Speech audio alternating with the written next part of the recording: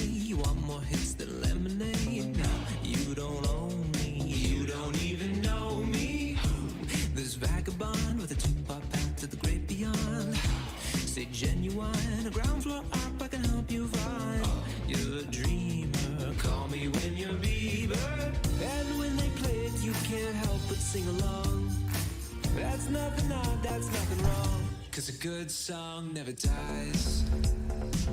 It just reminds you of where you were. Alright, sorry about that, folks. I had to fix my microphone for a second here. Hopefully everyone can hear me okay. I'm assuming the stream is live since I just checked the twitch.tv application, so we should be good.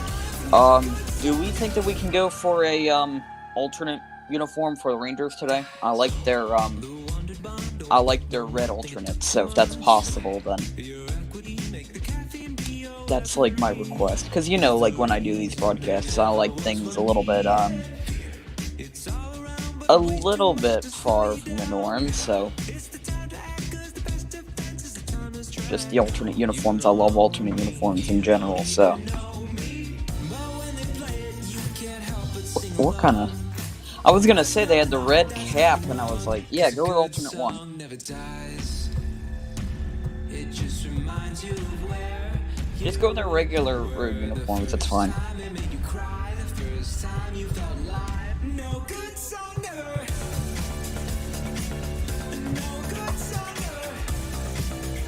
And if you really insist on doing an alternate, then you can do the blue one, but you gotta switch the pants to the road one, because, you know, white pants on a road team, you know, just doesn't look good.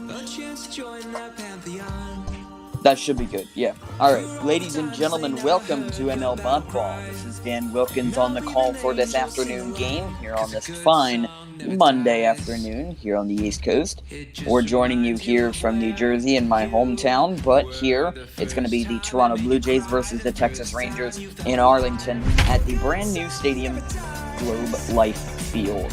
As you can see here, it's going to be a marquee pitching matchup, and that's one of the reasons why we had this game on in the first place. It's Hyunjin Ryu of the Blue Jays versus Corey Kluber of the Texas Rangers. It's going to be a matchup for the H's. Probably not going to see a lot of scoring considering this lineup, but here we are. So from Globe Life Park in Arlington, or Globe Life Field in Arlington, Texas, the brand new ballpark, replacing the old Rangers Stadium with that brand new and beautiful retractable roof. It's Blue Jays Rangers revisiting that rivalry from just a few years ago here on ML Ball coming up next. On the mound for Texas is going to be Corey Kluber. In this season, he has 8 starts and a 5-1 record with that ERA below 3 and the WHIP at a 1.19, a very respectable stat right there. So in this one, you know, we talked about the marquee pitching matchup. Don't expect anything less because this is a absolutely wonderful pitching matchup. And leading off the game for the Blue Jays will be the son of Dante Bichette and one of the most highly touted prospects in Major League Baseball. That is Bo Bichette, who takes a ball to start the game 1-0. First pitch, 7:07.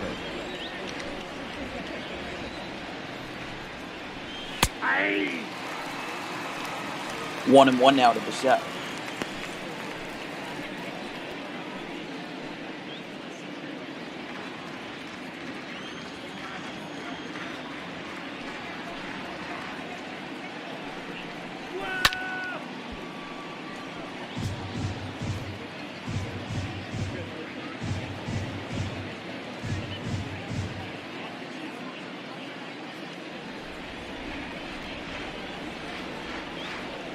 The 1-2 now from Kluber will be a sinker ball a little bit inside there, and count remains even now at 2-2.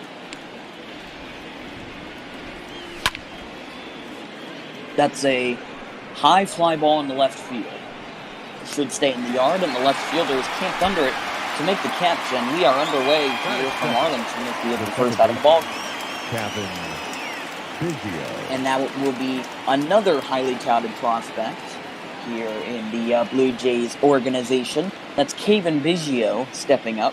His batting average is a little bit low, but he definitely had a decent rookie season, even if it was not covered as heavily as it was in the case of Bo Bichette and Vladimir Guerrero Jr. And if you go back a little further, you could also say Lourdes Gurriel Jr. or Rowdy Tellez. The Blue Jays have kind of been known over the past couple of years to have an impressive farm system, especially in the position player category. They've been especially great with their prospects, and that's why in the next couple of years, I kind of predict that the Blue Jays are going to be more successful than they were a few years ago, back when they had their playoff runs in 2015 and 2016, as the pitch is fouled off of the catcher's kneecap, and it's 1-2.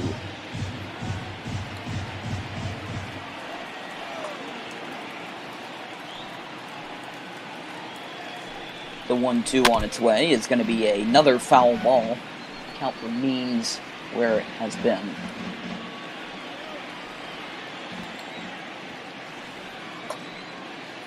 The 1-2 on its way. It's going to be a high fly ball down the right field line. This one has a chance. Going back is Gallo, and he makes the catch right near the 326 sign, and there's now 2 away here in the first. Batting third, the left fielder, Lourdes Gurriel. So 2 away here, as here's that other highly touted utility man, whatever you want to call him, the prospect that has been in the big leagues for a few years and is now starting to blossom a little bit better every single day, and that's Lourdes Gurriel Jr. Obviously the younger brother of Yulieski Gurriel, or for short, Yuli Gurriel, who won a World Series with Houston back in 2017.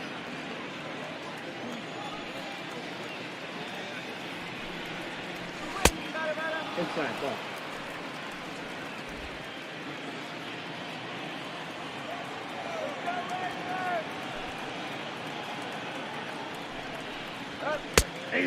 And Gurriel, despite that strike call on the inside half of the plate, he still is ahead in count, 2-1.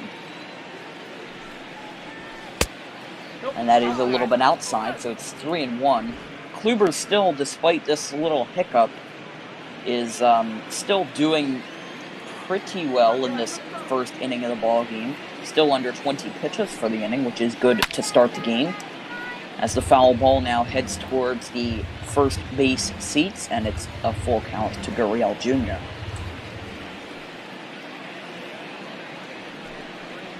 "3-2 on its way is going to be a swing and a foul down the third baseline. Count remains full to Gurriel.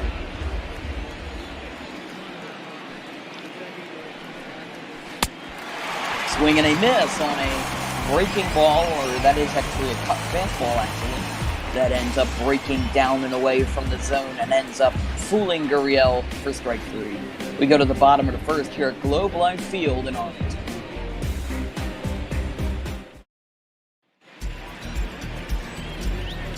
Here is Hyunjin Ryu, the southpaw from South Korea, making his 9th start of the year. With that 4-2 record, the 2.45 ERA, the 1.11 WHIP. You wonder why we did this ace off. Well, those stats right there are absolutely proving it, considering that these two pitchers, they're considered the ace on their staff sometimes. And, you know, the Rangers, they have Mike Minor. That is very true. And the Blue Jays also have guys that are up and coming, like Trent Thornton, Nate Pearson, and all of that. But Ryu and Kluber are quite obviously the aces of their respective pitching staffs. And if anyone says otherwise, you can just point to those stat lines and kind of prove them wrong there. It's the 1-0 to Elvis Andrus is a little bit low, and it's 2-0.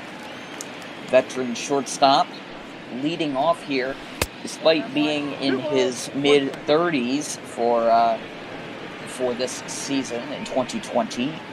He's still got a lot of speed and still very deserving of A, that shortstop position, and B, the leadoff spot in the Rangers' order.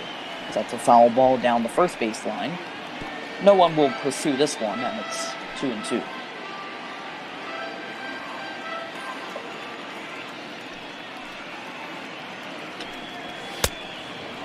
Swing and a miss, he got him. Andrews down on strikes, and that is strikeout number 1 for review. That's the first out of the inning. The left fielder, Willie Calhoun.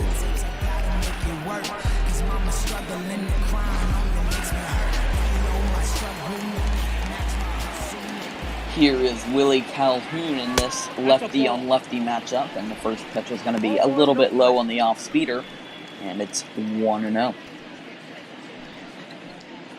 Calhoun, of course, in the real world, outside of ML Botball, had a spring training injury where he broke his jaw, and of course that had him out for a few months, but he seems to be doing okay now, as that's a fly ball into left field, into very shallow left field, as Gurriel camps under it and makes a catch for the second out.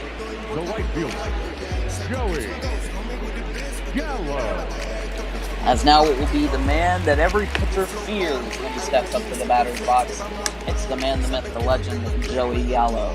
He's still third on the Rangers in the RBI category with 17, but if anybody knows baseball and they know Joey Gallo, they know the fact that he is a power monster, unlike any we've really seen in a long time, considering that even though his batting average seems to be in the basement every single year, it doesn't really matter because his ability to get on base and his ability to have a rather lackluster batting average, it's kind of offset by the 35 to 45 to even 50 home runs a season that Gallo seems to consistently produce.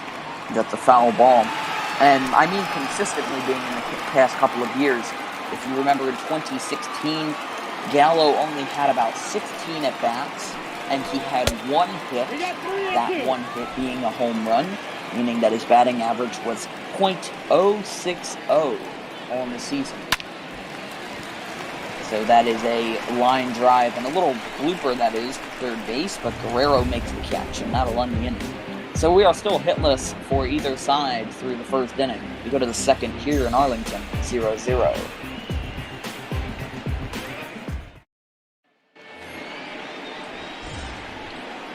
Here's Vladimir Guerrero Jr., who just caught that ball at third base to end the inning. He's struggling a little bit in the batting average department. Still in that batting average being around 230. And I mean, considering the raw power he has, he kind of has he kind of has a stature and an ability of raw power, just like Joey Gallo's. And I guess you could say it's not the same, considering that Guerrero seems to hit consistently for higher batting averages, and he also has a lot more speed. And Guerrero and Gallo play two completely different positions. But still, their ability to have raw power is definitely something that we see more and more of in these eras of modern baseball, where raw power and home runs aplenty are just the new normal. And it's not the steroid era, because that was different. That was just where a few certain people who decided to roid up decided to just blast home runs, set to swing and a miss for strike three. But this is different because just everybody seems to have a little bit of more boost in their bat. Everybody seems to be hitting more home runs. It's not just a few guys, it's everybody across the board. But like we said before, like we aforementioned, that's a swing and a miss from Vladimir Guerrero Jr. for the second strikeout for Corey Kluber. And it'll bring up the number 5 batter for the Jays, and it's going to be Rowdy Tellez.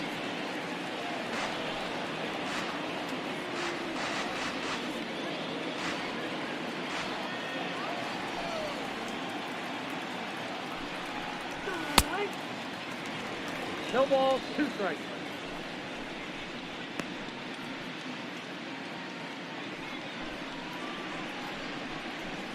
It's now quickly 0-2 to Tellez as Kluber sets to, or looks to set down his third batter of this young ball game. That's a high fly ball down the right field line. If it stays fair, it's gone. It is foul. Poor thing for Rowdy Tellez as he almost had a home run.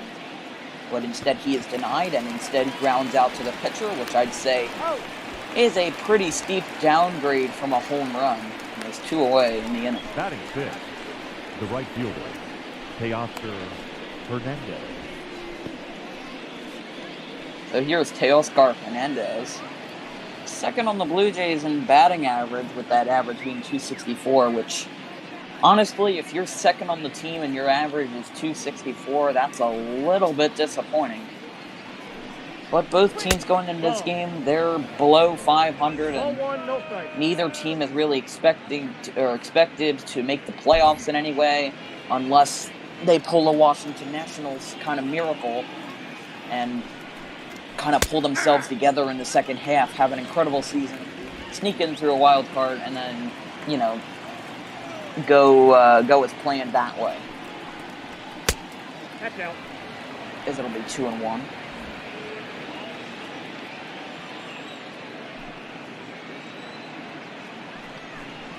Hey! 2-2 now to Teoscar Hernandez.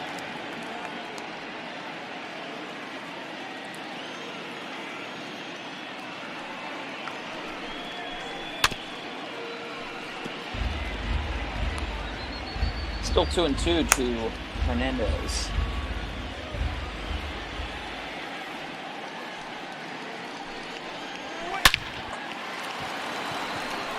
That is a base hit to left field, so thanks to that line drive off the bat of Teoscar Hernandez, we have our first hit of the game from either side, and it comes with 2 away in the second, so Hernandez gets aboard.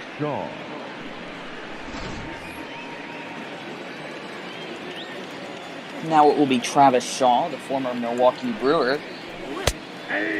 He steps in with the first pitch being a strike, 0-1, and obviously I think we can all tell that this Blue Jays lineup is full with guys who have a lot of power, but they just don't hit well for average, as that's a fly ball to right.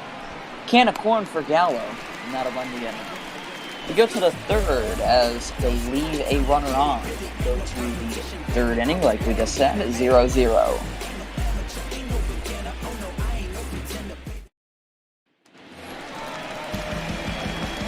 Here's Todd Frazier stepping up.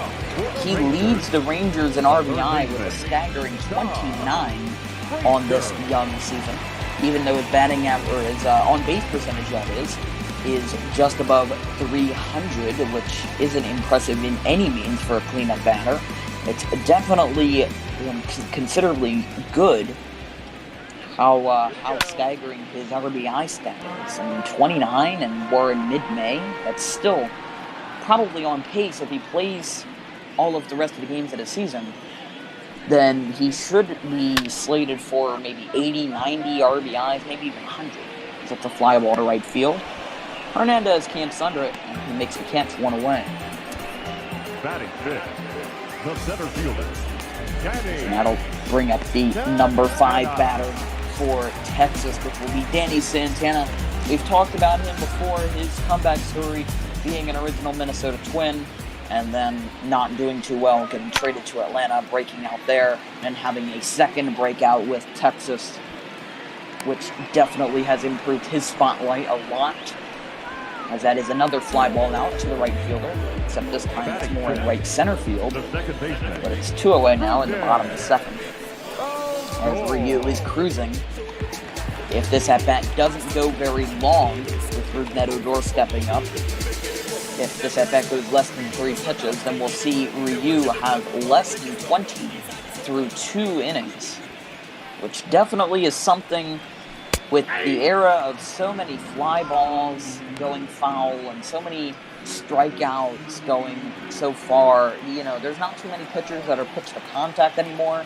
Ryu might still be one of them. He's part of a dying breed still, considering that he was in South Korea, and if anybody who has been bored with baseball and trying to watch anything at 1 a.m., then obviously a lot of people have watched the KBO, the Korean Baseball Organization, and I mean, that's been a very interesting league for me to watch personally, considering that it's gotten a lot more use out of my DVR.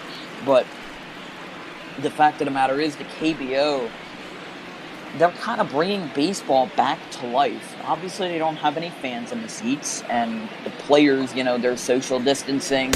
Anybody who's not on the field is wearing a mask, and it's good measures.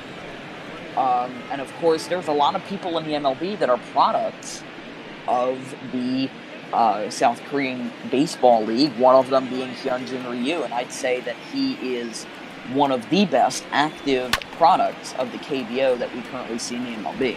There's a lot of Japanese players from the JPL, the Japanese league, that end up playing in Major League Baseball. Currently, a few of them, off the top of my head, are Shohei Ohtani and Yu Darvish. As the throw is going to be off the bat. That looked like that was going to be a weird, off-balance play from Bo Bichette, and it ended up being much worse, considering that should be an error for Bo Bichette. And if you look at the Twitch chat, our NL Bondball, it's a admin or bot, has just posted a poll, so make sure to vote on that for what game you want to see for the 5:30 slot. There's Marlins Reds with Pablo Lopez versus Trevor Bauer, or Brewers and Cubs with Freddy Peralta versus Jose Quintana. So make sure to vote now. Be active in the Twitch chat. I'm sure our good 18 viewers can get a good input and have a good consensus pick for our 5:30 games. So the 1-1 is going to be a strike, and it's 1-2 now to Ronald Guzman, the number 7 batter for Texas. But like we said before, Yu Darvish, Shohei Ohtani, they're some of the people that we've seen come from Japan and make a big impact on the MLB. And obviously, considering that my hometown team is the Phillies, I have my fair share of Phillies players that I like too, like So Taguchi, Tadahito. As that is a strike 3 call, so Guzman is down on strikes looking. We go to the third, as each team now has 1 base knock each, but still scoreless.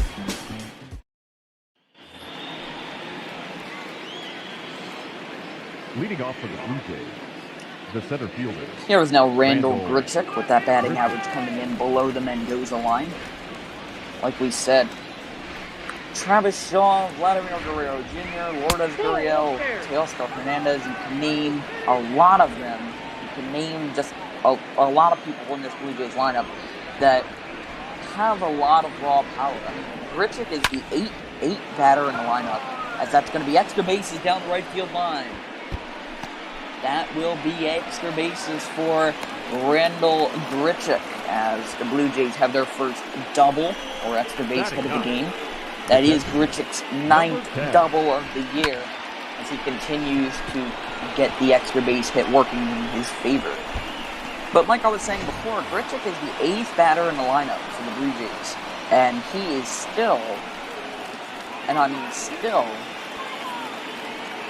if you want to put it just in a way, not really doing too well average-wise. And you can say that for a lot of guys in the Blue Jays order, one of them being Reese McGuire, who of course got a late start to the 2020 season.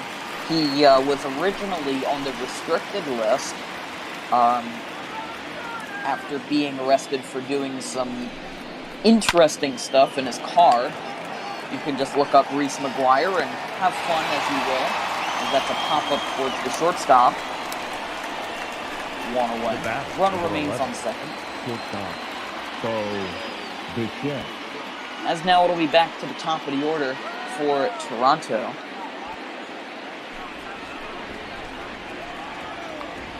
As it'll be Bo Bichette. First pitch is just a little bit outside, 1-0. As now there's currently a trivia war in the Twitch chat, so that's definitely interesting for me to watch. but it's now 1-1 to the Blue Jays shortstop.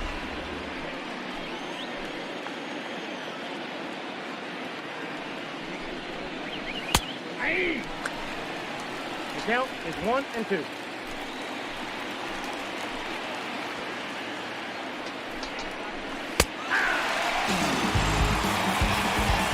That is a strike 3 looking. As Kluber has his third strikeout.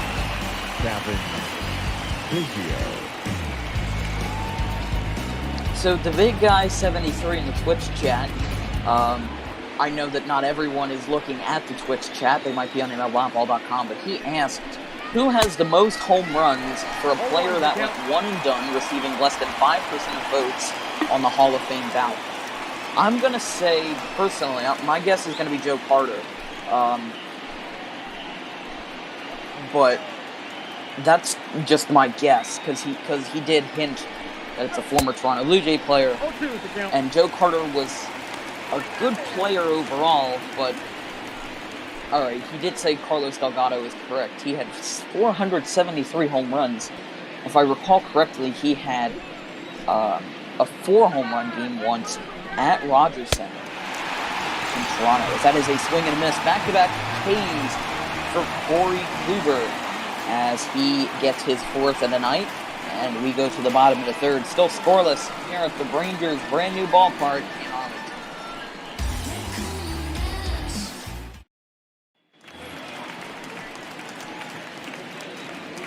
It'll be Hunter Cole stepping up The designated hitter. for the Rangers in the number 8 spot.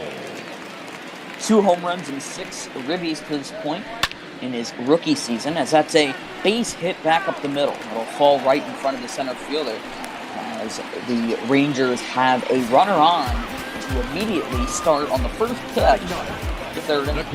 So a very quick start to the Rangers' quote-unquote rally. We'll see how that ends up panning out in subsequent at-bats, but it's definitely a good start regardless. Robinson Chirinos now stepping up for the Rangers as he rounds out the Texas order. As that'll be a line drive to left field, that will fall right in front of Gurriel, that is, in left field. So now, I guess that's a very quick start to get a runner in scoring position. 2 pitches, 2 base hits, 2 line drives, and we have a runner in scoring position just like that at the snap of the finger. So, with the 8 and 9 batters getting on, it'll now bring up Elvis Andrus to maybe move over the runner, which doesn't appear like that's what he'll do, but at least he'll try to get the bases loaded or move the runner over via a fly ball that's deep enough to move him up. But nothing is certain, considering that Andrus has been a little bit shaky recently. Even though he does have an overall good stat line, he leads the Rangers in hits with 42.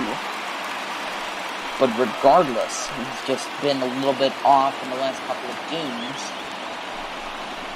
So we'll see if he can break that here. It's a ground ball towards 3rd. They throw to 2nd for 1 on the 1st, a double play. So they do move the runner to 3rd, so high risk, or high cost, high reward that is. As they move the runner 90 feet away from home plate, but they sacrifice 2 outs in the meantime.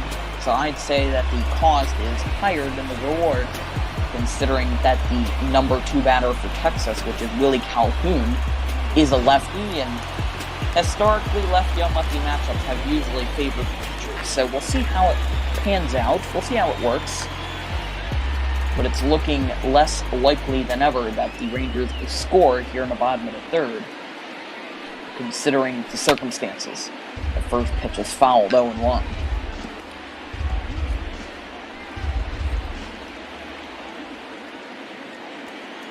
And just behind Elvis Andrus in the hits category, it's Andrus with 42 and then Calhoun with 37. That's another foul ball down the left field line, 0-2.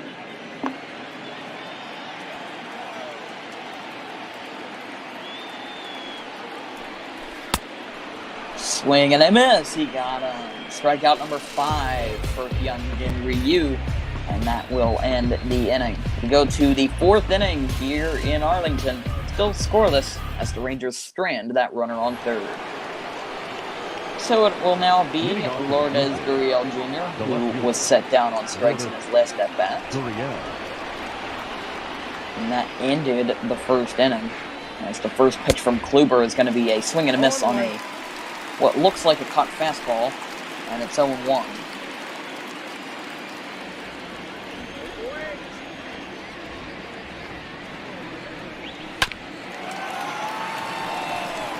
That'll be a ground ball towards third. The throw is right on target to Guzman, and there's one away. Now batting, the third baseman, Vladimir Guerrero Jr.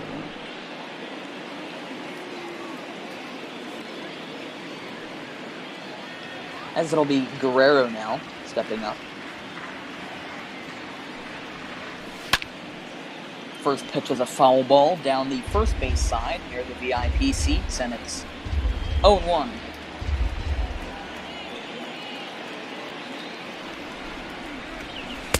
Ball 1-1 now to Guerrero.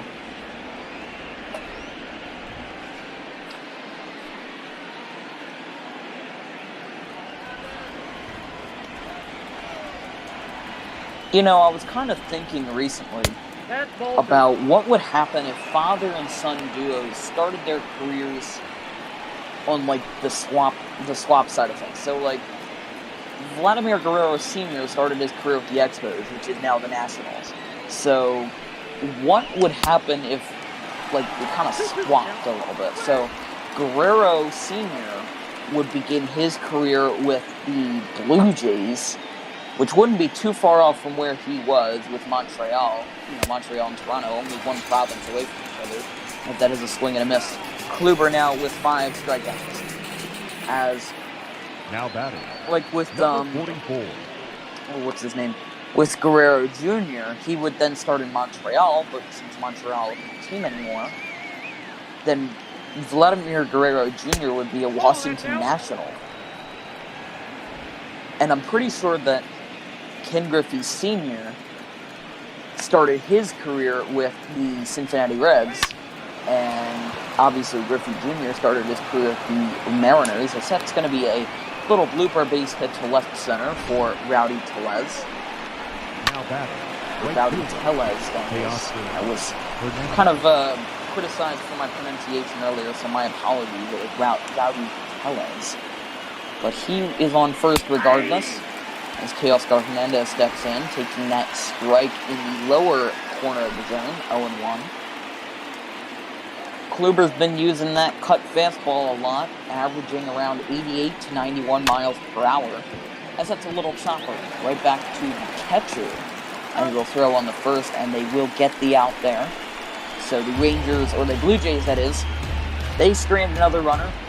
We go to the bottom of the fourth. 3 hits for each side in this one.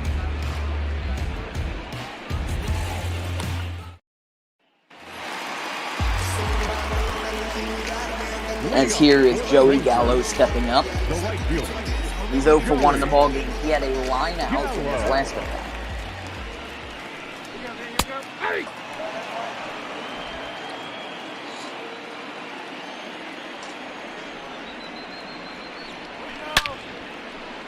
Foul ball, now 0-2.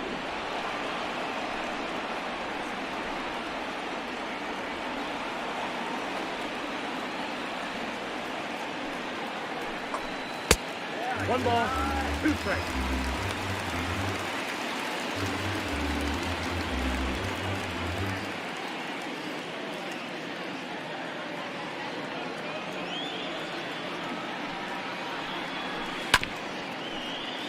Swing and a foul ball, 1-2.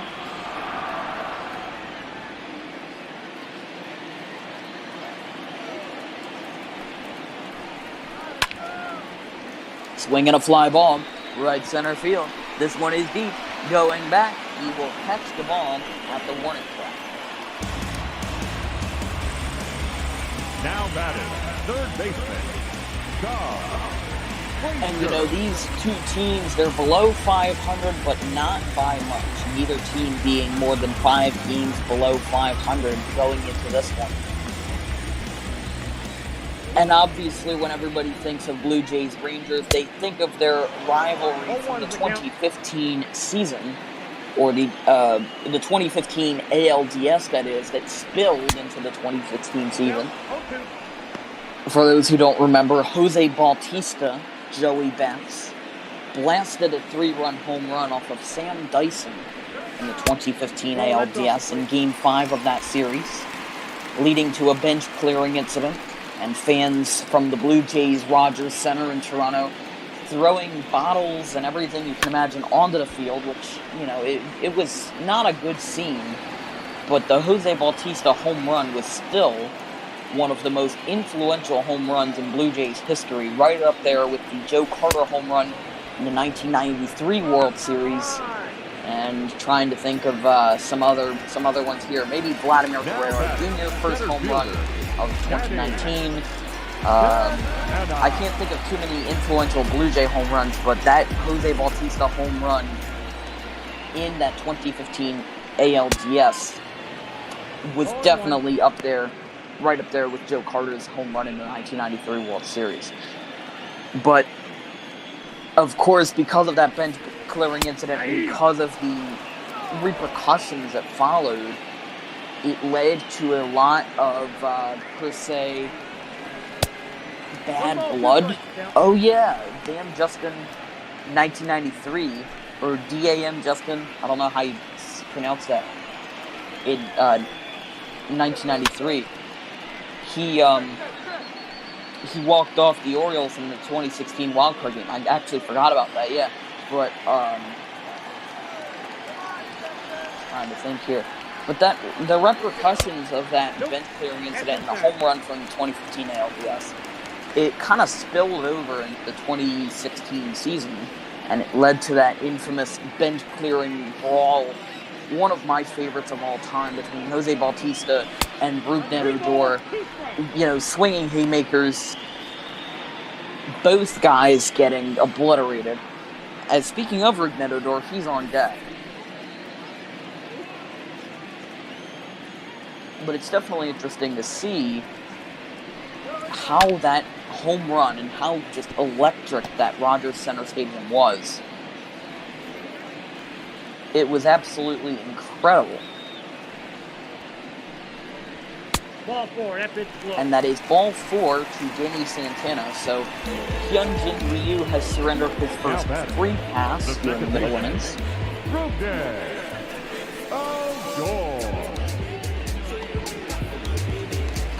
As now it'll be Rougned Odor stepping up.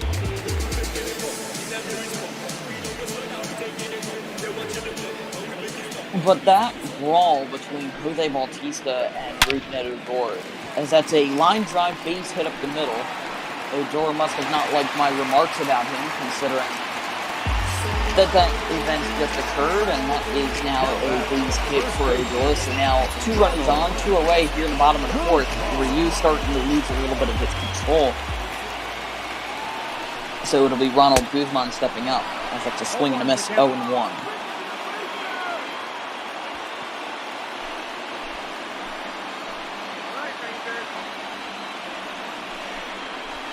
Even the viewers in the Twitch chat are heavily booing Rougned Odor. As it's 0-2 to Guzman, as this, love that comment from Anthony Ghost for MVP saying, "What is that foul odor I smell?" I love it.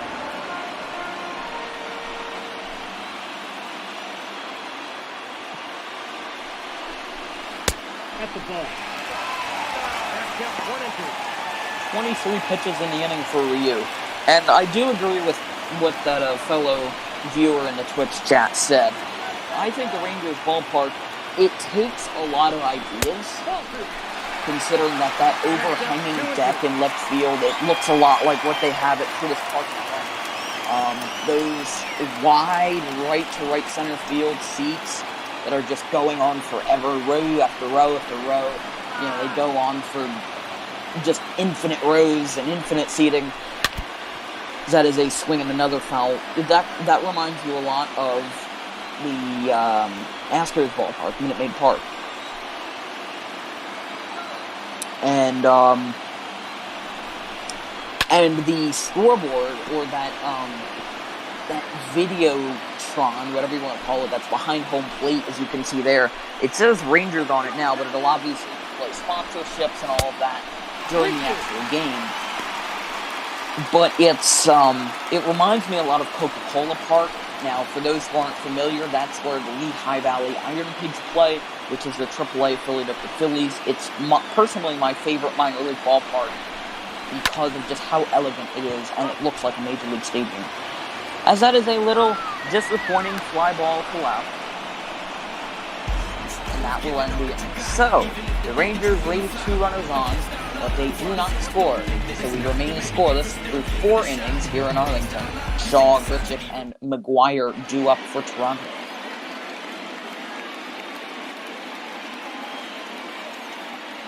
Well, Anthony goes for MVP. I wouldn't say that Miller Park for the Brewers, I wouldn't say it looks that good.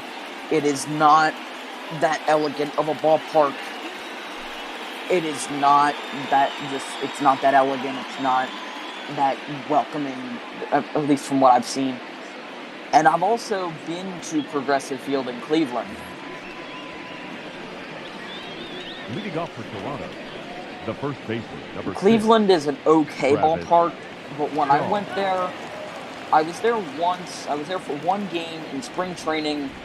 Not spring training, excuse me. In spring break of 2019. As the first pitch was going to be a line drive to the second baseman Odor in the shift. Or no, that is actually going to be caught.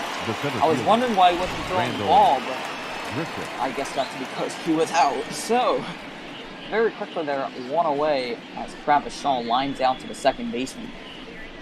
But still, when I went to Cleveland, maybe it was because I did not... maybe it was because I sat in nosebleeds. I sat in the 400 level, and there's just a lot of empty space there. And it's just, like, Progressive Field, it's a good ballpark overall aesthetically. That's a high fly ball in the left center field, changing tones here, and changing it out of the ballpark. It's a solo home run off the bat of Randall Grichuk.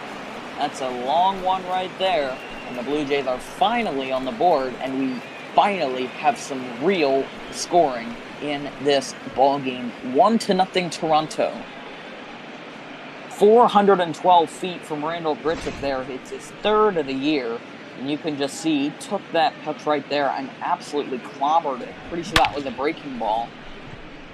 And just, wow. I mean, for a guy that's been batting 8th in the order consistently all year, he got to number 10.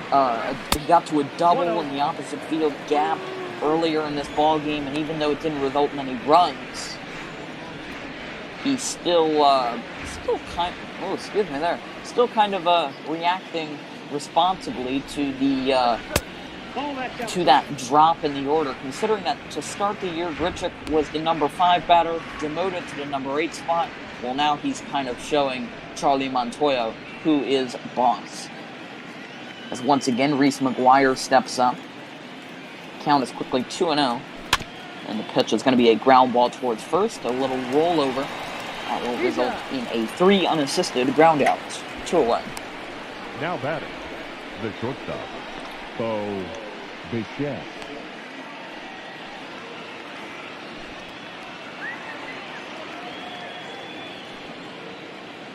Here is Bo Bichette. Stepping in now against Kluber with his pitch count being above 60 now.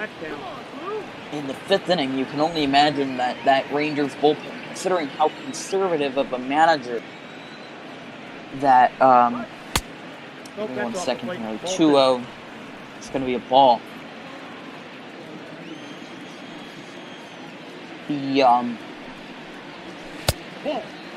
Just kind of had a brain fart there. I couldn't think of the Rangers manager, but the Rangers pitching staff in general, they've been very conservative with their bullpen usage, and even with their star pitcher being Corey Kluber, they seem to not let him go far without being taken out of the game in the bullpen.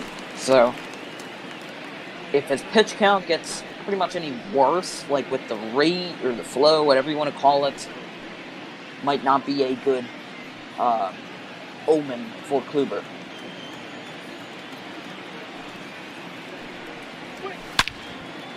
That's a high fly ball in the left center field, almost at the same spot as Grichuk's was, and that ball is gone.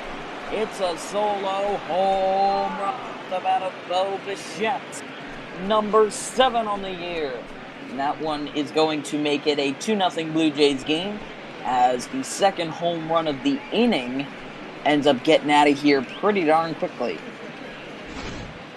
As now Kluber's performance is getting a little bit shaky, to say the least. He gave up that home run to Grichuk 2 batters before, and then McGuire rolled over, and now Bo Bichette, in his second season as a big leaguer, is now already up to 7 home runs here as we are in mid-May. Now Kevin Biggio steps in. He's 0 for 2 in the ballgame, that is. Strikeout and a flyout, not helping his batting average, which is now just 6 points above the Mendoza line.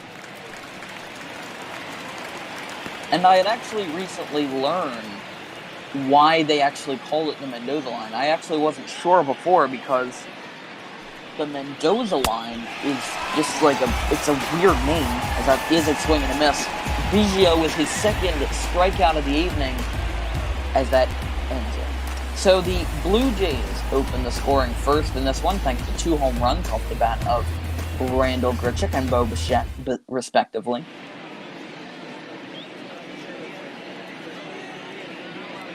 As I am now acknowledging the Twitch chat, I am going to give kudos to Anthony Ghost for MVP. Obviously, he made some Reese McGuire jokes, which I can't say on air for the purposes of our audience, who might not, who A, might not get the joke, or B, might not be old enough to get the joke. But that one made me crack up a little bit. So kudos to Anthony Ghost for MVP. He is the true MVP of this Twitch chat right now. And thank you for acknowledging the pronunciation of, as well, of Kevin Biggio. I got his autograph in AA in 2018, so I should know how to pronounce his name, but I guess I'm wrong. As Hunter Cole, who's 1 for 1 with a double earlier in the ballgame, and a triple in his last ballgame, being a pretty good resume for the Rangers number 8 batter.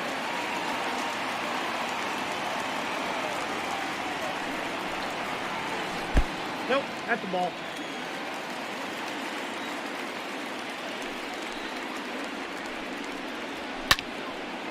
Swing and a foul, now 2-2 to Hunter Cole.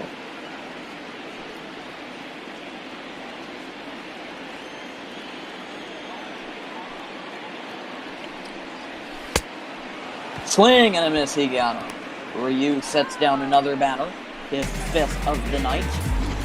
Up next to the He's now 1 away in the 5th inning. And considering that the Blue Jays have a considerable lead, it's not a lead that can't be blown, but it's a Blue Jays lead that is more than 1 and it's more than nothing, so it's definitely good for Ryu, and with that pitch count being 71, he should be good to go for at least another inning or 2, considering that, all things considered, if he continues to do well in this pitching performance. As Robinson Chirinos, who has a single in the ballgame, will fly to center field. And there'll be 2 away now.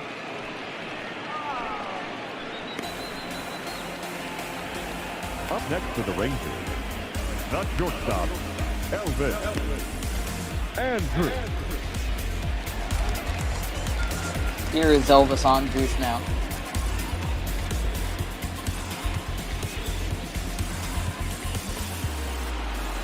He's over 2. He's got a strikeout and a ground out. But trying to put the Rangers on the board, batting for himself with nobody on and 2 away.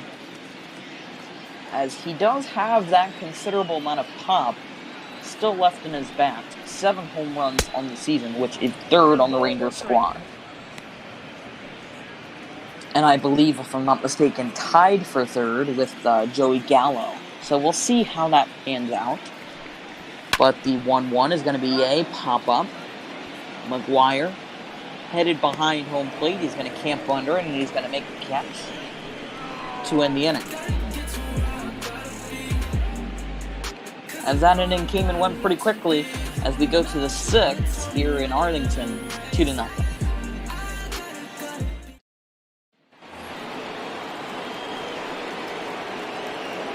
Leading off for Toronto, the left fielder, Lourdes Gurriel. Here's Lourdes Gurriel Jr. First pitch is going to be a ground ball back up the middle for a base hit.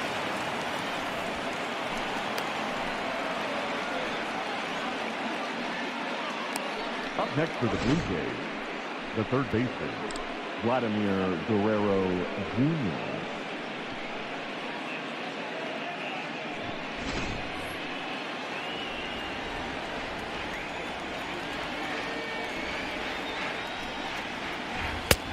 Nope. Outside. First pitch was a ball, 1-0.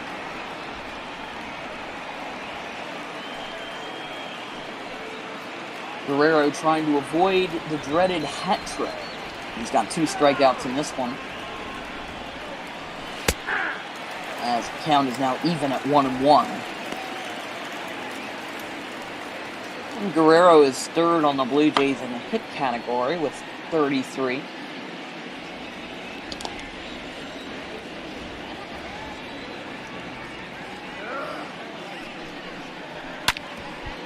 Ground ball off the pitcher's leg, and the throw to first is going to be in time, so there's one away, but the attention now goes out to the mound. As the score on that play a little bit odd, 1-5-3. You don't see that every day, but Chris Woodward obviously a little bit frustrated. Corey Kluber now limping out there near the mound, and we might see Prayer come out. Nope, Kluber's going to wave him off. He should be okay. As Rowdy Tellez comes up.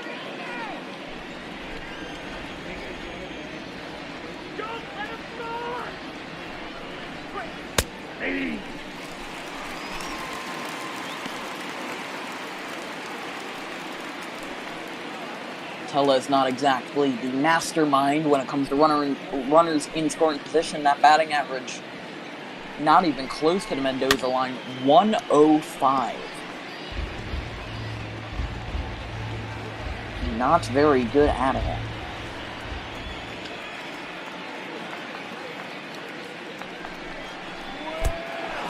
And it drilled him right near the belt and just above the buttocks. And that will put a runner on first to fill that empty base. Not ideally filling in that empty base. You never want to hit a guy as opposed to walking him instead. But Teoscar is starting to have some words with the Rangers catcher, Robinson Chirinos. See if anything sparks out of this. And boy, this is a time where I wish that MLB The Show had bench clearing brawls in the game. I know that sounds medieval and it sounds, it sounds inappropriate for a game meant for all ages. As the pitch is now 2-0 to Hernandez. But still, bench clearing incidents happen like maybe every other day or maybe every week in baseball. They happen often, as that will be trapped by Frazier. The throw across it can be not in time, so the fielding play wasn't slick, and the throw wasn't good, and everything about that play was just Little League-like, as now the bases are loaded, and Chris Woodward is going to bring in a left-handed pitcher to replace Corey Kluber, as he gave up 2 runs, those 2 runs being a home run to Randall Grichuk and Bo Bichette, but he is responsible Your attention, please. for those 3 runners on.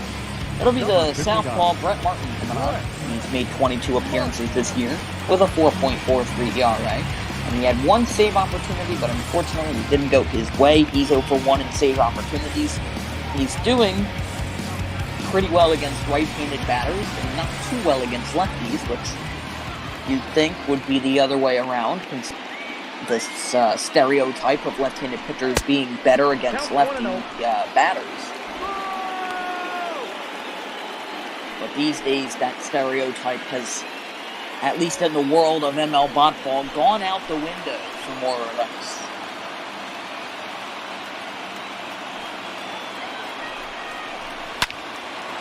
That'll be a line drive back up the middle. 1 run scores. That runner's going to hold at third. So the run scores for the Blue Jays. The bases remain loaded, and it's 3-0. Toronto. The center fielder, Randall Griffith.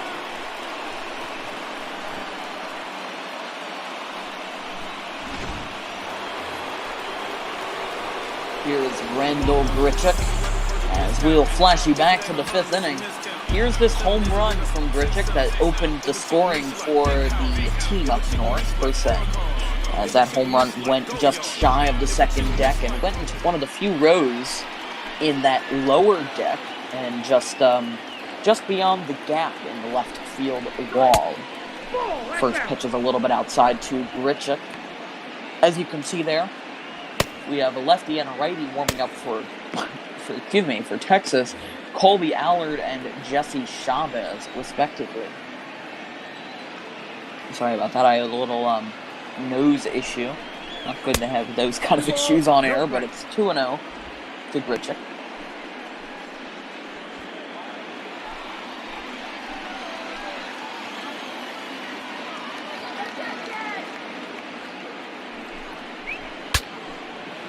That'll be a line drive foul on the broken bat by Grichuk. We'll need a new one there.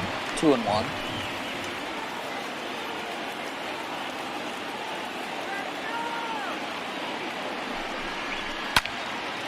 It's going to be a foul ball. Once again, the ball boy making some backhand action there, and it's 2-2. Taking the carom well off the wall. That's what I like to see out of the ball boy there.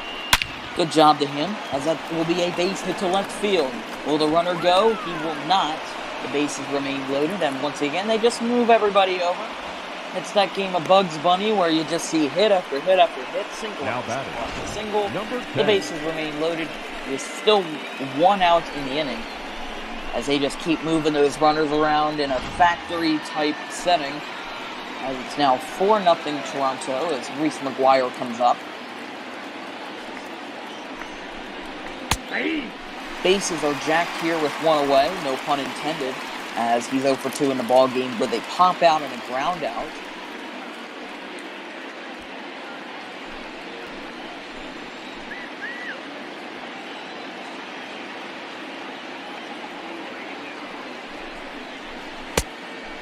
That's a swing and a miss 0-2.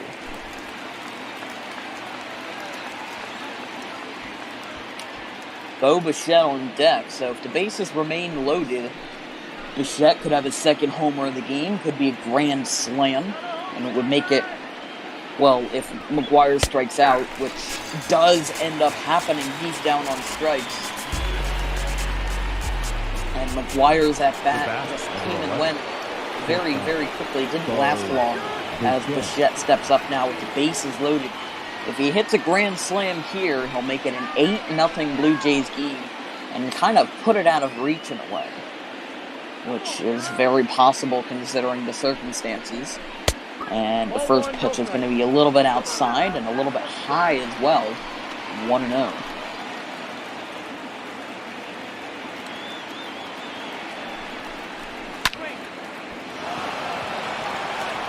And that will not end up being the case, as it's a lazy fly ball. That will be caught by Calhoun to end the inning. So Brett Martin does get out of it, but he does give up 2 runs in the process. So we go to the bottom of the 6th. Calhoun, Gallo, and Frazier due up for Toronto, or for Texas, that is. Ryu still going strong, not giving up a singular run in 5 innings of work. As Willie Calhoun is looking to change that here against Hyunjin.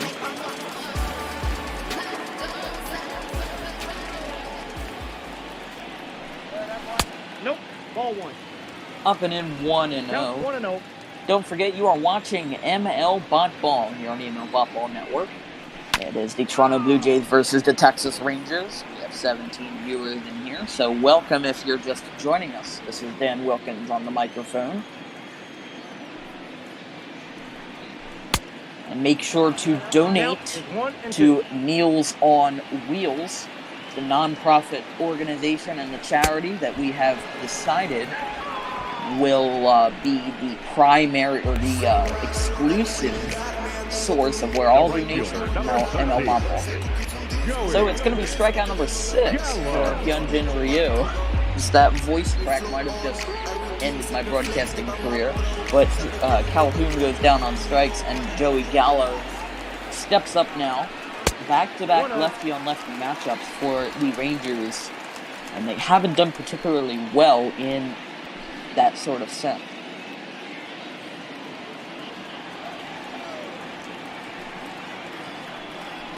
I think we lost 4 viewers because of that voice crack.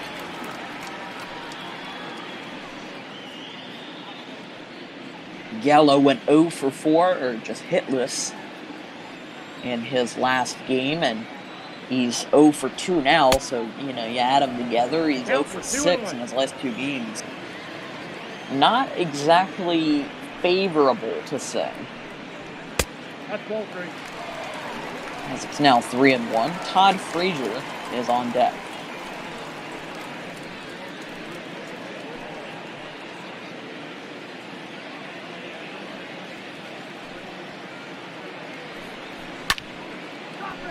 That'll be a pop-up right behind the plate.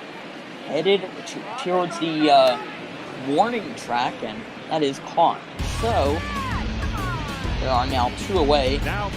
Bases remain empty. Frazier.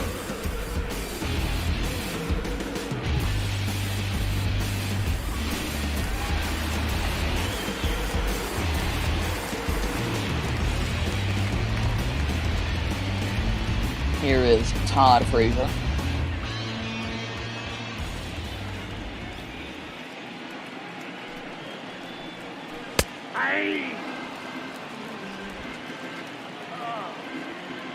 Frazier is a measly 1 for 17 against Ryu.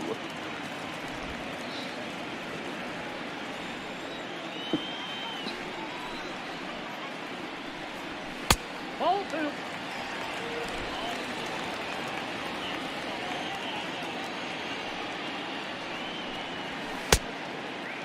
Two balls, 2 strikes. Swing and a miss. 2-2 as Frazier is trying to recoup himself in the box.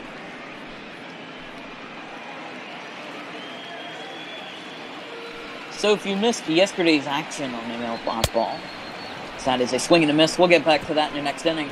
We go to the top of the 7th here in Arlington, 4-0 Toronto.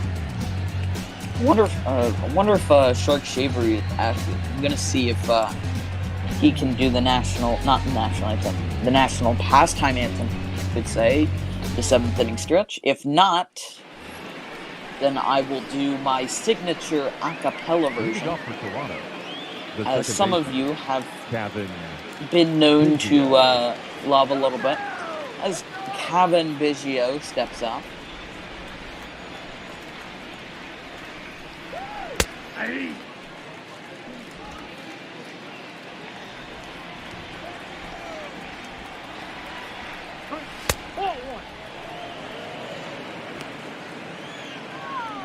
It's 1-1 from Martin to Biggio.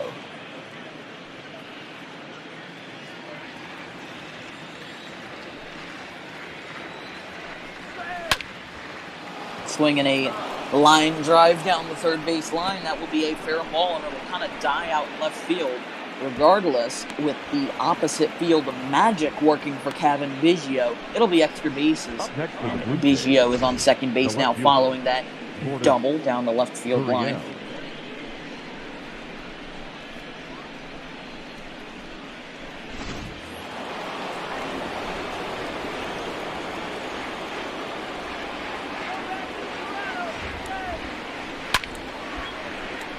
That'll be a foul ball.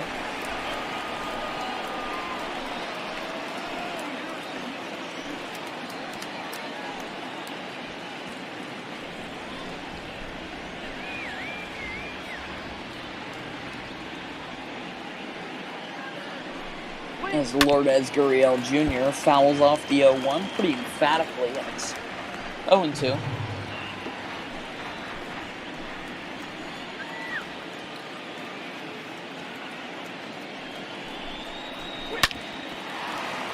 Swinging a ground ball, bobbled by Andrews. The throw across is going to be untied, so a little bit of scary fielding there from Andrews, but regardless, they end up getting excuse me, I can't talk right now.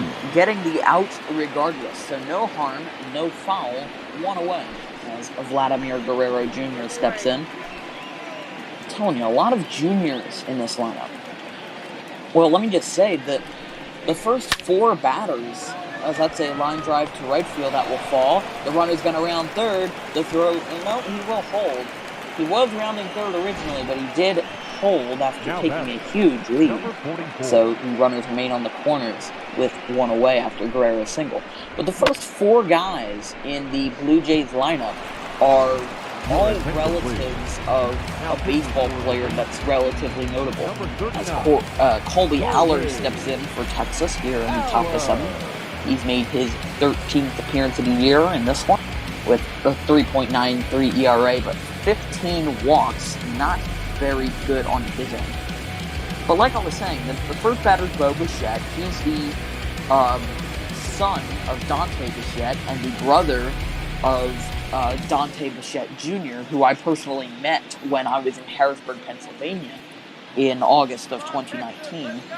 And Dante Bichette Jr. is a very nice person, but I will admit he is very much tired of people asking him about his brother, because I talked to Bichette and I got him to sign some stuff for me because I collect autographs and all of that. And everybody was asking him, you know, how's Bo doing? How is Bo? You know, is he going to be in the big leagues? Do you know anything else that we don't know? Everybody was just talking about Bo Bichette, not Dante Bichette Jr. And, you know, that's kind of the issue of having a younger brother more successful than you, you know, in the fact that he's just been in the big leagues now and is now the Blue Jays leadoff man. But Dante Bichette Jr. is a very nice person. But the number 2 guy, it is, now I can't even think, it's Cavan Biggio, who's the son of Craig Biggio, one of the greatest Houston Astros of all time. He's in the Hall of Fame, and he's definitely a highly touted guy. And then you have Lourdes Gurriel Jr., who isn't the son of any Major League players, but he is the brother, the younger brother of Yuli Gurriel, who plays on the Astros. And then the number 4 guy, Vladimir Guerrero, obviously the son of Vladimir Guerrero Sr., one of the better. He's played on a lot of teams over the years. He's just one of the better power hitters of the time.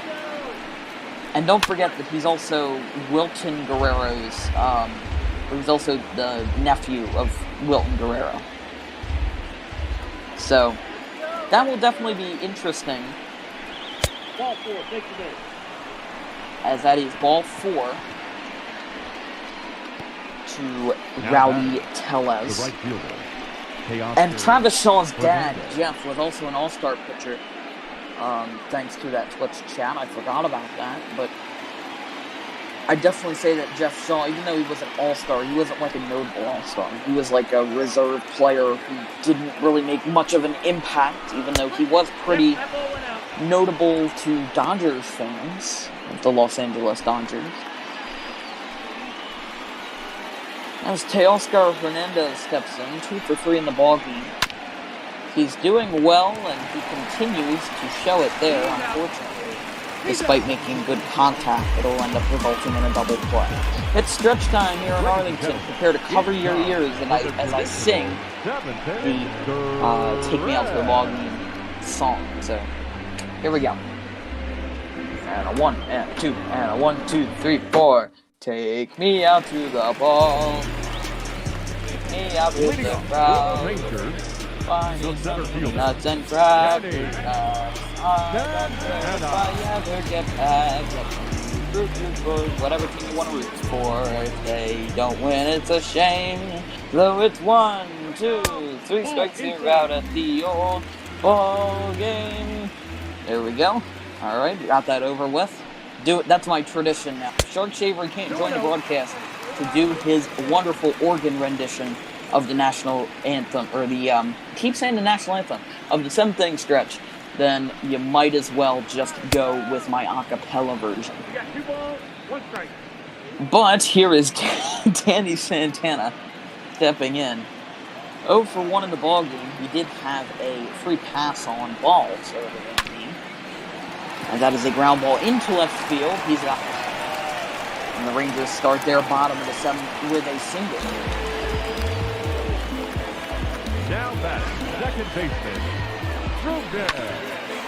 Oh, goal.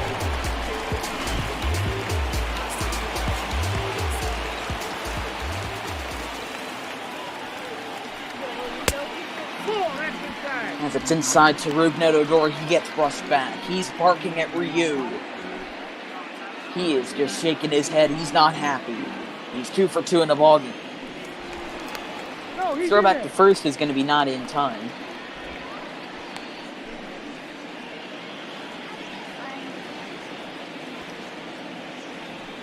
Here we go. Ah! 1-1.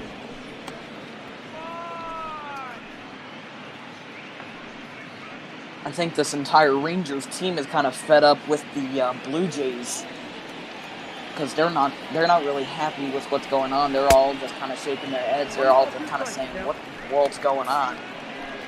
But Ryu is at 97 pitches, just 3 shy of 100. He probably won't get to He'll probably get to 100 before the end of this inning. Excuse me, but that is a swing and a miss.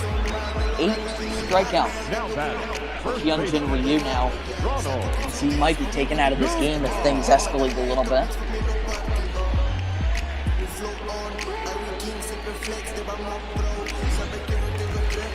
They will not take him out, at least for now, as Ronald Guzman steps in.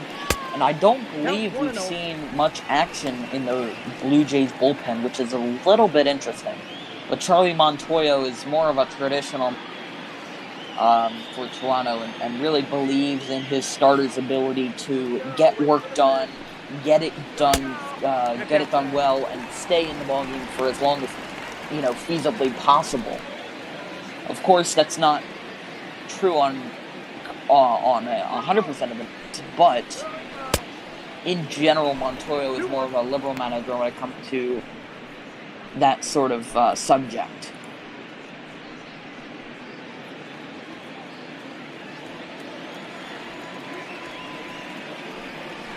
2-1 to Guzman is going to be a slow roller towards short. He bobbles it. They'll throw to second for 1, and they do not get a double play, so that little miscue by Bo Bichette ends up costing the Blue Jays, but not as bad as people think, because they're just kind of swapping base runners, and they do get that fielder's choice, so it's not going to count as a hit for Ronald Guzman. As Ryu is up to 102 pitches, does Montoyo take him out at this point? We'll have to see. Let's wait just a quick second here. And they do not. So Hunter Cole now, he's 1 for 2 in the ballgame with that single in the early frames of this one. As the 103rd pitch from Ryu is just a little bit inside, but the home plate umpire disagrees and calls it a strike regardless, 0-1.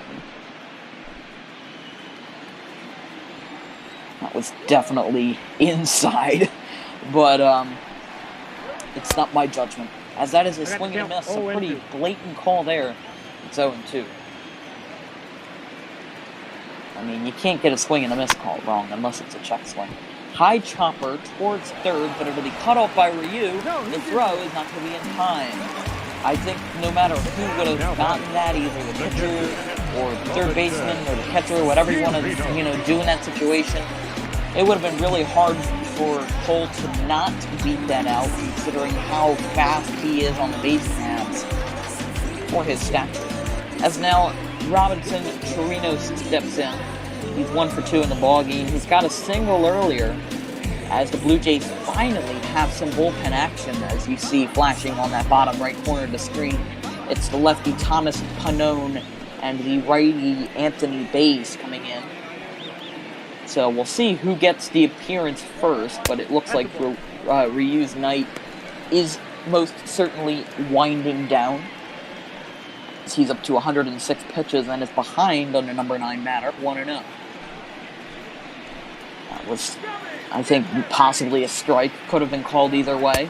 The umpire has been a little bit inconsistent, as that is strike 1. As you can see, there's Thomas Pannone on the left side of the screen and Anthony Bass on the right side of the screen. In the Blue Jays bullpen.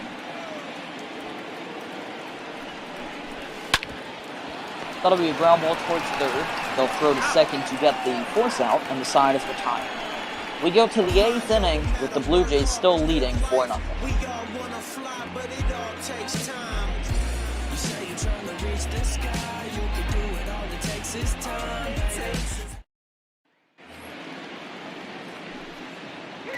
Leading off Here's for the Travis Blue Jays, Shaw, 1 for 3 with a first single and an baseman, number RBI to this point. Travis Shaw. And I remember quite well with Travis Shaw specifically. He hit 2 home runs when I was in Chicago. I went to Wrigley Field in 2017.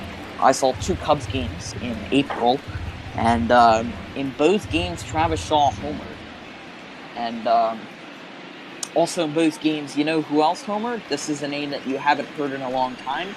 Jet Bandy. He homered in both games, both times to left field, and that's definitely something, considering that I'm pretty sure he's out of baseball now. But the 1-1 is going to be a swinging strike, 1-2. So the attendance for this ball game is 23,436. So the Texas Rangers, thank you for your attendance here at the brand new ballpark. The 2-2 is going to be a swing and a foul. Allard trying to set down Shaw, but it's not as easy as it seems.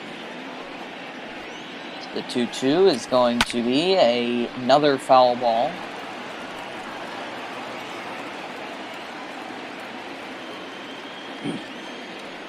Still 2-2 coming on its way, and it's going to be a little bit outside there. Okay, 3-2. Randall Grichuk on deck.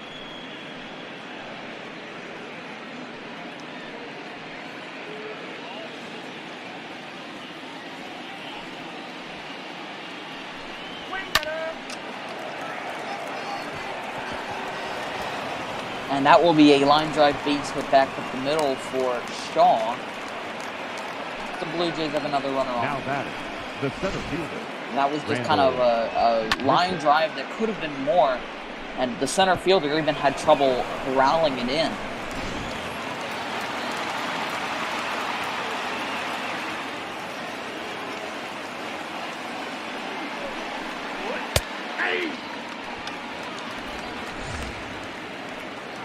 As now Randall Grichuk, who's had a rather immaculate game in this one, he is a triple shy of the cycle.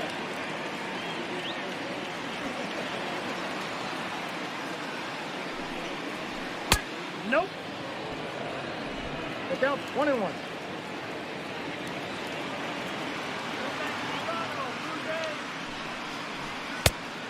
Ball, that's it down.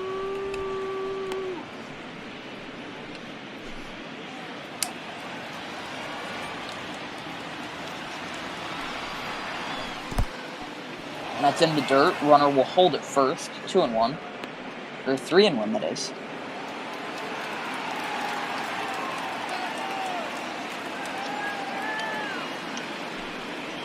Three balls, 2 strikes.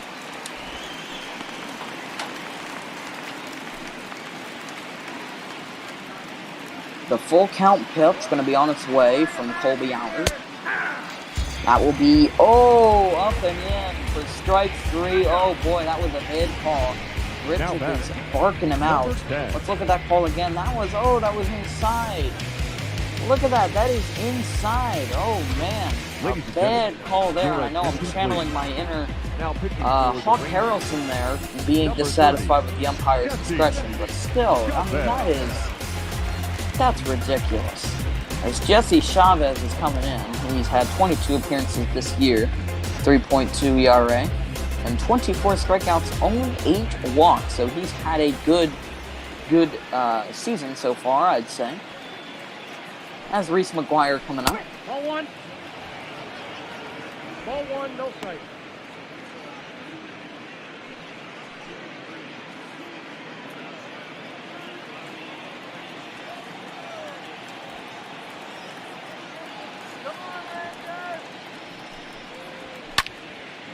Swing in a fly ball to center field. He jacked that one, and he ends up making the catch for the second out. Now batting, shortstop, Bo Bichette.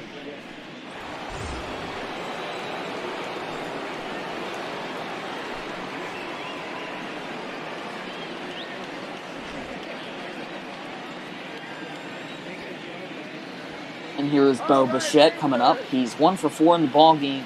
He had that home run in the 5th inning that ended up making it a 2-0 game, thanks to those. It was the latter of the 2 home runs hit by Toronto in this ball game. That is a strike called there on the outside corner of the plate, 0-1. And just like that, the 0-1 on its way is going to be a swing and a miss from Bichette. The at-bat is not going in his favor right now, and it's 0-2.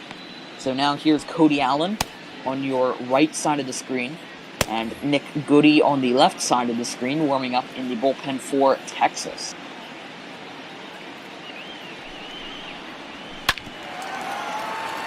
That'll be a foul ball.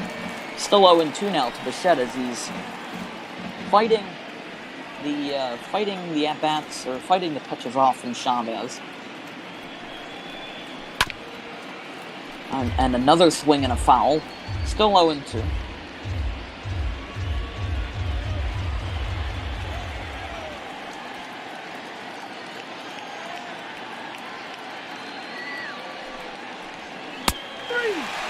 and a miss. He got him. Bo Bichette goes down on the check swing that ends up going in the pitcher's favor. So we go to the bottom of the 8th here in Texas. Score remains 4-0 Toronto.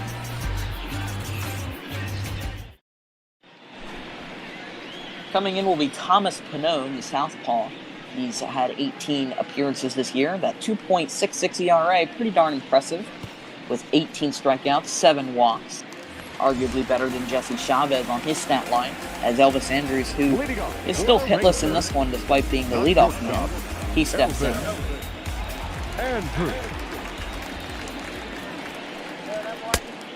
The first pitch is going to be a little bit high, 1-0.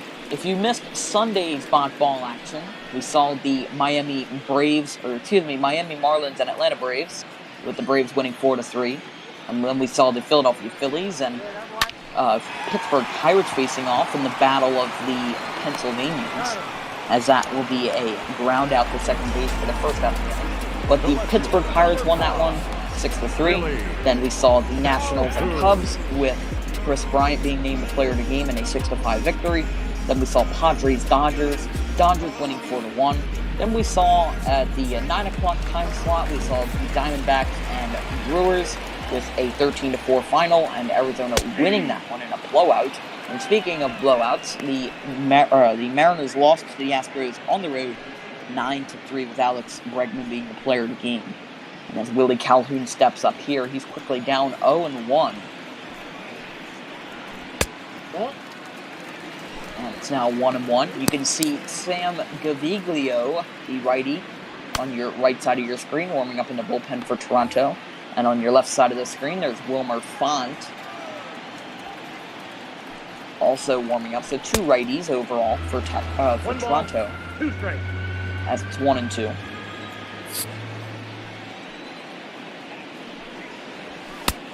And that is a strike 3 call in the upper half of the plate. And on the corner, that's a good framing job from Reese McGuire. That's 2 away. And then for the rest of today's spot ball action, considering that this is the first game of the day, Joey Gallo takes a first pitch strike that's a little bit outside. Once again, umpires being a little bit inconsistent, a little bit incoherent with their strike calls today. However, we will see after this game a matchup that is very good with the New York Yankees and the Tampa Bay Rays facing off at Tropicana Field. This Garrett Cole versus Yanni Chirinos as the pitching matchup. J-Man 1993 is making his debut in the broadcast booth for NL Bot Ball, so make sure to look out for that. Make sure to leave your support for J-Man 1993. And then at the 5:30 slot, we will see the Milwaukee Brewers at the Chicago Cubs. Freddie Peralta versus Jose Quintana. That will have Great Aether Boss and P. Mr. 3 in the broadcast booth for that one. And then at the 7:15 time slot, we have the Minnesota Twins at the Detroit Tigers, as that is a swing and a miss to end the inning. So we'll get back to you in the top of the ninth. Still 4-0 Toronto. Your attention, please. So here is Nick Goody getting an appearance out for Texas. He's had 7 holds, so maybe he could possibly get his 8th, as he's had a 3.86 ERA. Just 4 measly walks compared to 18 strikeouts. A very good strikeout-to-walk ratio. And that is a great burn by the big guy 73 saying, I heard we are going to have more people in the Twitch stream, and Tropicana will have fans in the stadium for the game. And that is very true. I mean, we've got 21 people right now, and it's been fluctuating a lot lately, but still, that's a very good point, because I'm still cracking up over that. But it's 0-1 to Kevin Biggio. 1-1. That's a little bit low, 1-1. But like we said, going back to the schedule here. Minnesota at Detroit, Jose Berrios versus Matt Boyd at the 7:15 time slot with Cookie Eater 45, our own Vince Scully, and Beardy Buddha stepping up for that broadcasting game.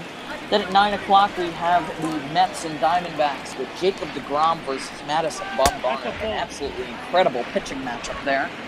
And it'll be Doug with Big Fund. A beautiful duo right there. You know, 1-2 punch, one of my favorites in the bot ball industry, as that will be thanks to our partnership with the r/Diamondbacks subreddit. And then that is a swing and a drive into the field. This one has a chance to go. It is gone. No foul. Just deceived me a little bit. But you can't blame me too much because I couldn't see the ball because the stupid MLB show camera angles focus on the hitter, and they don't allow you to just see the home run ball. Like, it's not a true broadcast, and you have the camera following the hitter. I don't like that at all. So there's my rant, and the 3-2 on its way is going to be a ball 4, so it's not a home run, but it's a walk, so it's still at least something, some substance, The left fielder. as the Blue Jays get that other runner on.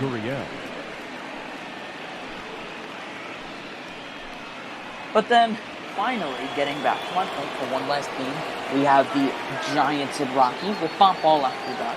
Johnny Cueto versus Peter Lambert, not Adam Lambert. I'd love to see Adam Lambert pitch and have him throw a 95-mile-per-hour fastball, but it is Peter Lambert making his Major League debut with Jake Dean on the call, so make sure to look out for that. And then tomorrow I will be on the 5:30 game with Big Fun for Dodgers-Phillies, so make sure to look out for that if you like yours truly in the booth, as the 1-1 will be on its way from Goody, and just a little bit high, 2-1.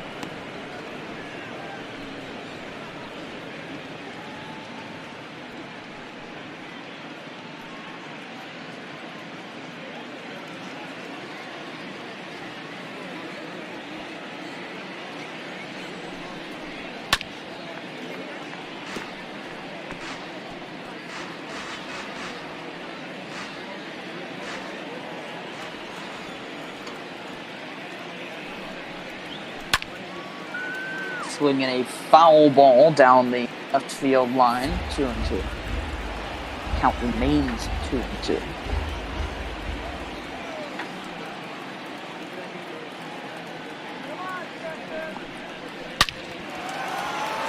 Ground ball towards first. They'll throw to second for one on the first. It is not in time, so they get the fielder's choice. And they kind of swamp Now base back, runners a little bit, if the you want to third call it baseman, that. 1-1. Vladimir Guerrero Jr.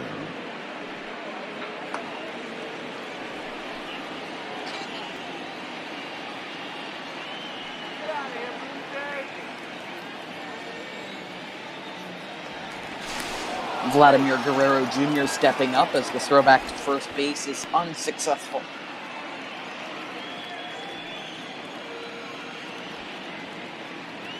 And they'll throw back to the 0-1, and it's a strike.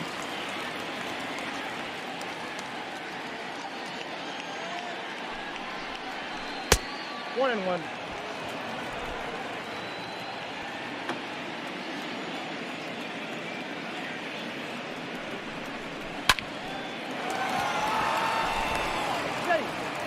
Bit of an odd play there, but it ends up being a line out to the Number second 44. baseman, and they tried to throw back to first, so the, I guess, result on the play is a 4-3 line out. I guess you can call it that. Not exactly sure what that was all about, but you now have Rowdy Tellez stepping up.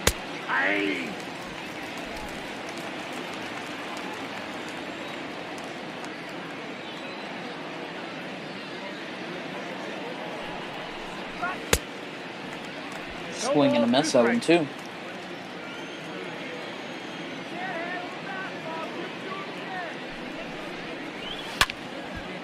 Swing and a foul.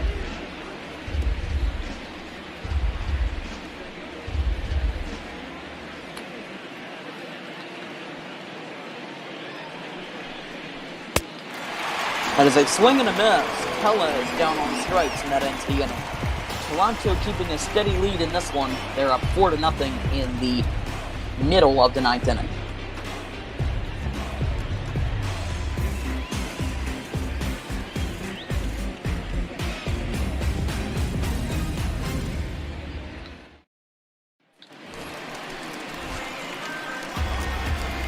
Leading off for the Rangers, Here's Todd The third Frazier as the baseman. down past 3 outs. Ranger. Frazier 0 for 3 in the ballgame. Had that strikeout earlier.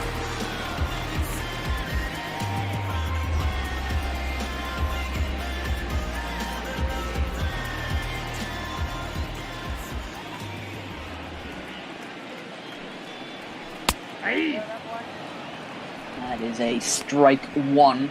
0-1.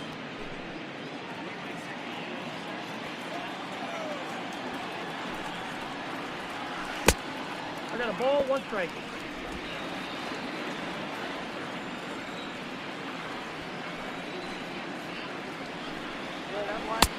The count is 2-1. 2-1 now to Frazier.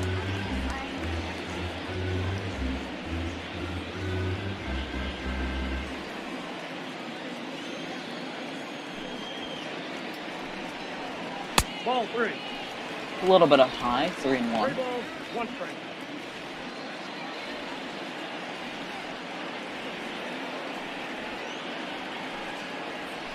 Hey! Full count.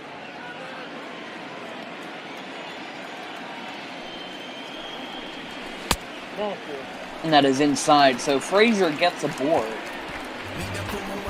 As Thomas Now Pano batting, center losing a fielder, little bit of his command here in the bottom of the ninth, trying to avoid getting a run home as Danny Santana steps in. He has a hit in his ball game, a single, pretty insignificant single considering that the Rangers are still scoreless in this one.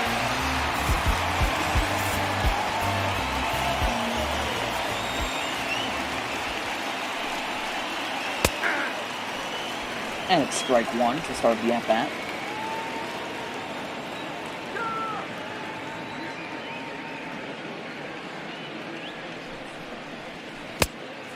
It's out 1-1.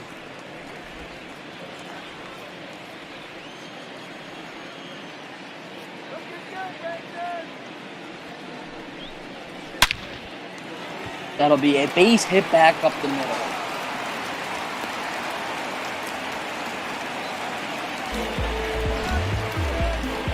Danny Santana gets a base hit there. 2 runners on now. As the Rangers are starting to get a little feisty, starting to get a little wiggle here in the bottom of the 9th as Ken Giles is looking to stop that. Trying to stop the fuego offense of the Texas Rangers. As he's 12 for 13 in save opportunities and that 1.46 ERA. Very, very good. 18 strikeouts, 4 walks.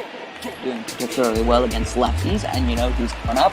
A lefty, Rougned Odor. 2 for 3 with a single. 2 single.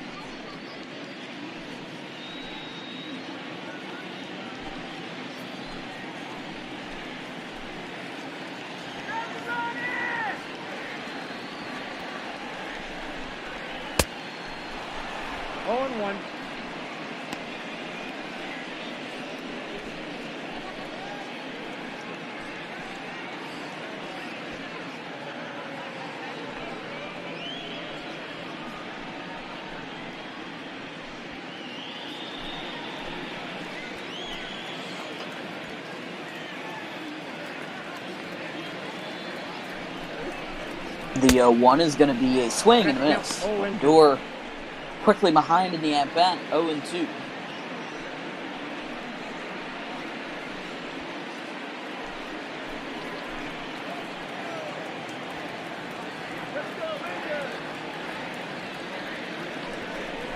The 0-2 on its way is going to be a swing and a miss. Odor down on strikes. As that is not good for Texas, considering that Rougned Odor, he's a good hitter. When he goes down on strikes that badly, it's just not a good sign. As now Ronald Guzman steps in. He's 0 for 3 in the ballgame.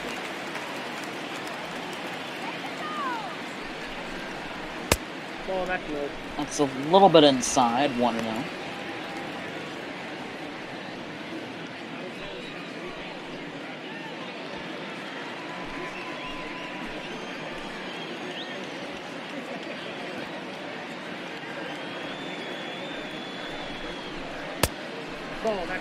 That'll be a little bit outside, 2-0.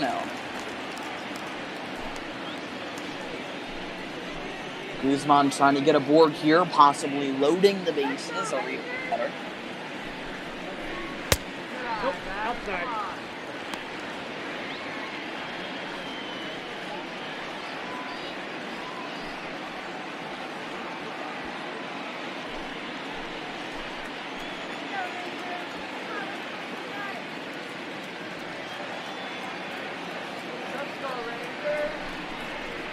Hey! 3-1.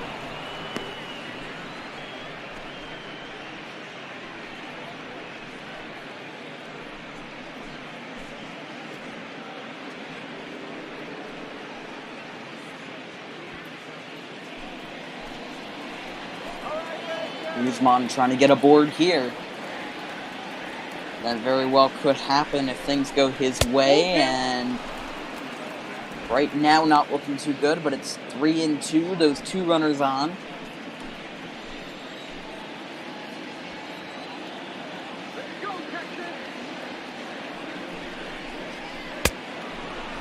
Swing and a miss, he got him. So Guzman down on strikes, and there's now 2 away. Rangers down to their last out. The designated hitter, Hunter Cole.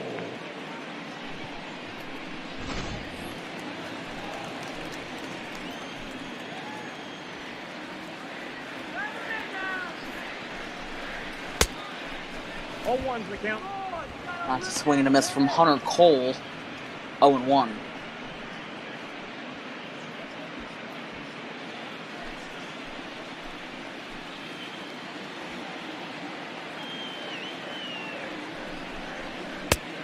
Ball inside.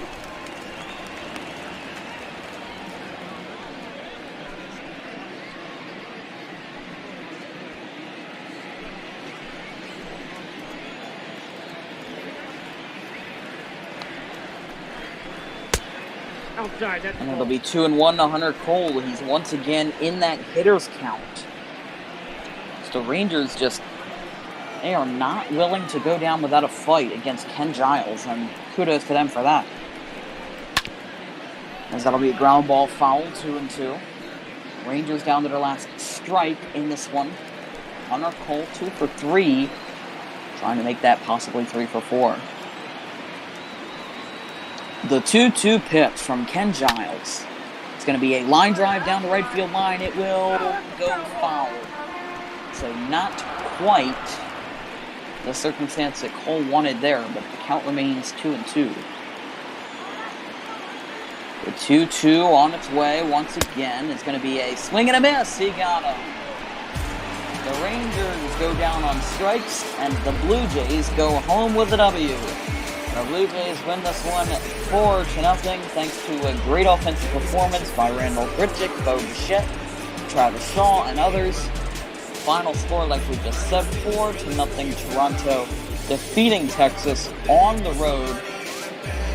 And for these two teams, considering both of them are below 500, it definitely helps that the Blue Jays are going home as a winner.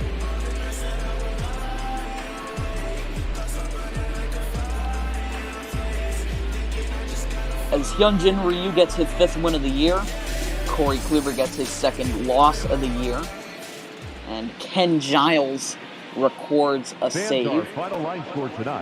Your player of the game, I do agree with this, with the player of the game from MLB Show. I'm going to say it's Hyunjin Ryu, considering that he had 7 innings pitched, 6 hits, 8 strikeouts, no earned runs, just a singular walk, and just 7 hits given up by the whole team total.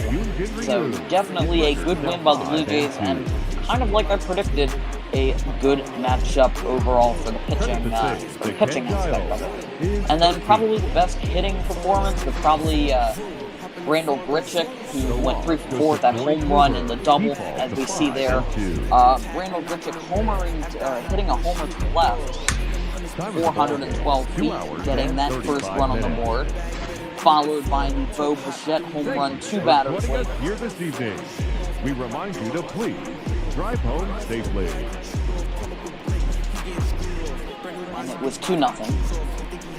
Followed by another run scored for the Blue Jays thanks to this RBI to center field by Travis Shaw with those bases loaded in the 6th inning, and it was 3-0 Toronto. And then the scoring kind of halted because the next batter later got a base hit, which was Randall Grichuk, made it 4-0, and the score held there.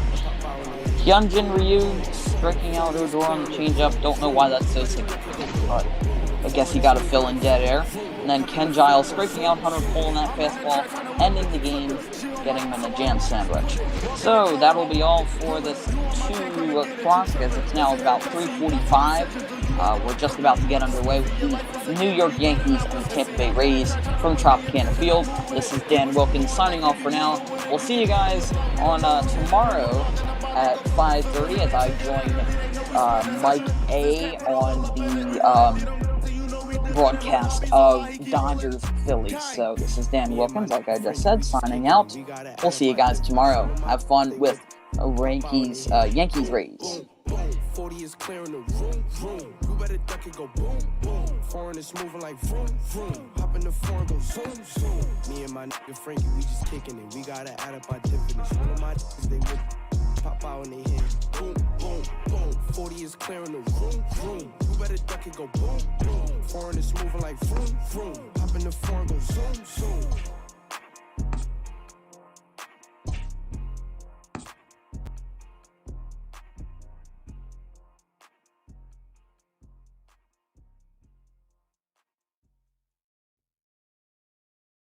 Yeah. No, yeah. Yeah.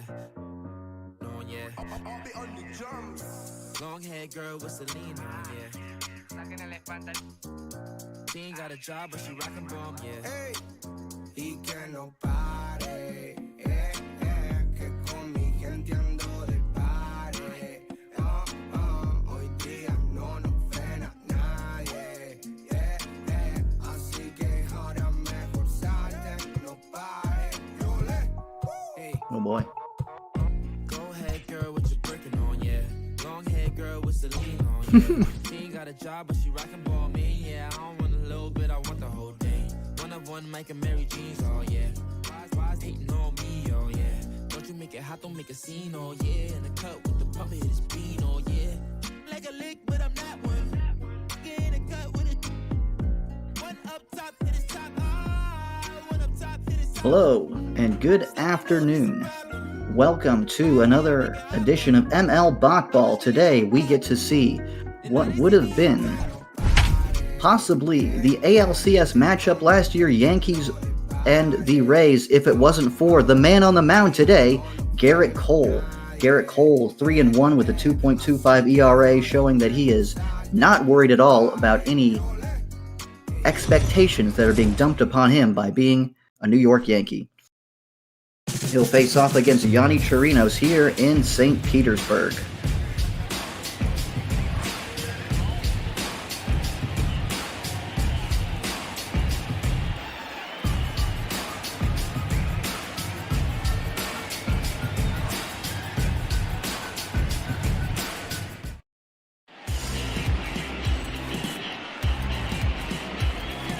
Chirinos, 3-4 with a 3.94 ERA on the year, 45.2 innings pitched, giving up 46 hits, 12 walks, and 37 strikeouts.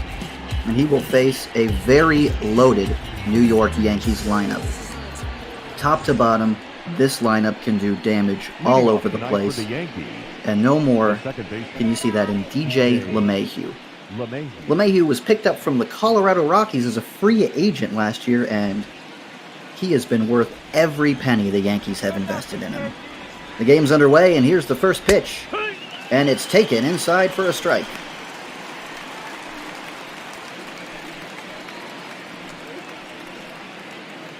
Get a look at our defense for the Tampa Bay Rays. Got Brandon Lau in second base and Austin Meadows out there in right field. Here's the 0-1 pitch to LeMahieu, and it's down low, taken for a ball. LeMahieu hitting .331 on the season, .390 on base, and a .500 slugging percentage.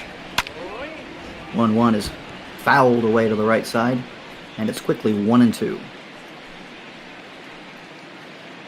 Now, LeMahieu put up some very big numbers in Colorado, and a lot of people suggested that it was a Coors Field mirage, but he's proven that it is no mirage here in Yankee Stadium, and he's continued it all the way into 2020. Takes a ball low, it's 2-2.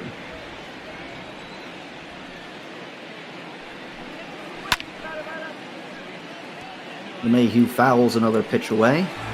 Another good at-bat here from LeMahieu. LeMahieu likes to take a lot of pitches, likes to see a lot of pitches, wait before he gets a pitch he likes to hit. Another foul off. He's really making Chirinos work. Chirinos is coming off of a not particularly strong start. He didn't go 5 innings in his last start.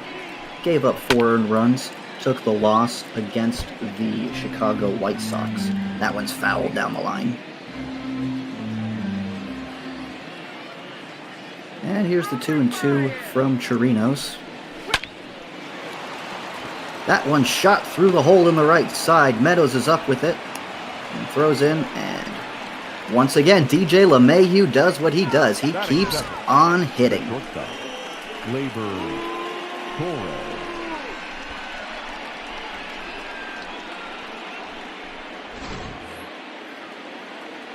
That'll bring up the number 2 hitter, Gleyber Torres. Torres has been on an absolute tear this year.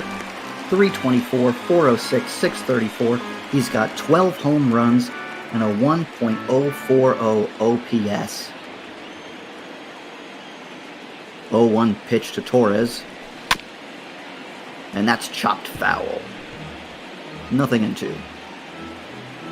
Torres, of course, came over in the Aroldis Chapman trade with the Chicago Cubs.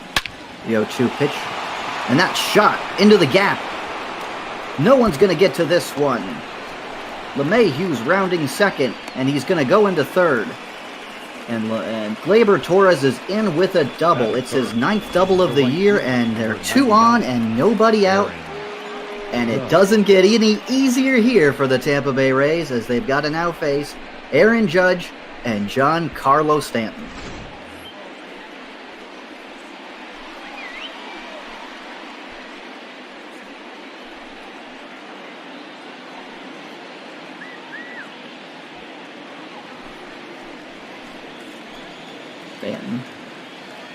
Judge, excuse me, hitting 326 on the year.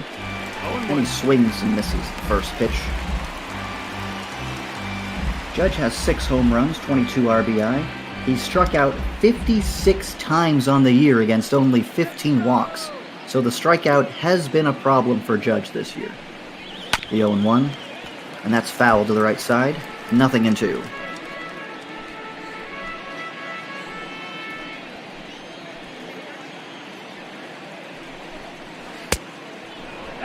Judge takes low. 1 ball, 2 strikes from Chirinos.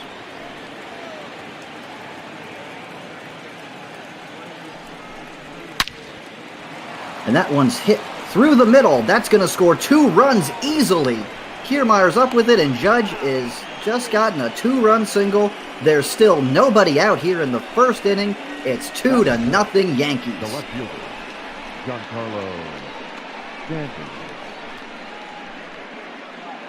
Just a great piece of hitting by Judge right there. Going up the middle, taking the pitch where it's thrown. And you don't have to do much when Giancarlo Stanton is hitting behind you. He's the 2017 NL MVP. What a year he had that year. I thought he was going to hit 60. Still nobody out, and the first pitch to Stanton, hit foul down the right field line.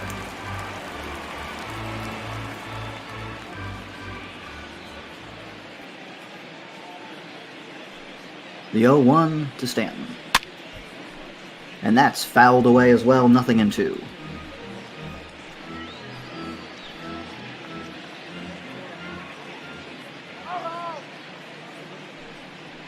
Chirinos has his pitch, throws, and that one's skied to right field. Meadows back at the wall, but he's got plenty of room, and there's 1 away. Batting fifth, the catcher, Gary Sanchez. That'll bring up Gary Sanchez. Sanchez is one of the best hitting catchers in the league. He's hitting 279, 367, 473 slugging. Only 2 home runs. Not that many home runs for Gary Sanchez. Known for his prodigious power, and that one is skied to center field, but it's going to stay in the ballpark. Kiermaier camps under it and makes the catch. Batting fifth, Sanchez is another Yankee that has strikeout problems. 29 strikeouts to 15 walks on the year, almost a 2-to-1 ratio. And now that'll bring Miguel Andujar to the plate. Andujar's getting more playing time at third base because Gio Urshela's been in a bit of a slump. Urshela is only hitting 227 on the year, and he came out of nowhere last year. May have been a bit of a mirage. Andujar takes low, and it's 1-1.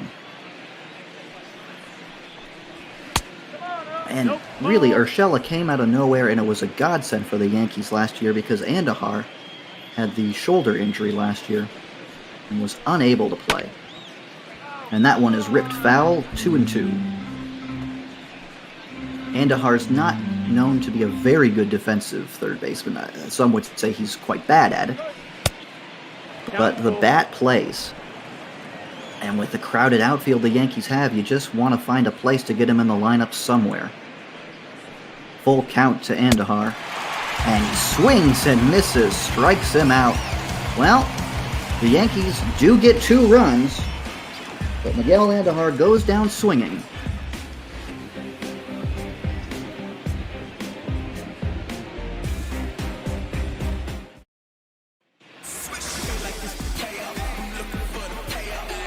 Get a nice look here at Garrett Cole, making his 8th start of the year, 3-1, a 2.25 ERA, 64 strikeouts in just 40 innings, and that's what you expect to see from Garrett Cole, a lot of strikeouts. In his very last start, he went 7 innings, gave up 4 hits, 2 earned, and struck out 15, and he still got the loss.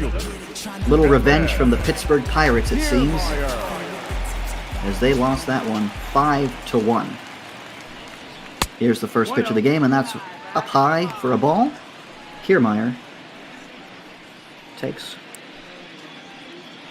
Kiermaier is probably the best defensive center fielder in the game right now. But the bat is not as solid. 1-1. Swung on and missed, and it is 1-2. Kiermaier's only hitting .203 this year with a .265 on base, 41 strikeouts, and only 12 walks. So the strikeouts are a problem. Making contact really seems to be a problem. And there's a foul ball. 1-2.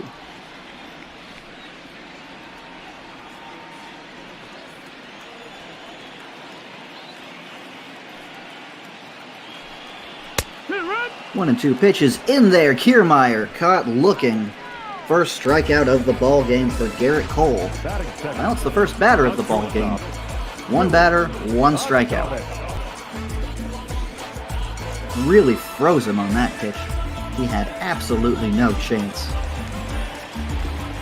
Now that brings up the shortstop, Willie Adames. Adames having a nice season so far. Takes a breaking ball in there for a ball. Adames hitting .288 with a .349 on base. 4 home runs, 16 RBI. And again, strikeouts have been a problem for him. 48 strikeouts to the 16 walks. 1-0 pitch to Adames No, that's is on the outside corner, but Garrett Cole does not get the call. It's 2-0. Look good to me. 2-0 pitch. Hut. And that ball is in there for a strike. That one did not look as good as the 2-0. But you get that with human umpires. The 2-1 pitch to Adames. And that one is swung on and driven down to the right side. Torres is there and he makes the play. Excuse me, LeMahieu's there and he makes the play at first. Batting third. The right fielder. Adames is away. And the fielding. F4. That's what you call it, F4. That'll bring up Austin Meadows. Meadows was acquired in a trade from Pittsburgh and is an absolute laugher for Tampa right now. They traded Chris Archer for Austin Meadows and Tyler Glasnow. And while Meadows is not having the greatest of years so far, 208 average, he does have 8 home runs. He's a very good power hitter. That's it. And he takes a ball inside, 1-1.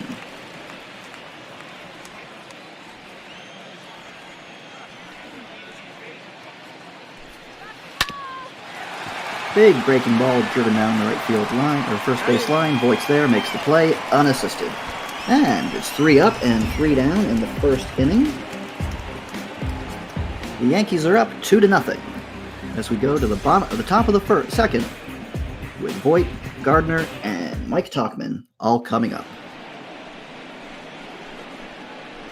Leading off for the Yankees, the first baseman, Luke Voigt. Luke Voigt, the first baseman, comes to the plate here in the first inning. Voigt was a great find for the Yankees. They basically stole him from the St. Louis Cardinals organization. And he pops that one up high in the air to third base side. And Diaz is under it and makes the catch. 1 away. Batting eighth, the center fielder, number 11, Brett Gardner. Voigt is having a very good year as well this year, proving all the doubters wrong. But makes a quick out here. That'll bring up Brett Gardner, the center fielder, who's just gotten better every year. He's aged like a fine wine. Gardner hitting .278 this year, .343 on base, and a .484 slugging. It's the power that's really come on display in Gardner's later years that's been most impressive. Gardner fouls the pitch, and it's quickly 0-2. Gardner was mostly known as a very good defensive outfielder and spent most of his time in left field.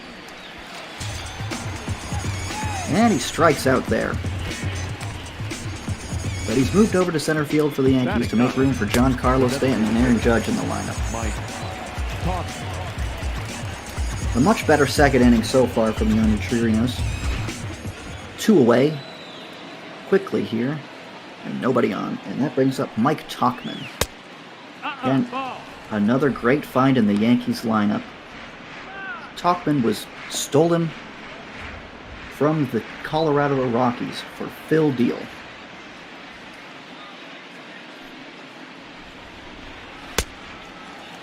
And that one swung on and missed. 1-1.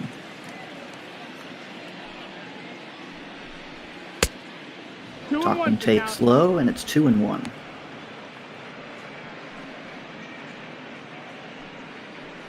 Tauchman produced almost 4 wins above replacement last year, out of nowhere for the Yankees, and that's that kind of contributions that you really need when you make a run that deep in the playoffs. And another ball, 3-1 to Tauchman. LeMahieu is on deck. Should Tauchman reach? You got a full count. Swings over that pitch, and it's 3-2.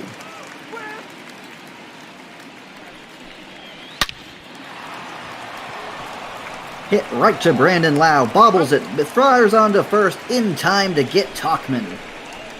Well, Lau almost made an error on that play, but he was able to quickly recover and get the ball over to first to retire Tauchman. After 2, it is Yankees 2, or after middle of 2, Yankees 2, Tampa nothing.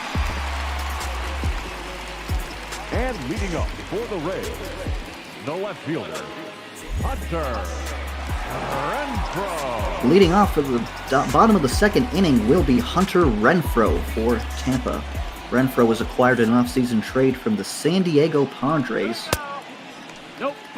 with Xavier Edwards, who's one of the top prospects in the Rays organization, for Tommy Pham. Renfroe takes a strike inside. Pham was one of the more popular Rays players. Excellent outfielder, a lot of high on-base skills. And they've replaced him with 2 outfielders who do not have the greatest on-base skills in Hunter Renfroe and Manuel Margot, who is on the bench today, but is an excellent center fielder. Renfroe and Margot are more known for their gloves than they are for their bats.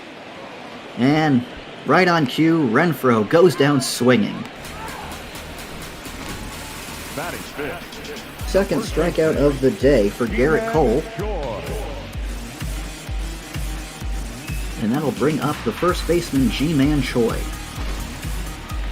Now, the Rays lineup is not the strongest lineup, I would say, but Ji-Man Choi is one of the better hitters in the lineup. Choi is hitting .302, a .405 on base, and a .556 slugging. 9 homers on the year, 26 RBI. And he's got an almost even 29-20 strikeout to walk ratio. Takes a big breaking ball in there for a strike, and it's 1-1.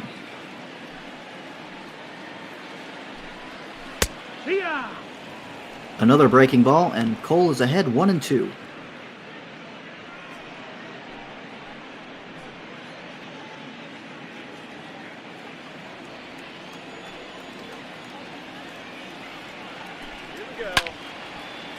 And that one's grounded foul down the first base line. And it remains 1-2.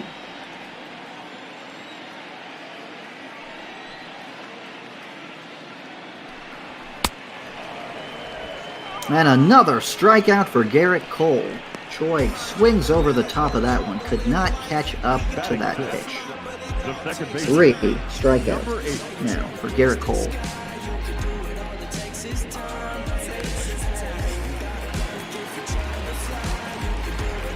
That'll bring up Brandon Lau, hitting in the 6th spot.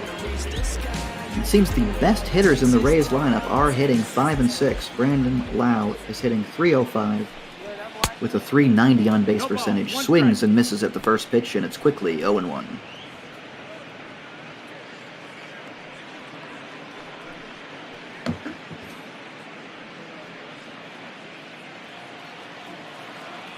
Lau has 7 home runs already on the year. The 0-1 pitch is taken in there for a strike, and it's 0-2.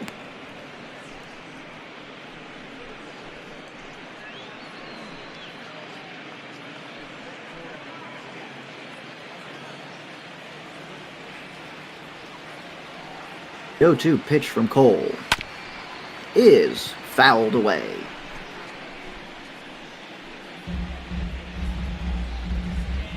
Oh, 2 outs here in the bottom of the second inning. Cole trying to put away Lau, and he fouls away again. Lau's hanging in there tough. Does not want to be another strikeout victim of Garrett Cole. And that one's chopped back to the mound. Cole fields it, throws onto first. And it's a 3-up, 3-down, bottom of the second. 2 strikeouts in the inning for Garrett Cole. He's got 3 on the day. Yankees are up 2-0 after 2.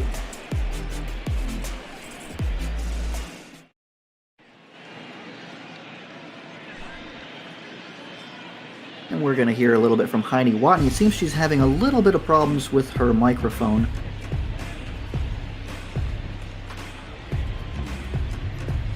Talking about how good the 2020 Tampa Bay Rays pitching staff has been. As you can see, ERA, WHIP, opponent's average, they're top in the league.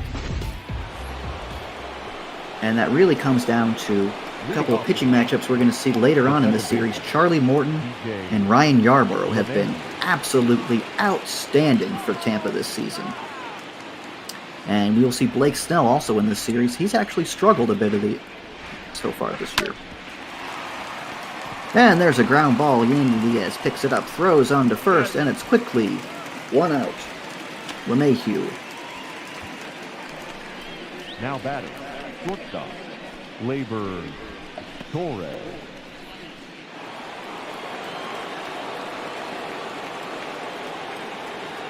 That'll bring up Gleyber Torres. Gleyber Torres doubled in the first inning and scored a run. Or the second of the Yankees' runs today. And he takes low for a ball, 1-0.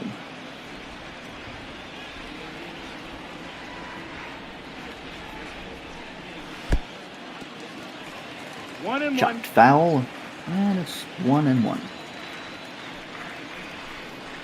Track 2. Torres takes that pitch inside, and it's 1-2.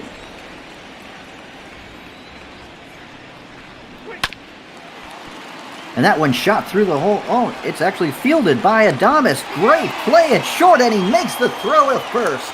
I thought that one had base hit written all over it, but Willie Adames had other plans. I'm going to mark a star in my book on that play. You're going to see that one on the highlight reel.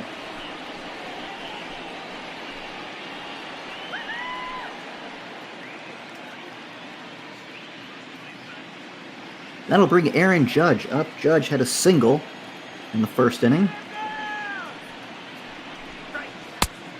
And he takes a breaking ball in there for a strike. Judge was the 2017 AL Rookie of the Year, really burst onto the scene.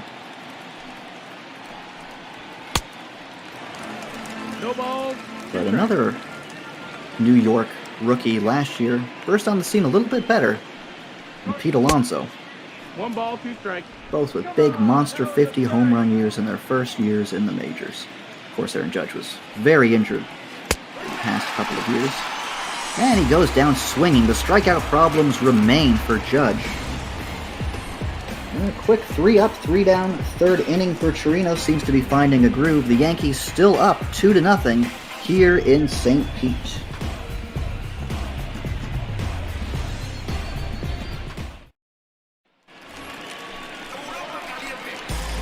Garrett Cole's going to face the 7, 8, and 9 of the Tampa lineup here in the bottom of the third. He'll face Yandy Diaz. Yandy Diaz is an excellent defensive third baseman. Hitting .250 with a .320 on base percentage. Only 1 home run. He's got a better bat than he's shown so far this year. I really expect him to hit a lot better than he has so far. But I don't expect him to do better today facing Garrett Cole. And there's a strike. First pitch strike from Garrett Cole. That's what you want to do if you want to be successful. You got to pump in those first pitch strikes, and that's what Garrett Cole's been doing today. Only in the third inning, but he has not allowed a base runner so far. And I know that's a jinx, but it's a jinx I'm willing to take.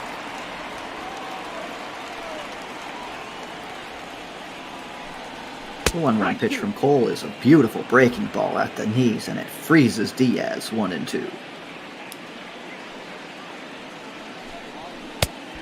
Swung out and missed, and another strikeout for Garrett Cole.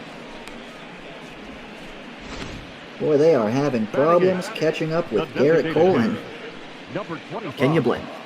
He is one of the best pitchers you will see. It is a real treat to be able to watch him today. That is his 4th strikeout already. And it brings Yoshi Tsutsugo up to the plate, Japanese import.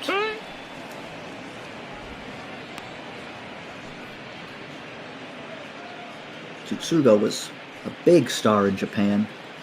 A lot of 30 home run campaigns, a high on base hitter.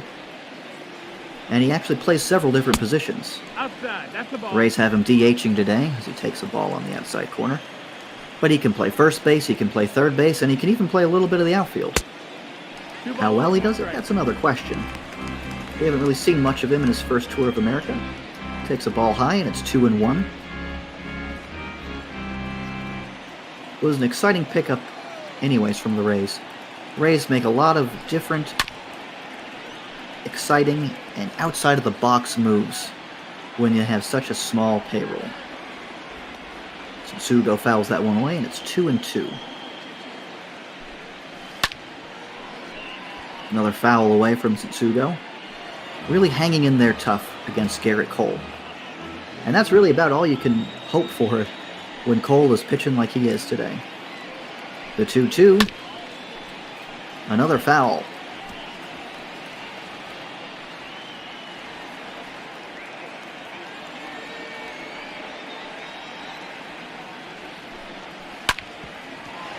And that one's grounded to LeMahieu, off to first to Voigt, and 2 away. Batting ninth, the catcher, Mike. LeMahieu himself is a very good defensive second baseman. He played all over the field last year for the Yankees. Again, they had several injury problems.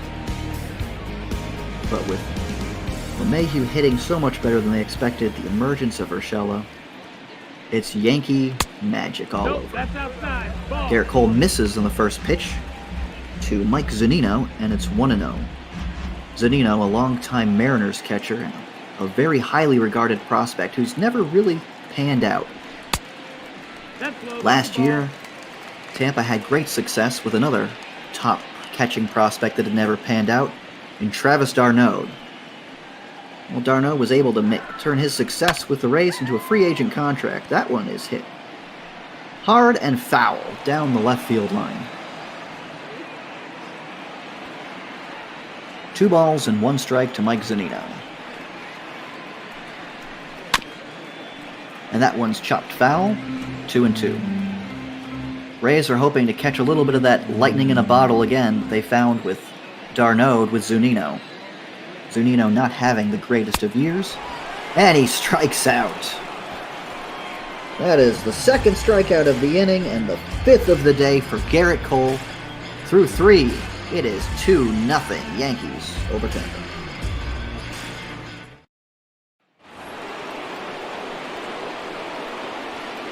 Top of the 4th inning here, and Giancarlo Stanton leads things off. Stanton flew out to right field in the 1st inning. Here in the 4th, he takes a swing and a drive, and this one is foul. Well, it had the distance, it just needed to be straightened out. Chirinos says, well, that's just a long strike for me. 0-1, in the dirt. 1-1. Stop it! 2-1. Stanton takes outside, and it's 2-1.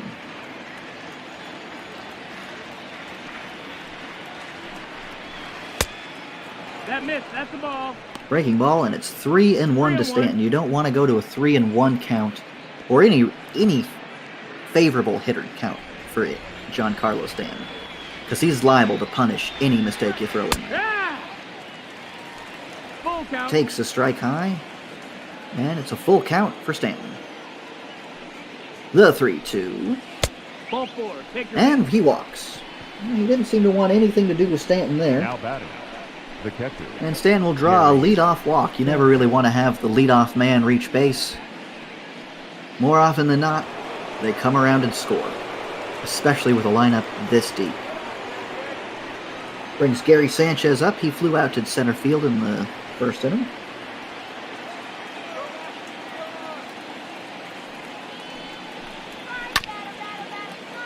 And that one's chopped foul.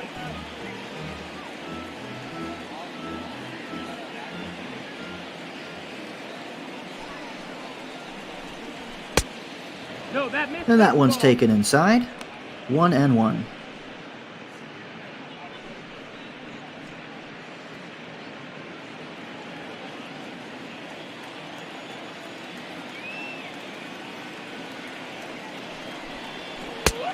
That's in, ball. Goes back inside to Sanchez, and it's 2-1. You want to be careful when you go inside to a power hitter like Gary Sanchez. He's a guy that loves to pull the ball, and he's really looking to yank one, especially at 2-1 on a favorable hitter's count.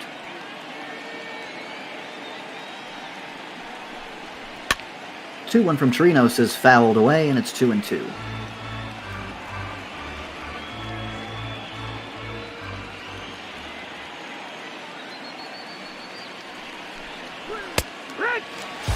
And Sanchez is frozen. Strike 3 called right at the knees. And it's a strikeout for Ronnie Chirinos. The third baseman, Miguel Yanni Chirinos. and Duval.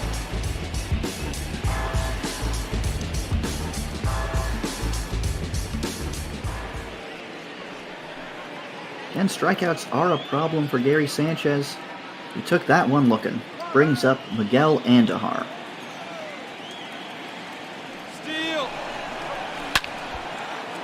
And Andujar rips one down the right field line foul. We've got a trivia question of the game. Name the 5 players who debuted in the 90s to hit over 500 home runs in their careers. That's a pretty good trivia question. Had to debut in the 90s. Well, number 1 that comes to my mind would be a former Yankee, Alex Rodriguez. Here's the 0-2, and that's taken outside. Aaron, I believe, made his debut in 93. Or was it 94? Griffey. I see Griffey in the comments. That's a good guess.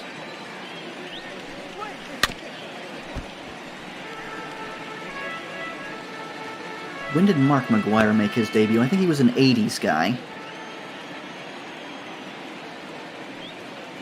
1-2 to Andujar. And that one is hit up the middle, but Adames is right there. Makes the catch, and there's 2 away. Now batting, the first baseman, Luke Voigt. Oh, Griffey debuted in the 80s, so that was not correct. We're stuck at 1 with A-Rod.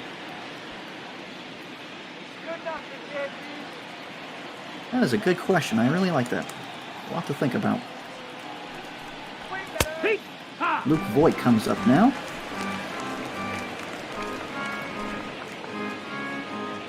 With 2 away. The 0-1 pitch to Voigt, and that one is taken low, 1-1.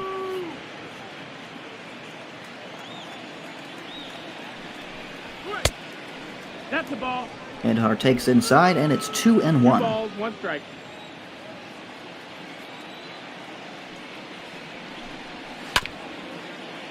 That one's ripped down the line, but foul. 2-2 to Voigt.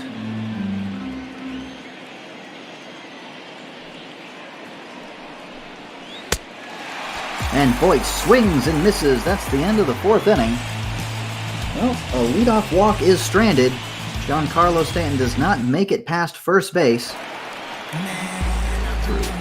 4.5.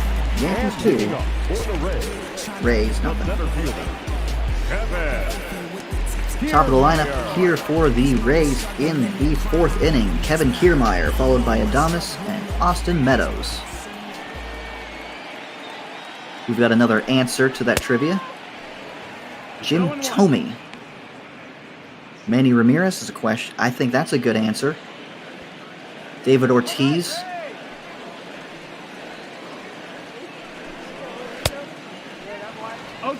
Manny is correct, but we do not have confirmation on David Ortiz. 0-2 to Kevin Kiermaier. And another strikeout for Garrett Cole. Kiermaier struck out in the 1st, and he strikes out here in the 4th. That is the 6th strikeout for Garrett Cole on the day. He is just absolutely cruising.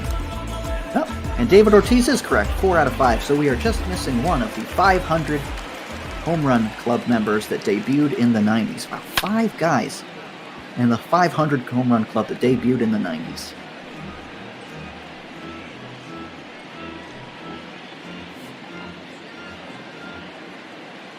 Oh and 1 here to Adames in the 4th inning. 1 away.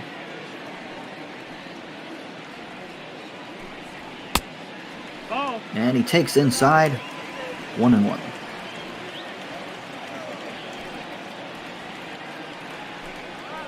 Yeah. And he takes a breaking ball, 1 and 2. Right on the outside corner. And the 1-2 to Adames. 2 and 2's the count. Low and inside, 2 and 2.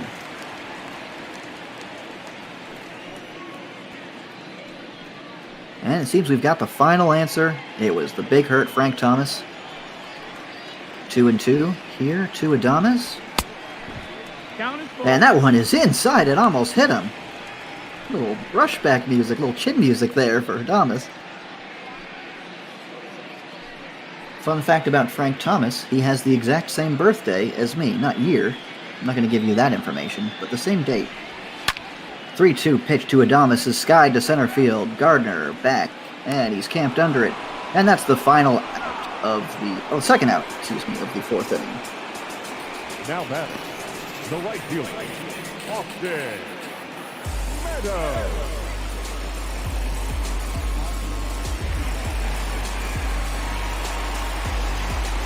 I'll bring Austin Meadows up to the plate. Meadows grounded out to first, his first at-bat. And he swings over a breaking ball. The shift is on for Meadows, a lefty hitter. And Ahar, the lone fielder on the left side of the infield. The 0-1 pitch is outside, but wildly swung at by Meadows. Gift swing there. 0-2.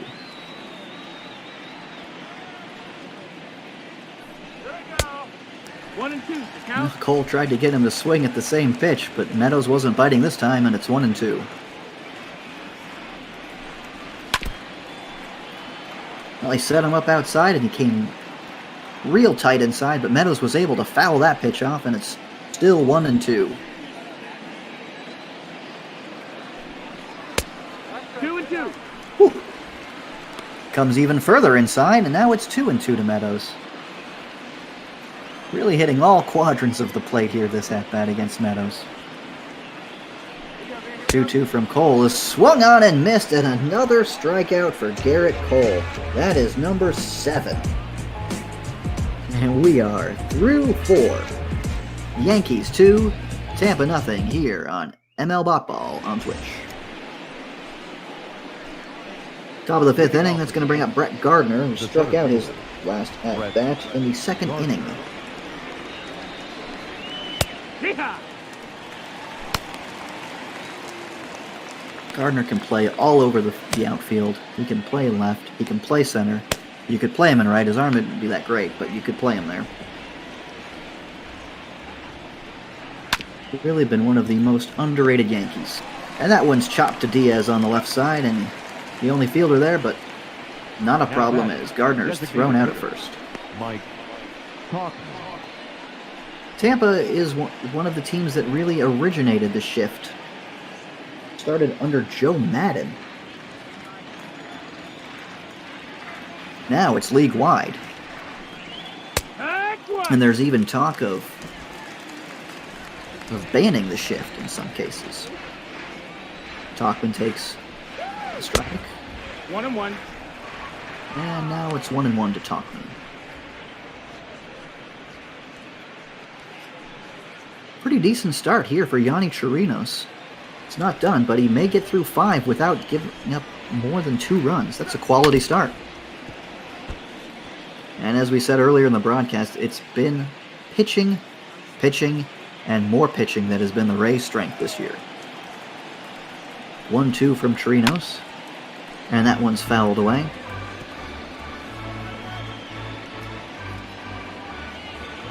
Not that strong of an offense so far, but they've got some players that really could rebound. 1-2. And that one is swung on and missed by Talkman. He swung at a ball and... oh no. It seems that I may have jinxed Yanni Chirinos, and there seems to be some sort of injury. He's going to be taken out of the game with an X-ray.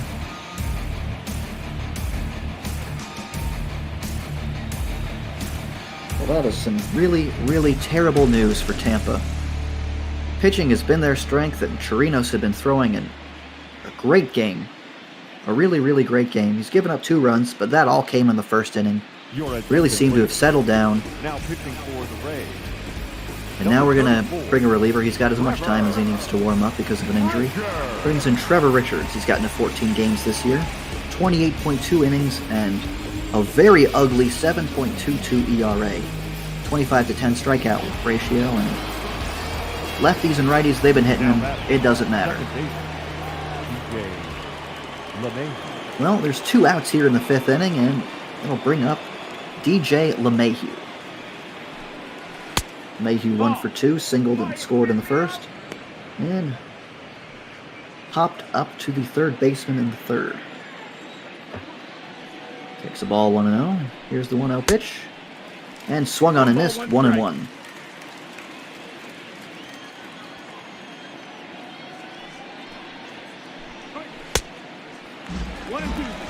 Swings over that pitch inside, and it's 1-2 to LeMahieu.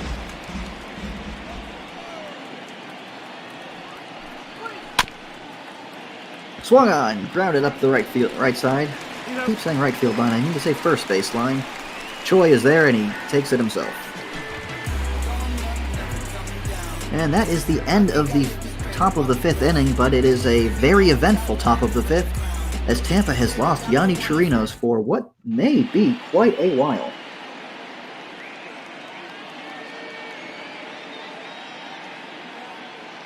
Heidi, it seems there's a problem with your mic. I cannot hear what you're saying.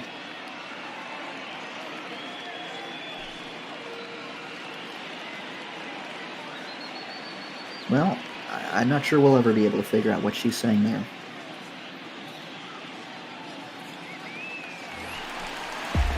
Here in the bottom of the 5th inning, we are going to be led off by Hunter Renfroe. Hunter Renfroe, the longtime Padre, hitting 4th in the lineup. Renfroe never been that great of an on-base guy. His highest on-base percentage was a .302 mark that he achieved in 2018. But he does have power.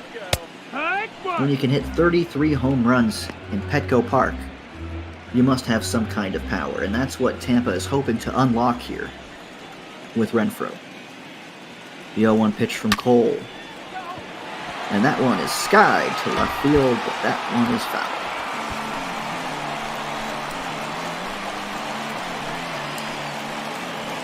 I would definitely take Pham over Renfroe as well. And there is a home run, though. I may have spoke too soon. Oh, Hunter Renfroe with a huge home run, a solo shot. Cuts the lead in half. His 4th home run of the year.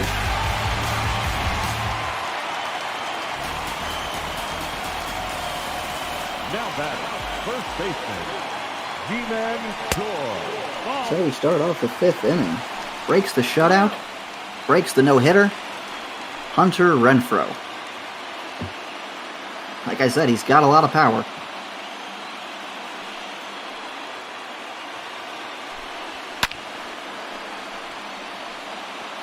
Choi fouls that one away, and it's 1-1.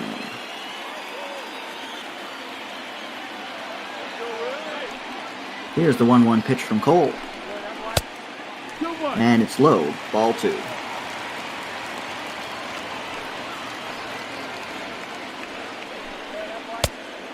That's the ball. Man, another ball low from Cole. Maybe a little bit rattled from giving up the home run. Doesn't strike me as the kind of pitcher that gets rattled, though. It's a good hitting count for Choi as he's got a 3-1 pitch coming to him. And he skies that one to center field, but not very deep. Gardner camping under it and makes the catch. The batter, number 8.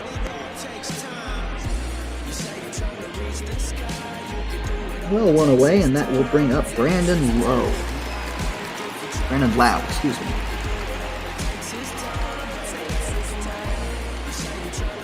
Lau, a 300 hitter this year, 7 homers, 14 RBI, and 42 strikeouts. Strikeouts have been a big problem for Lau. Cole has 7 strikeouts here through 4 1/3. He has been absolutely cruising until that home run from Renfroe. And that one's fouled away, and it's quickly 0-2 to Lau. Only at 65 pitches here. Aaron Boone would like to get some depth out of his starter today. Nope, ball. And that one is taken inside for a ball.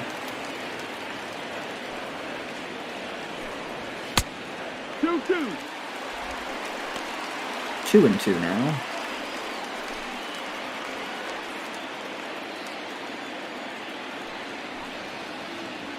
And the 2-2 pitch to Choi. Sky to left field. Stanton is there, and he will make the catch. 2 away. Now batting, third baseman, Yandy. Bring up Yandy Diaz. Diaz struck out in the 3rd inning. Not having the greatest of years so far, but he did hit 15 home runs last year. Diaz came out of nowhere. Another one of those guys Tampa just seems to find came from the Cleveland organization. How does Cleveland keep bleeding talent like that? Bleeding Urshela, bleeding Diaz, staying competitive. The 0-1 pitch here to Diaz. And that one's ripped foul down the left field line. It's quickly 0-2.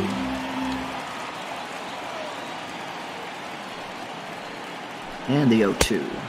Swung on and missed. The 8th strikeout of the game for Garrett Cole. 5 innings, 8 strikeouts, but not before Hunter Renfroe touches him up on a home run down the left field line.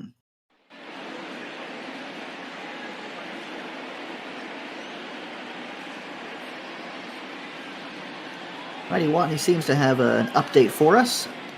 I'm thinking it's on Yanni Chirinos, but I'm unable to hear what she's saying right now. Here in the top of the 6th, we are going to be led off by Gleyber Torres, Aaron Judge, and Giancarlo Stanton.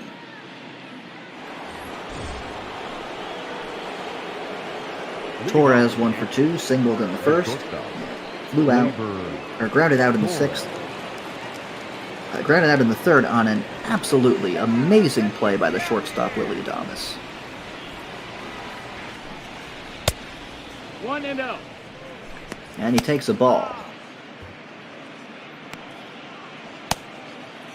Action in the Rays bullpen. We've got Oliver Drake and Chaz Rowe warming up to relieve Trevor Richards. And that one is shot down the first base side, foul. Richards has thrown quite a bit of innings out of the bullpen for Kevin Cash. He's thrown 30 innings now, given up 38 hits and 10 home runs to go with that very unsightly 7.22 ERA he sported coming into the game. And the 1-1 is swung on and missed by Torres, and it's 1-2.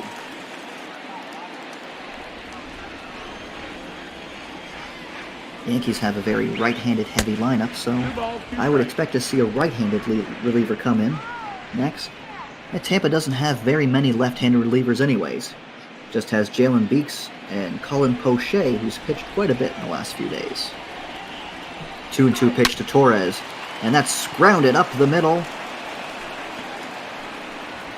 Meadows cuts it off and fires it into the infield, holding Torres to a single. The right fielder, number 99, Aaron Judge.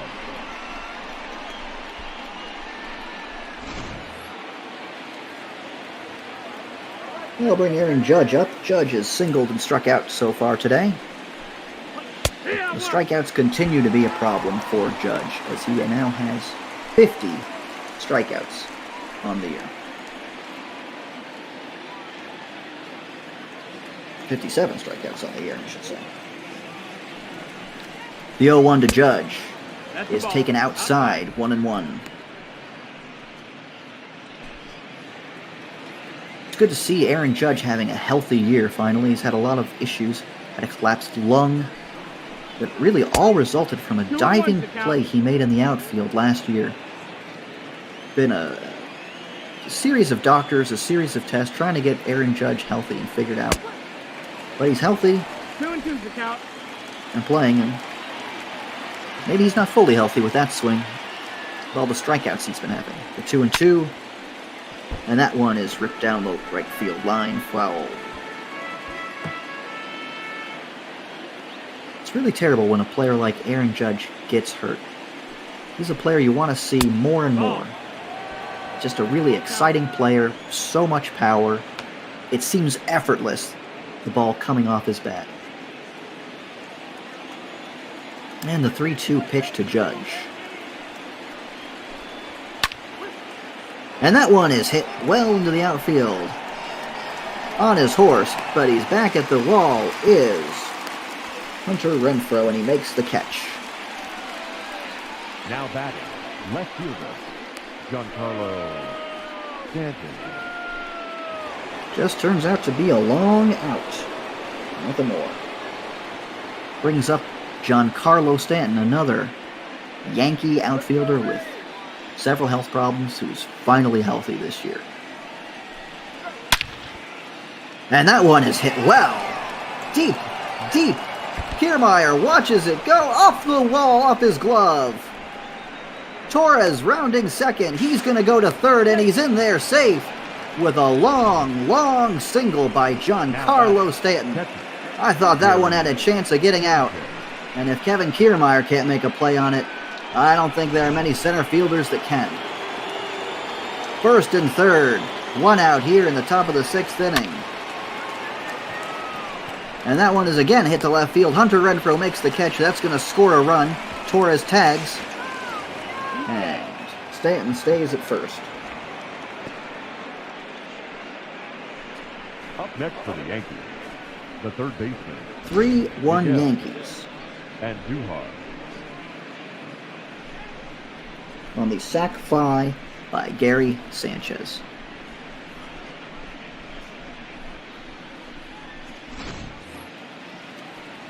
Brings up Miguel Andujar here with 2 out and a runner on first. Andujar 0 for 2 today. And he swings at the first pitch. Popped up into right field. Meadows has a long way to go, but he gets there right on the line. Well, the Yankees respond with one of their own in the top of the 6th inning. And it's 3-1 New York here in St. Petersburg.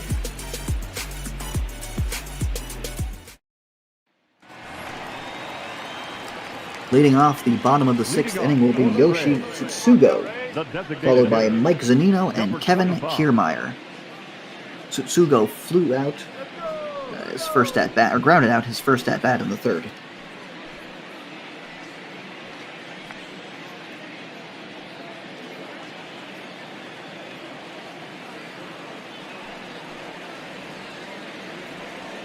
The 0-1 pitch from Cole is taken for a strike. 0-1 to Tsutsugo.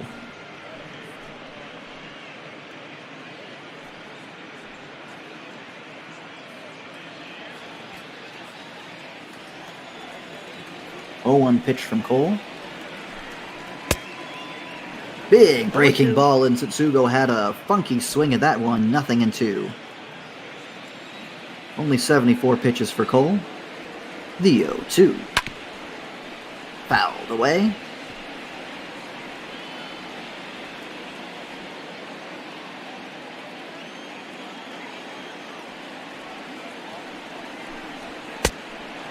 And swung on and missed. The 9th strikeout of the game for Garrett Cole.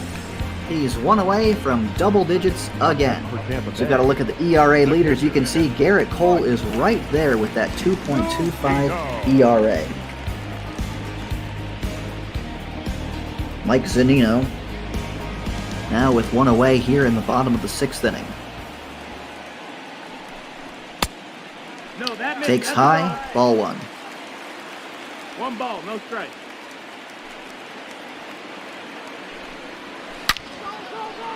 And that one's ripped foul down the left field line. And it's 1-1.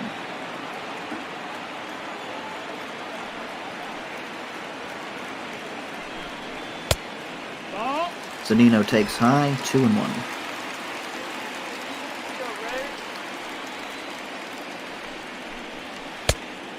Three balls, one strike.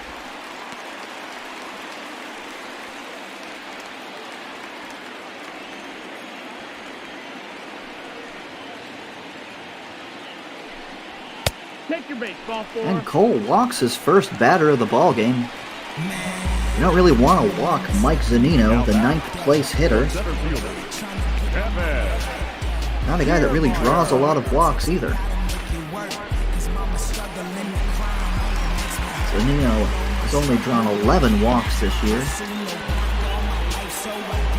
But it brings a runner on base for Kevin Kiermaier. Now, I don't know what the heck kind of mascot that is. It's terrifying, it's nightmare fuel, and it's trying to rev up whatever fans are here in St. Pete.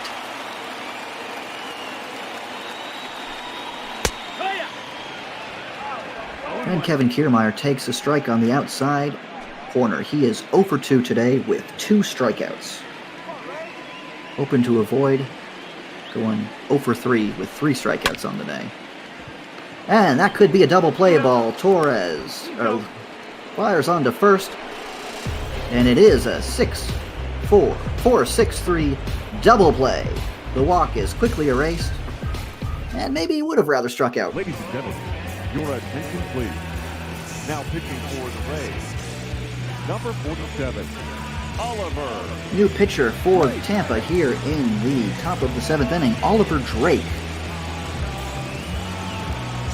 Oliver Drake's gotten into 20 games this year, 20 innings pitched, given up 11 earned, 5 home runs, 9 walks, 21 strikeouts for a 4.95 ERA. And he will be greeted by Luke Voigt. Voigt is 0 for 2 today. And he swings at the first pitch. That one's hit well into right field. Off the wall, Meadows can't get there, and he's going to hold Voigt to a single. The center fielder, number 11, Brett. Just an excellent piece of hitting there done by Voigt. It's thrown on the outside part of the plate, and he just goes with it. Rips it right down the first base line for a single. And that brings up Brett Gardner. Gardner 0 for 2 today. And he looks at a strike. Gardner struck out in the 2nd inning. That was before Chirinos had to leave the game with an injury. And that one is fouled away on the left side. 0-2 to Brett Gardner, longtime Yankee outfielder.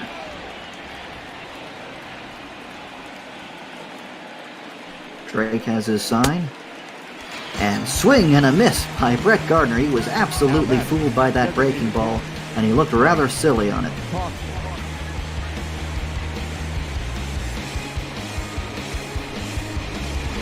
So there's one away here in the top of the 7th inning, and that brings up Mike Tauchman, the DH.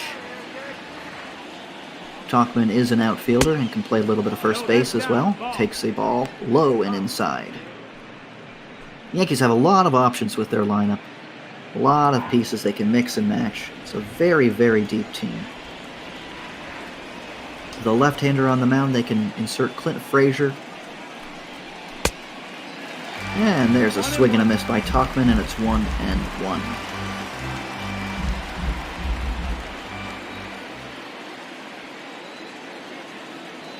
1-on-1 out here in the 7th inning, and the 1-1 pitch is fouled away, 1-2.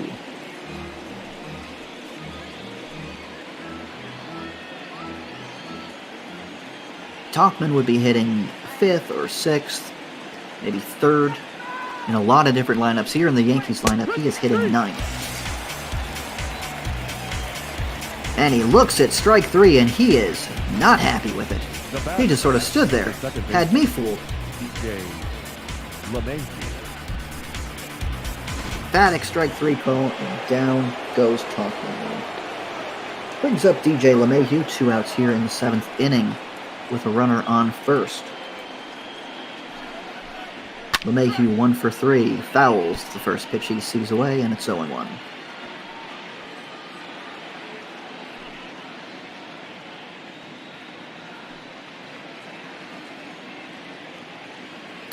Nothing in 1 to LeMahieu. Drake sets and has his pitch. That's the ball. And it's low. 1-1. 1-1. Zunino really wanted that one. He did a good job trying to frame it, but does not get the call.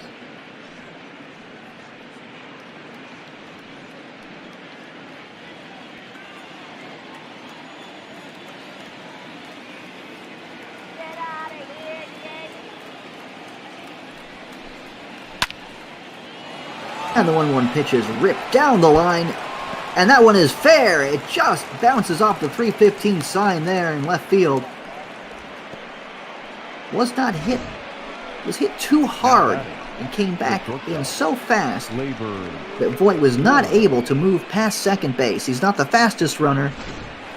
He had a chance of going out when it's only 315 down the line there, but it will be a very long single for LeMahieu.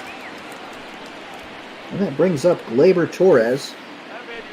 He is 2 for 3 today with a run scored, and there is that nightmare mascot putting a jinx or something on the Yankees bats. I don't like it. It upsets me. And that ball's grounded down the right field line. Foul, nothing in 1.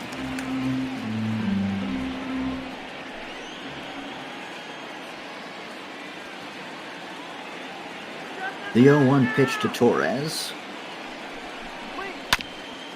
Swung on and grounded foul. Nothing in 2. Looks like a pretty decent crowd here in St. Pete, considering everything. But here's the 0-2 pitch. Swung on and missed, and Drake is pumped up. Strands 2 runners.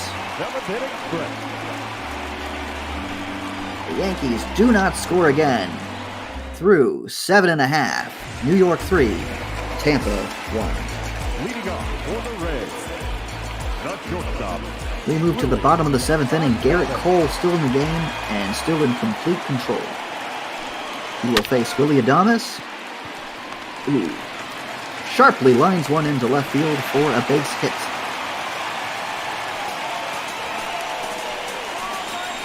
Now batting, the right fielder, Austin Meadows. Wasn't waiting around on that one. Saw a pitch he liked and drove it right into the outfield. Rays have the leadoff man here on, and it's Austin Meadows. Meadows 0 for 2 with a strikeout in his last at-bat, and he takes ball 1.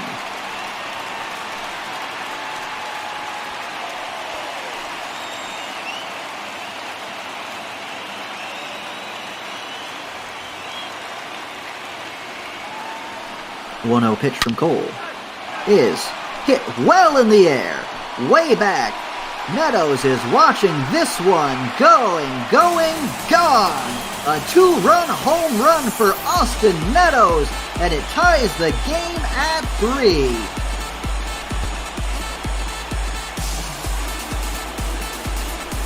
The Yankees cannot believe it. Garrett Cole was in complete control of this game, and the Rays have tied it up here in the bottom of the 7th on a 2-run home run by Austin Meadows.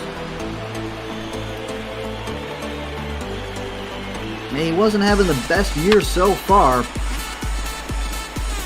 only hitting .208, but that is his 9th home run of the year, and he has prodigious power. The left fielder, number 11, Hunter Renfroe.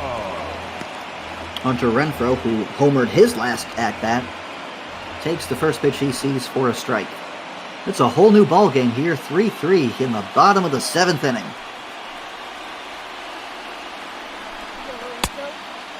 And that one swung on and missed. Nothing in 2. Oh, the Rays are on their feet. Rays fans are on their feet here. This is nobody out even in the 7th inning. Yeah, I start wondering how much longer before Aaron Boone starts getting someone warmed up in that bullpen. 1-2. And that ball is quite low, 2-2, and right on cue, Jonathan Holder and Chad Green, 2 righties, are warming in the bullpen. 1-2 pitch from Cole. Way outside, and it's 2-2. Green has been a favorite of Boone's. He's gotten into 24 games already this year. And another pitch missing from Garrett Cole. It is 3-2. Pitch count starting to get a bit up there for Garrett Cole, as he is in 90 pitches now. And he has gone full to Hunter Renfroe. The 3-2 is swung on and missed, and Cole is pumped up for that one. His 10th strikeout of the game, and the first out here in the 7th inning. The first baseman, G-Man Joy. Just a nasty pitch that Renfroe swung over the top of. G-Man Choi comes to the plate here with 1 away, and he takes a ball on the outside corner.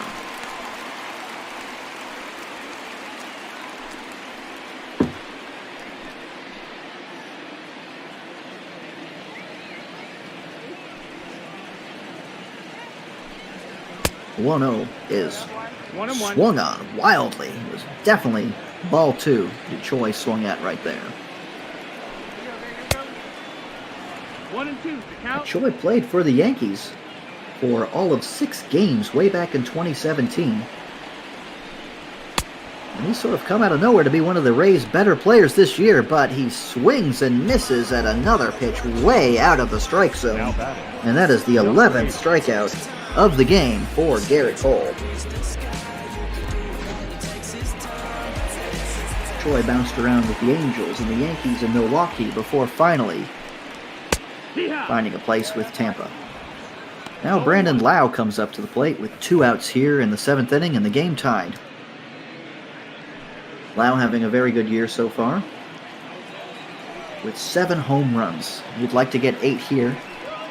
The 0-1 pitch is in there for a strike, nothing in 2. And the 0-2 pitch to Lau. Swung on, hit to center field. Gardner back. He's there and he makes the catch.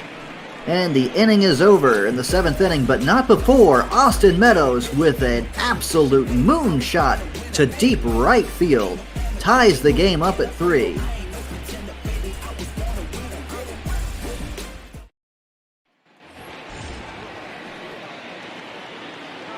Leading off for the Yankees, the right fielder, number 99. In the top of the 8th inning, Aaron Judge getting his 4th at-bat of the game.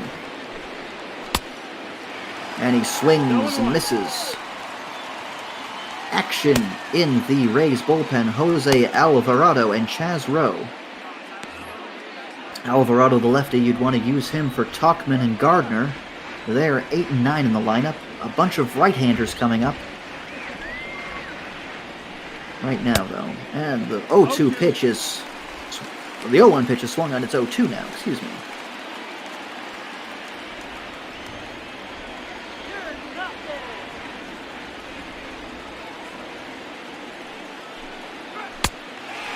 And another strikeout for Aaron Judge. The strikeouts keep coming for him. You take the power, you take the unbase, you take the walks, but the strikeouts, the swing and miss, at some point has to be some kind of concern for Aaron Judge's game. 1 away here in the 8th inning. That'll bring up Giancarlo Stanton. Stanton with that closed front foot. Takes a ball low, 1-0. Stanton 1 for 2, singled in the 6th inning and walked in the 4th.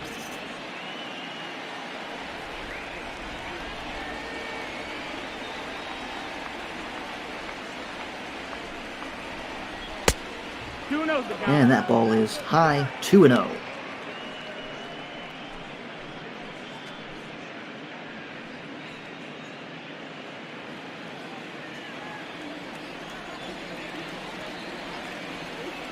The 2-0 pitch from Drake to Stanton is on the way. And swung on and missed. 2-1.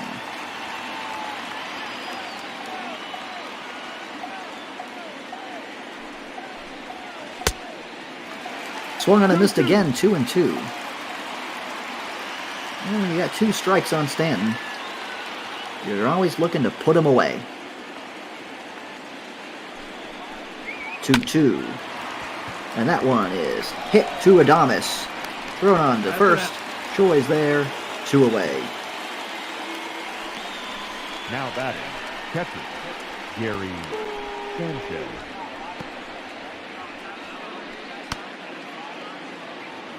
Brings up, of course, Gary Sanchez. Gary Sanchez had a sac fly in the 6th inning, making it 2-1. A short-lived lead for the Yankees before the 2-run home run by Austin Meadows made it 3-all. And Sanchez takes low 1-0.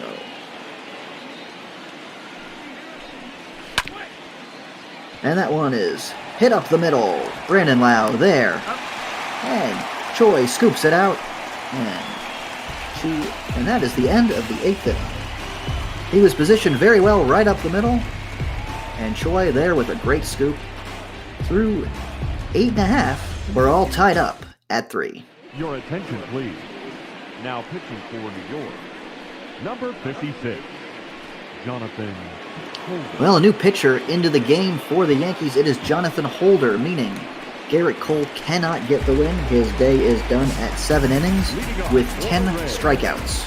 The third baseman. A pretty good game for Cole. He hits the double-digit marks in strikeouts, but he would have preferred to have one pitch back. That one pitch to Austin Meadows, of course. We are tied at 3 in the 8th. Holder's first pitch is a ball to Yandy Diaz. And Diaz swings and grounds that one foul to the right side.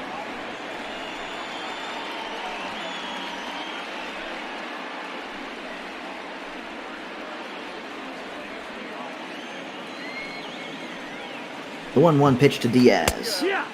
In there for a strike. 1-2. Holder working quickly. The 1-2 is low.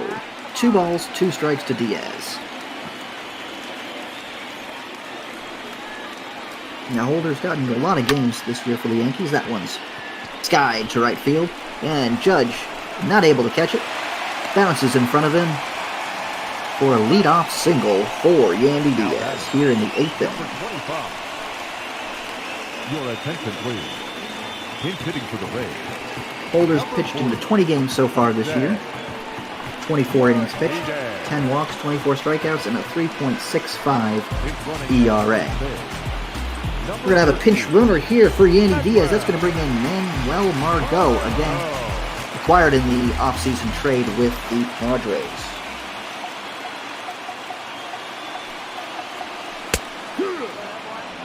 And we've got a pinch hitter here. Jose Martinez is pinch hitting for Yoshi Susugo. Martinez was acquired from the Cardinals in the offseason, and he's had a pretty good start to his Tampa career. Throw over to first, not in time. Margot is back safely.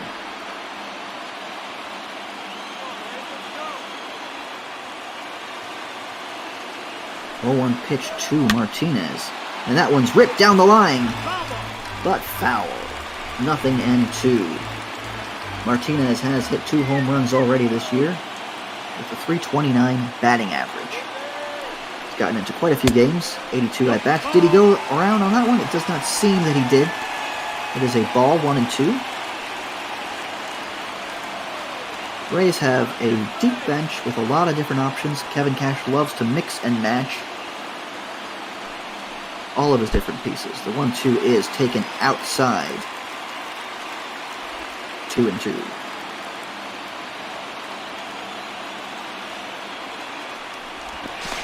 Nope, you're late. Still on the bench for Tampa is Joey Wendell and backup catcher Michael Perez.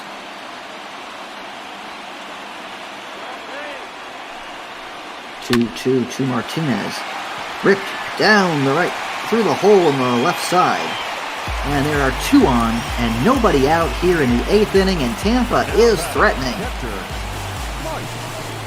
Just a great piece of hitting there by Martinez. Right through the hole on the shortstop side. And there's the pinch runner for Martinez. It's Joey Wendell. Number 18, Joey Wendell.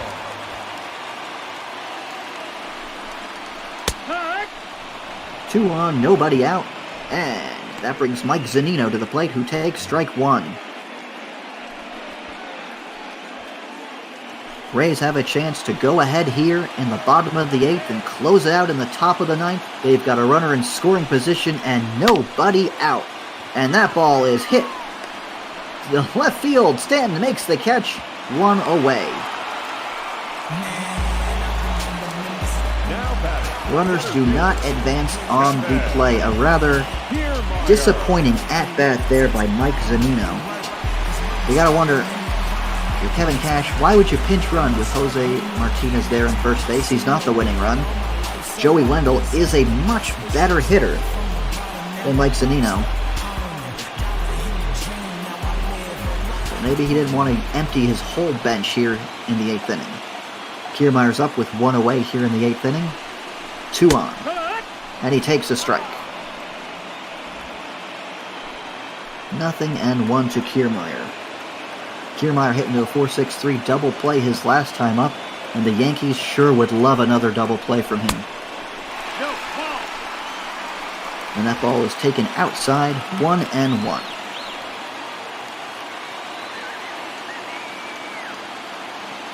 The 1-1 pitch from Holder. And it's low, 2-1. So you gotta wonder how much rope Boone is going to give Holder here. 2 on, 1 out. The 2-1 pitch on its way to Kevin Kiermaier. And that one is hit foul down the left field line. Kiermaier just trying to go with the pitch. Trying to beat the shift, hit it on the left side. Which is not a bad idea. 2-2 pitch. Well outside, 3-2. They're going to be pitching outside to you. You might as well take it. Willy Adames is on deck, and he is having a great year so far. Hot bat, you don't want to see him. You would like to get the out here with Kevin Kiermaier. And he rungs him up. Strike 3 on the breaking ball, and Kiermaier is not happy about it. And he is letting the home plate umpire know. Looks a little bit low, looks a little bit outside, but it is strike 3 nonetheless. And now there are 2 away for Willy Adames. That is a big, big strikeout here for the Yankees. Holder starts off Adames with a breaking ball for strike 1. Rays could really use a base hit here. Yankees hoping for a stop. The 0-1 pitch from Holder is high for a ball, 1-1. 1 ball, 1 strike. Rays fans are on their feet, 1-1. 2 outs here, bottom of the 8th, tie game. Swung on and missed by Adames, and it's 1-2. Well, the fans that showed up today sure are getting a great game. The 1-2 pitch.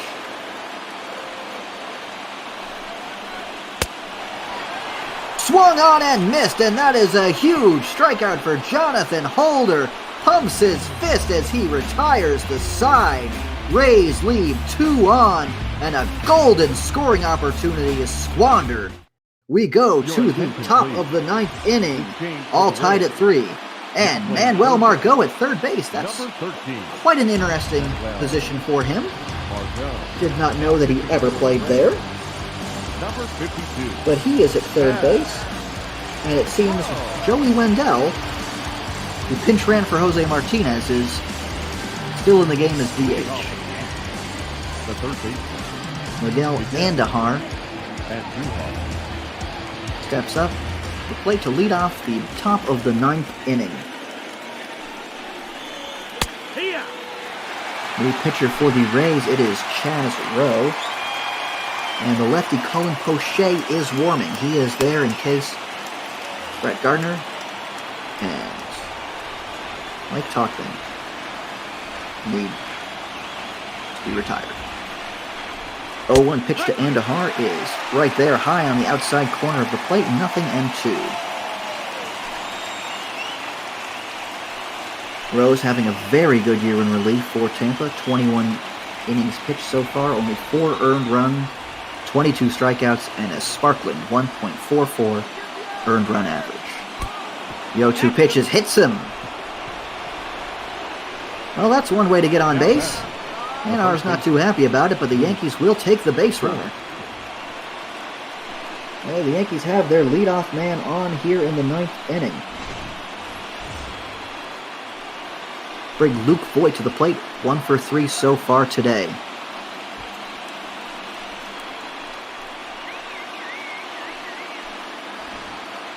"21 innings pitched for Rowe, only 14 hits.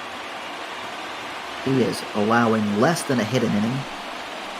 And that's really what you want to see out of your relievers. You do not want to see a lot of guys on base. He has walked 10 batters, though, in 20 innings, though, which brings his whip up to above 1. But he is limiting contact and getting a lot of strikeouts. The 1-0 pitch from Rowe to Voigt is outside for a ball, 2-0.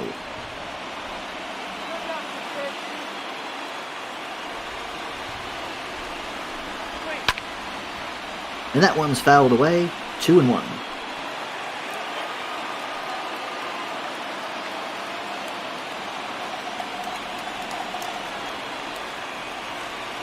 Two balls, 1 strike here, top of the 9th inning. And that is outside, 3-1.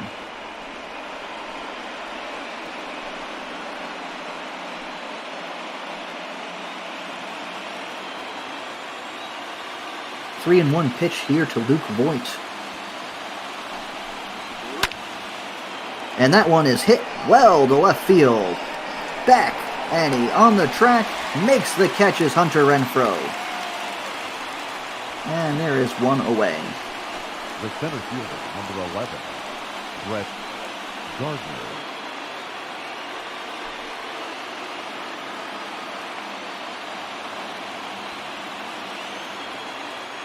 Rays tied the game up in the 7th inning on the 2-run home run by Austin Meadows that scored Willie Adames. And we are tied at 3 here in the top of the 9th inning. Runner on first, 1 out here, and Brett Gardner.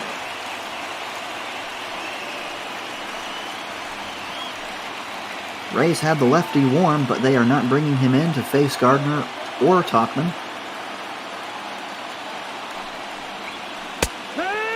And that's in there for a strike, 0-2.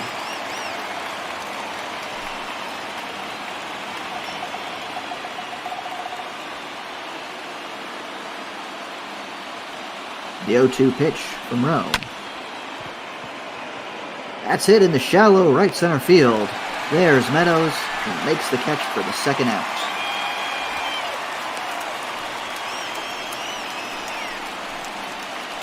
The batter.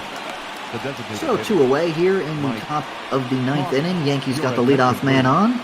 And they are threatening to squander it. Looks like there's going to be a pinch hitter here for Mike Tauchman.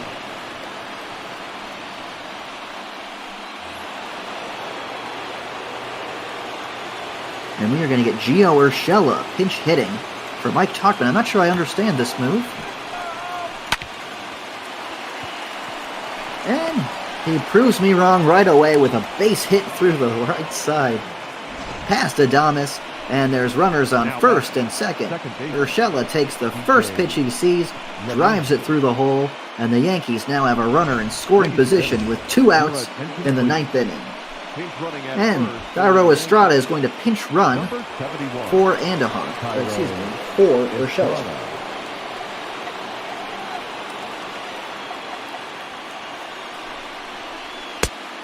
Top of the lineup, and DJ LeMahieu.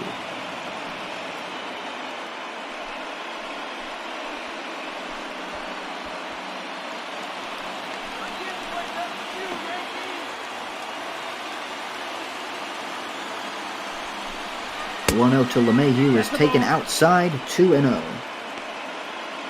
LeMahieu 2 for 4 today, getting his 5th at-bat here in the 9th inning. He's got a good hitter's count. All you need is a single.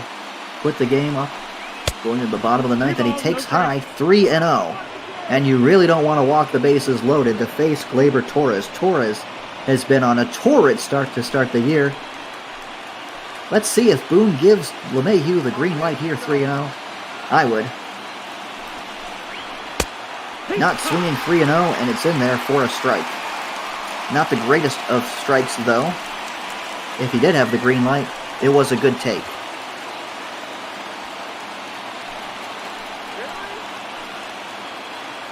3-1 pitch to LeMahieu.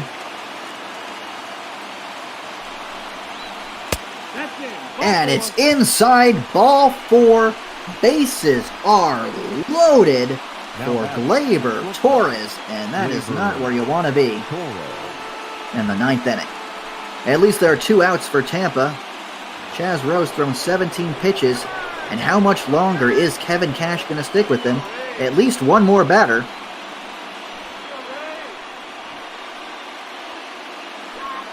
Gleyber Torres, 2 for 4 with a double, a single, and 2 runs scored.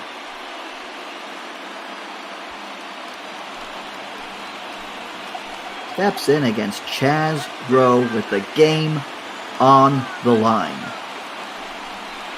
First pitch in there for a strike, 0-1.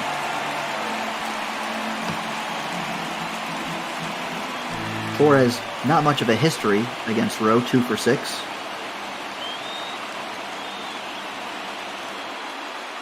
And the 0-1 pitch is taken for a ball, 1-1. 1-1.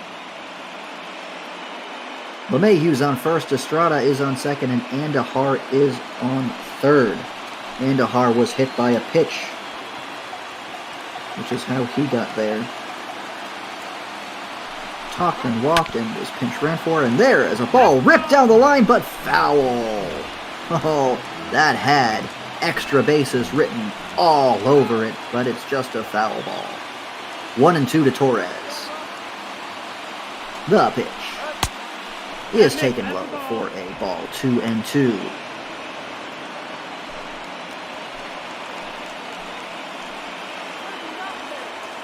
Well, you don't want to walk another guy. You're walking LeMahieu. Here's the 2-2. And that one's ripped foul. Torres fell over swinging at that pitch. He had ideas of ending or putting the Yankees ahead there in the 9th inning with that swing. And the 2-2 is taken inside. 3-2. Counts full. 2 outs. Runners will be off on the pitch. So the run could possibly score from first on a ball to the gap. That is big. You did not want to go full count here. And he struck some out anyways. Chaz Rowe loads the bases in the top of the 9th inning, but wiggles his way out of trouble. We're going to the bottom of the 9th inning, still tied at 3. Your attention, please. New pitcher for the Yankees, it is Chad Green. Green not having a very good 2020, as you can see, 24 games pitched, 27.1 innings, and a 7.57 earned run average. He's given up 6 home runs and 23 earned runs and 41 hits in 27 innings. Not the guy I'd want to see in a close game if I'm a Yankees fan, but he's here in the bottom of the 9th inning, facing Austin Meadows. Meadows, who tied the game up in the 7th inning with a 2-run home run, hoping to win the game here in the bottom of the ninth.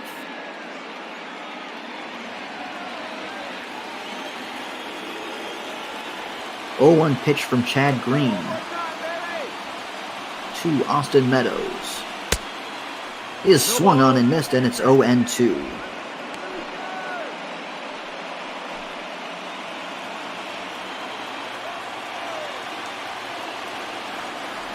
Quickly 0-2 here for Austin Meadows. And he swings at a ball in the dirt and strikes out. He was trying to end the game there. You could definitely tell that he wanted to play hero there. And he swung on what was not that great of a pitch. Garrett Cole not in line to get the win or the loss.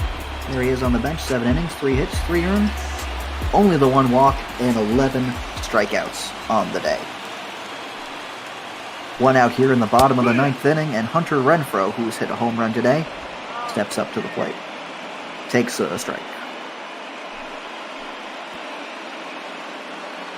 Renfroe very happy to be getting out of the deep and unfriendly pitching confines of Petco Park, showing off the power with a home run today. And he fouls that one away, 0-2.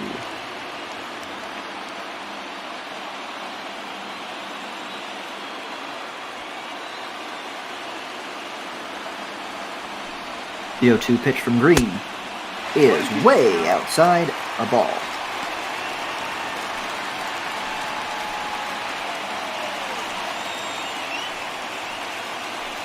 Green is ahead of Renfroe, but he does look a bit rattled out there. I feel like he was looking right into my eyes, and I didn't like it. The 1-2 pitch from Green. Swung on and missed, and he is pumped.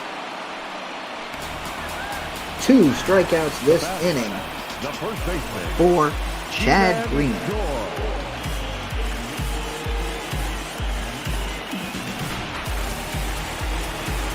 Well, Green struck out both batters he's faced here in the bottom of the 9th inning, and that brings up G-Man Choi.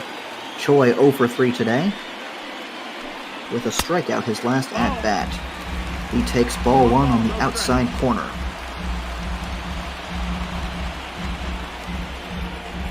Green, he throws a fastball, slider, and a splitter. Has his sign from Sanchez, and ready to deliver. The 1-0 pitch is inside for a ball. That was that splitter, right in there at 87 miles. 2-0 to Choi.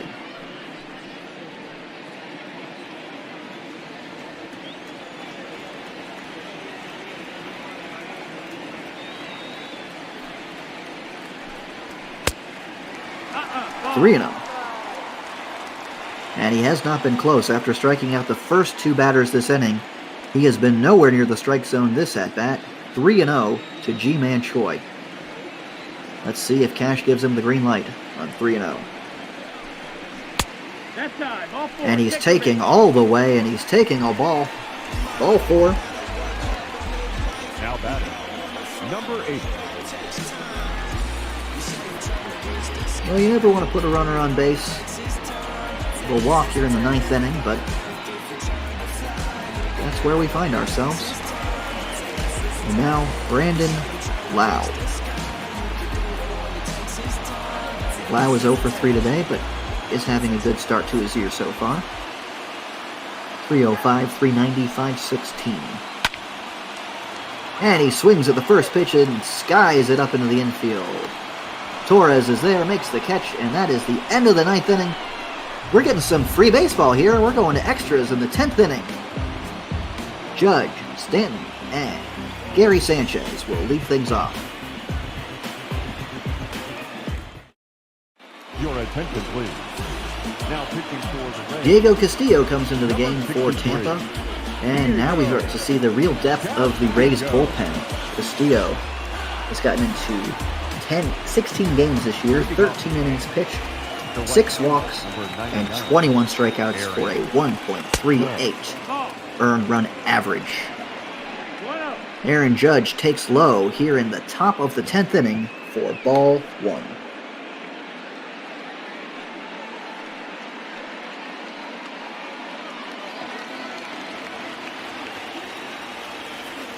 Castillo's only given up 1 home run this year. Very stingy with the long ball. 1-1. And Judge takes a strike. The outside corner, 1-1.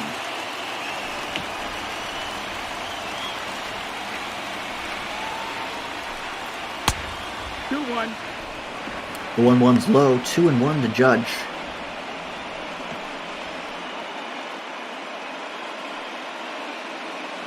Judge has 6 home runs this year, which is not a little amount, but it's not the most on the Yankees. And that one is chopped in front of the plate, but foul. Leader in home runs for the Yankees would, of course, be Gleyber Torres with 12, and Giancarlo Stanton also has 12. Swings wildly at a pitch way outside, and another strikeout for Aaron Judge. He strikes out in the 10th, he struck out in the 8th, and he struck out in the 3rd. 3 more strikeouts, and he now has 59 on the year. Giancarlo Stanton steps up and takes the first pitch low. 2 lefties warming in the Rays bullpen now, Colin Poche and Jose Alvarado. The 1-0 pitch to Stanton is outside, 2-0.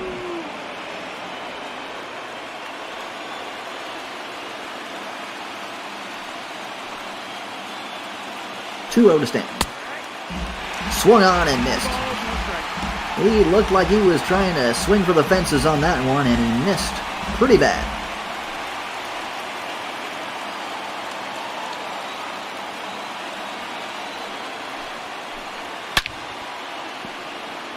Fouled away, 2-2.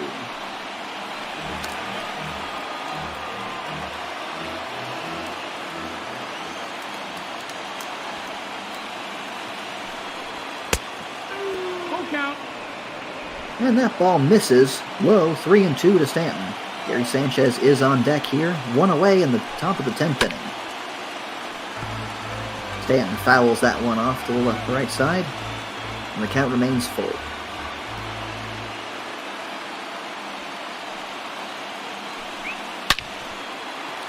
And that one is hit down the left field line for a base hit, right through the hole.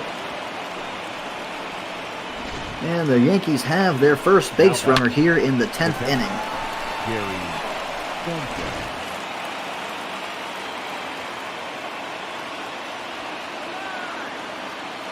I'll bring up Gary Sanchez. Sanchez grounded out his last time up and had the sac fly in the 6th inning. It's 0-1 to him here.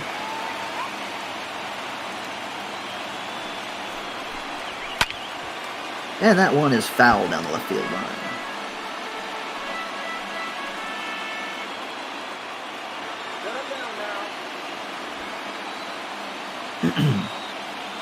Oh, 0-2 pitch to Sanchez. And that one's in the dirt. Blocked by Zunino. Smothers it. Prevents the runner from advancing.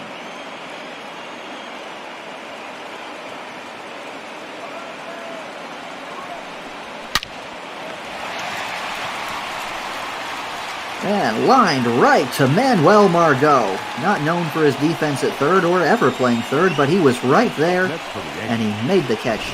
Usually when you're playing in a position that you don't often find yourself in, the ball finds you, but Margot was prepared on that one. Looking like a natural third baseman right there. And there are 2 away now. And Miguel Andujar comes to the plate.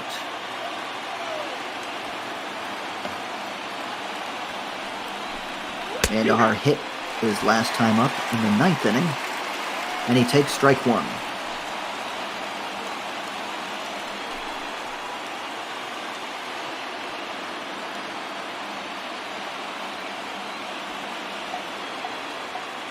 Andujar with 4 home runs on the year. Takes the ball outside. 1-1. 1-1.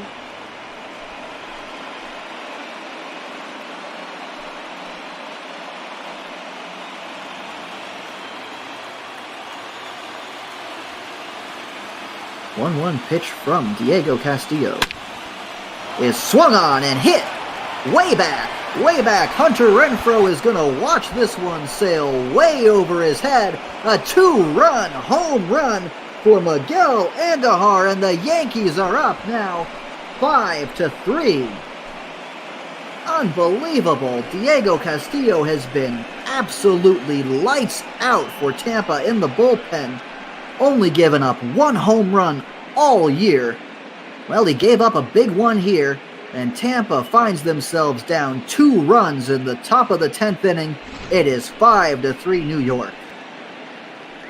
That is just tough pill to swallow for Tampa. You tie the game up, you got Garrett Cole out of it, you've got your best reliever in, and he gives up a 2-run home run. Number 46, Jose Alvarado. Well, Miguel Andujar is saying, Gio who? He does not want to give up the job at third base.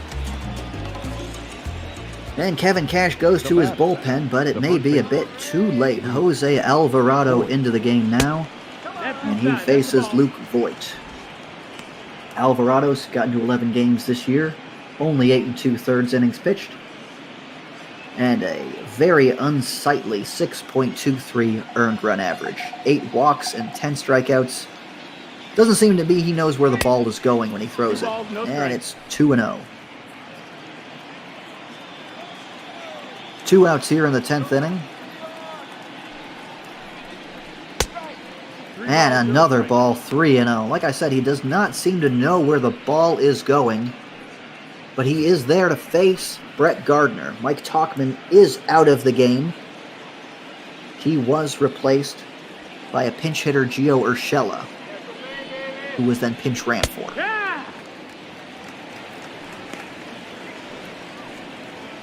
Well, finally a strike in there from Alvarado, and it's 3-1 to Voigt.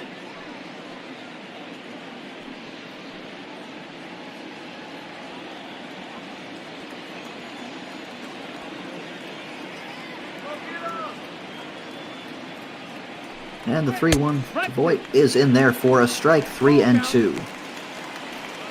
Alvarado has amazing stuff, a lot of power, but he just doesn't seem to have control over it. Full count here to Voigt. And that one is fouled away, and we will do the full count again.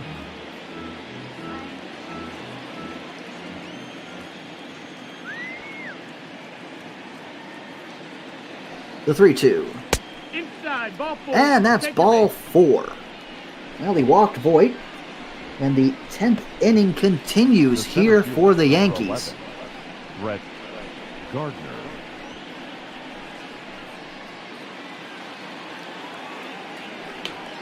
I'll bring Brett Gardner up to the plate. Gardner flew out to right field his last time up. Is hitless today, actually. 0 for 4. Lefty on lefty matchup, and he takes a ball low, 1-0.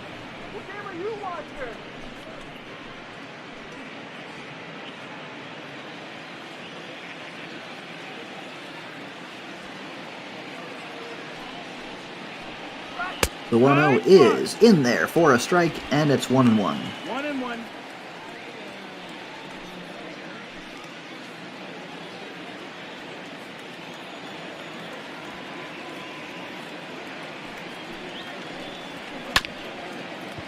And Gardner grounds that to the right side, but it is foul.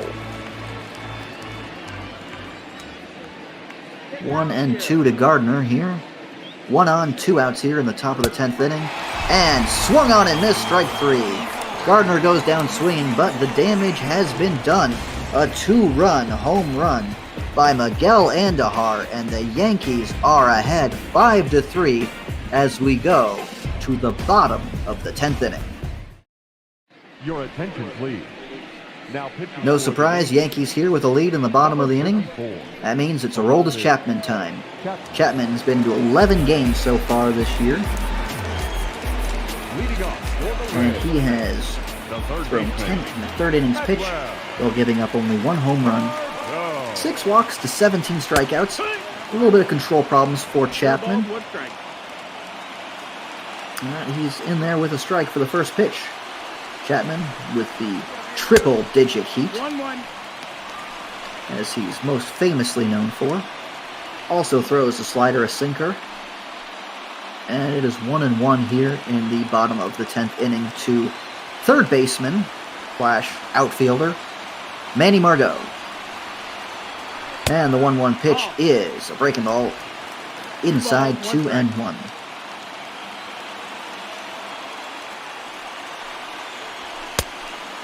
Two-one pitches swung on and missed, 2-2 to Margot.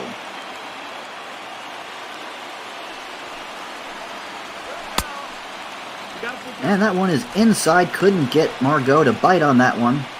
Count will run full here in the bottom of the 10th. The 3-2. Grounded foul. And we will do it again.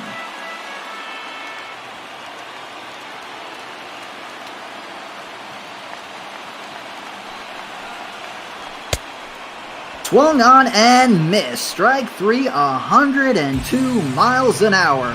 That's the Aroldis Chapman Express. And there is one away here in the bottom of the 10th inning. Just no chance of catching up to that absolute heater.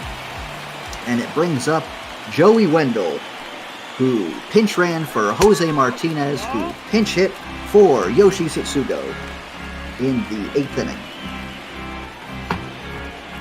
Wendell having a pretty good year so far himself. Utility player, plays all the way around the field. But a lefty-lefty matchup is not an ideal one for him here. And he takes the ball low, 2-0. Wendell's had 73 at-bats with a .288 average. Hit 2 home runs, driven in 8. Struck out 17 times. 2-0 pitch is swung on and fouled away. 2-1.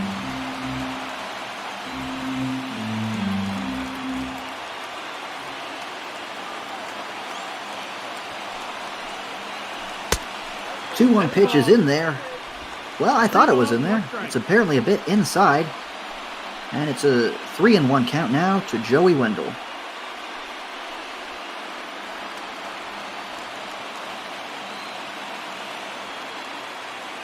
Three-one pitch.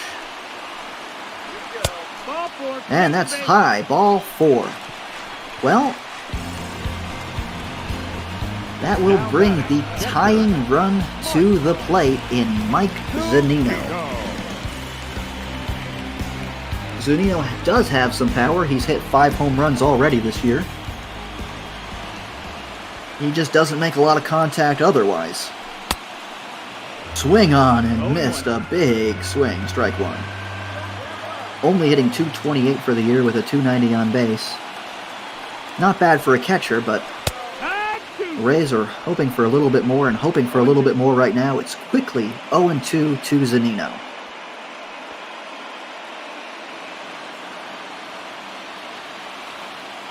Chapman set, has his pitch. 1-2. Well, he went upstairs, tried to get Zunino to chase on a high fastball, but Zunino was not biting. And it is 1-2.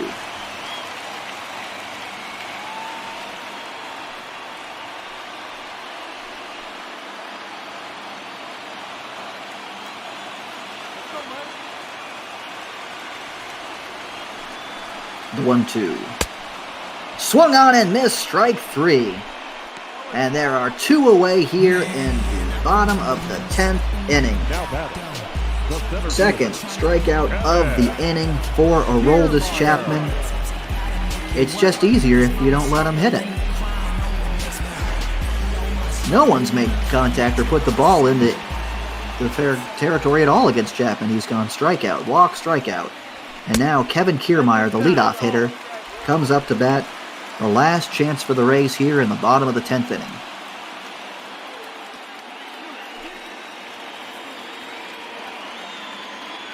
Kiermaier ahead 1-0.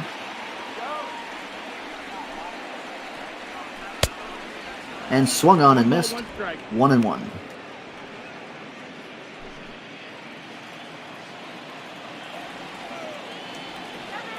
The 1-1 pitch to Kiermaier. In there for a strike, and it's 1-2. Well, Rays are down to their last strike of the ball game. It's 1-2, 2 outs, bottom of the 10th. And outside 2-2. Rays fans on their feet. This is their last hope. The 2-2. Swung on and missed. Strike 3. Chapman strikes out the side. The Yankees win in extra innings. 5-3. What a ball game. Well, I think I know who the hero of our game is going to be today. It would be Miguel Andujar with that 2-run home run in the 10th inning. Put the Yankees ahead 5-3. Huge win for the Yankees.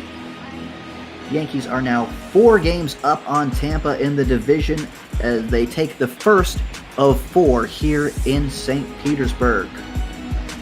Garrett Cole with a great start, 7 innings, 3 hits, 3 earned, 11 strikeouts, but he does not get the win. Chad Green gets the win, Aroldis Chapman gets the save, and Diego Castillo gets the loss. Our final line score tonight. Castillo gave up that big home run, but it is Aroldis Chapman who is the player of the game. He struck out the side in the bottom of the 10th. I would have given it to Andujar for hitting that 2-run home run to put them up. No errors. They left 5 men on base. Yankees led early Time of the ball game. and led for most of the game until Tampa put a 2-spot up in the 7th inning on a 2-run home run by Austin Meadows. Here tonight. And we It stayed remind tied you to please at 3 until the top of the 10th inning when Andujar put the game away for good. Holder, Green, Chapman, all pitching well for the Yankees today. Offensive stars for Tampa would be Hunter Renfroe with a solo shot in the 5th and a 2-run homer by Austin Meadows in the 6th. Chirinos pulled from the game early due to an injury, a sort of sour note. Rays really were hoping to come back and rally for their injured teammate. They were able to tie it, but that was about as far as they were able to go. And here's the scoring recap. Aaron Judge in the first inning grounded to center, which scored 2 in the first, plating both Torres and LeMahieu. Renfroe crushed a home run to left off of Garrett Cole, 342 feet, bottom of the 5th inning.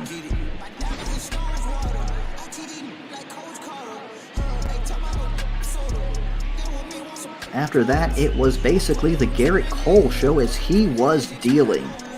He struck out 11 batters, only walked a single guy. And it really looked like it was going to be an easy win for New York. They were up 3-1. A 2-run lead for Garrett Cole seems insurmountable. And a sac fly from Gary Sanchez in the 6th inning. But just 1 inning later in the bottom of the 7th, the Rays had their own ideas as they tied it up on a 2-run homer by Austin Meadows. Could have hit one of the catwalks up there. It was just hit so hard and so high. And then, of course, more Garrett Cole dominance. He was struggling there in the 7th inning. A bunch were on, and that strikeout was a huge, huge turning point. He was able to get the Yankees out of that inning without allowing any more runs to score.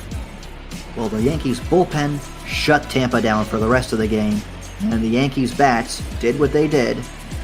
They put together good at-bats and rallied against a very good Tampa bullpen to win 5-3 on Miguel Andujar's giant home run. Well, tomorrow we will see more action from St. Petersburg. We've got a great matchup. Masahiro Tanaka against Ryan Yarborough. Yarborough leads the American League in earned run average with a 1.49 ERA.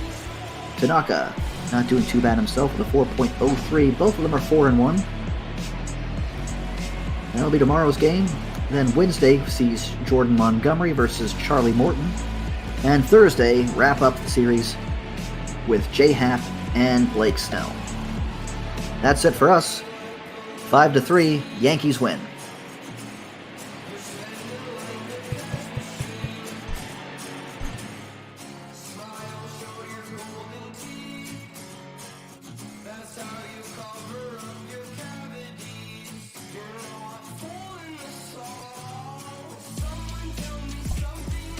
Of course, thank you very much to J-Man for coming on in. You did great this game. Quick shout out to the fact that you had to trial of fire extra innings, but also shout out to Diego Castillo for making it as short as possible.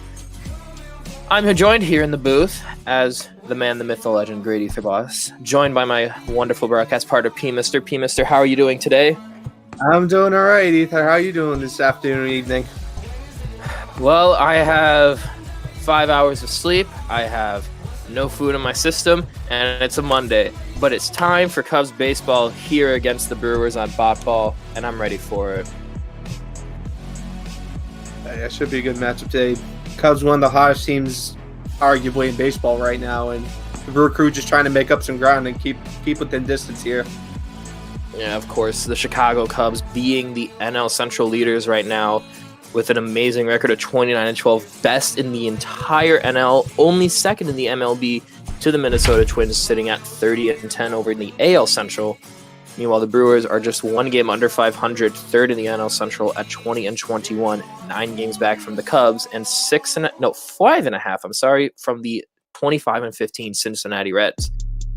So this definitely is a good game. You see Freddie Peralta and Jose Quintana are our starters. Both are pitching both are lefties and righties. I got mixed up there. But we're here at beautiful Wrigley Field, and it's going to be a great game. Yeah, absolutely, no doubt. Sun is shining. Beautiful sights on the north side, and I think I'm ready for some Cubs baseball. I have been ready for Cubs baseball since opening day, and I'm still patiently waiting, but we have the wonderfulness that is ML Bot Ball here to help. As here you see Jose Quintana, 2-1 record right now in the 8 starts, a 3.31 ERA, 46 strikeouts, 16 walks, and a 1.27 whip.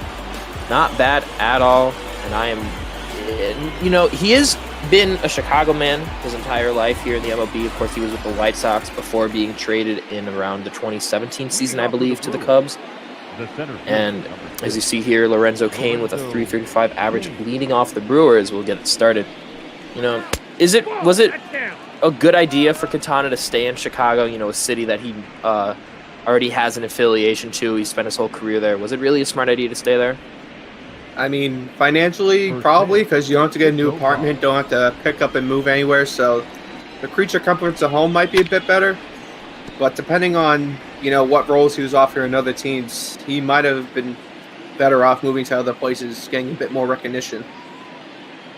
Well, of course, he has had a decent start to the season here, as it's now a 1-1 count. And I genuinely think that Quintana is one of the more underrated pitchers in the league. I think it's mainly because he was with a struggling White Sox team that his record was not the best at that, as that ball is fouled off to the left. But he definitely has the stuff.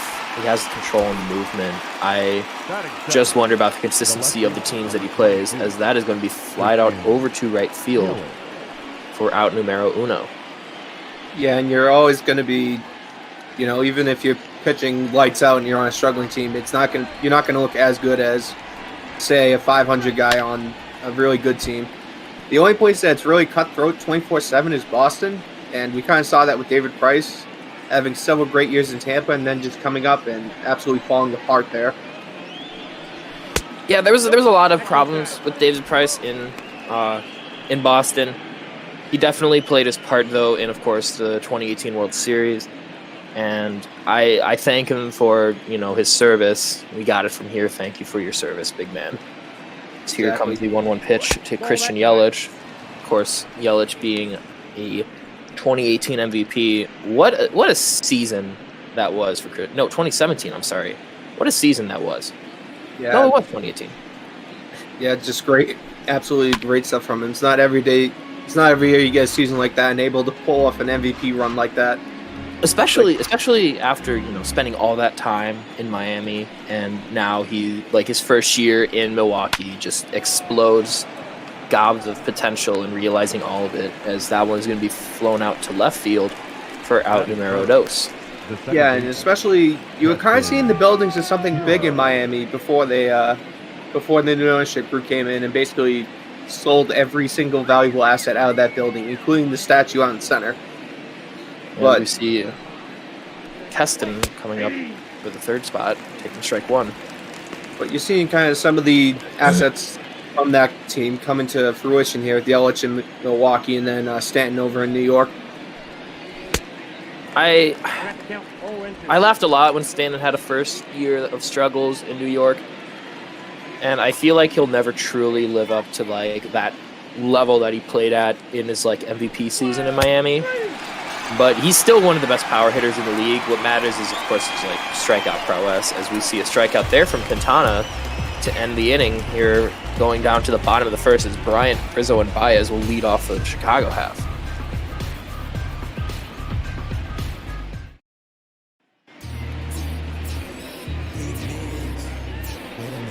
Here we see Freddie Peralta, 1-1 record in 8 starts, a 5.01 ERA, 47 strikeouts, 17 walks, and 1.3 WHIP. That ERA definitely could be better, could be worse, but the thing that makes it even worse, you see they're 32 and a third innings pitched in 8 starts, averaging just around 4 innings an outing. Very hard to handle. Yeah, and especially that can get taxing in your bullpen later on in the season. And you kind of see that sometimes where teams have really rough starting pitching early on, and then all of a sudden in the back half they can't close out tight games because the bullpen's just exhausted from the early year. Yeah, and you see that type of situation with the Mets, especially, of just their bullpen being, kind of just run straight into the ground, being overused to the point where it's kind of just like every single day there's always at least 2 or 3 relievers being used, and it's just not the best situation there. And I hope that that's not what Milwaukee does in this season, as that will not end well. Yeah, no, especially most bullpen arms, they can only go maybe 100, 120 innings a year if you get lucky. So just being able to spread that out amongst everyone, maybe, that's why there's on the 40-man roster there's a lot of pitches, because there's a lot moving up and down depending on how much they pitched recently in the majors. Yes, indeed.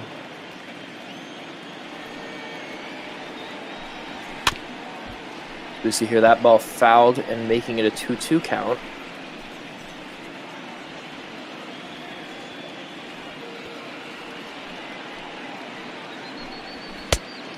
That's going to be swung on and missed. Strike 3 swinging. Brian is out of here. An amazing first strikeout by Freddie Peralta.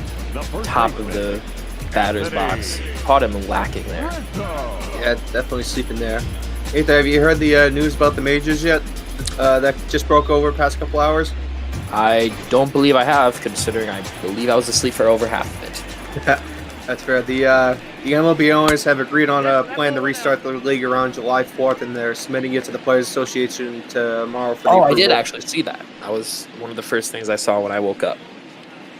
Yeah, so don't worry, folks. We're getting to the end of it, hopefully.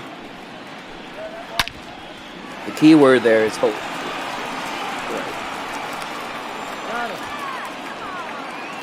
As you see there is the ground out over to first base from the second baseman, Castanera. Now, just like that, it's 2 outs here. Peralta isn't even at 10 pitches, and here comes Javier Baez. If he can get out of here under 12, he'll be having a really good start so far.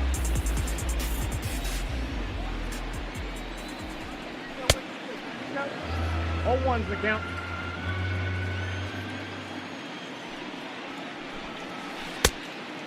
No ball, 2 strikes. Oh yeah, one of the more interesting notes from that news today also is that I'm guessing it's only for this season, is that they're going to be eliminating the DH rule in the National League, so pitchers won't have to hit this year over there. Ethan, you're a Cubs fan. What do you think of that rule being implemented in the NL?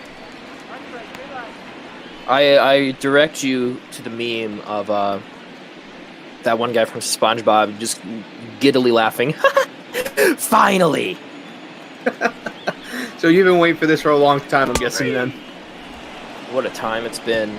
The thing about what happened with the DH when it was first made in the AL is that ever since then, the AL has had miles and miles better hitting than the NL's ever since. Especially because, compared to pitchers, designated hitters' main job to do is hit. So, of course, it makes logical sense. But, it's always nice to add a bit of offense and obviously more excitement to the games. But I'm interested to see how it works. Of course, there's pitchers who rake. Of course, Jake Arrieta and I was about to say Paul Goldschmidt, even though Paul Goldschmidt isn't a pitcher. No, I was going to say Madbo. But I'm definitely interested to see how teams react to that and how their lineups are changed.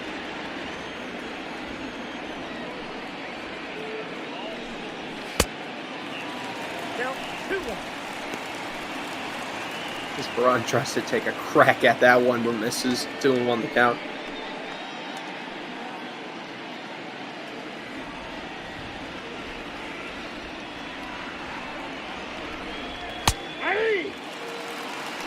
And that one catches the zone somehow. 2-2 the count.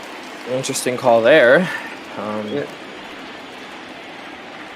There is a very good chance that all of the north side of Chicago is currently looking at this umpire with a bit of intent. All the 30,000 in the ballpark, and then the probably couple extra 100 in the apartments across the street. Those apartment sky decks are actually much cooler than people give credit for. The right fielder. Yeah, I mean, I feel like that'd be a bucket list thing for me if I could ever get on one of those. Are those owned by the team, or are they the individual? The Ricketts did buy them. I don't know if they're specifically owned by the Cubs or by the Ricketts though. But I know that they were not. They were basically privatized at some point. Okay. But they are still a very beautiful sight to behold because you get in the ballpark. You can see basically all of it. But you have to kind of turn your head to see a lot of things happening. In the sky decks, you can see everything because it's right in front of you, all of it, and that is always something beautiful. I feel like the best pictures that you can take of something are not directly in it, but just from the outside where you can see everything without having to move. Exactly. Nope, that's down. Because that one's going to be a low one of the curve for 2-2.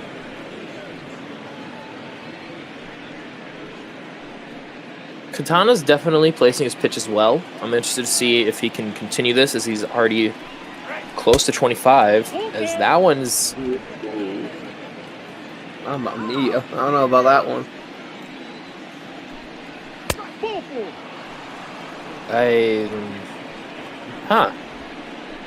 Oakley dokley doodah. That's going to be a walk first of the game. And here comes the batter number 6, Brock Holt. Come back. I miss you, Brock. Please come back. You're a little Brock star. And that is your daily Nick. Great Ether Boss is very close to being broken. I almost said Nick, even though nobody knows my name. Well, now you do. It's Nick. Nick is broken. I miss Brock Holt. Come back, please. Yes, no, Brock. Trust me, that sentiment felt everywhere across Boston. Brock Holt being one of the more popular players here. Didn't put up the best... He didn't put up the best numbers. He could do anything, though. Yeah, exactly. Didn't put up the best stats, but he played almost every position except pitcher, I think. I believe, if my memory is correct, he is the first All-Star in MLB history. Let me see, where is it? See. Yeah, he was the first player selected to an All-Star game after starting at 7 or more positions before the break. Which is insane.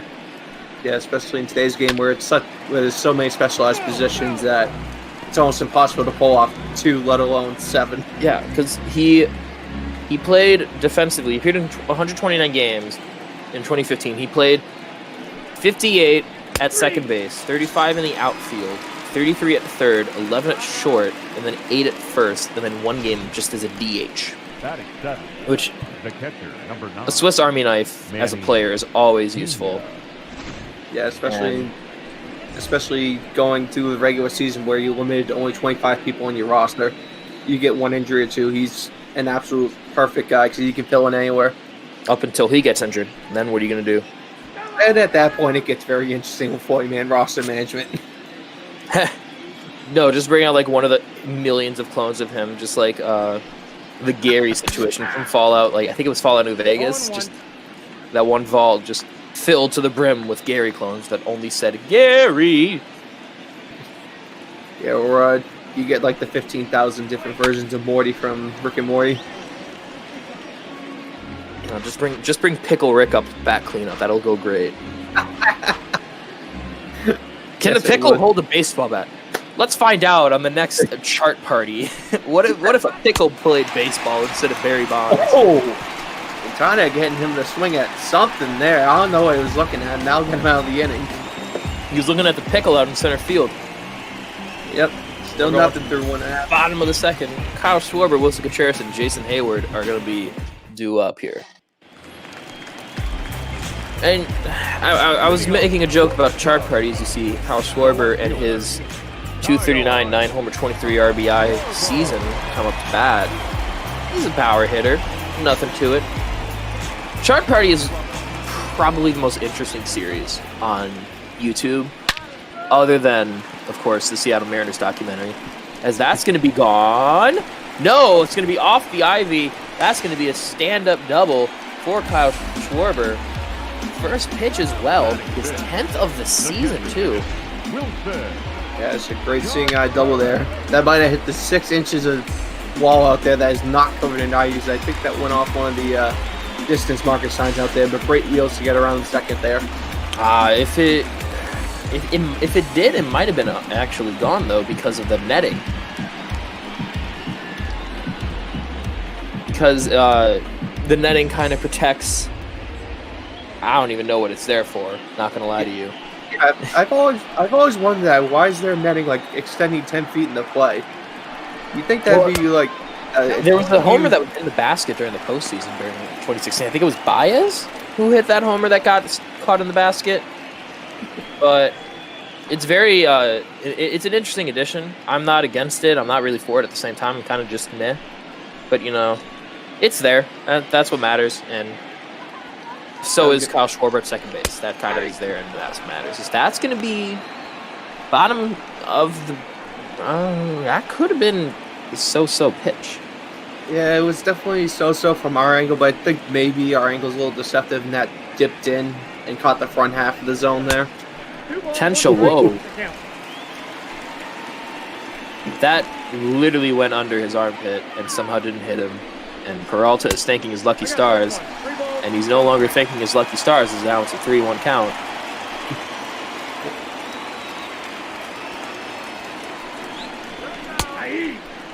So that's going to be top outside corner for strike 2. It's going to be a full count now.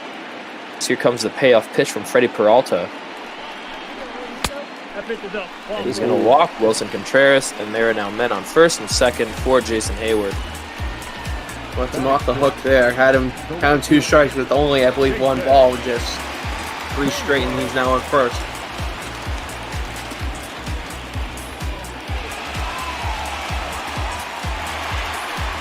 Yeah, and I was mentioning, of course, Chart Party, but a YouTube channel that I think is very underrated, if you haven't heard of it, is Foolish Baseball. That is a really smart show. And they just did a mini doc. Most of his videos are around 10 to 15 minutes or so, as Hayward has strike 1 now for a 0-1 count. The most recent video that he did was about Mark Burley being the master of speed running in baseball. Basically, Mark Burley does his game so fast, the entire game is no longer, are we gonna see a really good game from this man, as that's going to be popped over foul into left field.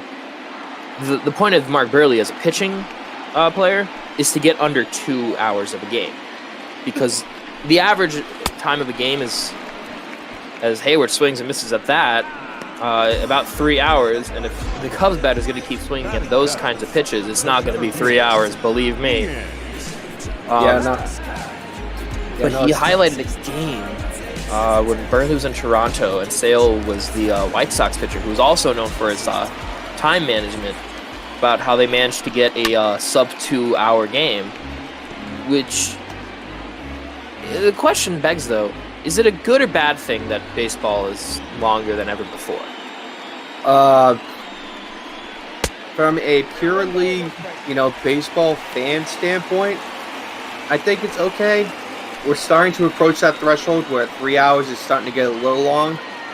But for a general fan perspective, I would want to knock probably 20 minutes, half hour off, just so that way it's more in line with like football and hockey for the total time the game takes. Yeah, and the video by Foolish Baseball also highlighted a couple pitchers in the MLB who are very known to kind of just time waste, because Mark Burley averaged around, I believe in his entire career, around 14 to 15 seconds between pitches once they started tracking the time between pitching in like the mid to late 2000s. One of the top players is a guy that we mentioned earlier, David Price, who's over double that. And there's a reason why Red Sox games, on average, take 20 minutes to a half hour longer than the rest of the league. But I really like the development they're doing in the minors, where they're basically having a pitch clock where I think it's 30 seconds to get set and throw. Yeah, I believe so, give or take, as you see ground out by Ian Happ to second, as they will just tag the second base bag to get Contreras out for 3 outs, as we are going to the top of the third. So you see, we're not worthy. The silence that is Heidi Watney. You see the Cubs pitching, it's good for the most part. 23rd in the MLB in strikeouts, though. Yeah, they definitely get a lot. Yeah, it definitely shows that they get a lot more pop fly outs, little grounders, so their defense in the field is more solid than most of the teams in the league. Yeah, especially seeing that their opponent's batting average is at a wonderful second in both the NL and the MLB. So, although their strikeouts aren't the best in the world for their pitching, can they get them out?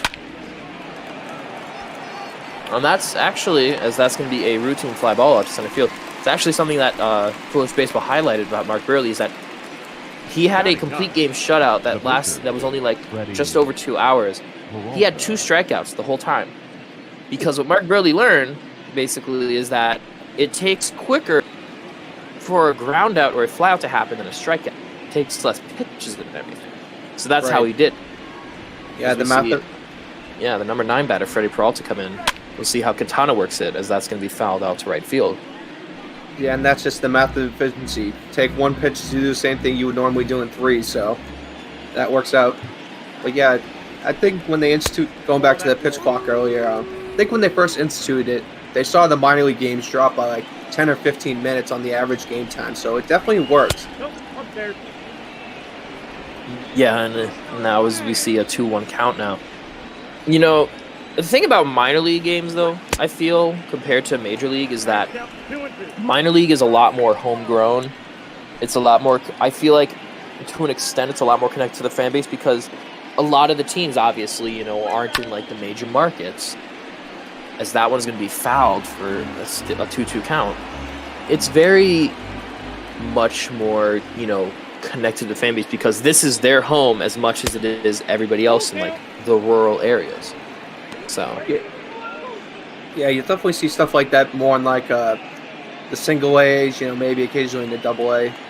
But actually, a lot of the AAA teams are in big cities like Indianapolis, Indiana, and such. So let's give a quick shout out to the Indianapolis Indians. I went to one game in my entire life there. They were facing the White Sox affiliate, the Charlotte Knights. That was a fun game. However, I was kind of marred by injury during that time, as that's going to be a strikeout on Peralta. I accidentally gave myself I believe it was a very light burn, 3rd-degree burn on a couple of my fingers by touching a hot waffle maker at a hotel. Yeah, it wasn't fun. Yeah, no, that'll definitely do it sometimes, but with me being a Red Sox fan and my parents being a diehard, we only have the AAA affiliate about an hour south of Boston. So I remember going there. Isn't a bad place, though. Aren't they like moving them or something, though? Yes, they're moving them to Worcester, Mass. So it's about the same distance, but just they're going to be. Yeah, well, they're moving from like the 500th biggest city to the second biggest city in New England, so it's just more or less chasing the population and money.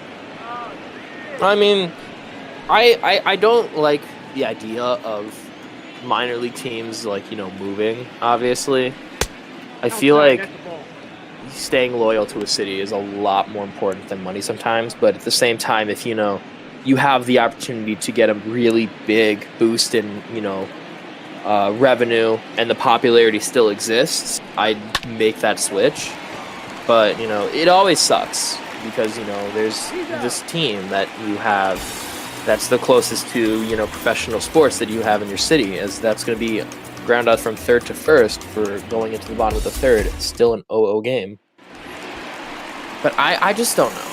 Maybe it's just me kind of being, you know, an old head of like the idea of just stay true to where you are from, but that's just me. And I mean, I can't fault the Paw Sox ownership for trying. They tried for about 3 years to move the team about 10 minutes south to Providence, which is the big city in Rhode Island, and they just couldn't get anywhere. So after about 60, 75 years, the Paw Sox are moving out. Yes, indeed. But, you know, there's definitely the memories that still exist. That's what definitely matters still. You know, you still have all those times that they, you know, won, lost, even just messed around and had fun. Exactly. And fun fact, that is the home of the world's longest baseball game. It was 33 innings long, and it went over 2 days. So we were talking about... Why wouldn't it? Yeah, because we were talking about fast pitches earlier. No, this one went 33 innings. And also, fun fact, there were about 4 or 5 Hall of Famers that played in that game. Yeah.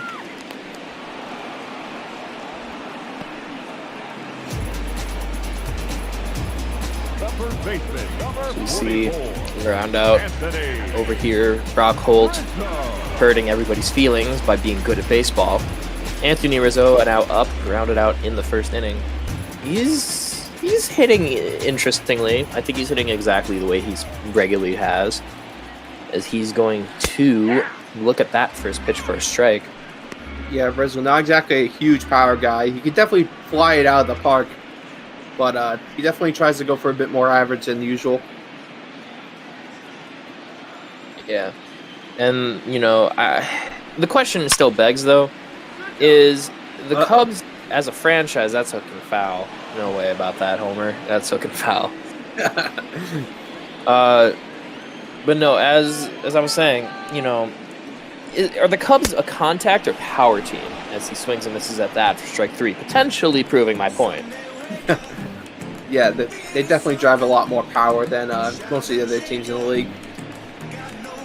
Yeah, well, what's good is that they're kind of okay as well at, you know, having the contact, even though, of course, they didn't have any contact there other than a lazy foul ball that went for an 0-2 count. Here comes Christian Yelich, a guy who's known a lot for contact and power. We'll see if he can do both, as he looks at that one for a 1-0 count. Interesting. And the extreme shift on there. Shortstop basically playing second there. Second baseman basically playing outfield, basically. Short right, I guess is the best way to describe it. Well, the shift definitely worked, as that's going to be a grounder all the way over from second to first for out in Maryland. The second baseman, Captain. And this is almost, being a Red Sox fan, this is almost a classic Theo Epstein team here, the GM for the Cubs. Decent power throughout, had not exactly the best pitching in the world, although the current pitching's on fire, with just 3 or 4 really solid bats throughout the lineup to help carry it through.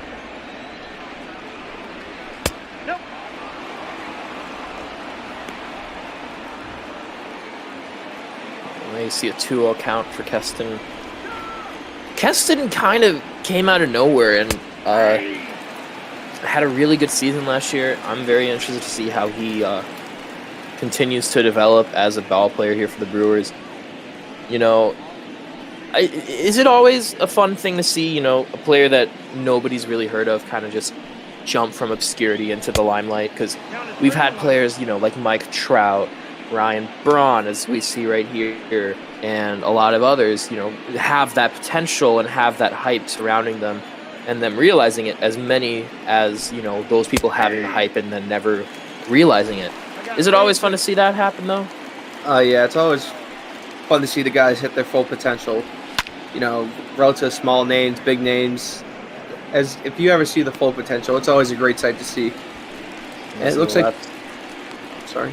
Routine fly ball over to right field. I'm sorry about that minor interruption. No worries. The big guy 73 is having a trivia question for us. Who has the best postseason home runs per plate appearance of players that have had at least 15 postseason home runs? That's a mouthful there. So basically, who has the best homer per plate appearance in the postseason as long as you have 15 homers? Correct. Oh, wow. I want to take a stab and say David Ortiz, but I feel like that's going to be wrong. I feel like it might be Babe Ruth. I could also see Babe Ruth. I feel like it definitely could be Babe Ruth. Other people I can think of that might be it. Oh, man, you got to take out a lot of really good ball players that didn't play in a lot of World Series games or postseason in general. So kind of just taking a big old fart on like all of the pre-championship series stuff. So like other than like the Yankees' dominance, there isn't really many players from before then. So like Lou Gehrig, Babe Ruth. Well, to give you a little help here, the one hint he's going to give us is that the player is still currently active. So we're all wrong so far. Oh. Ooh, that's a nice Who would be that situation? Is there's going to be a single over into right field by, I believe that's Javi Baez. Yes, it is. For the second hit of the game for both teams, in fact. Second for the Cubs. Pujols? Yeah. How many playoffs did he appear in? I don't think it was a lot. As Schwarber stepping in. He appeared in more than a few for the Cardinals. Yeah, That's going to be launched into left field, going back near the wall, but it's going to be at the warning track. And it's going to be a bit short, but they're still going to catch it. And that's going to be out number one. I feel like it's someone that's going to manipulate the stats because it's like 15 home runs on like 20 at-bat appearances or something like that. Something where it just barely qualifies. I feel like the best person that has that everything there is Albert Pujols. That's my final answer. Albert Pujols. As I don't know what's going on there. What is that sign stealing, buddy? You guys are only on 39 pitches. Take a chill pill. It's an 0-1 count on Contreras. You guys aren't that worried. 1-1. I mean, I think they might be worried there's a trash can down the other dugout, but I digress. Excuse me, this is the NL Central, not the AL the West. NL Central. That team got exiled to the AL West years back. Wait, the Astros were the NL Central at some point? Yes, the Astros were in the NL Central until around, I believe, 2013 or 2014. So that's going to be a wonderful double play to end the fourth inning. Yeah, they were in the NL Central beforehand. It was 6 teams in the NL Central. It was all five of the teams currently in the NL Central, as well as the Astros. And then there were only 4 teams in the AL West. It was all of them, as Heidi can quickly explain. Heidi, take it away. Okay, never mind. As usual, the mic's broken. She should use Turtle Beach XO gaming headset. By the way, we're not sponsored by Turtle Beach. I'm just using their headset. But yeah, in like the mid-2010s, the Astros decided, let's balance out the leagues a bit, I guess. And then they moved to the AL West. And what's also funny is that this rivalry between the Brewers and the Cubs, it was actually the other Chicago team that the Brewers were rivals of, because before they were in the NL Central, they were in the AL Central. The wacky, wonderful world of division split. Baseball is amazing, as that's going to be the first hit of the game for the Brewers. Now batting.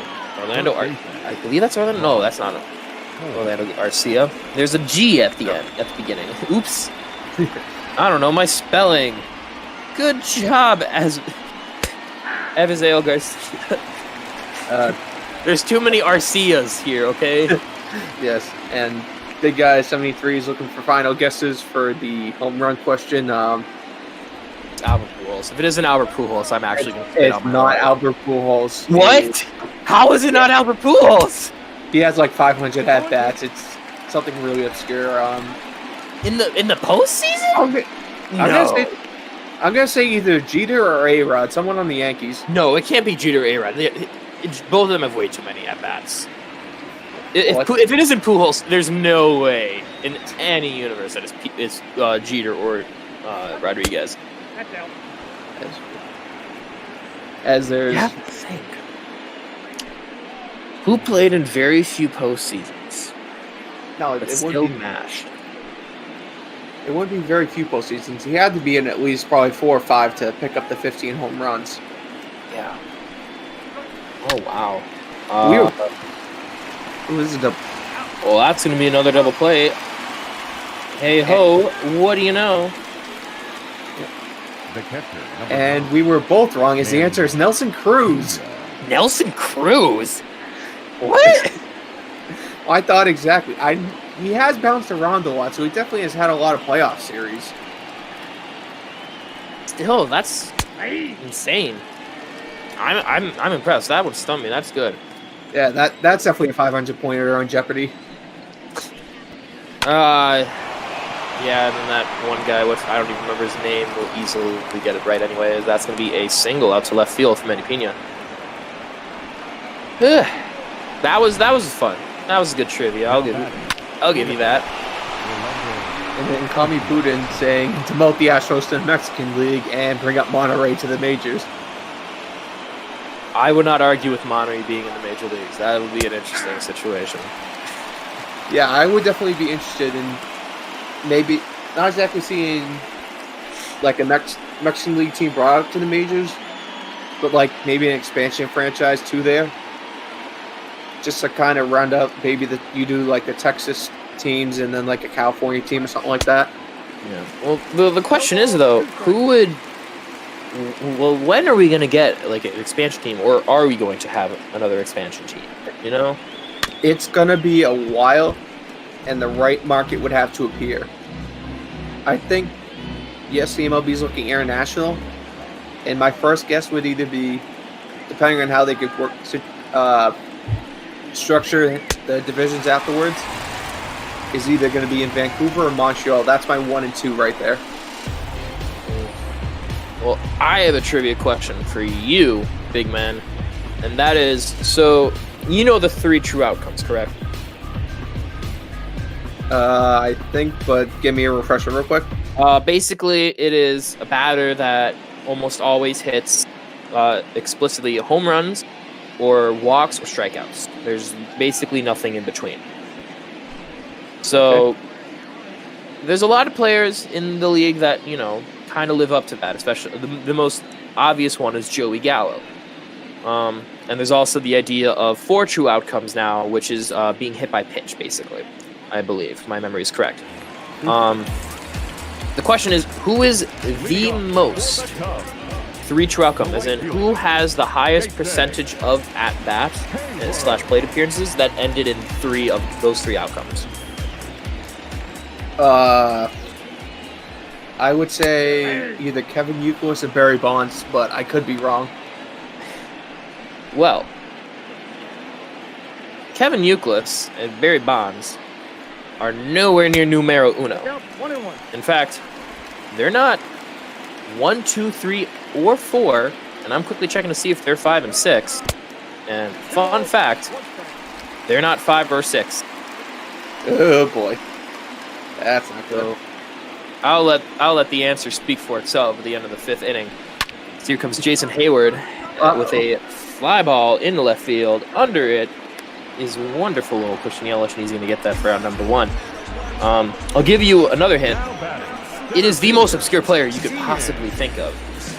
And Frango Mint asking for the question again, if you don't mind. So, 3 true outcomes are home runs, walks, and strikeouts. Who in the MLB has the highest percentage of his at-bats being one of those 3 true outcomes. As we see the Brewers here in extreme shift up here for Ian Happ here, trying to get him out. Basically, in a nutshell, what is the percentage of his plate appearances that ended in those 3 outcomes, either a homer, walk, or strikeout? That's in simple terms. 2 quick flyouts here for the Cubs, bringing an answer to it relatively quickly, it looks like. I guess Freddie Peralta wants to know the answer, too. Here comes David Bodie, the number 8 batter. Of course, he grounded out in the second. I was about to say grounded out. Like, that's not a word.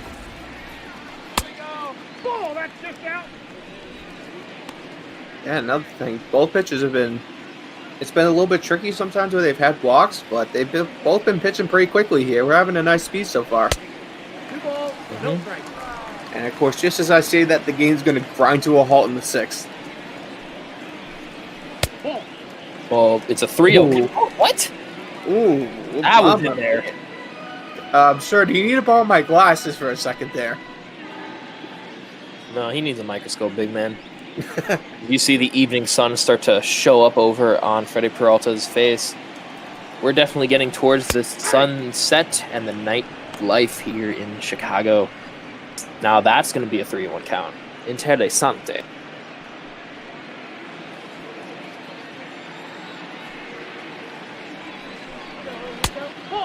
As there's going to be a walk. Freddie Peralta with a 5-pitch walk here. And we're extending this inning a bit more. Now batting, the pitcher, Jose. Yeah, both teams with runners on base throughout the entire game. Just no one able to string a couple hits together to bring in a run. Not at all. Here comes Jose Quintana. Of course, he struck out in the 2nd inning. He's back for potential vengeance. And by that, I mean he just looks to strike 1. But this is potential vengeance. Wait, you got... No way. No way. Fall. Oh! No! With the grab from the center fielder. Come on! Get Be right for 1. And Lorenzo Kane bailing his pitcher out. We have no score through 5 here.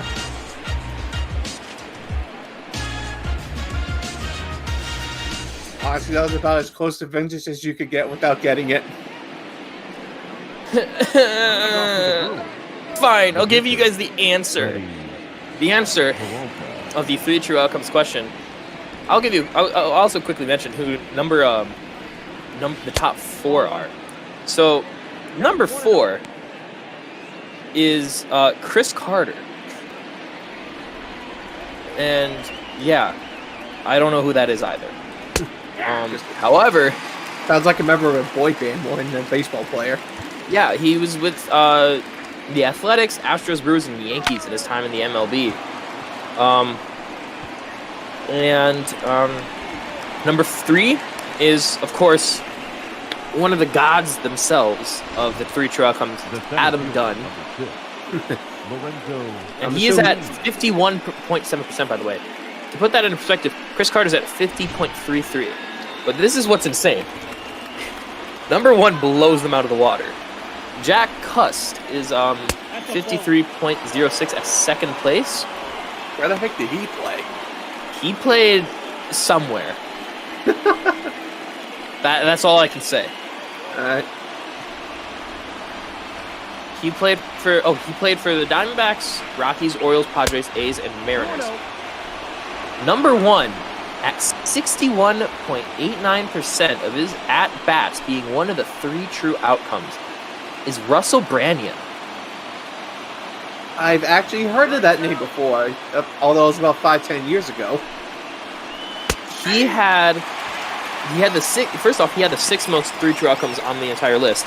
He had 1,715 of the 3 true outcomes, 194 homers, 403 walks, and 1,118 strikeouts.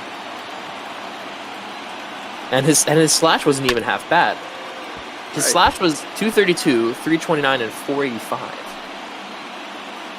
Yeah, so he's definitely serviceable up here. Now the question is, was his defense good? That's a make or breaker right there. Well, I mean, he played in the NL and AL both, so it depends on which position he was supposed to be playing at. Probably first base. There's going to be a beautiful double play to make it 2 outs out of nowhere. Yeah, there's been a lot of those tonight. Both teams are able to execute on those low grounders and get the most out of the runners on first there. And they're also getting the most out of keeping Christian Yelich at bay so far. 0 for 2 in the game with a ground out and a fly out. Question is, can they keep him at bay here to end the top of the 6th? Potentially no with that pitch. It's a 1-0 count. Yep, and Fargo saying that your gentleman there was probably a corner outfielder with those numbers.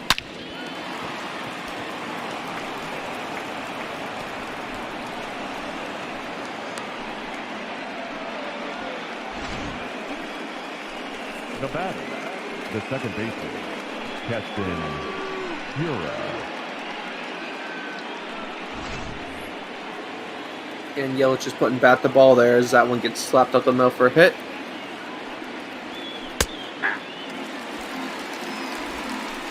Come on. Get him out of here. Wait. I go and answer one quick brief message, and suddenly Christian Yelich is on base. What have you done, Jose Quintana? You've broken the streak. And that one is a fair ball down the line. Wait, that's a fair ball? I thought exactly. And Yelich is on third, although... Oh, he dropped it. Ooh. If that was not a bad throw to second, they would have gotten him. That is a very, very ballsy play, as that's going to be listed as a single and an error 6. Yes. It did bounce far? I don't know, actually. I want to see that again, but I don't know if we're going to be able to, because bot ball continues. Oh, they're going to intentionally walk him? Well, yeah, it's Ryan Braun. You're obviously going to walk him in this situation. Wait, why is Ryan Braun up to bat? He was not in the starting lineup beforehand, if my memory is correct. No, he was. He was? Oh, I am tweaking. Well, they just intentionally walked him to load the bases, and now they brought up a guy that can actually really, really hit. Oh, David Ross, what have you done? What are they doing? I thought David Ross was the pitching coach out there. No, David Ross is the manager. Oh, yeah, that's right. After they won the World Series, he immediately became manager, basically. Give or take. He just did a few things, and now he's the manager because Joe Maddon's gone. As that's going to be a 1-1 count now on Azavel Garcia. Yeah. Avizal. Not Azavel. No, it's Avizel. Cubs fans on their feet here, as that's going to be a grounder to short. Baez throw to second. They got him. And a jam escaped for Jose Quintana. Some oddities out of nowhere as 5 hits now for Milwaukee. Still a 0-0 score. As Bryant, Rizzo, and Baez, the top of the order, is going to lead off the bottom of the 6th here. So that just goes to show momentum can change on a dime. The bats were completely silent for Milwaukee going into the 5th inning. They kind of showed some signs of life there, and now on the top of the 6th, they just strike, nearly score, but some very good luck kind of just cheats out that jam. Peralta only at 54 pitches going into the bottom of the 6th. Very interesting to see how far he'll go. So that's going to be a 1-0 count here. Yeah, both starters had a very good time being efficient, not letting any run so far. And as we get later on in the game here, one swing of the bat has cracked this whole thing wide open. Yes, indeed, as that's going to be now a 1-1 count, as he was looking to make it like that. Well, that's going to be a 1-2 count now.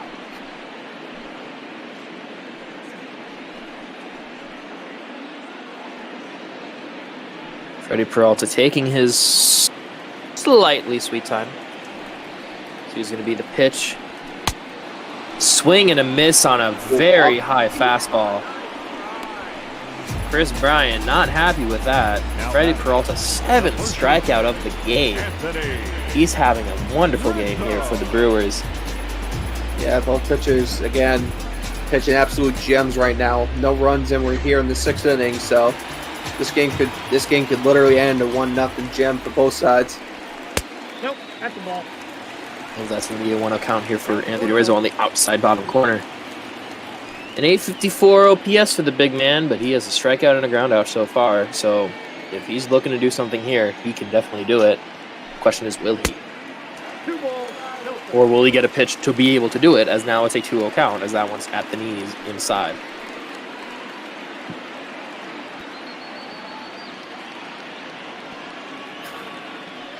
The 2-0 pitch comes in. Be a grounder into foul territory down the first base line.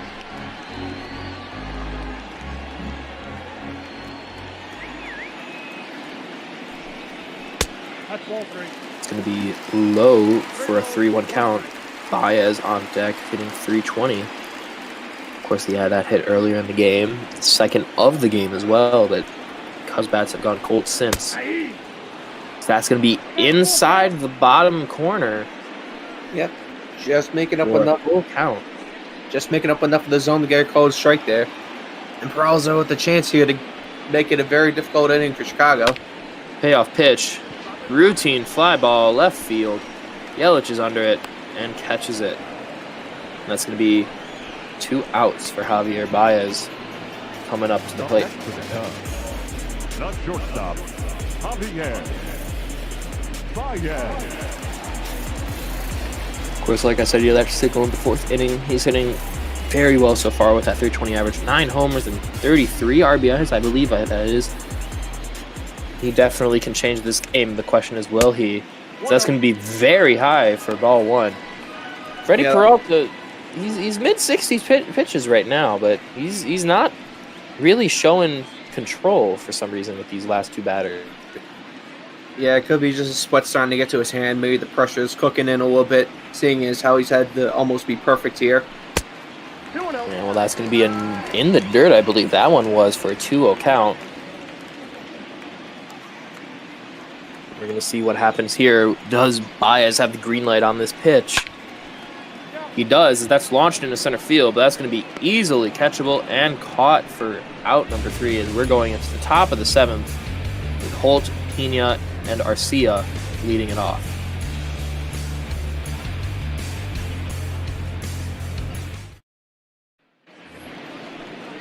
Of course, Peralta having an amazing game. He's definitely living up to the expectations that they have for this game of matching Jose Quintana. Jose Quintana up to 83 pitches. This might be his last inning. We shall see what happens as Brock Holt comes up 0 for 2 on the game. As the first pitch comes in outside for ball 1.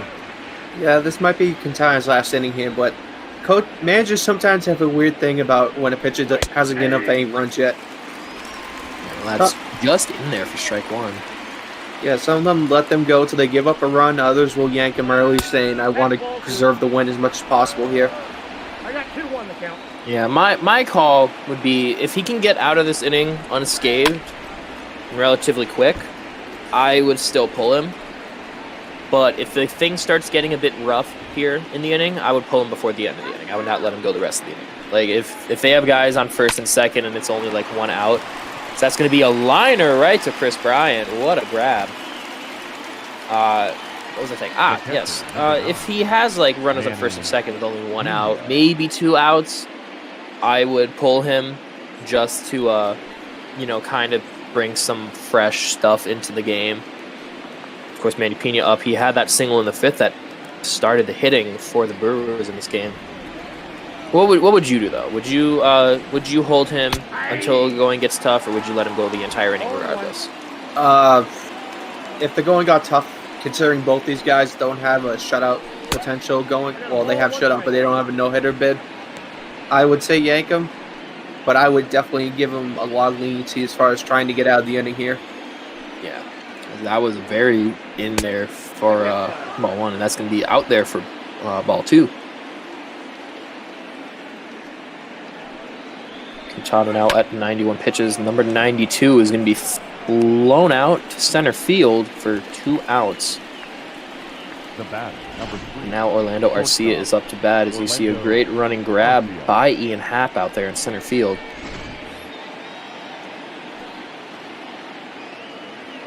Strikeout and flyout for Orlando Arcia. Orlando Arcia, a lot of people Believe him to be, a future potential cornerstone of this franchise. He has yet to fully realize that potential, but I think he still has room to grow. He's very young, and he's definitely showing those flashes of that potential being realized. The question is, can he do it consistently? As that check swing is going to be a ball too. Yeah, and that's kind of the big issue with all these young players that might be considered future cornerstones of the franchise. That it's a lot of pressure on you, and sometimes that just gets to their head and breaks them down. Yeah, I think everybody has some sort of pressure, but it's always up to you yourself to realize it. And what baseball players and people in general need to understand is that from a technical standpoint, it's literally everybody against you in terms of like success. You are the only person that is in control, fully in control of what you do. So always stick with that. And that, kids, is philosophy with Nick, a guy that has never had a philosophy class, but just watches way too much Star Wars: The Clone Wars and looks at all of the opening credits. Full count. 3-2. I'm a nerd, sue me. No, I'm assuming the animated series here with the Clone Wars, right? Oh yes, of course. Okay. So I believe I'm not talking about that final season because there are people that still haven't seen it. But yep, please. Yeah. I will say though, I wholeheartedly recommend Star Wars: The Clone Wars to anybody who wants to, who has an interest in it. It is the first season and a half or so is a bit rough, just because at that point they were kind of just checking things out as we go into the 7th inning stretch. Right before I quickly sing, I just want to say first couple seasons kind of rough, but that was just them testing things out. Things get really good come season 3. Here we go. Take it to the ball game, take it to the crowd. I'm Swedish Cracker Jack. I don't care if I love, get back to the root for the Cubbies. If they don't win, it's a shame. First 1, 2, 3, start at the old ball game. Let's give a quick shout out to John Cusack.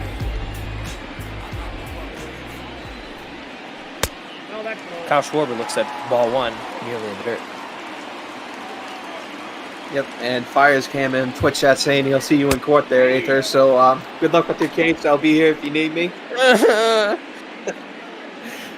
But yes, Star Wars: The Clone Wars, definitely first season or two was a little bit iffy. Be a nerd, catch a case. Yes, but then from 3 up until, I'd say this most recent season is very good. This most recent season's been a little bit hit or miss. I'll just pull a TK and do the race. And then eventually get caught because I'm stupid enough to film a music video with my own wanted poster. Why would you do that, logically? Number 40, Wilson. That's going to be out number 1 as Holt gets the out. That was Contreras. He walked in the second, but he's 0 for 1. So not really the best in the world, but there's that 8 something or so OPS, so kind of good at hitting a baseball. Right. Or doing things with really just getting on base in general. Well, he's going to look at strike 1, not really proving my point. Why am I always proven wrong immediately? I'm the Jinx. I'm gonna ask our friend the Jinx in this Discord to let me have that name instead. Yeah, no, just unfortunately it's come to his curse. So I'd say one thing and they do the exact opposite on you. Well, Freddie Peralta hitting 75 right here, as that's going to be a swing and a miss on Los Contreras with a beautiful pitch for his 8th strikeout. Peralta having a beautiful game, only at 75 pitches here in the bottom of the 7th, and I believe that's 2 outs now for him. Yep, he could potentially go all the way, as long as he keeps having innings like these. Yeah, it could go all the way, and coming into the game with a really nasty ERA, so today will definitely help out those stats. Yes, indeed, as that's going to be a 1-0 count, very close on the edge of the outside part of the box of Jason Hayward. Jason Hayward, his first at-bat, I believe, he was one of the people that, hit a homer in his first at-bat in the bigs. But he's not really a hitter. He's much more known for his defense, but he's also kind of known for that contract that the Cubs gave him. What was that? Wonderfully, honestly, not the best contract that they gave him. Jason Hayward. Let me see. So what I'm hearing is a normal Red Sox contract that is paid off the talent that they just did. Yeah, no. Yeah, 8 years, $184 million. Yeah, no. Yeah, that's about the same value as David Price's contract there when he was with Red Sox. Jason Hayward, there's no denying his amazing defensive capabilities, but a contract of that caliber should be for one of the best offensive and defensive players in the league, not one of the best defensive. Right. As you see a full count here on Jason Hayward. Payoff pitch from Peralta. It's going to be a walk just outside, and that's going to have a base runner. And Peralta, instead of ending this inning with 81 pitches, he has to throw a few more, and that could really impact the idea of him going all the way here. Yeah, they do have people warming up in the bullpen as Ian Happ comes up to the plate. Yeah, the umpire has been giving him a little bit of a break on some of those outside ones all day, but just not giving him one there. Well, that's going to also be outside, apparently. That definitely scratched the inside corner, and he knows it. Yeah, Peralta's wondering what he has to do to get the call from the ump here. Again, umpire's been a little bit hit or miss on some of those close balls all day. I guess they never miss, huh?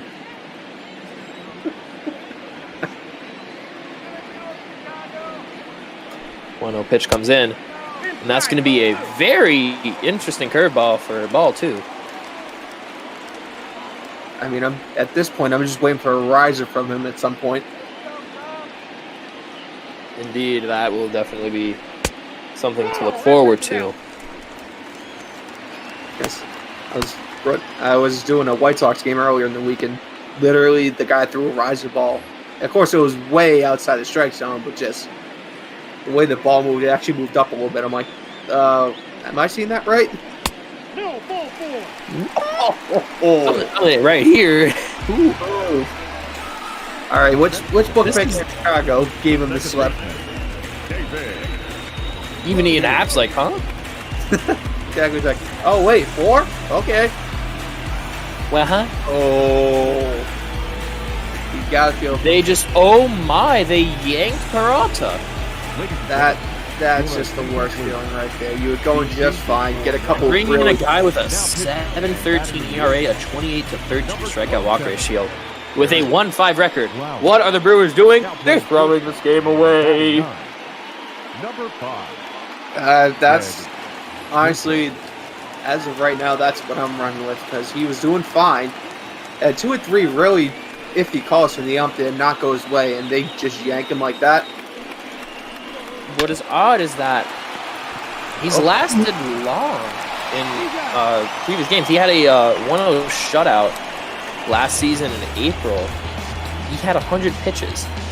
And when he was a starter, he usually went up to the mid-80s, late 80s, even 90s, but then he was relegated to the bench for reasons I still don't know. And Chicago here, yanking the guys. So both starting pitchers are going to be out here at 6 2/3 and 7 respectively. Yes, indeed. And they're bringing in Alec Mills, who is actually done a lot of pitching. Wow, oh my. 24 games already. Now playing second. But a relatively strong season so far from him. And we're going to see how he goes up against Jed Yorko as a pinch hitter. So, wait, what? Pinch hitter for the 9th spot, which was Peraza, the pitcher. So they brought in Peraza for that 1 out, and they're yanking him. This game is so weird. As a diving, what the? Oh, me, oh, my. We were talking about Jason Hayward not deserving a big contract for being defensive. Stop proving me wrong. What a catch. Yeah, just full-on dive there.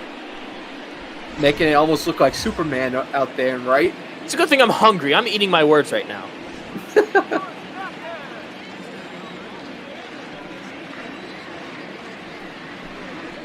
the ball. Ball 1, no strike. Yep, and after going to Kami here, the pitching move was actually a double switch, so we'll see how that shakes out coming up in the next half inning here. I'm still mad that my words are being eaten by me right now. As that's going to be a routine pop-up right in the infield for 2 outs. Routine.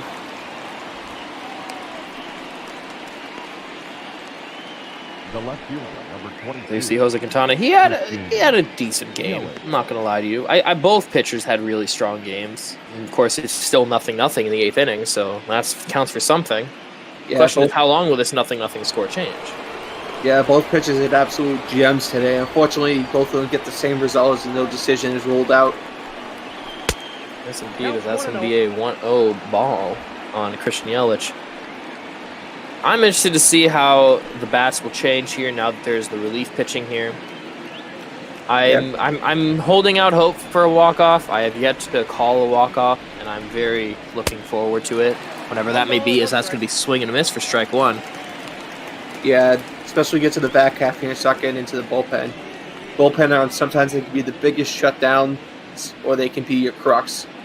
So it's going to be interesting to see who's going to break through here late. That's going to be swing, and I believe that was a miss, if not fouled, for strike two. No, that's out into one of the side streets here in Chicago on the north side. I don't know if it managed to phase through Wrigley, but that's going to be swung on and missed at a very high fastball. And they got him. What a pitch by Alec Mills to fool him into striking him out. He knows it, too. We're going into the bottom of the eighth. Still 0-0 here at Wrigley. As here's Jason. Oh, my. Why? You don't he like has him? such a good inning. Why? Jason Kipnis is coming in as a pinch hitter for Alec Mills. And I believe the Chicago one was also a double switch, if I remember correctly. So there may be some other. It says Eric Lauer's already pitched a pitch. He didn't pitch a pitch. This is his first pitch. I don't know anymore. It's an 0-1, though, on the curve.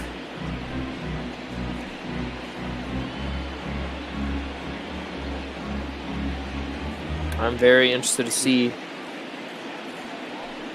if I can actually say what I want to say during a walk-off home run, as you see Brent Sutter and David Phelps warming up in the Brewers bullpen just in case. That blue glove just shining in the light. Contrast with everything. Yeah, you don't see many vibrant colored gloves here in the majors nowadays. It's all either the black or the tan leather.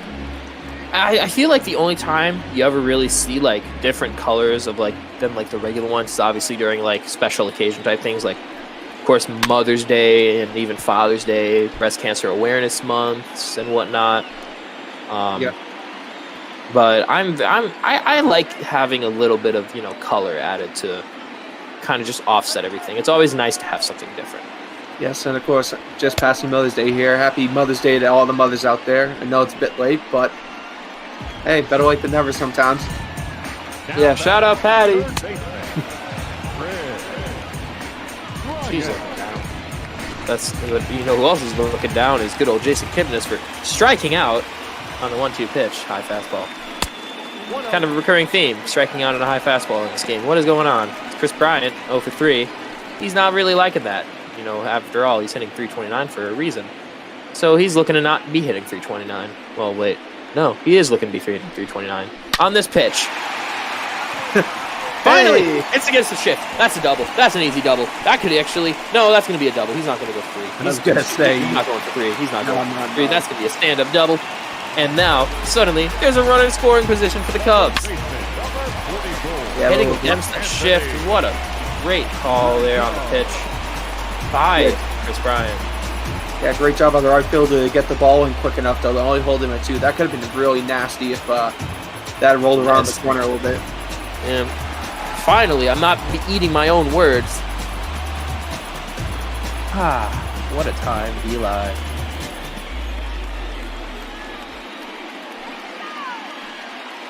Anthony Rizzo. He's also 0 for 3, though. And he's not hitting at the same level as Chris Bryant, but he can, and he's gonna. Hopefully. It's because the first pitch from Lauer. So that's going to be in the side, the outside bottom corner. Catcher knows how good of a pitch that was. That was well placed for strike one.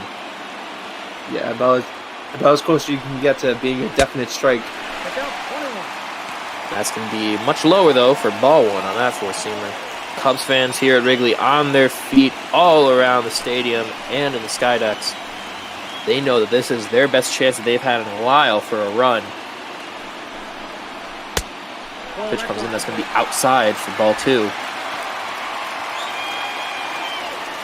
Yeah, This is the top half of this batting order is one of the most frightening in baseball, and definitely shows with their league-leading record right now. So it's going to be low for ball 3, and I feel like they might kind of be dancing around right now with Rizzo, trying to make him swing at something that isn't the right thing to swing at. Question is, does he have a green light here? And he does, and that's going to be a right back to the pitcher, throw to first, and they got him. But Chris Bryan moves to third as it's now 2 outs, and Javier Baez with the go-ahead run 90 feet away. Now, depending on what the Milwaukee manager wants here, we might see a double intentional walk to get to the 5 hitter here, depending on how good Baez and the guy after him are being. Oh, Kyle Schwarber. I believe it is Kyle Schwarber, and he's not done the best so far in this game. Javier Baez somewhat has, but we'll see what happens here. So that's going to be a low, nearly in the dirt for a 1-0 count. He's hitting .409 with runners in scoring position, so he definitely is capable of bringing this 90 feet away go-ahead run in. It's now a 2-0 count. So we're starting to see Eric Lauer really having some pressure on him. Will he get out of this jam? Here comes the 2-0. Can be launched. Right field. Playable, catchable, and caught. Gets bailed out by his outfield. Safety for Eric Lauer as we go into the top of the 9th. We were 90 feet away from a go-ahead run, but instead it is still a 0-0 game here. See Lauer very happy that he managed to get out of that jam unscathed as much as he could.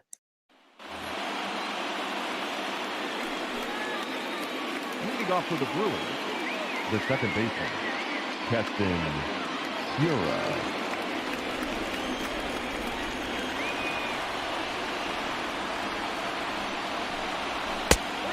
Ball 1, no strike.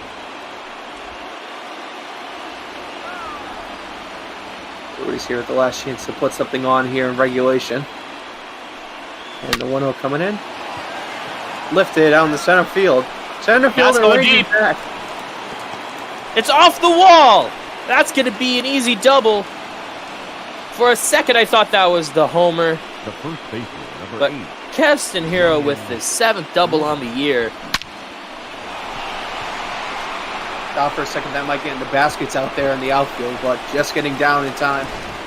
Just getting down to bounce, and Keon Broxton pinch running for Keston Hiura. Well, he's one of the fast boys, so this is definitely worrying for Alec Mills. Yeah, Ryan Braun up to bat. Braun's probably trying to put one down the line here. Well, he did put it far into right field. It's going to be caught by Hayward, but he's definitely going to be tagging up Broxton. Third. Throw to third. Not in time. He's safe. And now Milwaukee's go-ahead run is 90 feet away. They were looking a bit annoyed. He thought he could have had that, and he definitely could have. As Abisail Garcia, 1 for 2 on the night, has the go-ahead run 90 feet away with only 1 out here in the top of the 9th. Yeah, from right to third is one of the toughest throws you have to make in the majors, and Hayward did a pretty good job there of getting it online and forcing the batter to make a slide there. So we see 0-1 count now from Alec Mills to Garcia.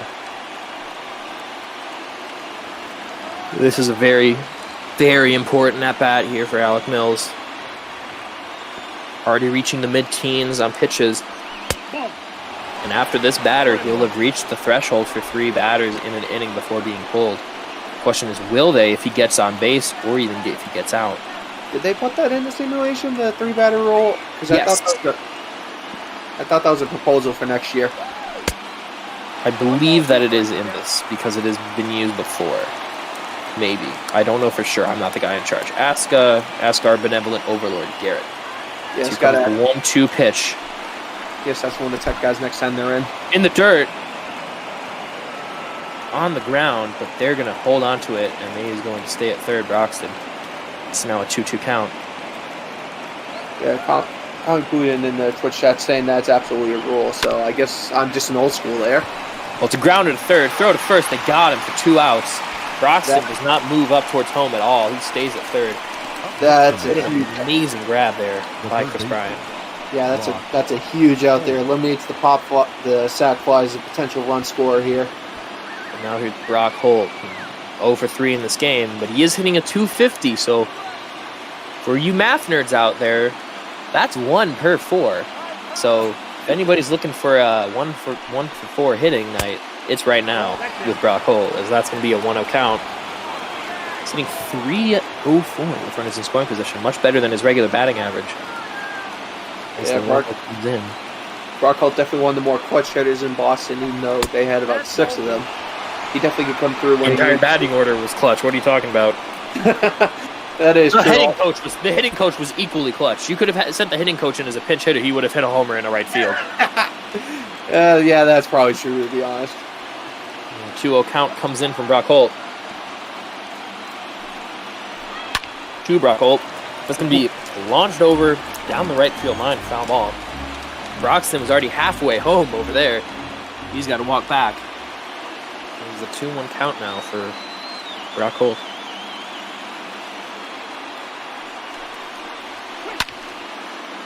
That one's hit into center field. Could it fall? No, it is not. And it is going to the bottom of the ninth. We have a walk-off potential, ladies and gentlemen. Yeah, it's a great job by the center fielder to range over and make that catch. Had to cover a lot of ground to make it, but yep, heading to the bottom of the ninth here. 1 run to win it.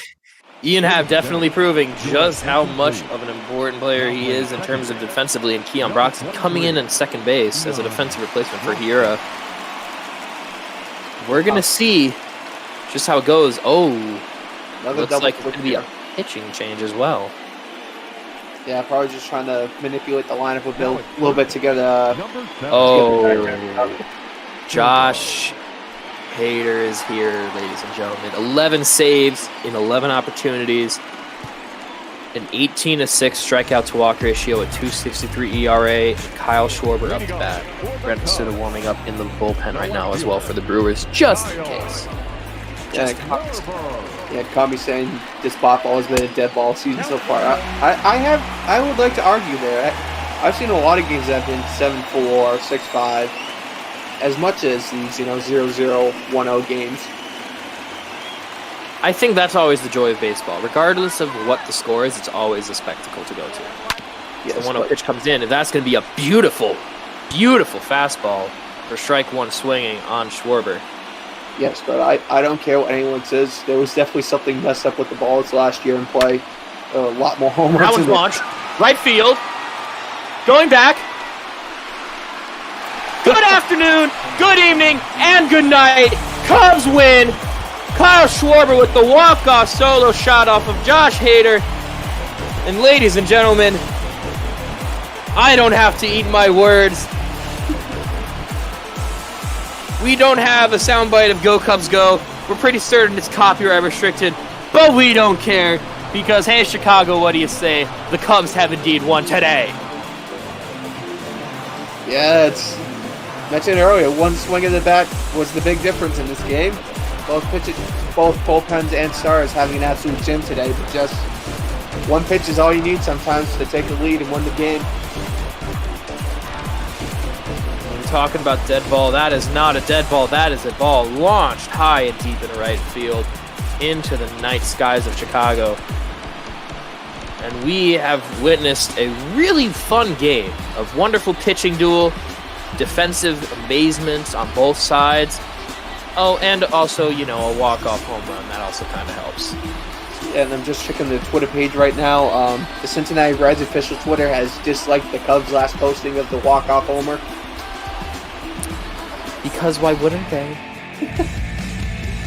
Because now they're 4 games or so away from the Cubs in the NL Central.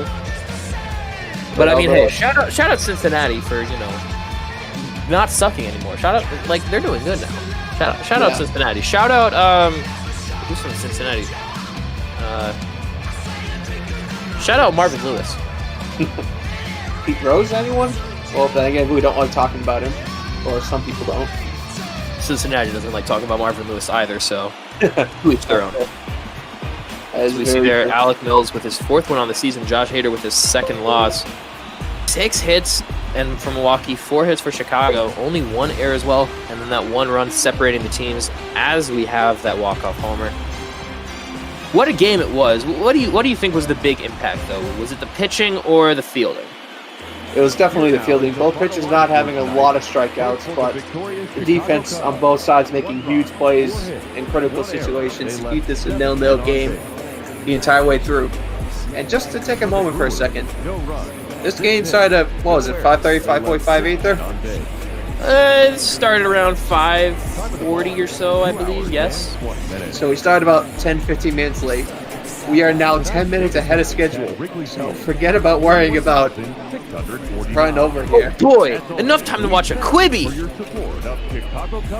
Oh, buddy? Quibi, it's like, it's that, only the youngins understand it, I guess. It's okay.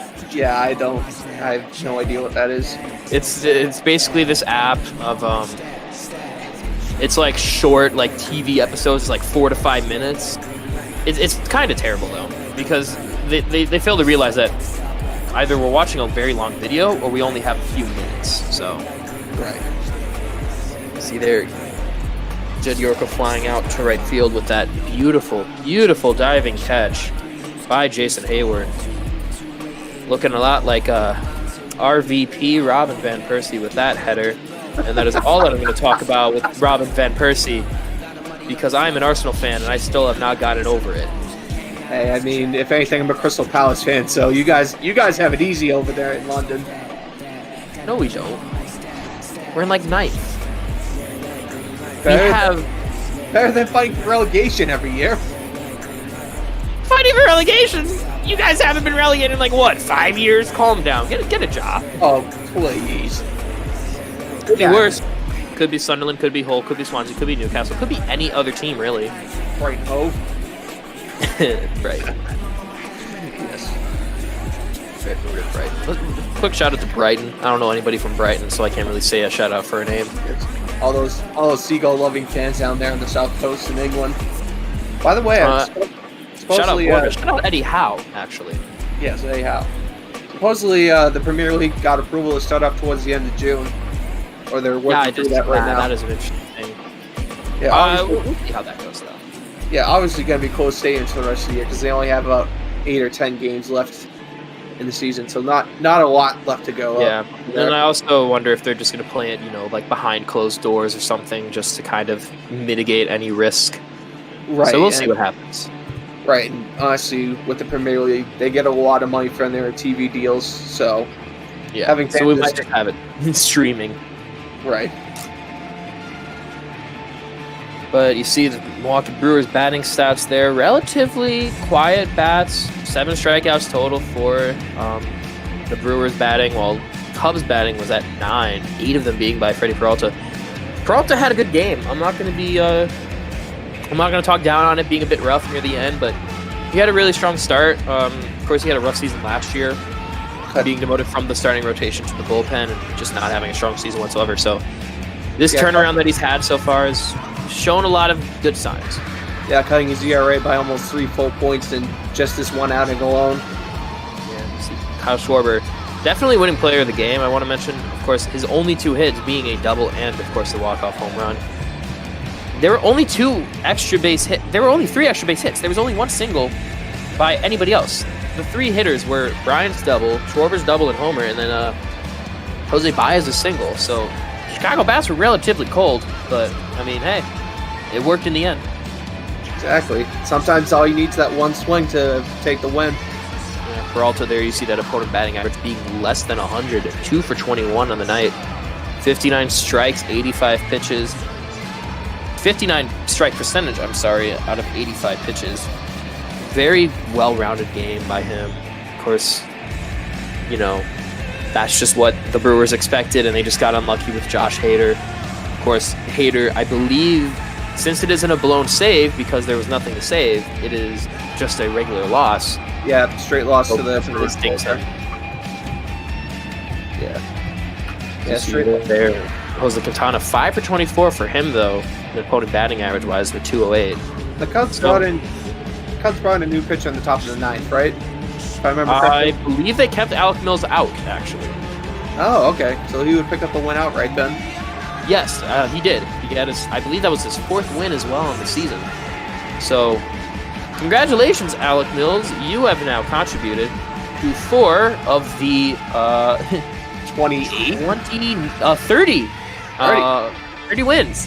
Fun fact of the day, he's responsible for 13% of the wins. Well, not actually, but he was just pitcher. Yay!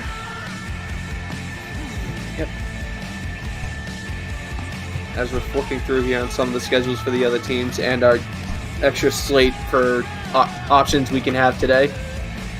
Well, of course, next up we have the wonderful Cookie Eater and Beardy Buddha coming up for Minnesota against Detroit in Tiger Country. Jose Berrios versus Matt Boyd. I'm intrigued to see that. So you see here Cleveland taking down Baltimore by a score of 4-2.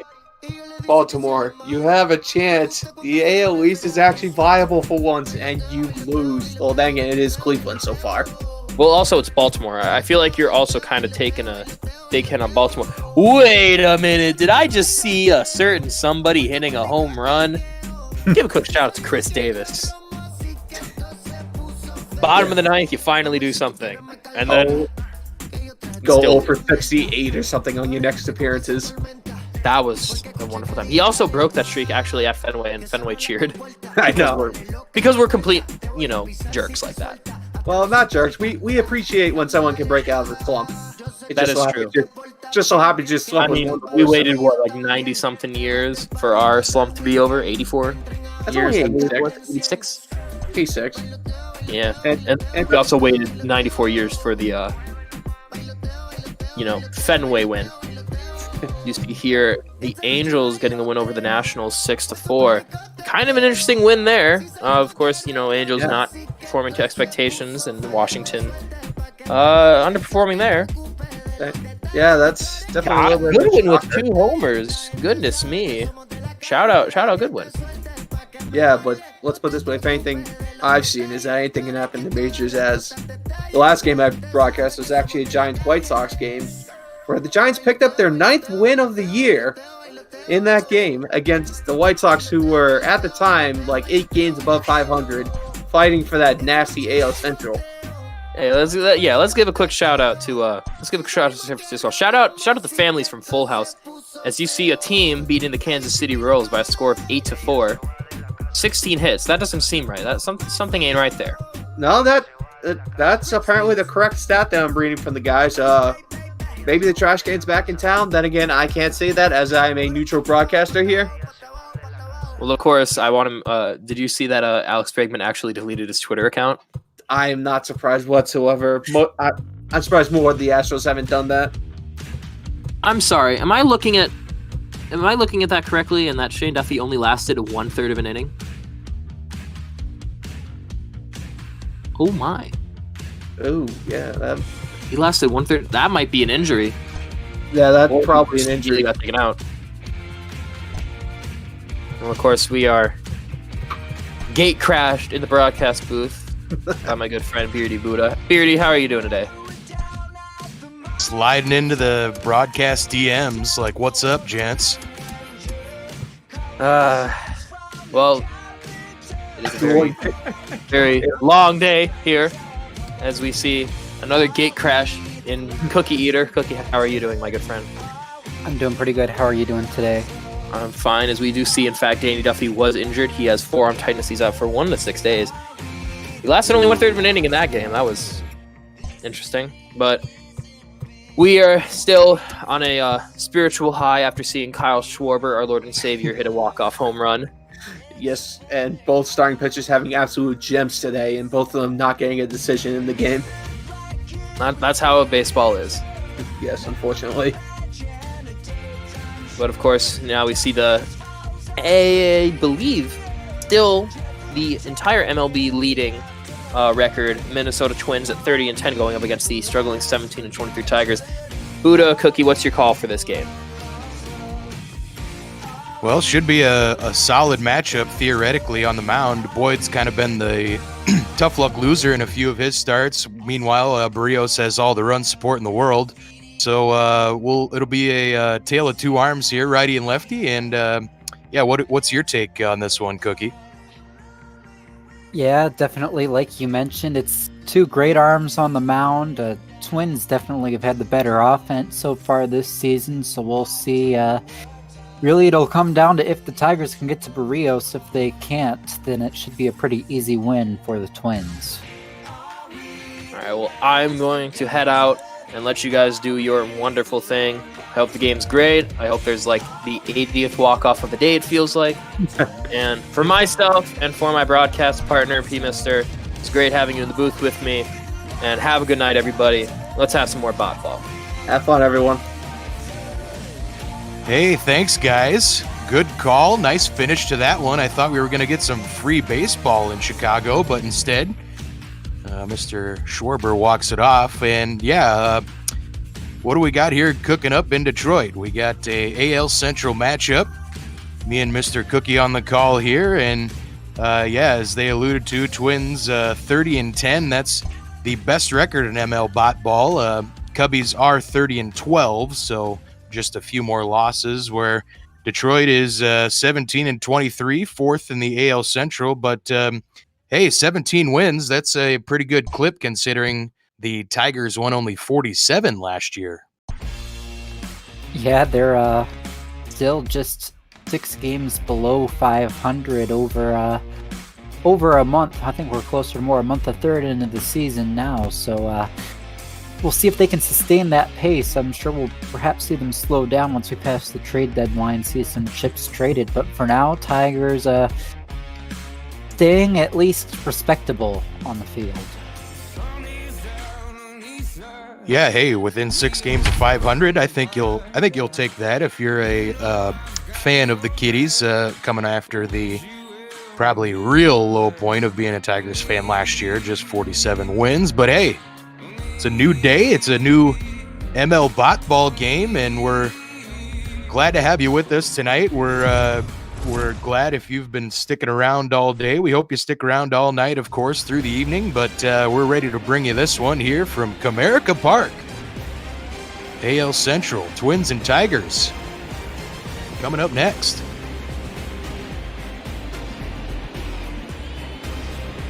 Beautiful ballpark, Beardy. Absolutely love every time I get to go down to Comerica. It's just all those legends, the statues out in left field, the numbers on the outfield walls. It's just all around amazing.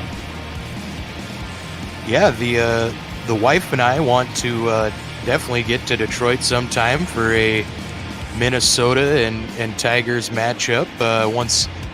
Once the real thing settles down and they let fans be a part of games again, we'll definitely be putting Detroit on our radar, as Kepler's going to lead things off for the Twins. Max Kepler. Yeah, you see there, Kepler batting about 350. Really, you look at those home-away splits, and he has been doing better at home, but still batting way above 300 on the road. So, I mean, just amazing guy, amazing on offense, and we're going to look to see what he does here today. One key, excuse me, got a frog in my throat. One key for Kepler has been his improvement against lefties, so we'll see how he does here against Boyd to lead things off for Minnesota. He's followed by Polanco and Cruz, of course, at the top of this Twins order. That's been set in stone basically since last year. And he strikes him out. Matthew Boyd's going to punch out Kepler to start out his evening. Batting second. Yeah, that's just a great piece of pitching there. Gets him looking, and well, if you're Boyd, that's a really important out. The first out, I always say, is the most important. It kind of sets the tone going forward. So, great job by Boyd. Yeah, we'll see if he can get settled in against this Twins lineup. And right as I say that, Jorge Polanco's going to doink one into left field to get a single here with one down. Batting third, the designated hitter, Nelson. Yeah, not much you can do about that. Just kind of muscled it over the shortstop's head, and it looks like Boyd will check the runner. He'll try and keep Polanco close over there at first base, but you know, sometimes you just got to deal with those as a pitcher.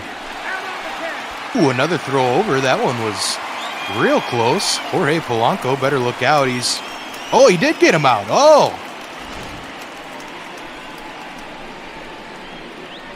I thought that was a super close play. I didn't see the out call, but Jorge Polanco's picked off here by Matthew Boyd. So a great start for Detroit, and Matthew Boyd's going to erase that single from Jorge Polanco. Yeah, and that means Nelson Cruz now going to be batting with 2 away. The boomstick, he has cooled off a little bit. At one point, he was batting north of 315, and now down to 276 on the season. 1-1 here to Nelson Cruz. 1-2, Boyd looking sharp here in the first inning, I'd say, despite that little excuse me single from Jorge Polanco. Up high, 2-2. One thing I really like, your nickname for Nelson Cruz, the boomstick. I mean, what a great way to encapsulate this guy, because this guy, if he hits the ball, he'll hit it hard and he'll hit it far. He does have, a boomstick.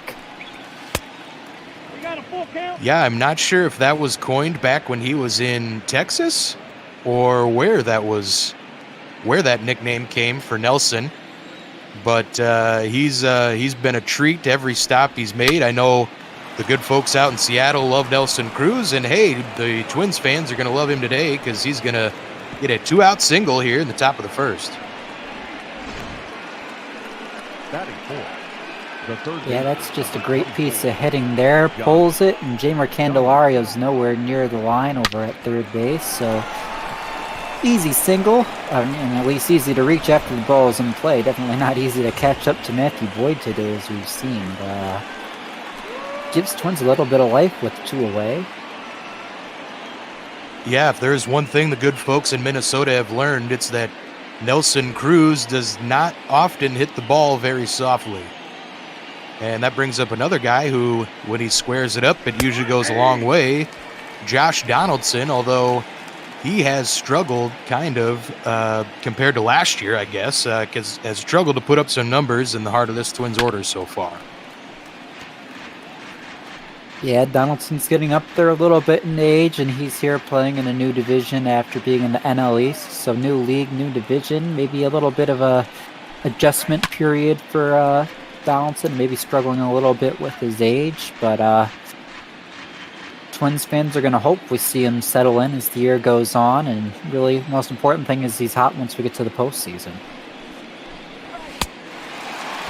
Ooh, swing and a miss. Matthew Boyd's going to get his second punch out here in the top of the first, and how about it? He works around a couple singles. No harm done, though, as Detroit's going to bring up Cameron Maben, Victor Reyes, and Austin Romine to lead off the game for the Tigers. We get a look at Jose. Yeah, go ahead, bud. All right, Jose Berrios going to be on the mound for Minnesota, 5-0 on the young year, 3.47 ERA, whip about 1.4. This guy's been absolutely dealing, still hasn't lost a game yet, and facing a weaker Tigers lineup, looking for win number 6 today. Berrios to Maben, and Cameron will lift this one to left field. Eddie Rosario will shade to his left a little bit for the first out, so that's a very efficient start. 1 strike, 1 pitch, 1 out. Jose Berrios is going to toss to Victor Reyes now.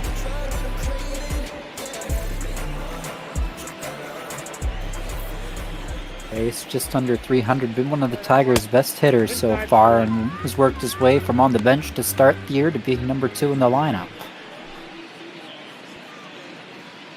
Yeah, I'd say he's maybe a pleasant surprise here a little bit for Detroit. Did bat 304 in 69 games last year for the Tigers, and hey, there's a hit for Detroit. Beats out the throw, and they're going to rule that a base hit. Of course they are. 1 down, 1 on for Detroit. Yeah, great job beating that one out. Close play, but looks like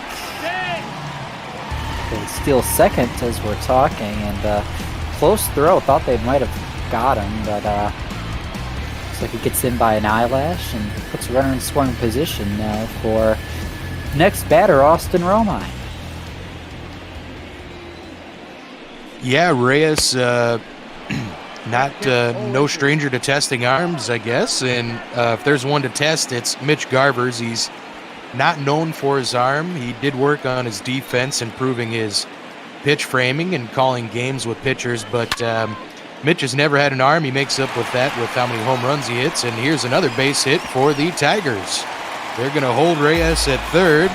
So 2 on now, 1 down. Berrios running into some trouble here with Miguel Cabrera coming to the dish. Yeah, Miggy struggled early. Big opportunity here, though. Most important thing, though, is going to be don't hit into the double play because both Romine and Cabrera are pretty slow.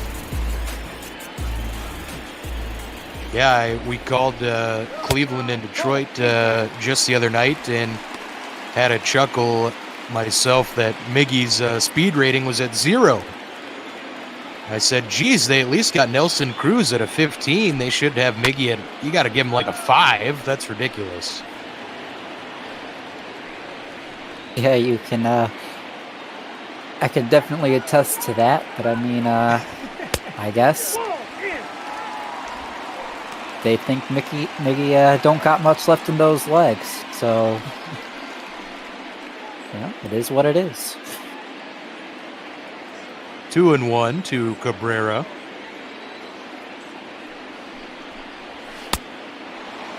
Ooh, swing and a miss there. 2-2. Berrios got that 94-mile-an-hour fastball by Cabrera, and man, that's one you probably used to see Miggy take a long ways or find a gap with, but a little slow maybe with the end of the bat coming around these days. Low for ball 3. Full count now. Let's see what happens between the veteran and the guy trying to establish himself as the no doubt number 1 starter here for the Twins.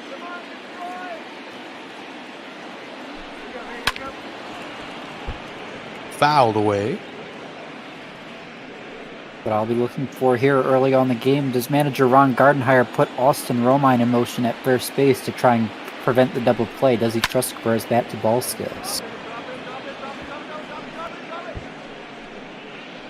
Cabrera probably swung at ball 4 there, but we'll reset once more as Miggy's staying alive. Right down the middle, Miguel Cabrera pops this one to left field. We'll have a throw. Eddie Rosario to home plate. And out! Eddie Rosario with a perfect one-hopper. And that nails Reyes to end the first inning. Still 0-0 here at Comerica Park. Leading off for Minnesota, the left fielder. Yeah, absolute dime of a throw and great job to get them out of the inning, not allowing a run.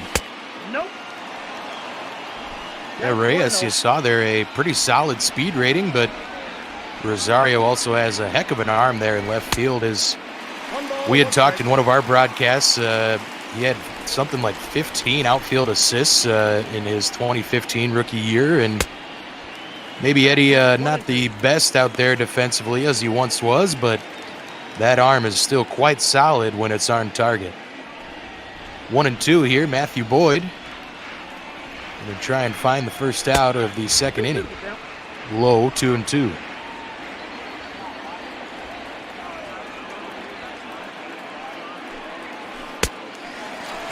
Swing and a miss. He got him. Boyd's going to pick up his 3rd K of the evening. Yeah, great pitching by Boyd. He'll wish that was a little bit more efficient, not throw quite as many balls, but still, strikeout, can't really complain.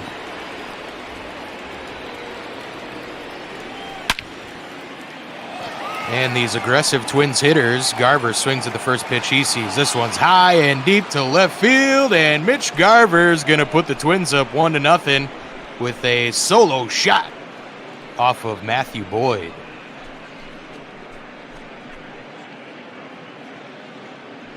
Yeah, that was just got the bat, hit the ball, thought it looked off the bat like Reyes might have had a chance, but that ball just carried into the bullpen and gets the Twins on the board. Nice piece of hitting.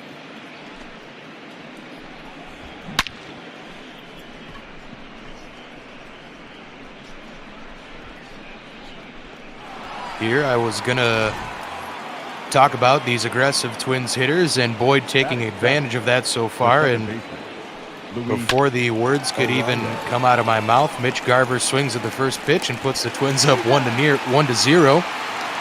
And Luis Arraez is going to ground out here for out number 2. That brings up a guy who has been red hot lately, Miguel Sano, batting .265 now after he was down below 200 for a while there in April.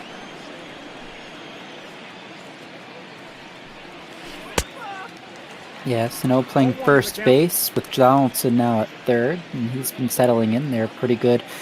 Question for you, though, Beardy. Where did Arraez ground out to on the infield? 1-1. Was it the left side? Candelario? I don't know. I wasn't looking, but I'm keeping score for the first time today.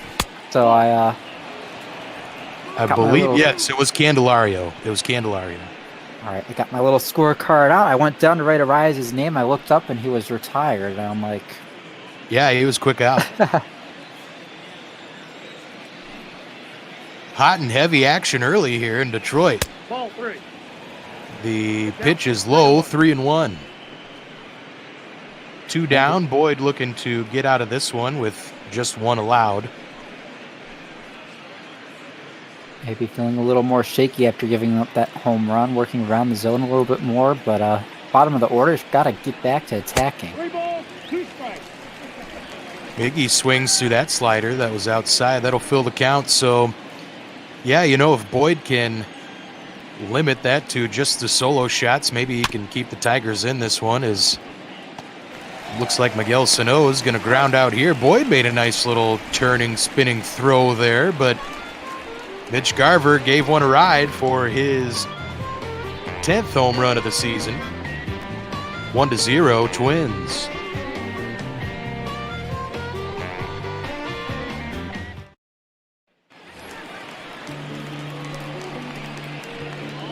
Leading up for the Tigers, the second Former baseman, Twin Jonathan Scope,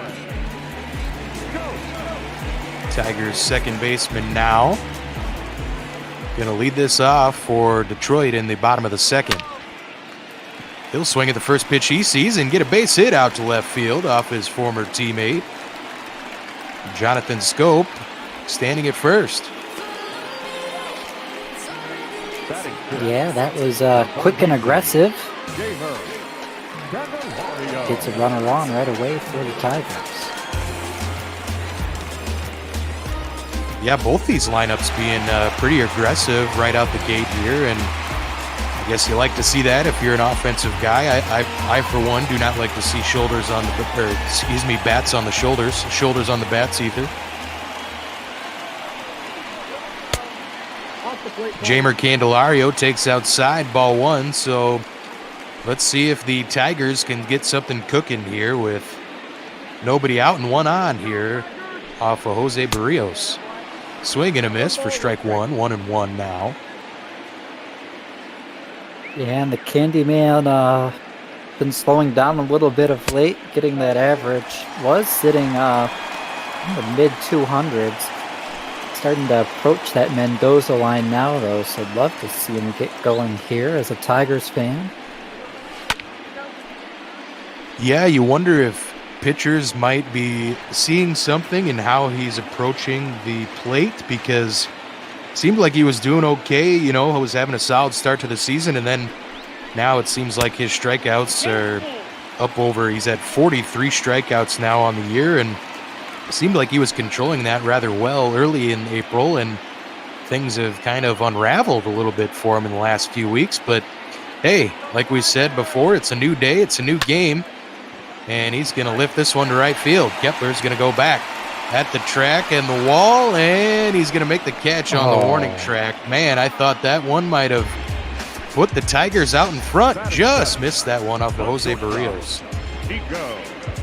Yeah, he gave that one a ride. I saw the fans getting to their feet. I thought it had a chance, and that's just great play by, well, it wasn't really a great play. I mean, it was pretty routine, all told, but nonetheless, ball just kind of dies on the track. Yeah, Berrios has given up a few of those long, loud outs this year, but has only allowed 5 home runs on the season.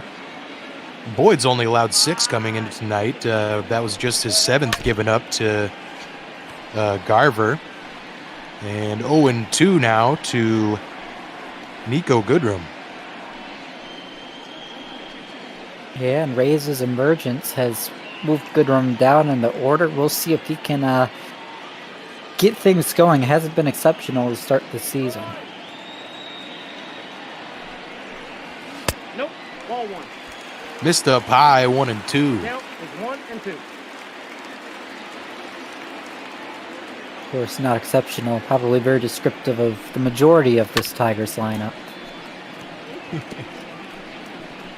It's definitely a buffer year for these Tigers, and I mean we've done plenty of Detroit broadcasts now, and plenty of Minnesota Detroit broadcasts, couple Cleveland Detroit broadcasts, and as you've pointed out plenty of times, there's some hope in the pipelines there in Detroit. Lots of solid arms that are going to be, if not making their debuts this season, they're going to be chomping at the bit next spring training for sure. Yeah, that's exactly right. So really the Tigers, we'll see a lot of below average play this year, but that's just because they have so many guys right now that are kind of 4A, borderline major leaguers on their squad, and they're looking to see if they can find a diamond in the rough, and any of these guys give them the chance to see who can stick around. CJ Cron's going to go down swinging and leave 1 aboard for Detroit. Heading to the top of the 3rd, Twins going to bring up Byron Buxton, Max Kepler, and Jorge Polanco. Leading off for Minnesota. Please ignore those imposters you see on your screen. I'm not sure what kind of used car salesman those guys were. We'll have to talk to our graphics truck and see if we can get them. They must be drinking some Monday beers out in the truck. You know, I honestly can't say I blame them that much. It's been a long Monday.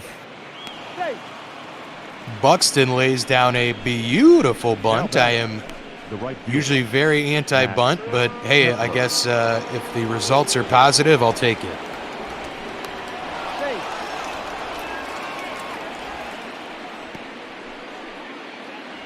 Yeah, that was, I don't really know what to say. That's perfectly executed bunt right where it takes the catcher, the pitcher, and the third baseman forever to get there, and Buxton's speed, absolutely no chance to make that throw to first base in time. Yeah, and with that speed, Boyd's probably going to pay a little extra attention to Buxton over at first base. I believe Byron is still 3rd in the American League with 7 stolen bases on the year. Yeah, we've already seen him throw over a couple times. Look like he's also pulling up the slide step, working to the plate. So definitely in Boyd's mind. Kepler grounds this one to second base. This is a tailor-made double play, and it is. Max Kepler grounds out, and that gets both him and Buxton heading back to the dugout.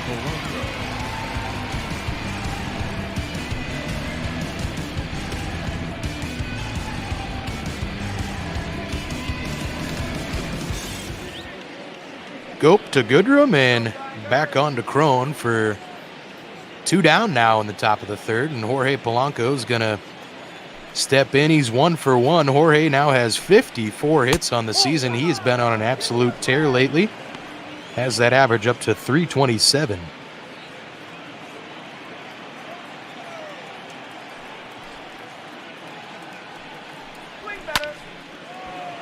Polanco lifts this one just behind second base. Goodrum's going to catch that pop out for the final out here in the top of the 3rd. Matt Boyd gets through it again. Castro, Maben, and Reyes coming to bat for the Tigers. Fun fact, Beardy, that was the first half inning where we didn't see 4 batters at the plate. Ooh, all these great insights now that you're keeping score. I love it.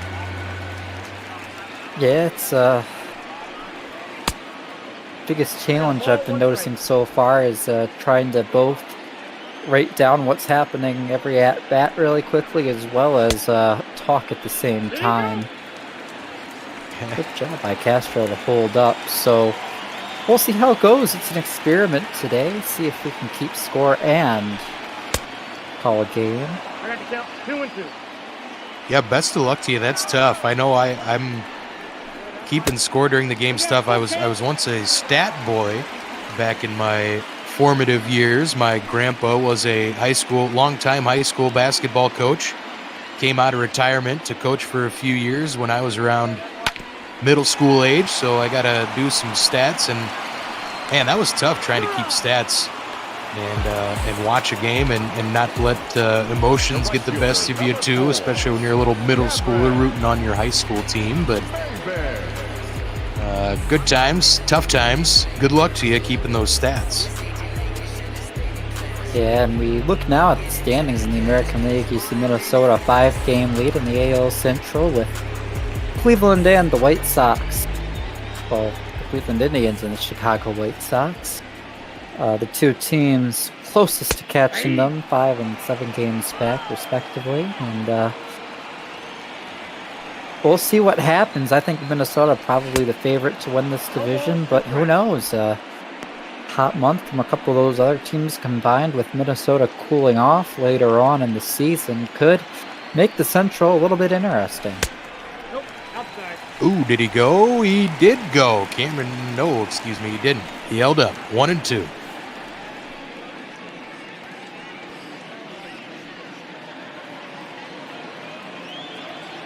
Cameron Maben's a guy whose average has kind of nosedived here these last few weeks.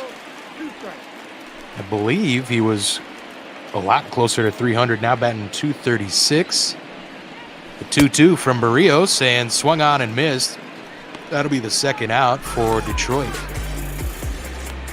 The left fielder, number 22. Yeah, that's just good pitching, and we're going to see a lot of that here today. And look at our league leaders in wins. I actually don't think anybody pitching today is on that list, so kind of curious. Definitely the Monday beers going on in that trailer.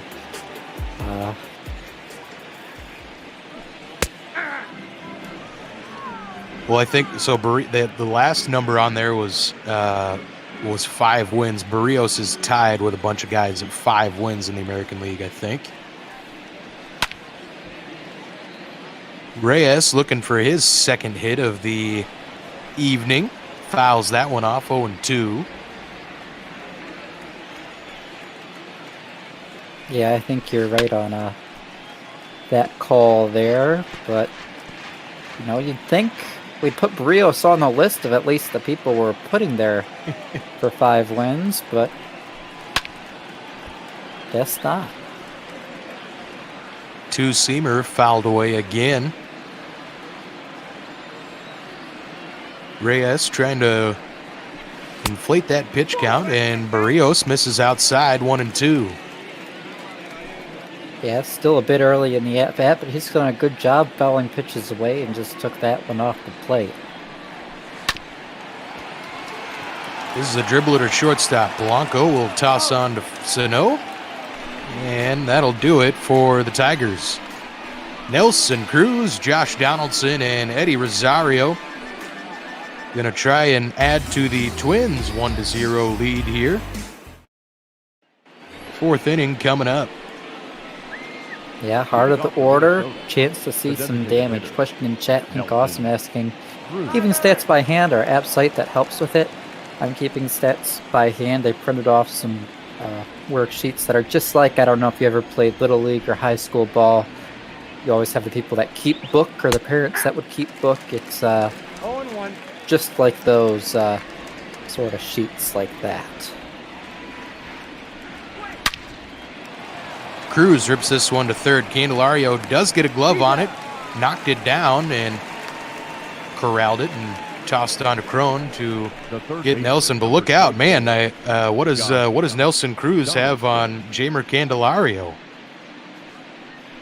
I don't know. Maybe he's not a candy guy. I mean, Jamer Candelario is nicknamed Candy, so that's best I can figure. Maybe Maybe Cruz used to eat a lot of candy, but it started to hinder his ability to hit, so now he's really just trying to make a message to Candelario. I don't want candy in my life. I'm trying to eat healthy. All ones the count. That's the color analysis we love and expect here on ML Bot Ball. We do want to remind you folks, you can find our little daily fantasy league. You can find our schedule for the week. You can find standings. You can find all sorts of good stuff, including all the social medias we're on. You can find all that at mlbotball.com. mlbotball.com. Come join our little fake baseball community. We're a bunch of fake baseball nerds, and we'd love to have you joke around with us and have some fun, talk about baseball, talk about when the real thing might happen, and maybe see if you can find other fans of your favorite teams to connect with as well. 2-2 here to Donaldson. Reyes is going to chase this one into the corner. Ooh. He sets up on the track, and Donaldson just missed that one. Victor Reyes squeezes it for out number two. Holy cow. Number 20. Sounding like me with the English today. Oblique. That's all, folks.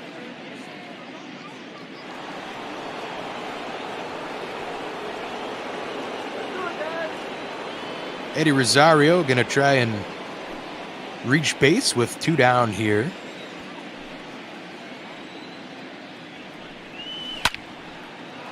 Rosario swings at the first pitch he sees and gonna slice this one into right field. That'll do it. Cameron Maben squeezes it for the final out of the top of the 4th. Romine Cabrera and John Scope gonna try and equalize this one for Detroit. Yeah, that was a great job by Boyd to work through the heart of the order without giving up damage. A couple of balls that were hit pretty hard to the outfield, but fortunately for him, neither get out.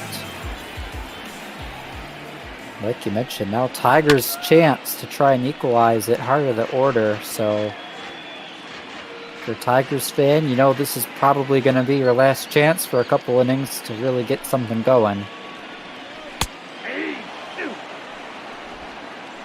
Berrios drops that sliding curve in there for strike 2. Boyd just 42 pitches through his evening so far. This one's lifted, and Kepler's going to make the catch right down the right field line for out number 1.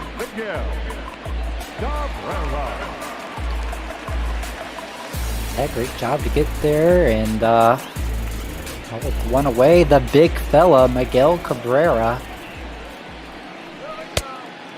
0-1. Swings through that one. Oh, wow. I was just going to say, he's sitting at 478 career home runs. Oh, my goodness. Maybe the truck is onto something with their Monday beers. Anywho, 0-2 now. Miggy. I always bring this up. He hit his 18th career triple this year, and this one gets over Sano's head, so a 1-out single for Miguel Cabrera on 2 strikes. You just absolutely love to see that. Miggy finally getting something going his way, and I thought Sano would be able to get that, but luckily for us, Sano not really known for doing many jumps over there at first base, and Scope grounds this one to Polanco, who had to charge on it, so it'll be no out at first. Cabrera will be retired at second. Kind of a little number off the bat, and Polanco had to charge on it, so not quick enough to get that out at first base, but 2 down here, and Jamer Candelario trying to extend this inning for Detroit.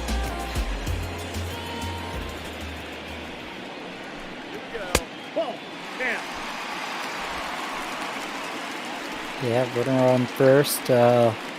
Scope isn't wheelless, so a double in the gap should be plenty good to score him. That's ball 2. Low for ball 2. Berrios up to 55 pitches. That's ball 3. And that one was close, but Candelario just watching him sail by. Berrios has him, excuse me, holy cow. I need someone to come hit me on the head so I can talk right again. Jose Berrios has a 3-0 count to Jamer Candelario. That's ball 4. And he missed ball 4. That'll put 2 aboard here with 2 out. The bat, the shortstop. Yeah, that's, well, didn't really have to do much other than stand there to make that happen, so good job by Candelario, keep the inning alive, and now Nico Goodrum just going to take a single to score Schoop, you'd have to think, and we'll see if we can get it, tie this game up. Extra base damage could be enough to give the Tigers a lead. Nico does have a solid average there, you see, against Berrios, 4 for 11 lifetime, and swings through that one for strike 2. Goodrum, of course, came up with the Twins organization and now finds himself here in Detroit as a utility guy. Has mostly played shortstop so far this year. Swing and a miss. Jose Berrios will get out of the jam as he gets Nico Goodrum swinging. That'll do it for Detroit in the 4th.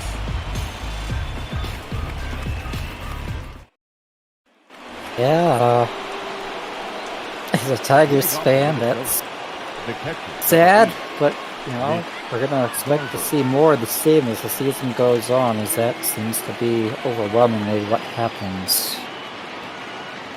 Yeah, I feel for you, buddy. Don't keep the hope alive. It's it'll come back around eventually, I promise. Someday. Garver smacked that home run in his last at bat. That's outside. Takes a ball outside there. Boyd's still looking sharp. He's been able to locate that fastball for the most part today. Yep, that ball went out. And misses wide there, 2-1. Pitch count's in pretty good shape, only at 45 pitches through 4+.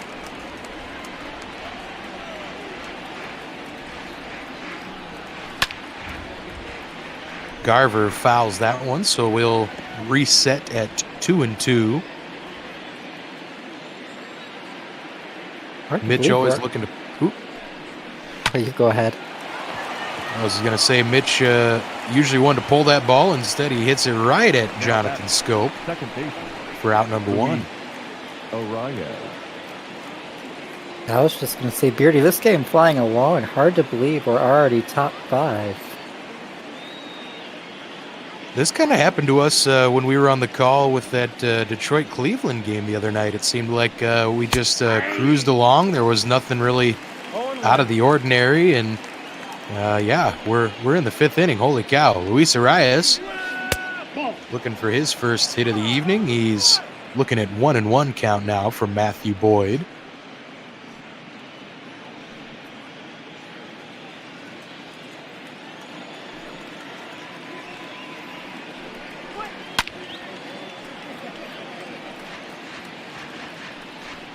One and 2. Romine set up, looked like a little lower there. Let's see what he's going to call for here, and he's going to go way outside and up. He's calling for. Oh, that's off the plate. And Luis Arias doesn't chase, so that'll even the count. It does tell me, though, Boyd is able to hit his spots. And swung on and missed. Arias is going to take a seat. Matt Boyd picks up his 4th punch out of the night. And that's his first one since 2nd inning, so he'll be happy to get that back into his pocket, that strikeout ability. Here's another guy who can definitely strike out with the best of them. Instead, he lifts this first pitch he sees from Boyd to center field. Castro squeezes it. And hey, how about the work Matthew Boyd has done through 5 innings today? Been phenomenal. 4 strikeouts, only the 1 run. What is that guy in the orange shirt doing? Some sort of dance.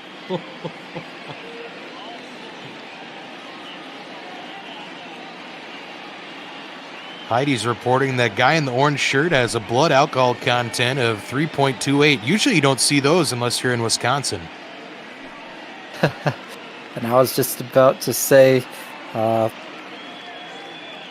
Monday beer for that guy for sure. Maybe a few too many. Bender selling them in that section. Definitely going to go home with some extra cash in his pocket tonight. The first baseman, CJ. Yeah, you know, when you get north of about a six-pack at a ball game, that's when the 20s start being the tips. CJ Crone going to lead things off here for the Tigers in the bottom of the fifth.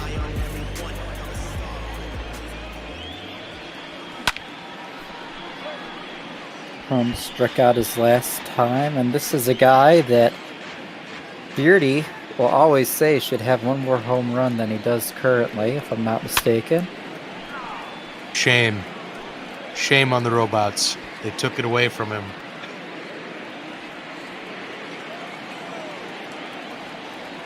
If you've missed out on the running CJ Crone bit, we were doing a Detroit-Cleveland game. The Tigers were in Cleveland, and CJ Crone hit one off the left field foul pole, and they ruled it a ground rule double. So he has officially Now batting. 7 home runs on the season, unofficially 8. And I will die on that hill for as long as we have an ML bot ball. Struck out here, Jose Berrios. Gonna toss to Harold Castro now, Tigers center fielder. Yeah, when you saw the graphic there, Twins have the 4th best ERA in this American League. Tigers not in the top 7, no surprise. With their rotation in Detroit actually hasn't been too bad, but bullpen's definitely had some struggles. Yeah, I think their rotation has suffered from a lack of run support. Not a lot of runs scored here so far in Detroit. In fact, no Detroit regular has scored more than 15 runs.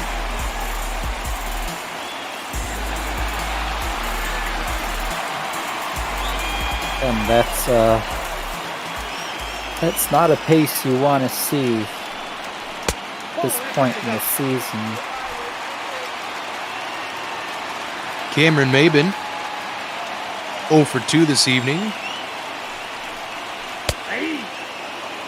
And that evens the count 1-1. Uh-oh, we got a trivia question from the big guy 73. He gave us a good one the other night when we were in Cleveland. Had us puzzled for a little bit. He says, what 4 active players have played against the Expos?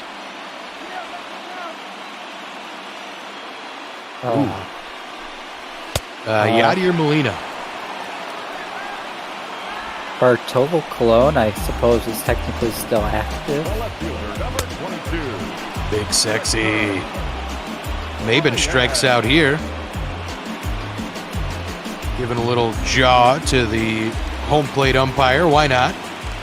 He's just a silly robot anyway. Victor Reyes going to try and extend this inning for the Tigers with 1 man on.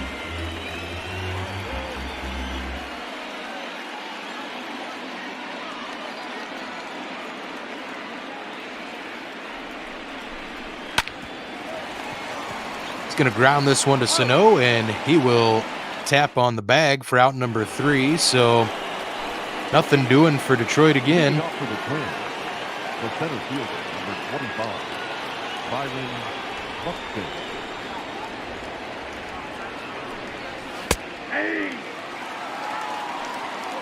Boyd starts out Buxton with strike 1, and Matthew still looking strong here to start his 6th inning.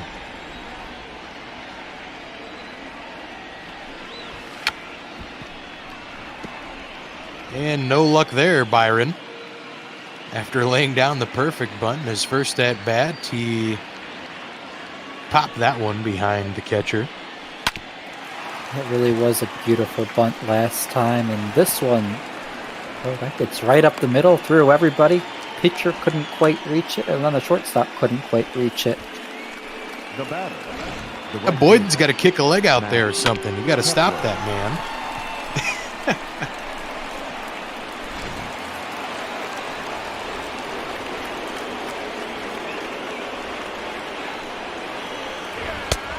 Ball, that's out. Kepler looks at ball one outside there, a slider that he wasn't going to chase from Matthew Boyd. Boyd up to 58 pitches now, and one on here with nobody down. 2-0.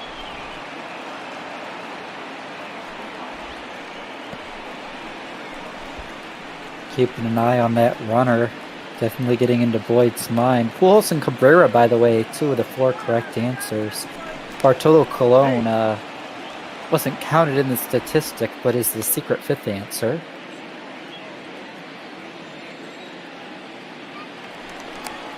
No, he's safe. Ooh, is that Oliver Perez? That's a good guess from Bonish.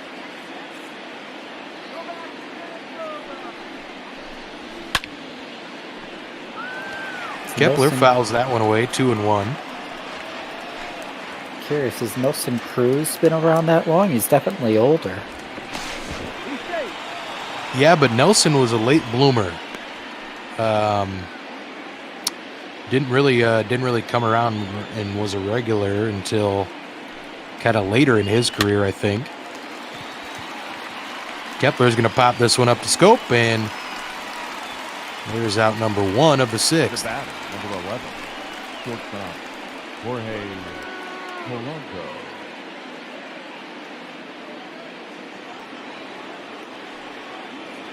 My guess was Yadi Molina on that, just because like he's one of the few guys I think who was drafted like in 2000 or maybe even like 99 or something like that. But Polanco's going to lift this one out to Maben. There's out number 2. The batter, I'm not too great with my MLB history. What year was it that the Expos moved to Washington, D.C.? Believe it was 02? 04? Go with 04. I'm pretty sure Cabrera didn't make his debut till 03, and he was one of the answers. So it couldn't have been 02. 04, we're here in 04's last year. 1-1. Pitch out here is, that'll leave in the count 1-1. Nelson Cruz going to try and extend this inning for the Twins. It's a chance to take advantage of a Matthew Boyd mistake with him thinking about that runner so much. Yeah, Buxton is always in the back of any pitcher's mind when he's standing over at first base, but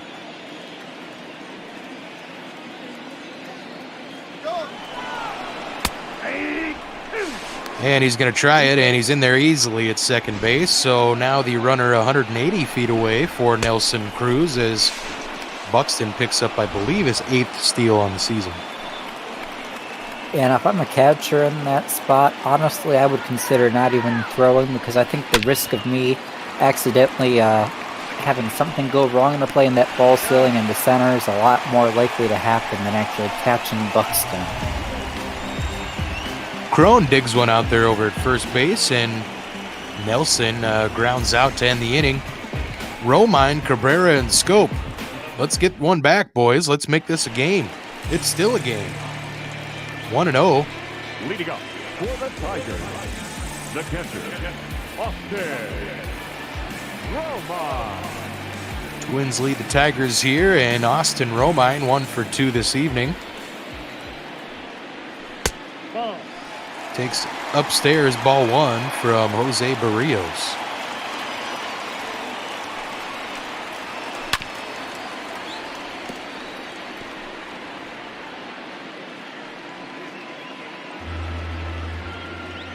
Oh, my guess was correct. Nice.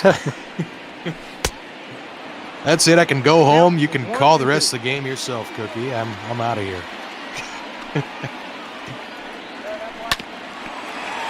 Oh, okay, with Beardy gone, we see this one hit back up the middle.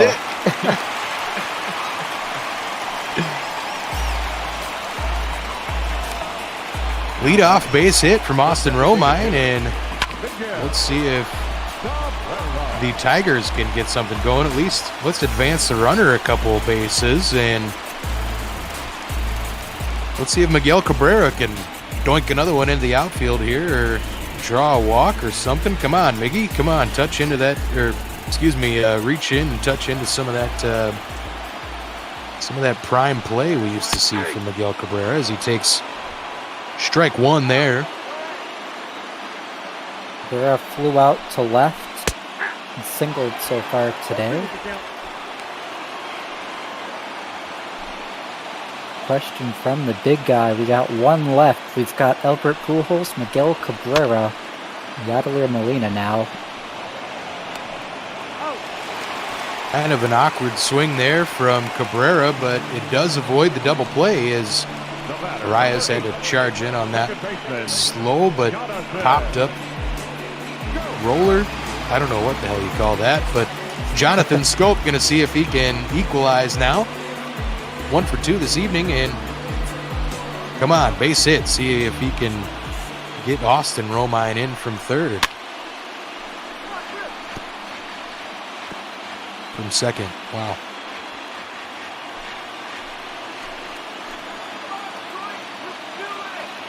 Third, second, first. They're all basically the same. It's just a base. Who's on what? Hey, a base hit.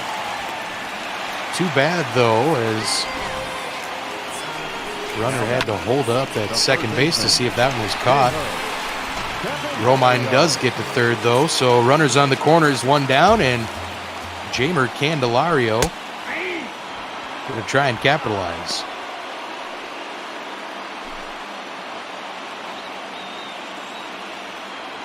And the last player used to play in the AL Central.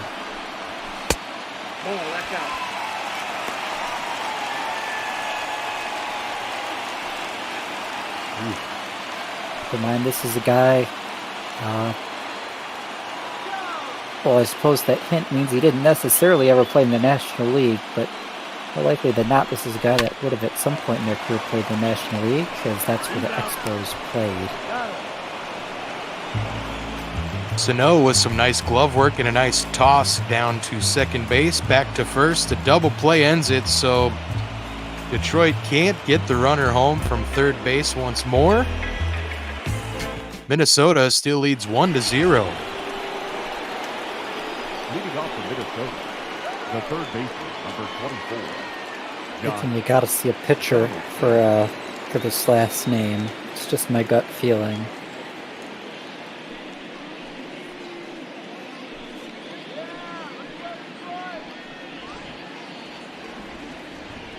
Josh Donaldson going to lead off the seventh inning for the Twins. Boyd still tossing strikes, but there is some action as we see Soto and Buck Farmer up in the Tigers bullpen. Yeah, Donaldson struck out, and he hit one that nearly got out of the park in left field his last time up. No ball, 2 strikes.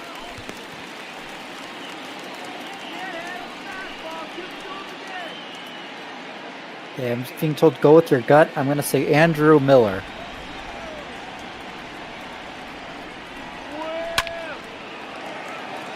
Donaldson lifts this one to right. Maben will chase it to his right and squeeze it for out number one. The left fielder, number 20, Eddie Rosario.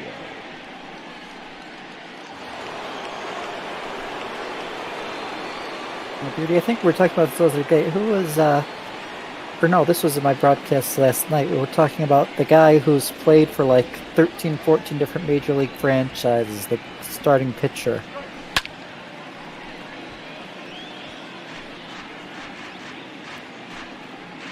I don't remember who it is. He has the record most teams played for in his career. I know he's had a couple stints with the Tigers. He's a starter? Edwin Jackson, that's who I was thinking of. Buxton grounds out here for out number 2. Now batting, catcher, Nick Garver. Yeah, I don't have any final guesses on our trivia question. Let's go if you're in the Twitch chat.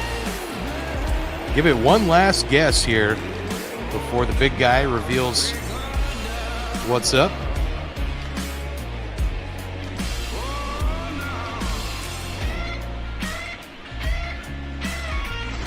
Look back to that monstrous home run. Garver only offense for either side today, at least in terms of runs scored. And That's a ball. well, he's going to look to put a second run up on Matthew Boyd, who's about to get through 7 innings of 1-run ball with absolutely no run support. Zach Greinke. I forgot he made his debut that early. Holy cow.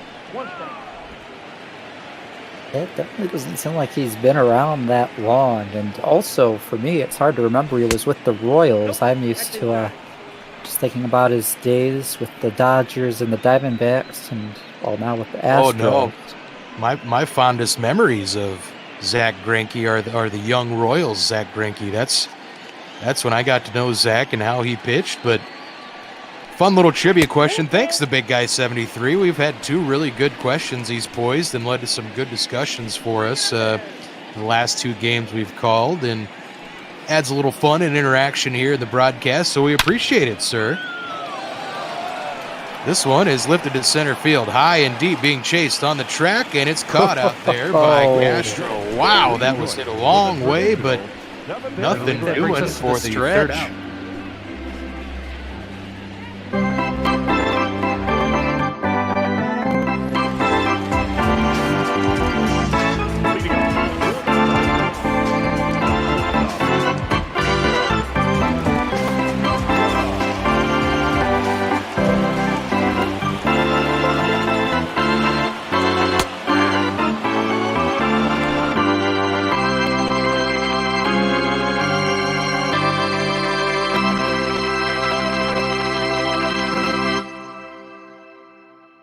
Oh, yeah. Applause in the booth. Applause in the booth. Thank you, thank you. Hopefully you can see these Tigers get something going here, but enjoying the cast so far. Keep it up, guys.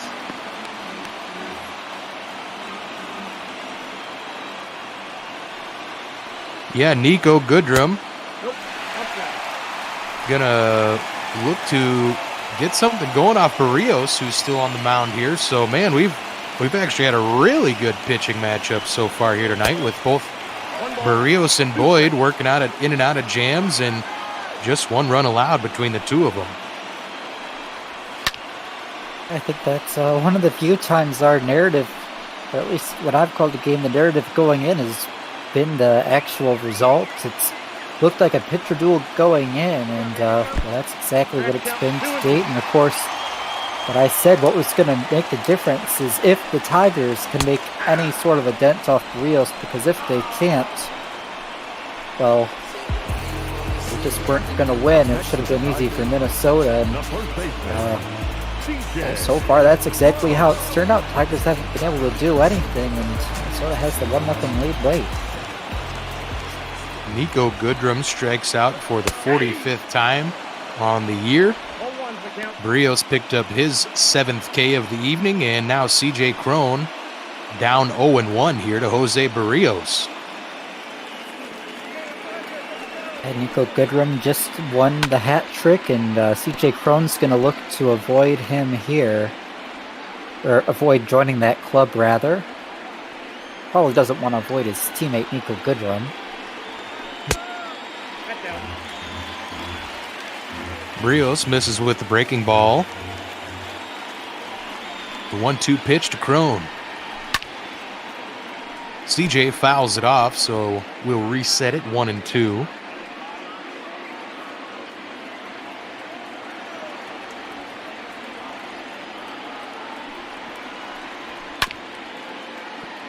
Cron just fouled down the third base line.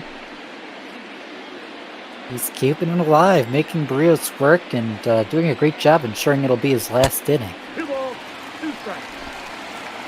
Yeah, Berrios' pitch count now at 96 as that breaking ball missed outside. Crone fouls another one off, so pitch 97 now, and yeah, this should be it for Jose Berrios, and you wonder if he's even going to get out of this 7th inning now. Strikes out Crone for out number 2. The batter. So for the second straight batter, Berrios gets a batter to reach the hat trick. Did I say Berrio or Berrios? Barrio, potato, whatever it is. Burrito.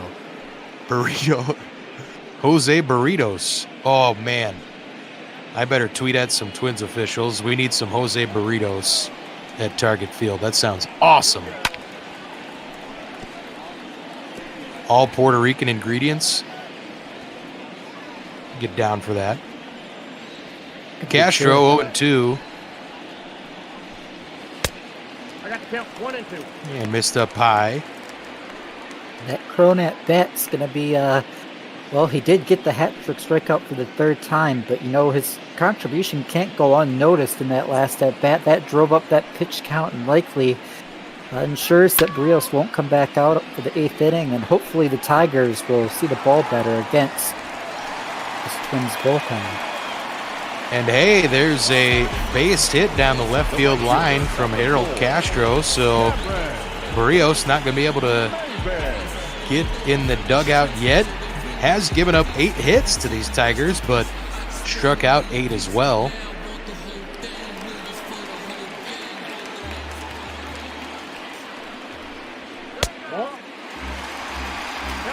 I think there was 1 walk as well. And this is high to Mabin to start out the top of the Tigers order again. Mabin will lift this one to Kepler, and this looks like it'll do it for the Tigers. And Jose Berrios going to get through 7 innings here with no runs allowed, 8 strikeouts. Has himself in a solid position to pick up the win thanks to Mitch Garver's home run. Your attention, please. Now pitching for. And looks like we got Gregory Soto on the mound now. What a start for Matthew Boyd. I have to give all the compliments to him. He was solid in holding that Twins lineup in check today. Leading off for Minnesota. Yeah, you can say that again. Just the one mistake to Garver, but other than that, put up numbers similar, if not maybe a little bit better than Berrios in terms of hits allowed. The horse runs all that matter. He's out. Yeah, the Tigers attacked Berrios early, and he had to work himself out a couple of jams. And Boyd struck out 4, did allow 5 hits, one of those being Garver's homer. And let's see if this Tigers bullpen can at least put up a couple of zeros to give the Kitties a chance. Now, one thing that kind of surprised me, Beardy, is 7-8-9 due up right now, and Boyd was only at 80 pitches. So I think this is where we see the AI management come into play a little bit. I think if it had been real-life manager Ron Gardenhire, Boyd only at 80 pitches through 7, even down by 1. Bottom of the order due up, you'd probably give him a chance to go 8. Yeah, Gardy would have left him out there for exactly 100 pitches. So a little uncharacteristic robot Gardy move. No, that's low. Sano takes there for ball 3.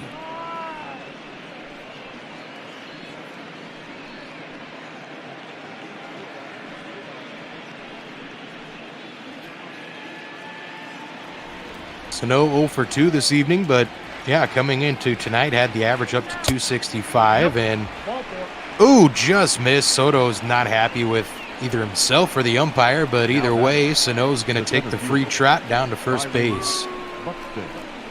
I have to guess that was with himself. That pretty obviously didn't miss, or didn't. What? it pretty obviously wasn't close to the strike zone. Either Soto needs his eyes checked, or he's just upset he missed that pitch. And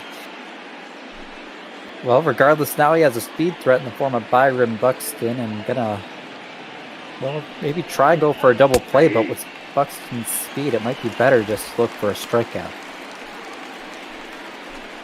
Yeah, Byron has struck out 42 times so far this season.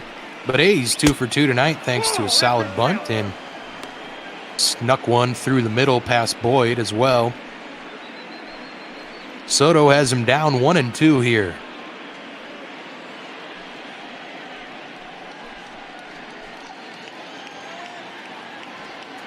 Buxton's been great with the bat so far. Inside. Slider missed.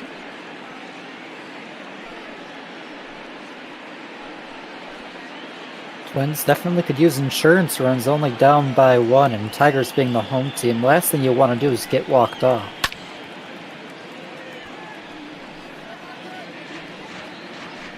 Yeah, we had a walk-off in our last game here on ML Bot Ball. Cubbies got the walk-off homer. Still a chance for that to happen here as we're in the top of the 8th. Full count now to Byron Buxton. Sano looks very sweaty over there at first base on a early May evening.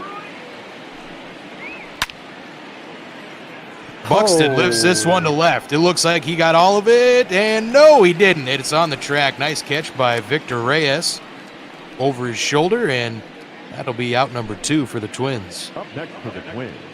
That had 2-run shot written all over it as we look at our starter comparison. We already talked about both. Both went 7 innings.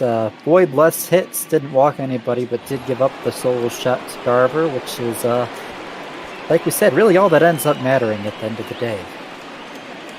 Yeah, and how big was that Eddie Rosario tossed down of Victor Reyes at home plate early in this game, too? That would have made this a 1-1 game, but Eddie Rosario threw a perfect one-hopper to Mitch Garver for an easy tag at home, and instead, Tigers have not scored here tonight. You know, Beardy, I had erased that from my memory because I didn't want to remember it, but now that you brought it back up, that's a really good point, as this ball's down in the gap.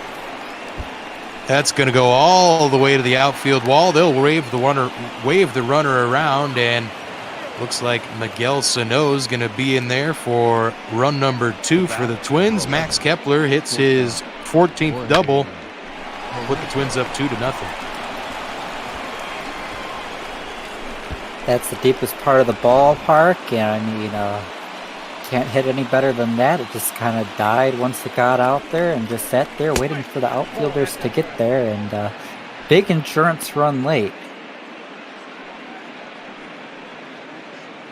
Twins might not be done yet, as there's still the rest of the top of this order to get through. Jorge Polanco going to see if he can capitalize and bring around Kepler off Soto. Instead, swings through that one, 1-1.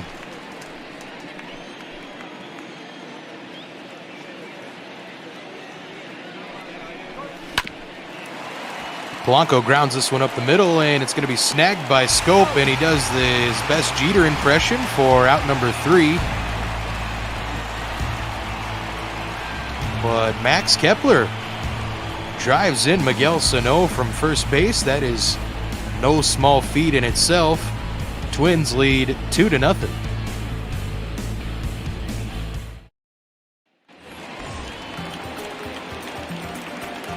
Yeah, it's a big insurance running out Tigers instead of being down by 1 and down by 2, which could be a good thing for them as Berrios is back out for another inning. You think maybe down by 1, everyone's shooting for the fences, trying to be the hero, but down by 2, you kind of have to know it's the guy on deck has the chance to give you the lead. So maybe we see a bit more of a base-to-base action, some more motion one batter after another. Absolutely shocked that manager Rocco Baldelli would choose to bring out Berrios after he finished last inning over 100 pitches. But instead, he has out number one here as he got Victor Reyes to ground out back to the mound. Austin Romine looking to get something going for Detroit. And this one's under Donaldson's glove, so hey, he does. A one-out single in the bottom of the eighth. Austin Romine. There's a reason he's batting third when he started the season batting eighth. Shows it there.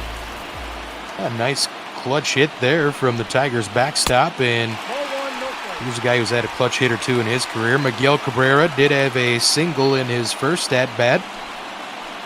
Come on, Miggy. Let's get you aboard and make this one interesting.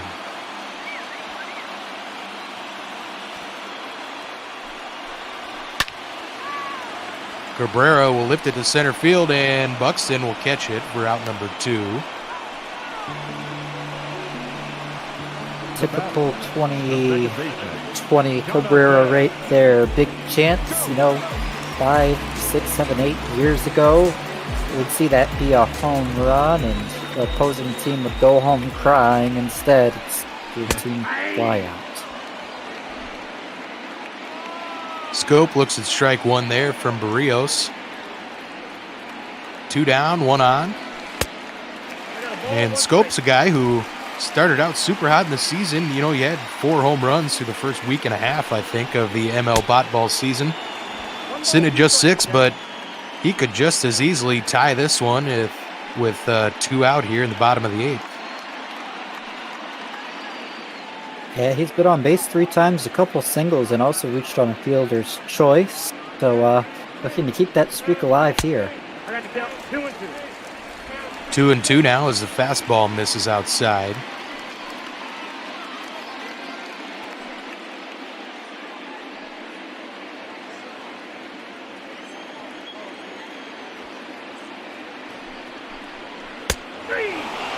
Oh, he got him. I thought that one might have been inside, and Scope's going to take a little issue with it as well, but Jose Berrios through 8 innings now. No runs given up. He has allowed 9 hits. But the big 0, the most important factor in that. We'll have a new pitcher here for the Tigers. Alex Wilson making his 14th appearance. Yeah, Wilson, veteran out there in the bullpen.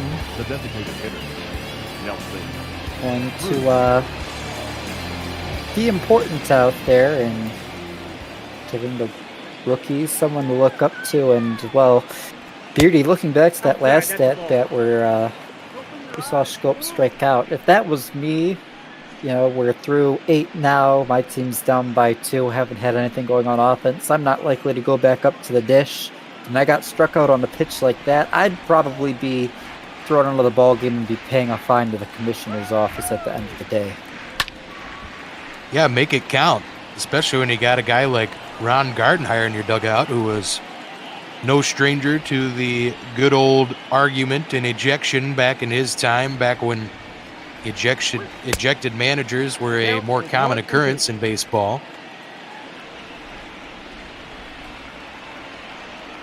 Things haven't changed since he's come to Detroit. He's been thrown out quite a few times, and as we see a strikeout there, sometimes I think people, or at least myself, think it's kind of excessive, but at the same time, I like seeing a manager who's willing to go out there and protect his players and take a fine, take a throw out of the game. But I do got to say, sometimes when you're only winning, 49 games a season, it can feel kind of pointless and, over dramatic, I suppose.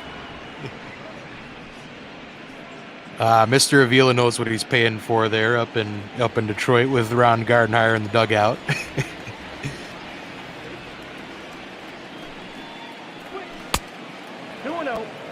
Oh, that one looked kind of funky out of Wilson's hands. But hey, 2-0 here to Josh Donaldson.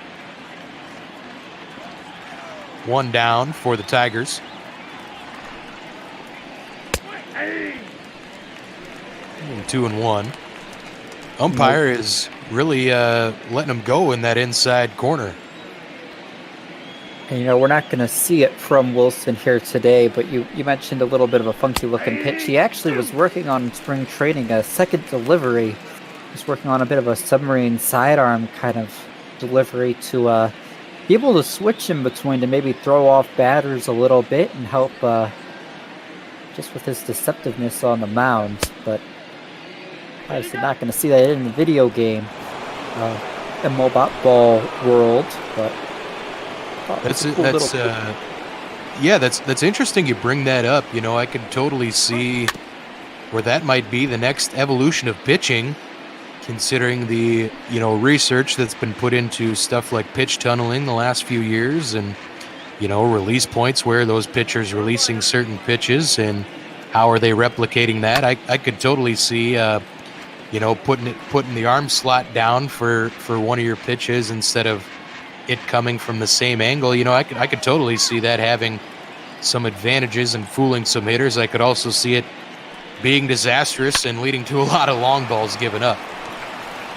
Donaldson soft liner to Goodrum there for out number 2. Number 20, Eddie Rosario.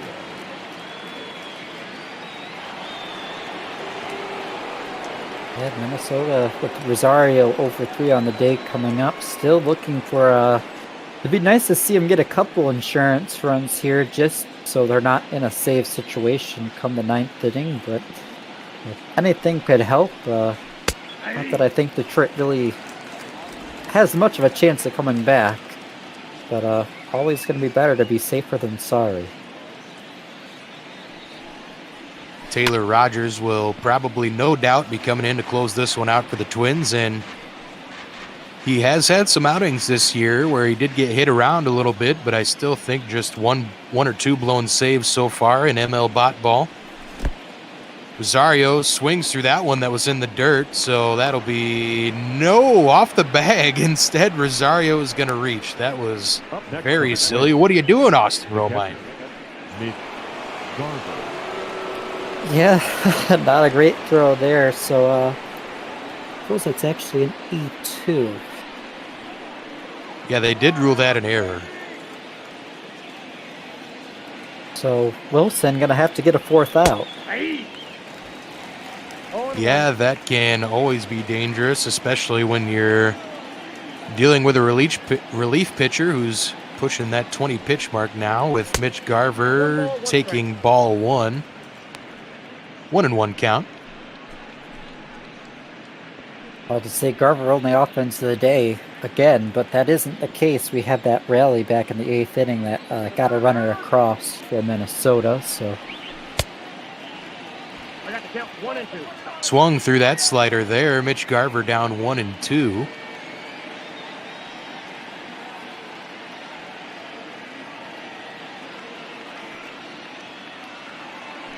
And Wilson delivers. Garver's going to tap this one to Scope at second. Tosses on to Crone, who had to dig that one out. Nice glove there by CJ. Tigers are out of the top of the 9th. We'll see what Candelario, Goodrum, and Crone can do for Detroit. And Austin asking, how does that get scored? K with an error? That would be exactly it. K, comma, E2. Taylor Rogers. Yeah, it's not exactly built into the score sheet I'm using to write that, so I just kind of wrote K in. I also circled the E2 and just treated it like he kind of had a single. But read note of the K, so I have it to reference later on. Come on down to ML Bot Ball. You'll learn the finer points of scoring a baseball game, even though the games are fake. The interactions and the camaraderie are real, folks. We love you all. We appreciate you. Stick around for our remaining games tonight. We want to remind you also to donate to Meals on Wheels. We got a PayPal link below on the Twitch stream here.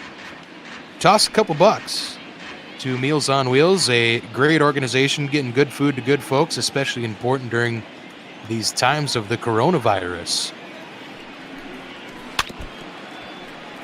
Swung on there. 0-2 now.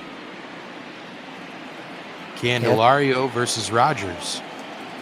It'll be Candy, then Nico Goodrum, and then CJ Crone, who will all bat righty against the lefty. Rogers gets him looking with the 95-mile-an-hour sinker. The shortstop, Nico Goodrum. And Beardy, we're gonna get to have quite the post-game show today with how fast this one flew by. We got almost a half hour till our next game. Oh my goodness.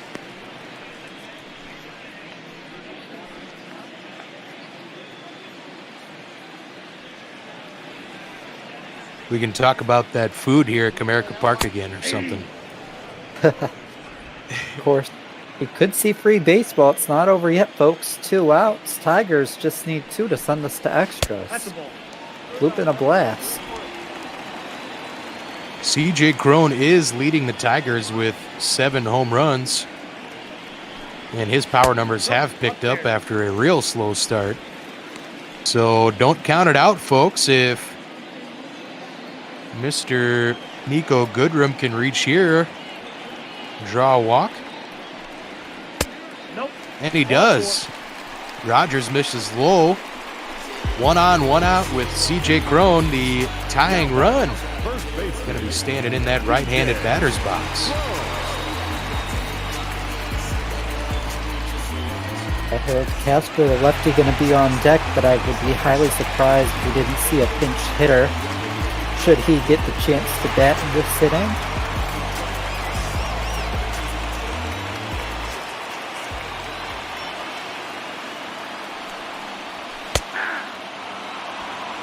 Ooh, Rogers finds the bottom of the zone there for strike 1.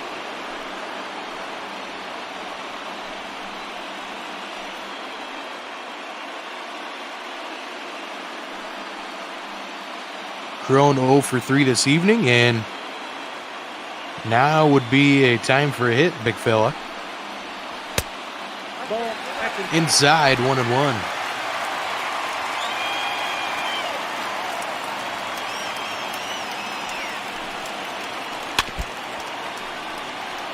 Fouled away, 1-2. That breaking ball just missed by Crone. Yeah, gotta do damage now. In the dirt, it kicks away from Garver. Goodrum's going to take second base.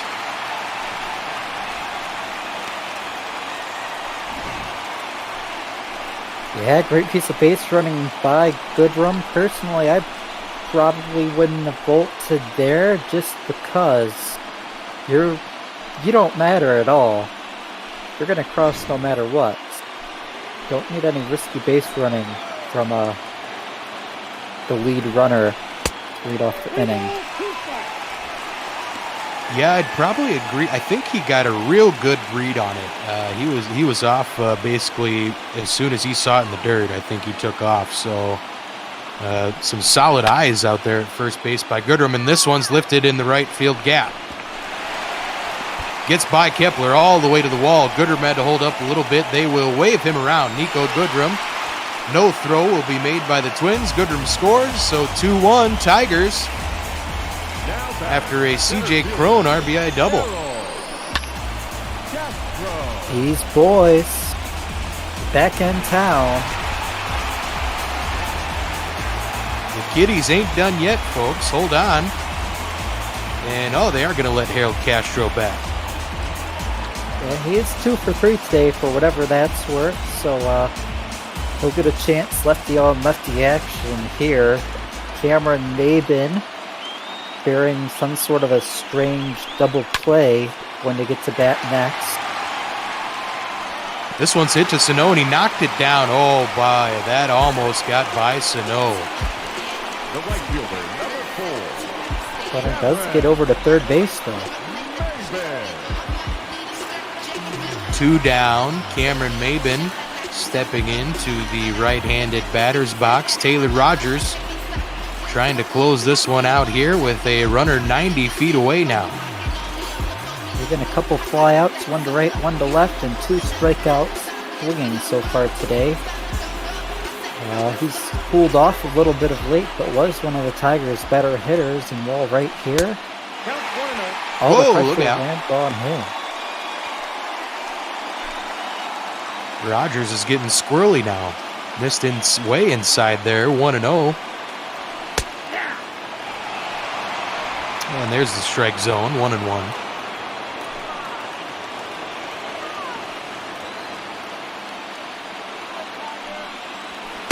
No, that's down. 2-1. Crone, 90 feet away, the tying run. Taylor Rogers has already given up 1 run this inning. Detroit trying to equalize. Maben pops this one up. That will be caught by Garver. Oh, too bad the rally falls short for the Tigers.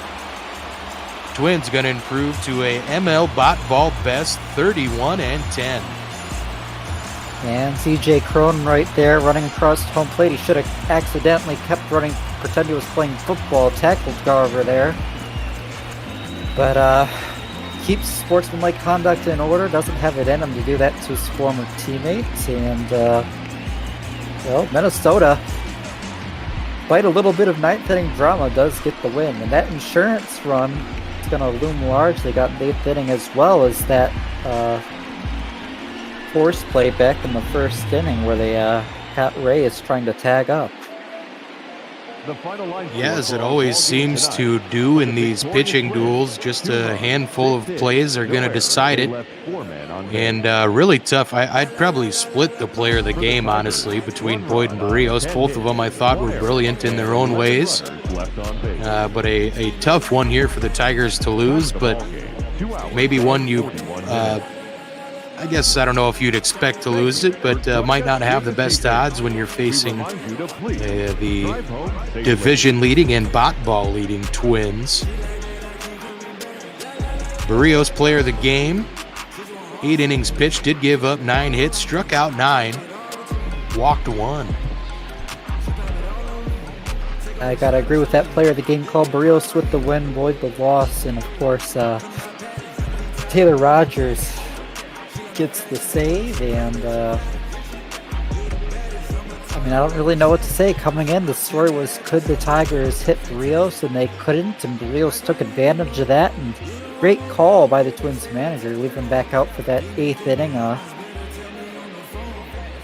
Who knows what would have happened if that wasn't the case. He did a great job to get the Tigers 1, 2, 3 in the 8th. And, well, my bad, there was a base hit, but still retire the Tigers without much trouble. If they brought in a reliever, who knows? Maybe we would have seen a run in the 8th and have it tied up and be looking at a different story right now. But, you know, Twins, great job to win it. Keep rolling in the AL Central, and if you're the Tigers, you're really disappointed. You wasted this outing off Matthew Boyd, but at the same time, look at the bright side. Great pitching performance by both the starter and the bullpen. There's one of those big plays we were talking about. Eddie Rosario gunned down Reyes in the bottom of the first inning.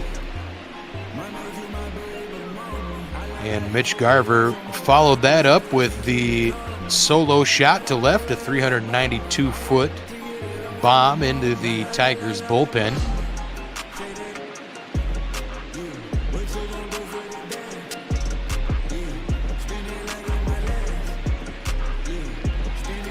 Crone called out looking there.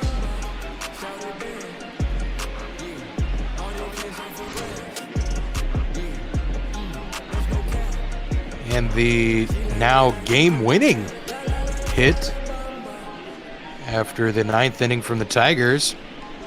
Max Kepler got the ball all the way out there to the right center wall, and that drove in the Twins' second run of the night. This one, Crone got one back for the Tigers in the bottom of the 9th off Twins closer Taylor Rogers.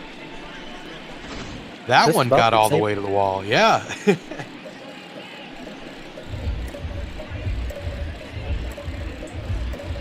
And with the runner 90 feet away, Maben popped out behind home plate to end this one. But heck of a game here. Nice AL Central battle on a Monday night.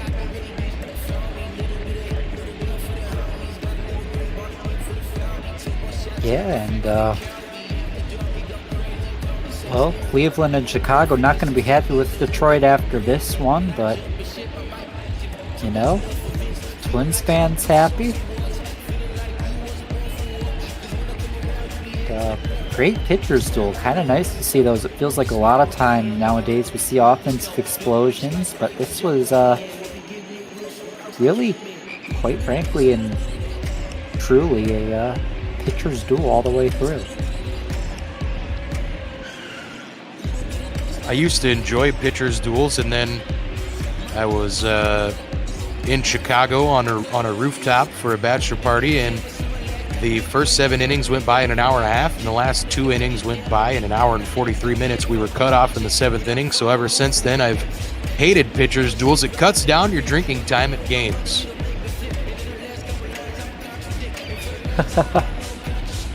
That's a good point right there. You know, we do have the new 3-batter minimum rule, which maybe will help prevent so much of a slowdown in those last few innings. A lot of times we see batters that would only go 1-2 guys before all of a sudden pitching change, commercial break, gotta warm up the pitcher, yada yada yada.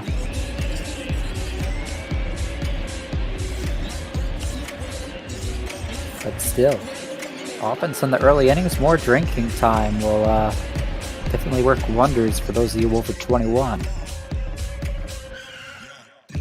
Then again, looking back, it's probably not like we needed that probably extra 40 minutes of beer. But anyway, we hope you stick around here, folks. We got good matchups the rest of the night. Well, we got good guys on the broadcast booth the rest of the night anyway. Duggo and Big Fun are going to be on the Mets and Arizona game that's going to follow us next year. And then Bot Ball After Dark is the San Francisco Giants at the Colorado Rockies. So it could be some fireworks on After Dark at Coors Field tonight.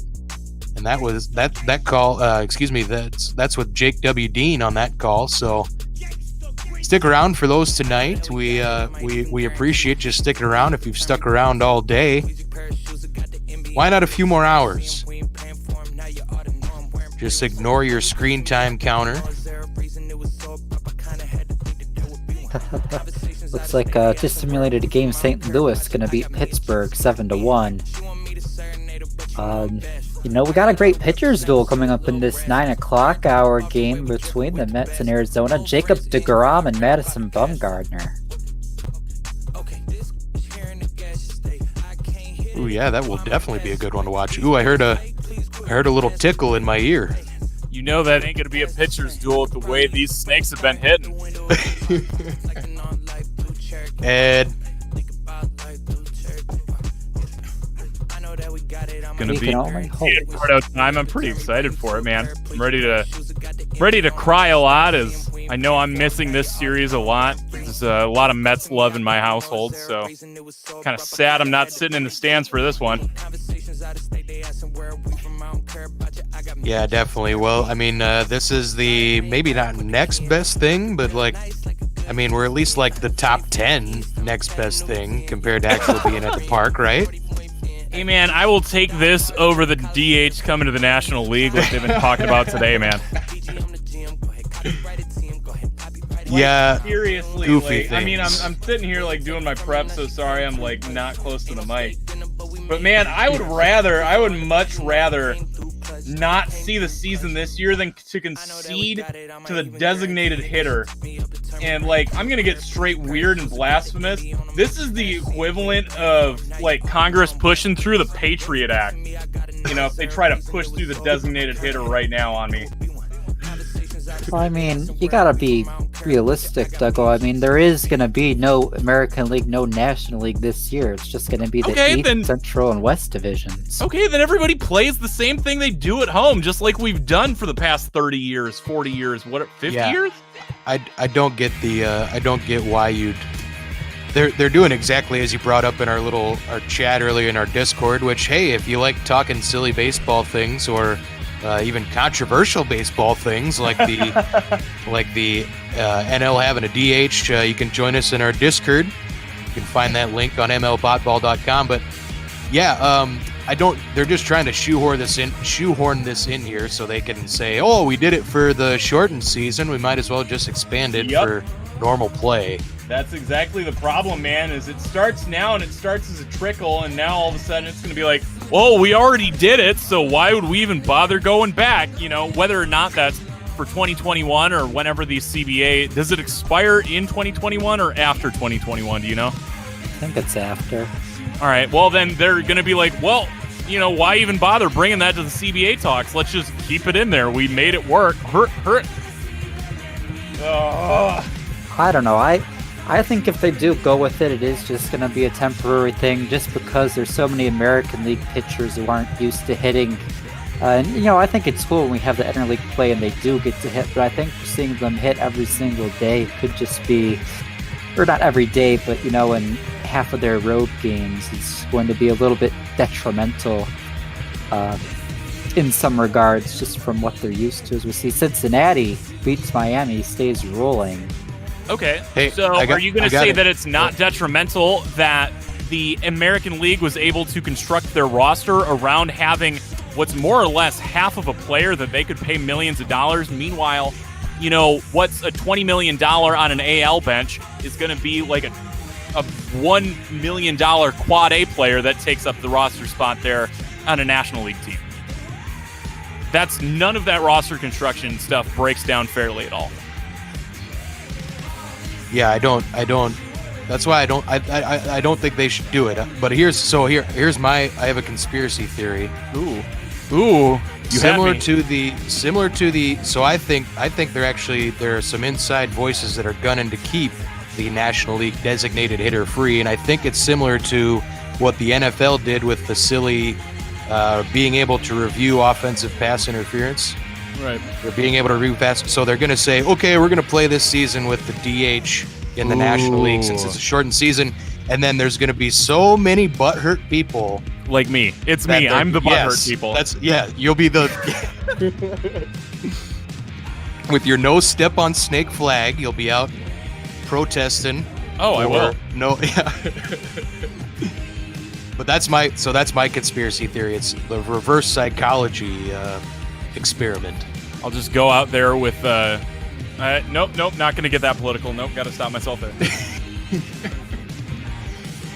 As we look forward to this one, it's gonna be an interesting call. We've agreed to have ourselves a homer cast, as we are each gonna split the innings we call. Our boy Big Fund Eric here is gonna be calling the top halves of the inning, while the New York Mets are batting, and I'm gonna be calling the bottom halves of the inning. So I'm looking forward to this one. That's a miss. We're going to see how it goes. That's a fun concept. I like that.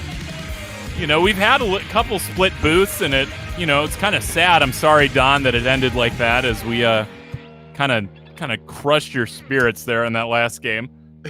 So we're going to try to avoid that and keep the excitement going for both sides as we try out this Homer cast today. I'm excited for it. Yeah, it should be fun for you guys. I'll definitely be listening, but I do have to go, boys. I want to say thanks to everyone who stuck around and watched our game. We had a solid one up in there in Detroit. I want to thank my good partner, Mr. Cookie. We've kind of developed a little rapport together as kind of broadcast partners per se. But yeah, stick around, folks. You got a good one with Duggo and Big Fun. Pretty excited about it, man. As we biggest thing I got an issue with heading into this game is I think the Diamondbacks right now are sitting at 27 men on their 26-man roster. Ooh, we should take a look at that. Get that sorted out real quick then. All right, since you guys are gonna take care of that, I think I'll hop out too. And well, I don't really know what else I have to say here other than here's hoping you guys see a nice fast game and we keep this fast pace going today. It's been kind of nice to see walk off, and early finishes. Normally by our 9 o'clock game we're at least a few minutes behind schedule, but going pretty smooth today. So we'd love to see that. A nice consistent day here at Bot Ball. As we take a look, the Diamondbacks are now sitting at 27 men on their active roster with the return of Zach Gallen. I was going to say, but that's what it is. So, as our resident snack stepper, you might have to be the choice. We were talking here, and the snake pit, actually, excuse me, the snack pit, about what our possible move would be. And right now, the crude answer we've come to is possibly sending down Jake Lamb as we still try to figure out exactly what we want to do with all the R's. You definitely can't do that. Oh, there's roster limits now on pitchers, There isn't there? sure are, and that That's limit stupid. is 13. Okay, thanks, Rob Manfred. Stop ruining my game, you. All right. Sorry, yeah. I'm like everything about today has just got me way too fired up, man. Ugh. It's gonna have to be one of the pitchers. It's gotta be Merrill Kelly or John Duplantier. What about? Let me rally the cry to have everybody pop in here.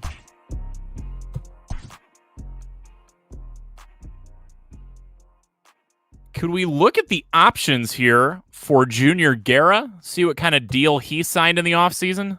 Not entirely sure.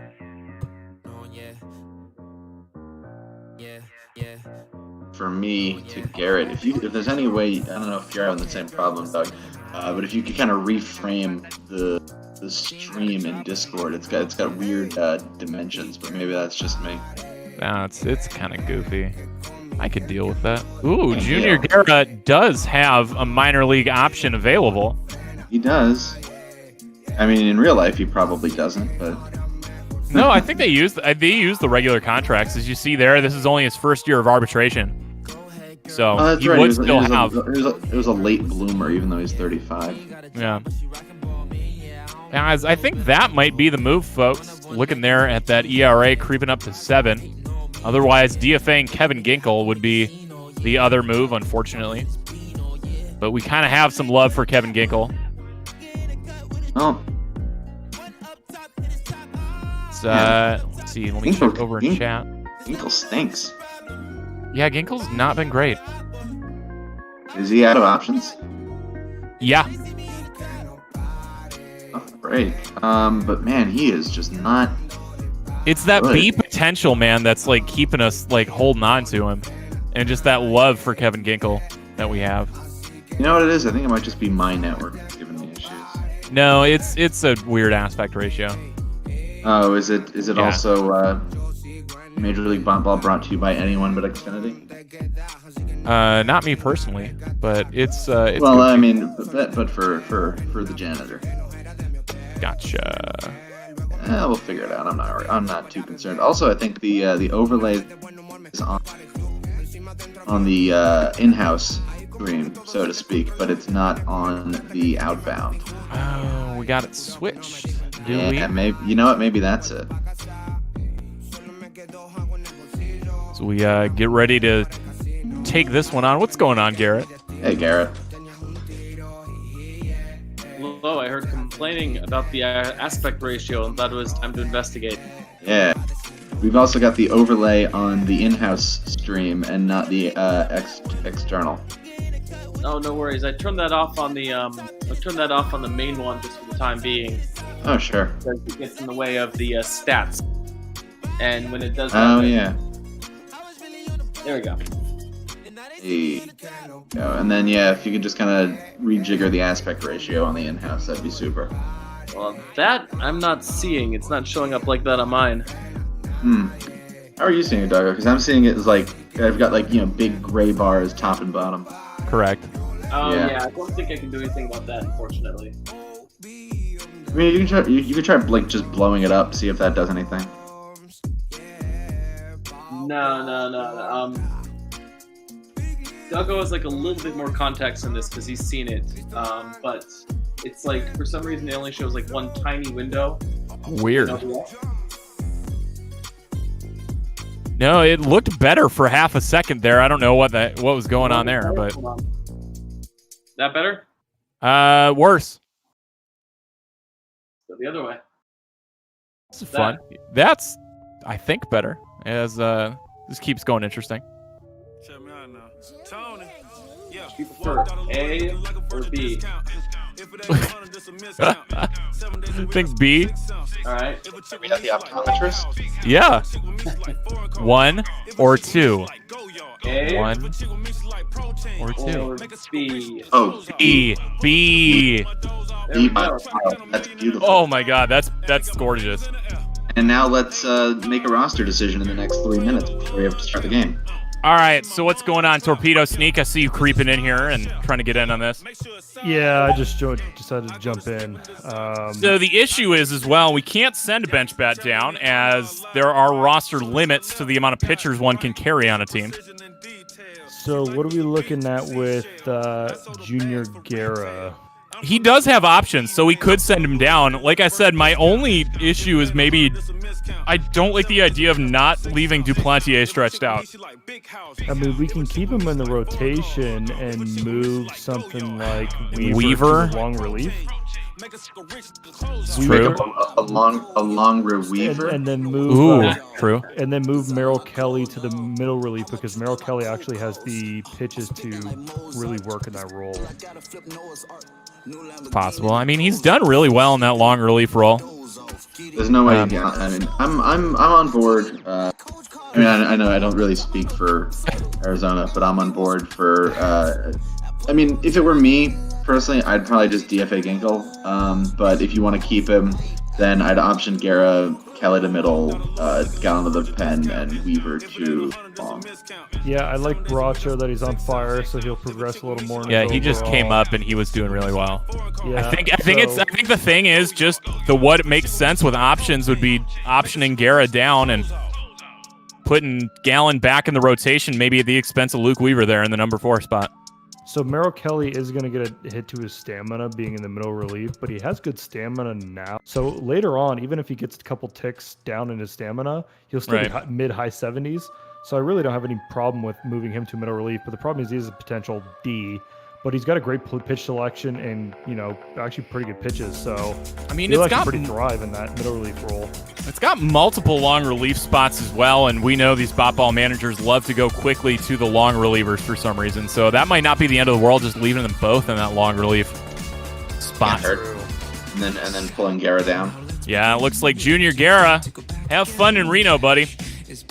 Yeah, I really like Kevin Ginkel. I really hate that overall, but after Jake W. Dean kind of pointed out that he actually kind of likes him, I've been looking at his potential, so we could actually tick up later on. Send a pitcher from AAA to AA now because AA is short 2 bodies and AAA has 1 too many.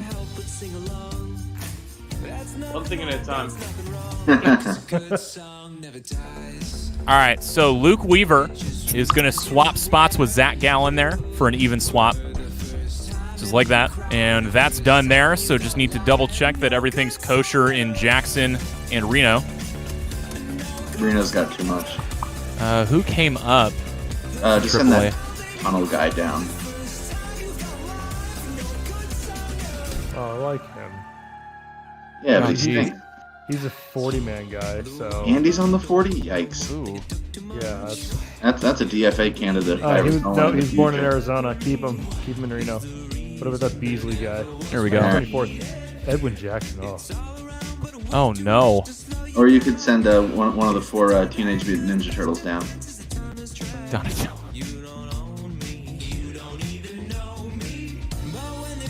They're all pitching actually really well for being in Reno. Yeah, actually, I would send a bat down because you've got you've got 13 pitchers there. I'd actually send Camden Duzenak down. The guy who's cold right there. All right, that'll even it out. Get out of here, buddy. He's stinking it up anyway. 142 and 100 at bats. Love it.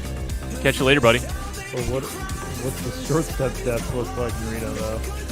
That's a problem for another day, unfortunately. Because if he's got 100 at bats, he's had a lot of. I mean, he's got a lot of. That's a problem for later, Garrett.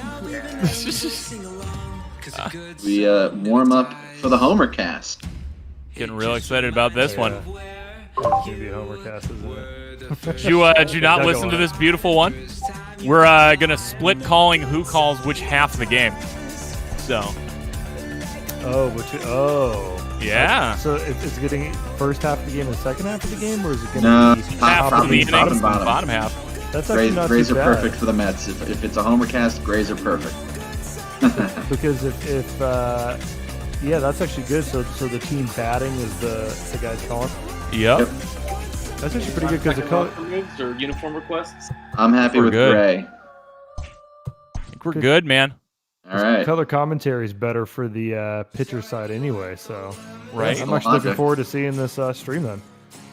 Well, all right. Well, thank you so much, Sneak, as we get ready here for the first game of 3 at Chase Field as the New York Metropolitans come to town to take on the back to being white hot Arizona Diamondbacks.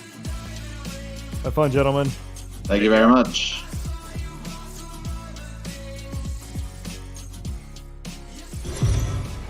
So give me a little bit of insight here on your Mets as we look forward to what should be an interesting game as 2 studs go on the mound today.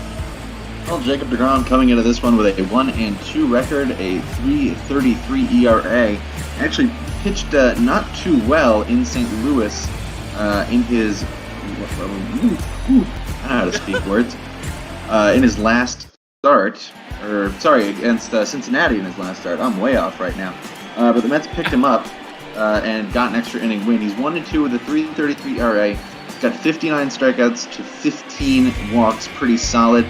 He just needs run support, and he hopes to get it from the Mets offense against Madison Bumgarner tonight. Bumgarner coming into this one, as you saw, 6-1 with the 2.18 ERA. And he's going to face Jeff McNeil playing second base tonight, Pete Alonso, and Michael Conforto to get things going on the Homer cast. First pitch from Bumgarner to McNeil, misses 1-0. Big fun. Eric Armand, Doug Porter bringing you this Homer cast. If you haven't heard, we're going to be splitting the halves. I'm going to be doing the top halves, all of New York's bats, and Duggo will be taking the Snakes in the bottom halves. 1-0 pitch from Bumgarner to McNeil. Up and in, 2-0. Roof open at Chase Field tonight. A calm and comfortable 62 degrees. Pretty sure whoever's working at SDS has no idea what desert life is actually like as we're sitting here, lovely May day, sitting at a comfy 104, give or take. As you do. McNeil fouls that off. Facing the former San Francisco Giant. And takes a swing at the 2-1, hits it into deep center field, heading back on it, Starling Marte, and he will settle under it and make the catch a few feet shy of the track. So a loud and a deep out number 1 for Jeff McNeil. That'll bring in Pete Alonso. Now, Alonso's been doing all right for himself, but the Mets offense overall generally struggling. Michael Conforto, for example, under the Mendoza line. Yoenis Cespedes in his return from injury on May 1st. First pitch to Alonso, swung on and missed. Cespedes struggling mightily, just 1 home run and 1 RBI. The average at a uncomfortably low 0.38, hoping to get himself going in the desert. The 0-1. This is 1-1. So what are you looking for out of the D-backs tonight? I'm looking at them to continue that hot streak. They ran into 2 tough opponents last week in the Cubs and the Nationals, the respective leaders in the Central and East in the National League, as that pitch is going to be low. They lost 6 straight to those guys, lost the series to the Nationals in a sweep. But we're able to right the ship here against Milwaukee in the last 3 days. They swept that series, so looking for them to stay alive after that and shrug off anything they had going on. So shoots that one past the glove of Nick Ahmed into left center field, and the Mets have their first hit. A 1-out single for Pete Alonso. It'll bring forth the right fielder, Michael Conforto. Conforto once again coming in at a 196 clip. He's been pretty cold in the month of May. First pitch on the lefty-lefty matchup, swung on and popped foul, 0-1. Gotta say, I'm paying attention too to See how these bats do. As Madison Bumgarner was one of the first people in the National League, if not the first, to hit that 6-win plateau. And just looking to see if he can stay consistent on that. Conforto swings at this one, grounds it to second. Making the nice play is Ketel Marte to short. Ahmed throws on the return, but not in time, so it's a fielder's choice, 4-6. Good job by Ketel Marte, moving to his left to make that play. Beautiful up the shoot defense here on this infield, and even getting a lot out of even our boy Christian Walker there at first. Eduardo Escobar doing a good job over there at the hot corner. It's been no wonder that these pitchers have been doing so great with that fielding in the infield behind him. First pitch to Cespedes, bounces in 1-0. After Cespedes, it'll be third baseman J.D. Davis, catcher Wilson Ramos, shortstop Ahmed Rosario, Jacob deGrom in the 8th spot, and center fielder Brandon Nimmo hitting 9th. 1-0 is popped up behind the plate. Getting out of his crouch is Carson Kelly, settles in just behind home plate and makes the catch. So the Mets get a hit from Alonso and end up stranding Conforto. No runs, 1 hit, 1 left. We are through the top of the first. This is the Homer Cast on Major League Ball on Twitch.tv. As we see here, Jacob deGrom getting ready on the mound. As you see, typical Jacob deGrom's numbers there, getting no run support as he's sitting with 5 no decisions, a 1-2 record with a 3.33 ERA. As Mets fans have been used to seeing in recent years. Yeah, Jacob deGrom, back-to-back Cy Young Award winner. Doesn't really have the numbers right now to threaten a third in a row. That could all change as the year progresses. First pitch of his day is to Starling Marte, and that's going to be a ball outside to start off his game. Hopefully not a sign of things to come here for Jacob deGrom. And he's going to need to pitch out of his mind because the Mets offense just hasn't had it. Talking about an offense that has had it. Diamondbacks just putting the spurs to those Milwaukee Brewers yesterday. Ton of home runs all across the board. Nick Ahmed having 2 of his own, including 6 RBI on those. As that comes in for the first strike of the game, now 2-1 to Starling Marte. Marte was fairly quiet compared to everybody else. Went 1 for 6 yesterday. As that fastball's in there now, 2-2.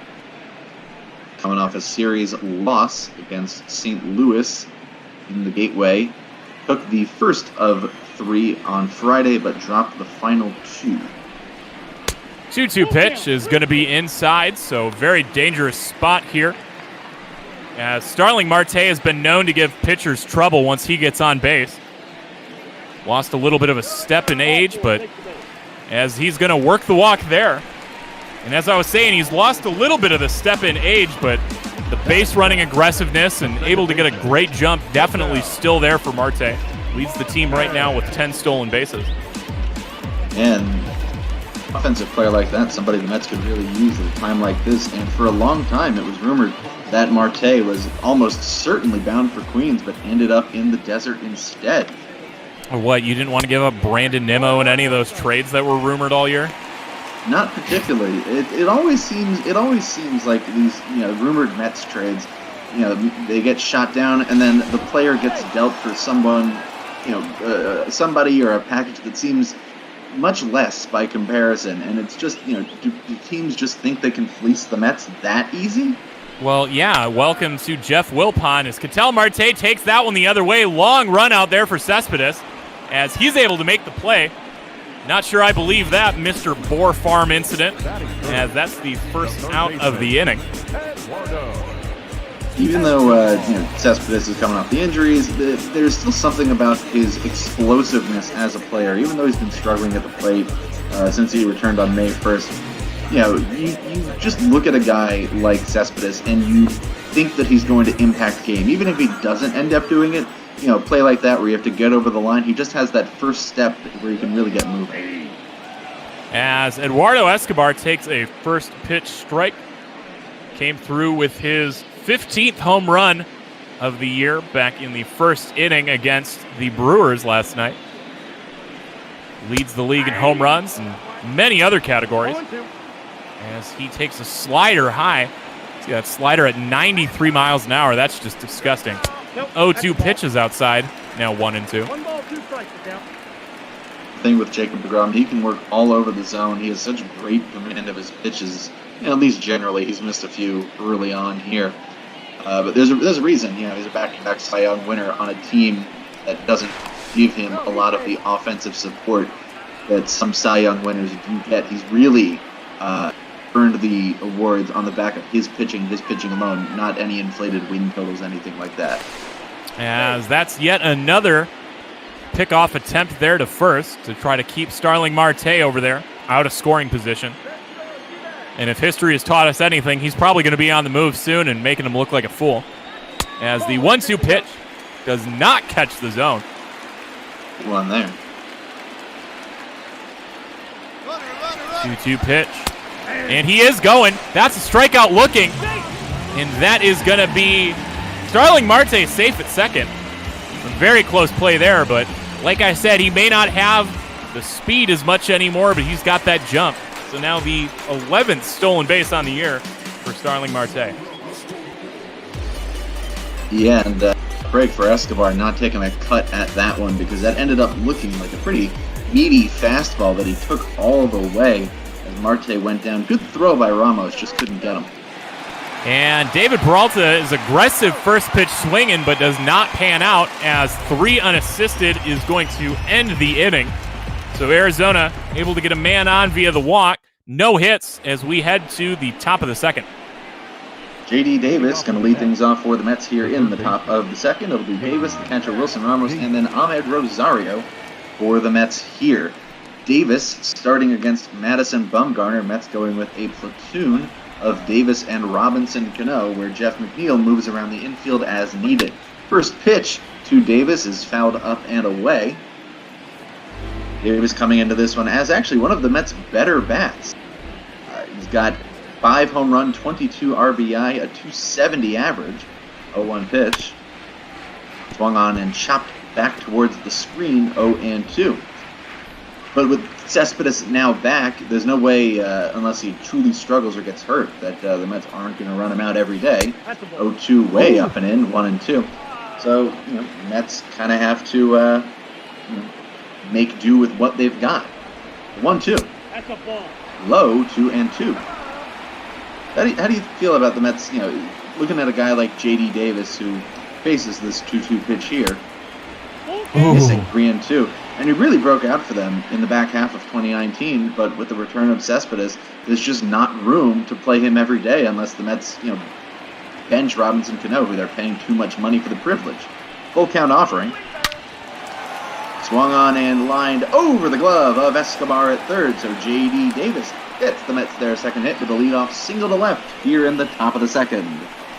No, there was a lot of rumbling as you heard me doing plenty of rumbling earlier talking about the designated hitter coming to the National League. There's been some rumors that the trade for Diaz and Cano had something to do with maybe some knowledge that the DH was coming to the National League. But unfortunately, you got to go through the last year and this at least with no designated hitter.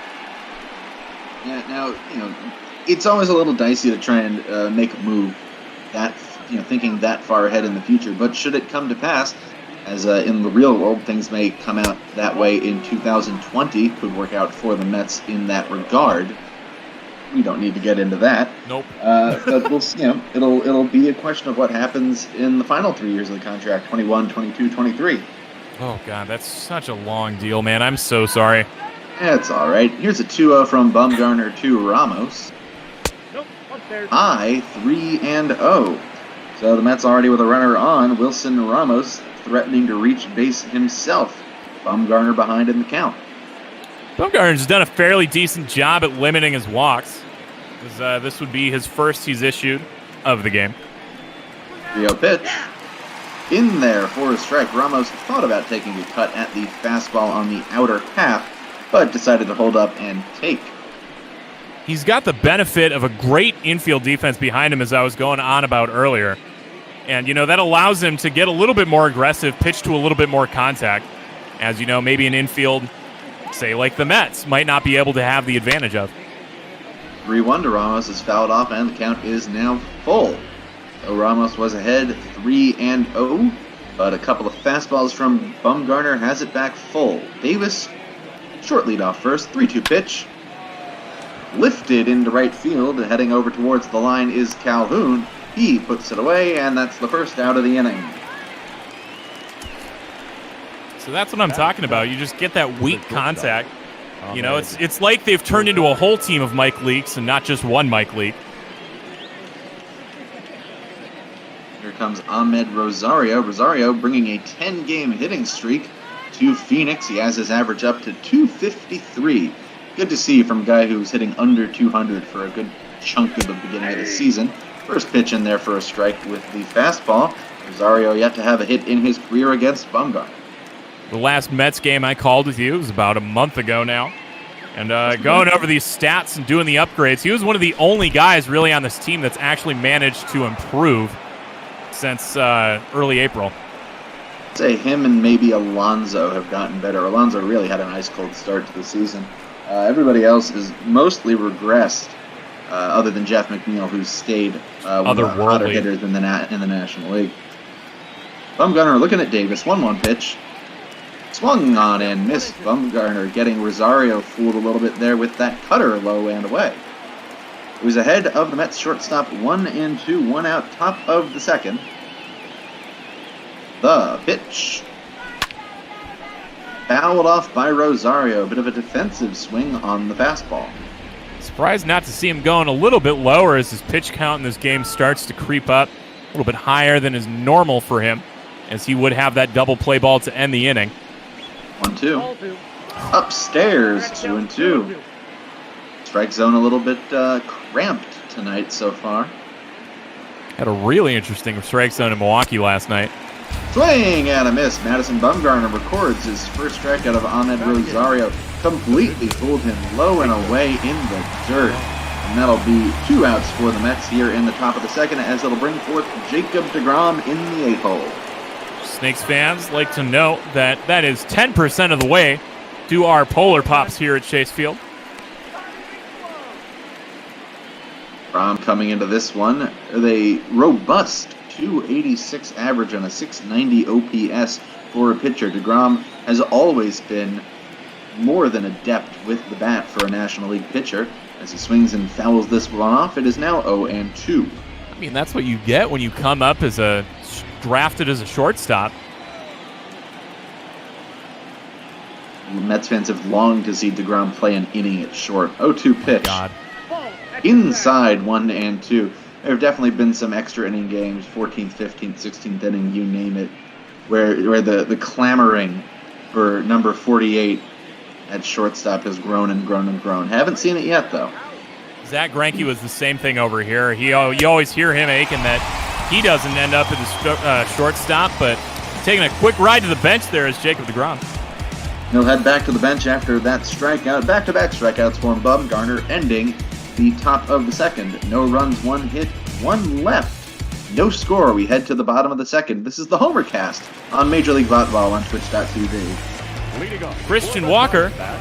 You see those splits there? We've harped on those lately. Just abysmal there against left-handed pitching, but luckily does not have to face any today unless Justin Wilson decides to make an appearance.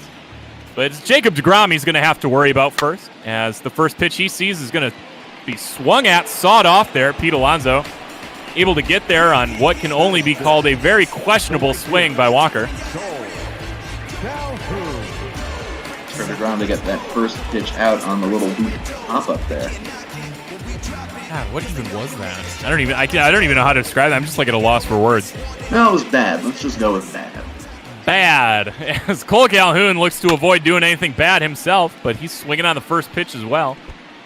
So now 3 straight men here for this Diamondbacks team swinging on that first pitch. It's tempting to do it against deGrom, because if he gets ahead of you in the count, he's really just got, he has such a way with pitches as he gets that fastball out of the zone. can barely guess what's coming next. The 0-2 pitch to Calhoun. Wisely takes that after swinging at a fastball that got the dirt. But now 1-2. Could be way outside, so thankfully that wasn't Christian Walker, as he probably would have been swinging. Now 2-2. Ooh, swung through that. Beautiful movement on that two-seamer there by Jacob deGrom as he notches his second strikeout of the day, not to be outdone by the two by Bumgarner in the last half frame. And that's what I was just getting into with deGrom. He goes, way outside in the dirt, and he gets Calhoun off balance, thinking he's maybe going to see another breaker outside. Instead, it's that high and tight fastball that he had no chance at. So Nick Ahmed, owner of 2 home runs yesterday, including a grand slam back in the 5th inning of that contest with Milwaukee. Looking to keep the fortunes up there, collect maybe home run number 9 here today, as he's going to split the count 1-1 here with deGrom. deGrom kind of settling down with his command after that first inning where he was a little bit all over the zone, but this inning he's been hitting his spots. The 1-1 pitch is swung through, and these Diamondback hitters just have no idea what to do with any of these pitches from Jacob deGrom. And if this keeps up, it's going to be a very long day, folks. As wisely lays off there. And how do you deal with a front door 92-mile-an-hour slider? I have no clue, man. That's why I'm sitting here at a desk, as that's now 3-2. 94 on that slider. My goodness. 2 outs, full count pitch, just saws him off, and he swings through that. So now Diamondbacks just swinging to save their own lives, and nothing paying off, except for Jacob deGrom notching his 3rd strikeout of the day. Excuse me, 4th. We now head to the top of the 3rd. Speaking of third strikeout was right. He struck out Escobar, Calhoun, and Ahmed. I think I've got that right, yeah? Yep, I am just doing a bad job today with these scorecards. But yeah, just finishing up on Jacob deGrom finishing that inning. He had the inside slider, a couple inside sliders. One of them caught the zone for a swinging strike. One of them missed inside, but got those sliders, those front door sliders in Ahmed's head, and then beat him inside with the fastball that he clearly expected to come back over the plate. Here's Brandon Nimmo leading off against Madison Bumgarner, top of the 3rd. First pitch is a fastball high, and Nimmo's been getting the average up. Takes this for a strike. Kind of that prototypical guy to put in that 9 spot here with the National League. Swap the pitcher up to the 8th and use it as a second leadoff. Nimmo rolls this one over to Ahmed off the inside of the bat. Ahmed throws a little bit high to Walker, but it's the first out of the inning.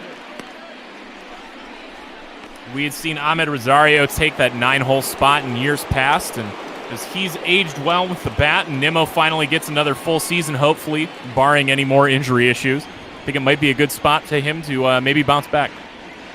First pitch to Jeff McNeil misses 1-0. McNeil in the first inning had a deep fly out to just to the left of right center, which I might as well have just said center at that point.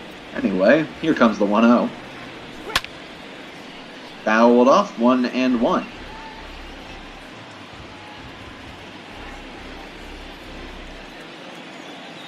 Bumgarner winds and deals. Neal fouls it off again on the third base side, 1-2. Neal coming into this one, just, still one of the best players, not just clearly the best player on the Mets, but one of the best players in the National League. 1-2 swing and a miss. Madison Bumgarner picking up his 3rd strikeout, fooling Jeff McNeil on that one. As we take a look at the replay, McNeil just could not catch up to that fastball. So you saw him nibbling a little bit more earlier in the game, but you see the aggression pop up here as he knows he wants this to be an aggressive pitcher's duel. Oh! First pitch to Alonso is hit back up the box through the shifted infield. Alonso getting aggressive, looking for 2, and he's going to be tagged out. So Pete Alonso getting a little bit aggressive there, thought that Starling Marte was playing that one a little bit too casually. He picks up his second hit of the game, but gets himself thrown out to end the top of the third. No runs, one hit, nobody left. We head to the bottom of the third. The Homercast, Major League Ball, Twitch.tv. The ice-cold Carson Kelly steps to the plate. Many wonder why Stephen Vogt maybe hasn't taken over that role catching. Others think that maybe Madison Bumgarner likes having him as a personal catcher. So we will see how this one truly turns out as he fouls off the first pitch he sees.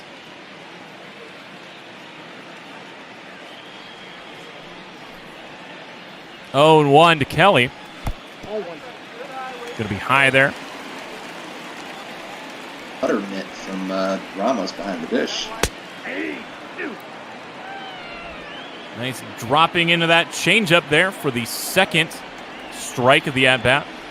The 1-2 pitch to Kelly is swung on and missed. Carson Kelly strikes out. Now 3 straight strikeouts, finally. I can say that correctly. Number 4 on the game here for Jacob deGrom. That's how good Jacob deGrom is. He can get away with an early release on a changeup, having it come up around the midsection, and Kelly having nothing to do with it, and then come right back with a diving 92-mile-an-hour slider outside the zone, where he's got no chance. And there's Madison Bumgarner trying to squib that up the line and rips that, but rips it foul. Bumgarner, historically one of the better hitting pitchers in the National League. Enjoy hitting at Chase Field too. I love pitchers hitting. I'm just gonna leave it at that. Otherwise, I'm just gonna go into a big tirade. Let's open that one up to the Twitch chat after the pitch. That's fouled off there, 1 and 2. All right, Twitch chat. There's rumors about the universal DH for 2020. How do you feel about the DH? Should it be universal for good? Should we go back to the way things are supposed to be in 2021? And that is now 4 straight strikeouts for Jacob deGrom. Gets Madison Bumgarner swinging.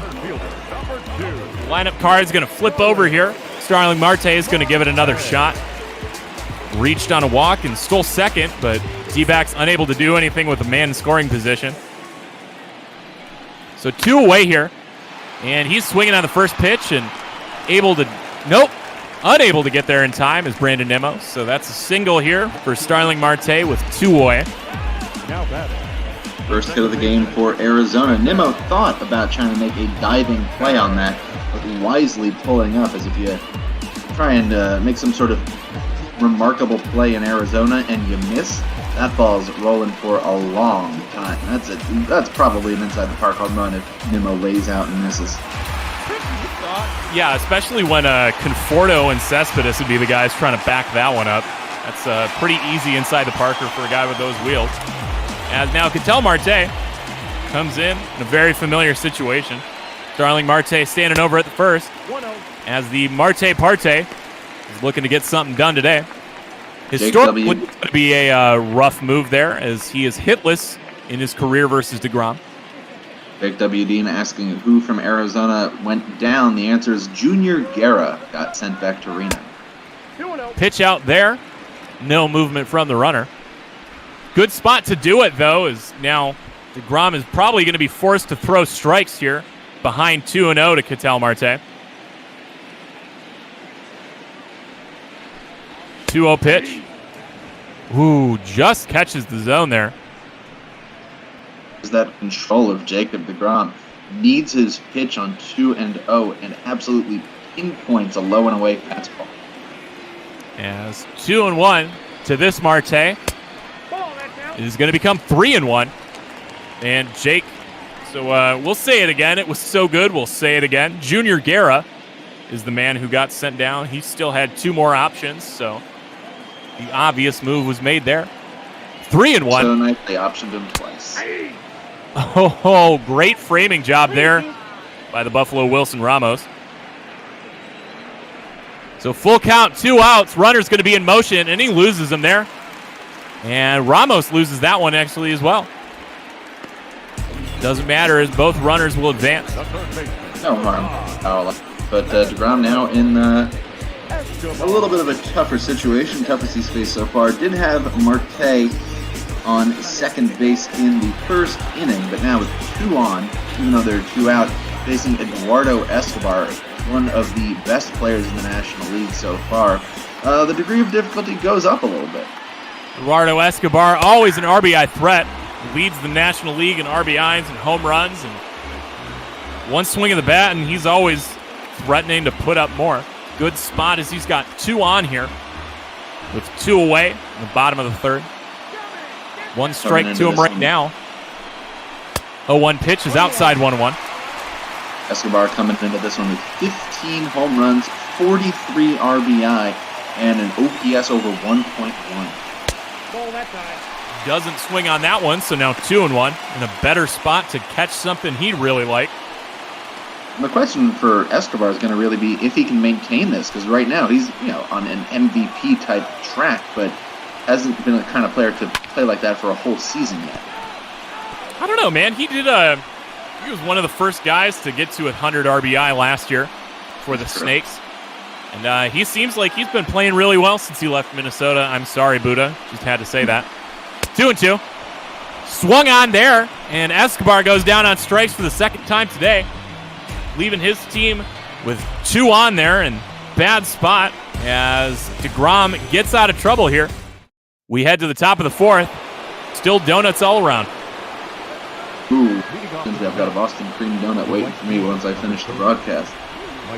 3-4-5 for the Mets here, top of the 4th. Michael Conforto leads off and swings at the first pitch, fouling it back 0-1.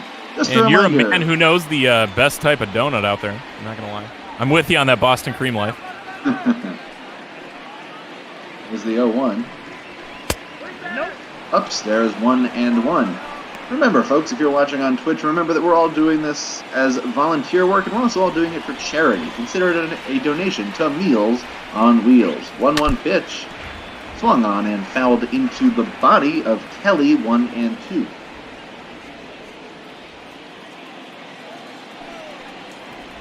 And here comes that 1-2 pitch. Swung on and fouled off.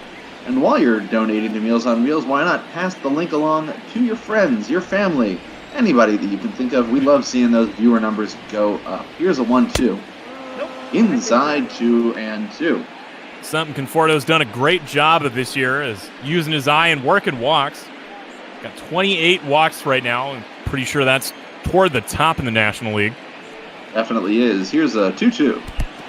Ooh. And it hits him. It just grazes Michael Conforto on the front thigh, and he will strut on down to first. Let's take another look. Just catching Conforto on the thigh. That's enough to get the Mets a leadoff base runner here in the top of the 4th. I didn't even see that catch him, man. Yeah, just got him coming right across the right thigh there. So here's Cespedes, who popped out behind the plate in his first bat. Just really looking to get the bat going at all. Oh. Fooled on that curveball by Bumgarner. Checks the swing, but it's in there for a strike on Bumgarner's 50th pitch of the game. It's not really where you want to see Madison Bumgarner. Already halfway through his day, as one usually thinks in this modern day, as he's only able to record 9 outs so far. Couple of curveballs has him head 0-2 on Cespedes. And another curveball is bounced back towards the mound. Bumgarner comes off field, throws to first in time. So the 1-3 fielder's choice moves Michael Conforto up to second and gets the Mets their first runner in scoring position. Yeah, just dribbled there in front of the plate, and enough funky movement on that as he wasn't able to get it. Good words there. Wasn't going to be able to get Conforto at second. Here is J.D. Davis. Davis singled leading off the second. Didn't go any further than first base. Conforto leading off of second. First pitch is a cutter in for a strike. Davis looking to make the most of his starting spot against the left-handed Bumgarner. 0-1. Outside 1-1.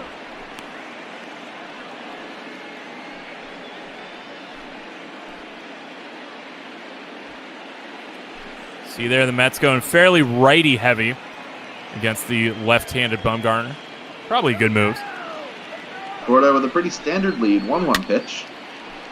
Swung on and popped foul, back over the screen. Count now 1-2.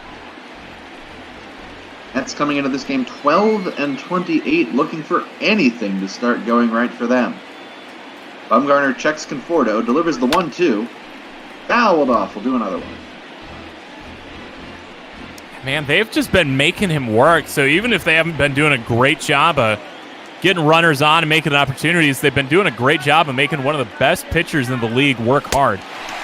1-2 swung on, foul tipped into the glove, or so it seemed on that call from the home plate umpire. Either way, it is strikeout number 4 for Madison Bumgarner, and there are now 2 outs in the top of the 4th inning. I'll bring up Wilson Ramos. Ramos flew out to right in his first at bat. Conforto on second. Bumgarner checks him. The pitch. Fouled off. 0-1. A lot of foul balls off of New York bats so far in this one. That's what I'm saying, man. It's just a lot of battles here. And, even if you can't square them up, and let Bumgarner beat you with the strikeout, you can at least battle and make you go to the bullpen. Here comes the 0-1. Swing and a miss on the fastball inside to Ramos. Ramos hitting .316 with runners in scoring position so far this season. Looking to nudge that number up with a base hit here. 0-2 is low, 1-2. It's actually fairly clutch as you're looking there, as batting average is over 100 points below that, so does a lot better in the clutch than he does not. Here comes the 1-2. Swung on up the middle, base hit. Rounding third, coming towards home is going to be Michael Conforto. The throw home is up the first base side. Wilson Ramos knots in the first run of the game with an RBI single. And the Mets take a 1-0 lead in the top of the 4th. There you go. As we said, he's been clutch all year. Continues that there. Almost takes off Bumgarner's head. Able to rope that into center, and a big offline throw by Marte is how we're going to open up scoring in this one.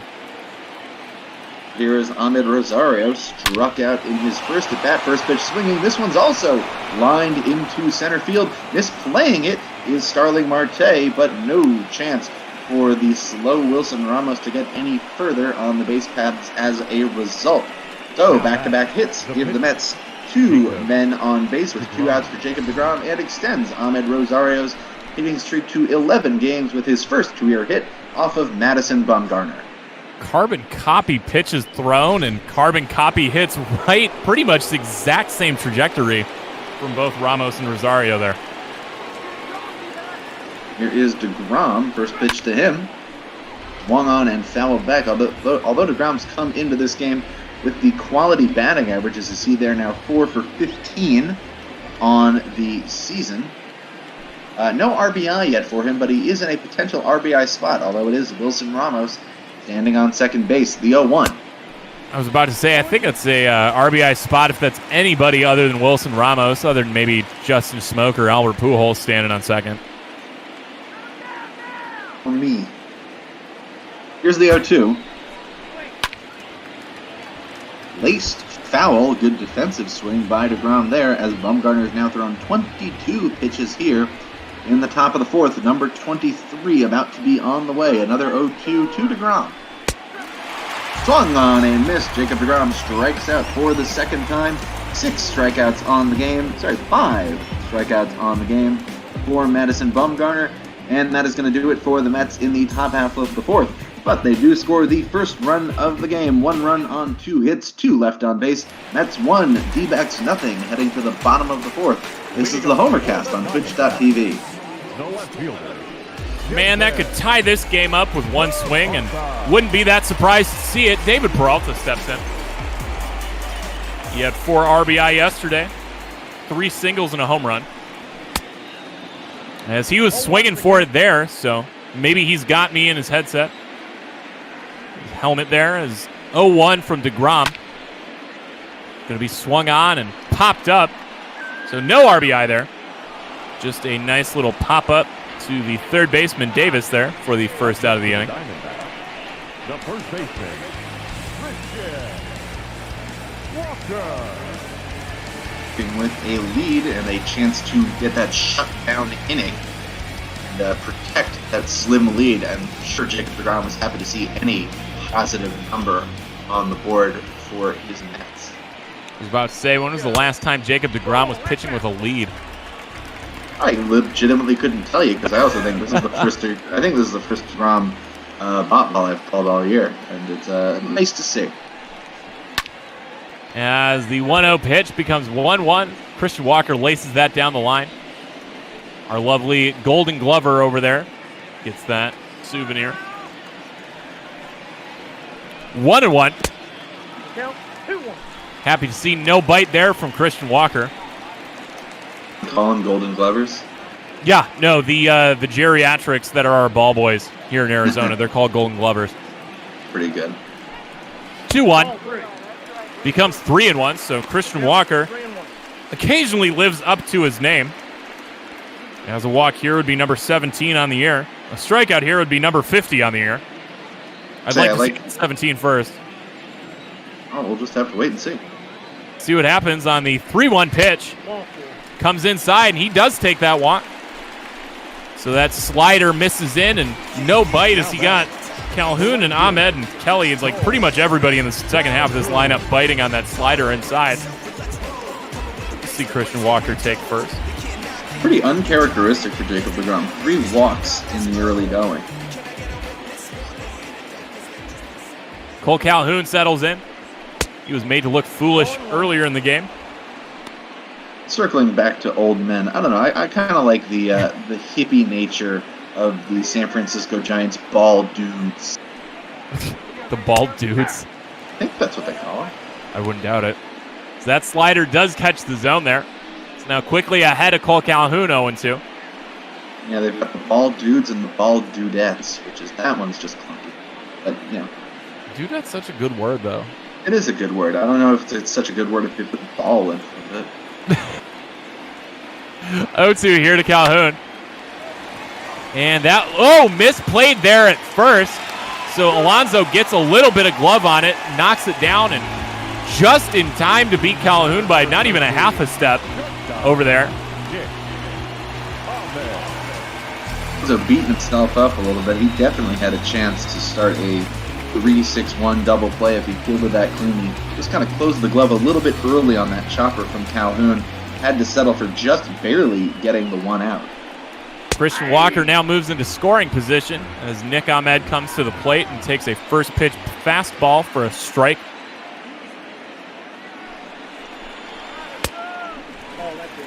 Ahmed takes that changeup inside. Great eye there. deGrom's pitch count is running up too. It's approaching 60 here in the 4th. We're looking forward to a pitcher's duel, and looks like we might see these guys both get knocked out early. As the 59th pitch of the game is going to end the bottom of the 4th. See Ahmed fly out to Nimmo in center field. So we now reach the end of 4 innings. Mets sitting on top on that 1 RBI, 1-0. And it'll be 9-1-2 for New York here in the 5th. Nimmo, McNeil, Alonso getting things going with a 1-0 lead. First pitch from Bumgarner. Inside 1-0. There, Brandon Nimmo over the weekend in St. Louis scoring 3 runs, so he has still been able to get on base pretty well.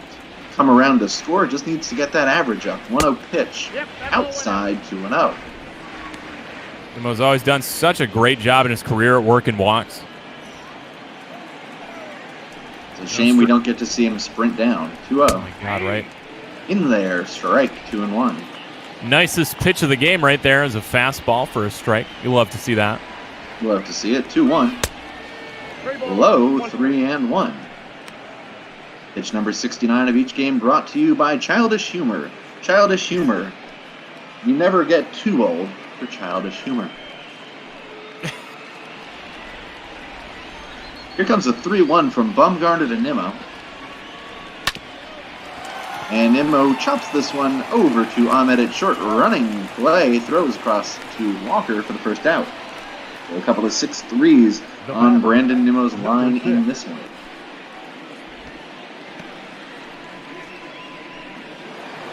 I like the symmetry there as you get Jacob deGrom striking out to end both the second and fourth, and Nimmo going 6-3 to start the third and the fifth. A little deja vu at the bottom of the Mets order, as it's going to turn over for Jeff McNeil, 0-2 on the game. First pitch to him is a fastball, fouled off, 0-1. Neal in his career against Bumgarner now 4 for 12 with a double. Going to add to that hit total here. Kelly setting up high on the 0-1, and it sails high 1-1. Well, it's been a tight one when the Mets have the slim 1-0 advantage. 1-1 pitch. Neal gets into this one, hits it to deep right field. Going back is Calhoun, and he's going to watch it go. Jeff McNeil doubles the Mets lead. It is 2-0 on a solo home run to right field off of Madison Bumgarner. McNeil's 7th of the season. Bumgarner coming in today with an ERA just above 2. Uncharacteristically giving up these 2 runs as he's still looking to get through 5 full. Fortunately for the Diamondbacks, they have added another man to their pen as Zach Gallen has come back from injury and Luke Weaver moves over to the bullpen. So we might see Merrill Kelly or Luke Weaver coming out before too long here. One didn't come off the bat too hard from McNeil. Exit velocity around 98 miles an hour, but just enough to get it over that fence in right and double the Mets lead. So now 2-0 as Pete Alonso steps in 2 for 2, but got himself thrown out to end the third at second base, trying to stretch a single into a double. First pitch is a cutter, punched foul, 0-1. I love that that still counts as a hit, though, even though it's an egregious base running error. 0-1, fouled back 0-2. Well, you know, you've got hits, and then you've got toot blands, and that sure was a toot bland. Oh, yes. I love a toot bland, except when it happens to you. Here comes the 0-2. Inside 1-2. Cutter cut a little bit too much for Bumgarner there. Speaking of the toot bland, it's friend the fart slam. Usually if you're making that error there on defense. I can't say I know that one. I'll need you to educate me after the 1-2 from Bumgarner. Inside 2-2. So toot bland being thrown out on the base pass like a nincompoop. A fart slam being fielder allows runner to score like a moron. Yeah, nope, that tracks. So it's a 3-2 now to Pete Alonso as the 2-2 missed low and away. Fordo waiting on deck, full count offering.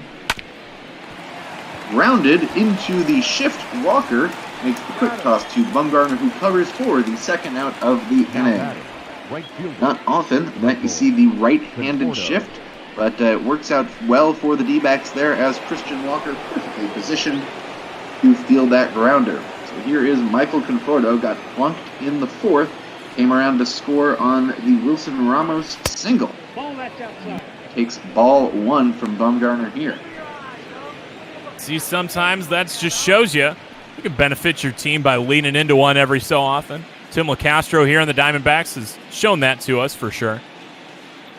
1-0 from Bumgarner. Swung on and missed. It is 1-1. Nice high and tight fastball from Mad Bum.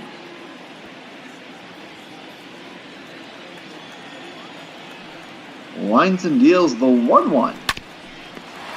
Swung on, chopped right back to the glove of Bumgarner, makes the throw over to Walker, and that'll do it for the Mets in the fifth. But they double their lead on this Jeff McNeil solo home run to right at the middle of the game. It is Mets 2, D-backs nothing. This is the Homer Cast on Major League Ball on Twitch.tv. So we're going to maybe get to peer inside the mind of Torey Lovello here later in this inning, as we are going to see 8-9-1 due up. And Madison Bumgarner struggling a little bit. Maybe folks generally might not say that, as he's only allowed 2 runs and 5 full pitched. But for him, that's a little bit uncharacteristic. So we'll maybe see what Torey's got cooking up there. I've always wondered really what's going around in that head full of stuff over there. Yeah, generally thoughts. You'd think. You'd be surprised.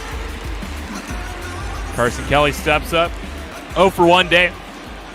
He struck out to start off the third inning as he takes a strike here from Jacob deGrom, 0-1. 3 walks, Jacob deGrom only allowing the 1 hit to Arizona so far. And that's 0-2. Nice slider there by deGrom. Carson Kelly trying to avoid going down on 3 straight, as that's going to be just foul of the third base bag. Tough break there, as that could have been extra bases. So we'll do 0-2 again. Now 1-2. Bit of a waste pitch there for deGrom, but I think he's all right with that. You know, Kelly nearly beat him for extra bases. Might as well go outside on him instead. Now he's set up outside again. And that'll do it, as that changeup does get the bite from Carson Kelly. So Jacob deGrom getting swing and misses on the outside stuff, the inside stuff in the zone. It's been a very hapless day here for Diamondbacks batters.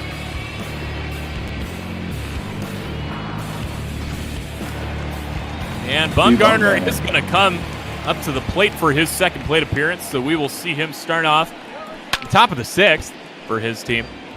I mean, maybe. Maybe Lovello just doesn't want to burn a bench bat in the 5th. Dude, he's done that. We've definitely seen instances across all of the National League ball of managers leaving their starters in to hit for themselves and then immediately pulling them for a reliever. You know, it like makes sense if it's maybe like a curtain call for your guy, like, hey, you've had a great day, like you've gone 8 full, here, have your 4th plate appearance. You know, it wouldn't make sense here, because you're already behind 2 runs. A little bit of a slower fastball from deGrom there, the 4-seamer clocking in at 96. Was that one swung through? And nice swing and a miss on all his changeups today. Now 2-2 to Bumgarner. No bite there, so Bumgarner enough of a threat at the plate to go full there against Jacob deGrom. And even though Bumgarner can't hit, you never want to run full against the opposing pitcher. And he'll walk him there. So as you said, uncharacteristic amount of walks tonight. Number 4 is going to be issued to the pitcher.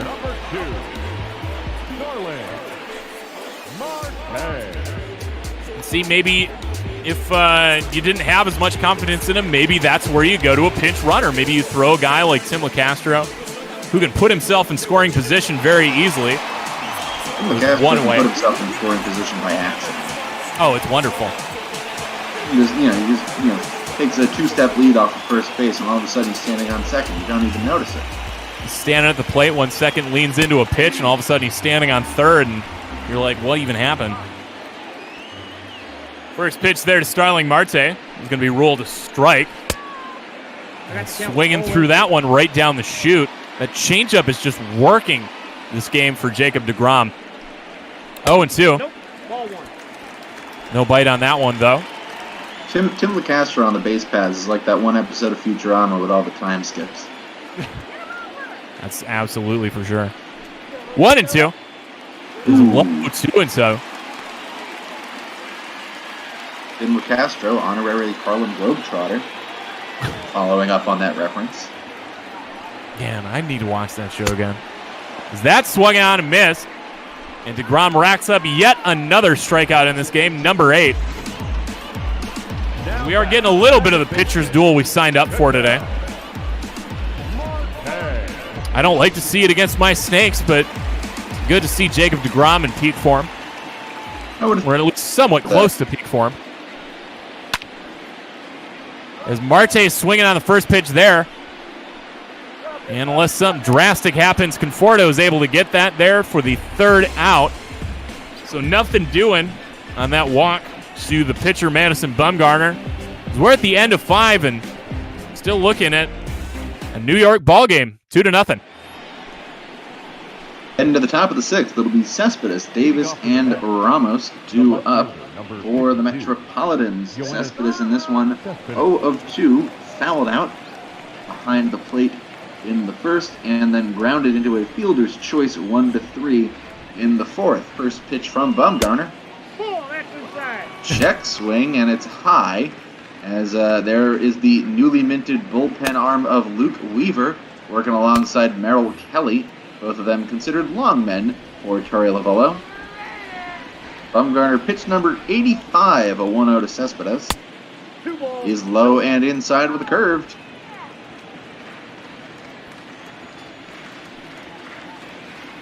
Here's that 2-0. Upstairs, 3-0, a tight one. And Bumgarner starting to lose the zone a little bit here with the first batter of the sixth. J.D. Davis, 1 for 2, waiting on deck. The 3-0. In there for a strike, 3-1. High and tight fastball from Bumgarner, trying to bounce back in this at bat against Cespedes. Should be 2-2. You see a little bit of that frustration there. And D-backs fans going to be even more frustrated if he starts giving up anything after Torrey left him on the base path. 3-1 is high, ball 4. So that is the first walk issued by Madison Bumgarner, leaving out the hit by pitch in the fourth. And it puts Yoenis Cespedes on first base to start things off here in the sixth. See, likely we will see. Oh, actually, and there it is. I will take that back, folks. Probably Torrey usually is very quick or very slow to hook his guys, allows them to work out of jams that they've got themselves into. But Bumgarner, somehow the veteran, not getting that grace here today. Attention, please. So Bumgarner lifted for Merrill Kelly after 5+ innings of work. Interesting that Lavala just wouldn't go to Kelly or Weaver to start, considering it's 3 right-handed bats. But maybe he wanted to give Bumgarner the chance to work out of his own trouble, just let him get through the sixth and then hit the pen. But clearly, Bumgarner struggling with the control there, and Lavala pulls the plug, bringing forth Merrill Kelly. Kelly's first pitch swung on and pulled deep but foul by J.D. Davis. Get you the numbers on Bumgarner momentarily, although he is still responsible for Cespedes on first. The 0-1. In there for a strike. A meaty changeup that J.D. Davis looks at the whole way. 0-2. We've seen Merrill Kelly do a great job out of the pen so far. That ERA doesn't quite tell the story, as he ran into a couple rough outings there against the Cubs and the Nationals. The 0-2. Inside 1-2. So the numbers for Bumgarner so far: 5+ innings pitched, 5 hits, 5 strikeouts, 1-2. Low 2-2. Bumgarner also with 1 walk, 1 hit by pitch, and currently 2 earned runs against him. Although there's one more out there. 2-2. Defensive swing from Davis on that slider. 2-2 on what would have been ball 3. Here comes another 2-2. And this one is lined into the glove, and it's a double play! Christian Walker with the unassisted double play, keeping Cespedes close to the bag. Davis lined it off the end of the bat right into the glove of Walker, who turned around and slapped the tag on a diving Cespedes. So that will close the book on Madison Bumgarner. 2 earned runs for the D-back starter, and that'll mean 2 outs for the Mets here, and Wilson Ramos at the plate. Merrill Kelly doing exactly what he needs to do out of the pen. It's a quick double play ball, and quickly ahead of Wilson Ramos here. Not often you see that line-out double play to first base. 0-1 pitch. This one is pulled foul past third. So he's just working efficient, man. He's getting ahead and staying ahead to these batters. So Merrill Kelly recording 2 outs on 1 batter, looking to finish up the 6th here ahead. 0-2 on Ramos. Low. Man, baseball, a game of superstitions. As soon as I changed my pen, he gets that unassisted double play. So maybe it was that blue pen I was using earlier. Now 2-2 to Ramos. And misses. So Merrill Kelly was ahead of Wilson Ramos 0-2, and the count is now full. Ramos, the first RBI of the game, knocking home Michael Conforto with a single in the 4th. Here comes the 3-2. Swung on, tipped back towards the mound. Merrill Kelly comes off, makes the play, throws over to first, and that'll do it.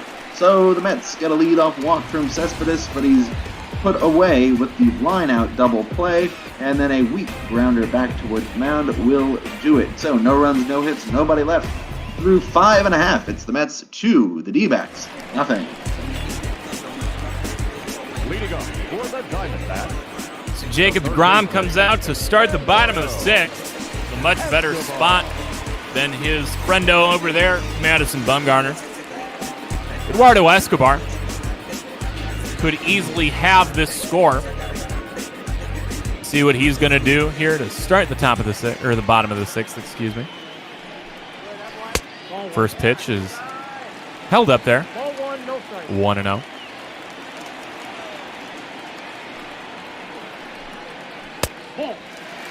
Two straight balls issued from deGrom to Escobar. Escobar looking to avoid striking out here, as he has done in his 2 previous appearances today. Pitch nearing 80. I go 100, 110. See what he does, is he's still up there in velocity. That 97-mile-an-hour fastball coming later and later as this game continues. Now 2-1 to Escobar. Pitch is going to saw him off there. Swings at that one and on the hands. Gotten a lot of that today. A lot of these guys biting on stuff that they have no business swinging at. deGrom showing why he's been so dominant. And as you said, back-to-back Cy Youngs. 2-2. Gets him swinging on a pitch that should have hit him. It did hit him. Oh my God. You never see that anymore. Look at that. Oh, it hit him on the back leg. I think that hit him more in the jewels there. As that's a strikeout, folks, if I've ever seen one. Nope, outside. Just gonna leave the air there on that. We're gonna go relax in his brand new sombrero. 3 strikeouts on the game for him. 9 on the day for deGrom. But he's behind Peralta here. 2-0. See Peralta in that 377 average. Good for second in the National League behind Adam Eden. 2 balls, 1 strike, the count. Swings on that, 2-1.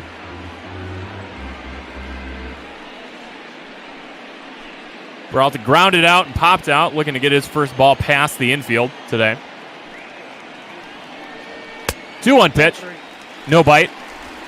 Hold back wisely there.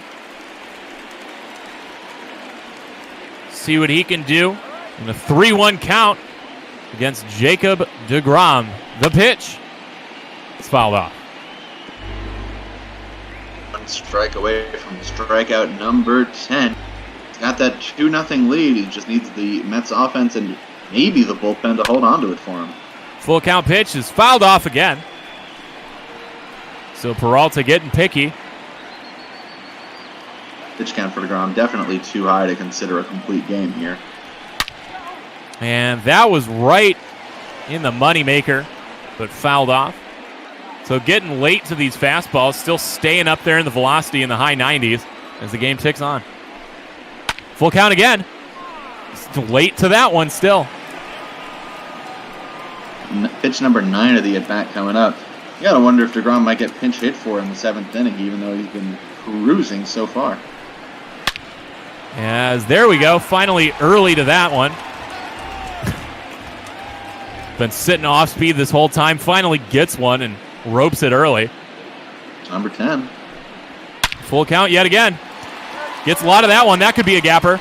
Nimmo's running. Nimmo's running. Not going to get there. Bounces off the fence in front of the pool. And that will be David Peralta cruising into second with a 1-out double. First extra base hit for the D-backs today. Only the 2nd extra base hit in the game altogether. And Peralta really just winning that at-bat. And a lot of times you talk about winning or losing at-bats. You know, you got a guy who gets the first pitch, for a hit. He won the at-bat. A 10-pitch at-bat against deGrom where you end up with a double, you've won that one. Hey, man, you're just making the guy throw what you want to see, you know? He was looking for that off-speed all at-bat. Fouling up late on every one of those fastballs. Finally got his first off speed and fouled it early.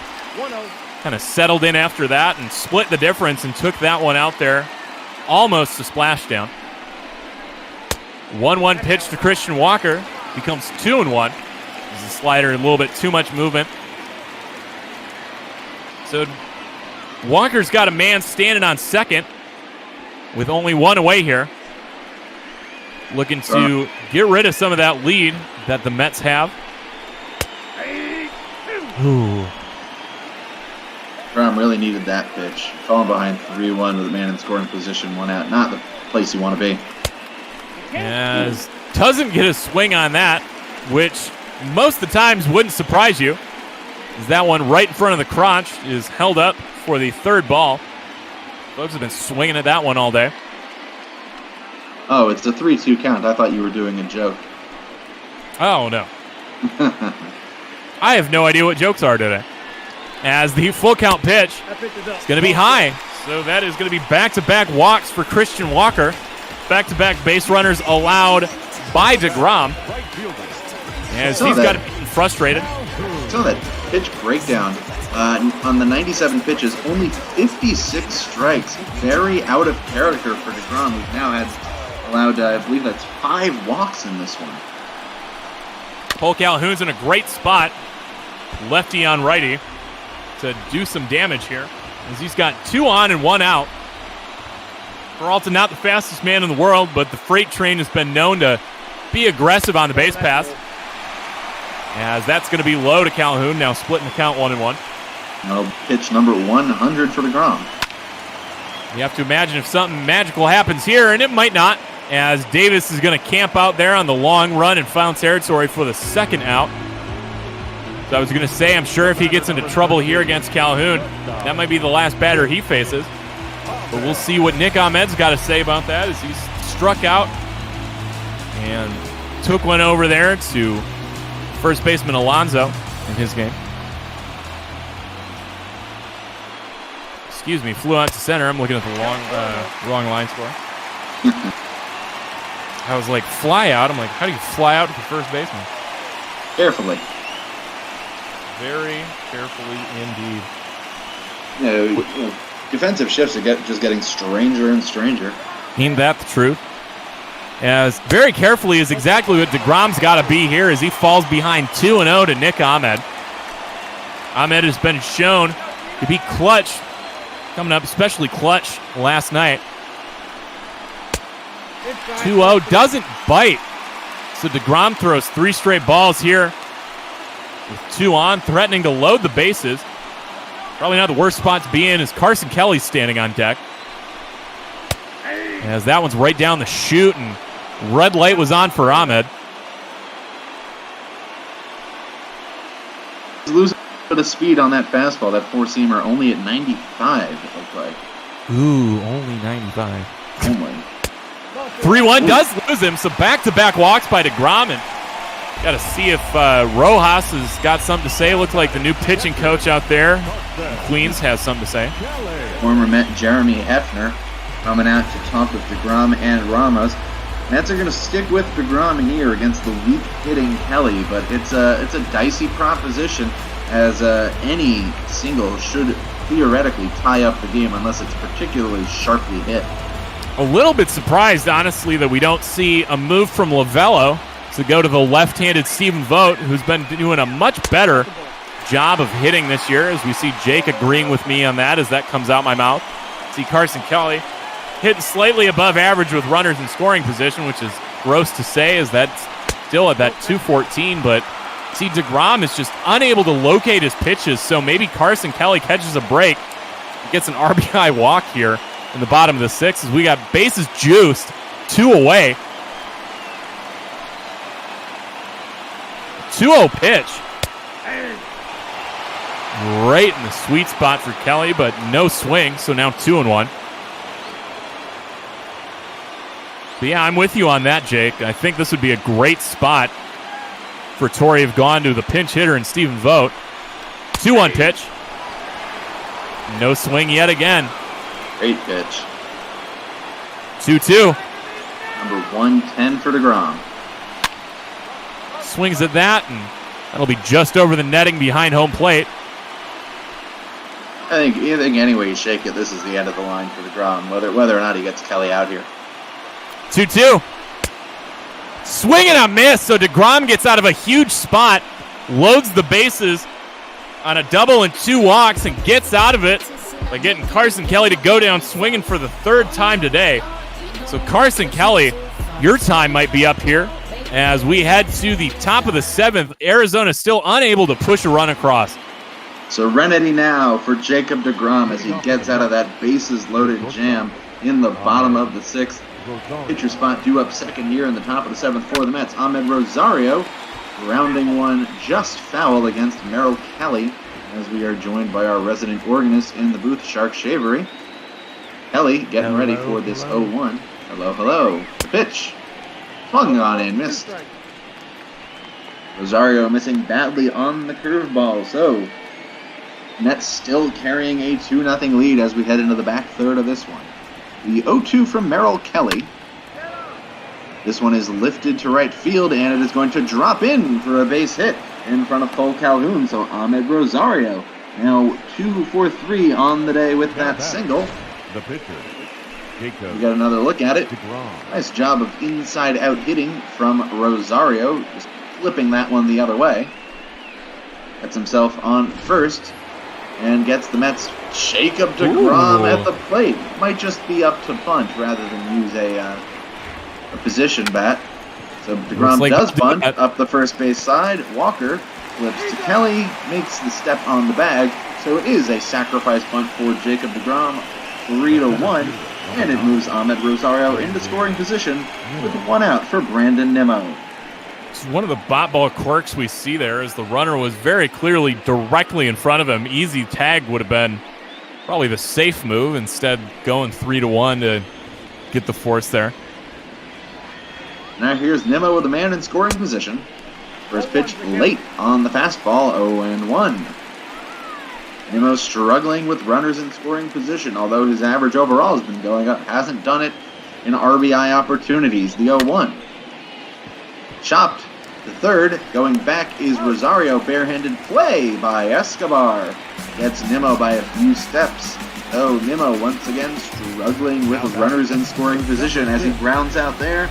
And now there are 2 outs for Jeff McNeil, who doubled the Mets' lead with a solo homer to right in the 5th. And that's the tough breaks there, you know.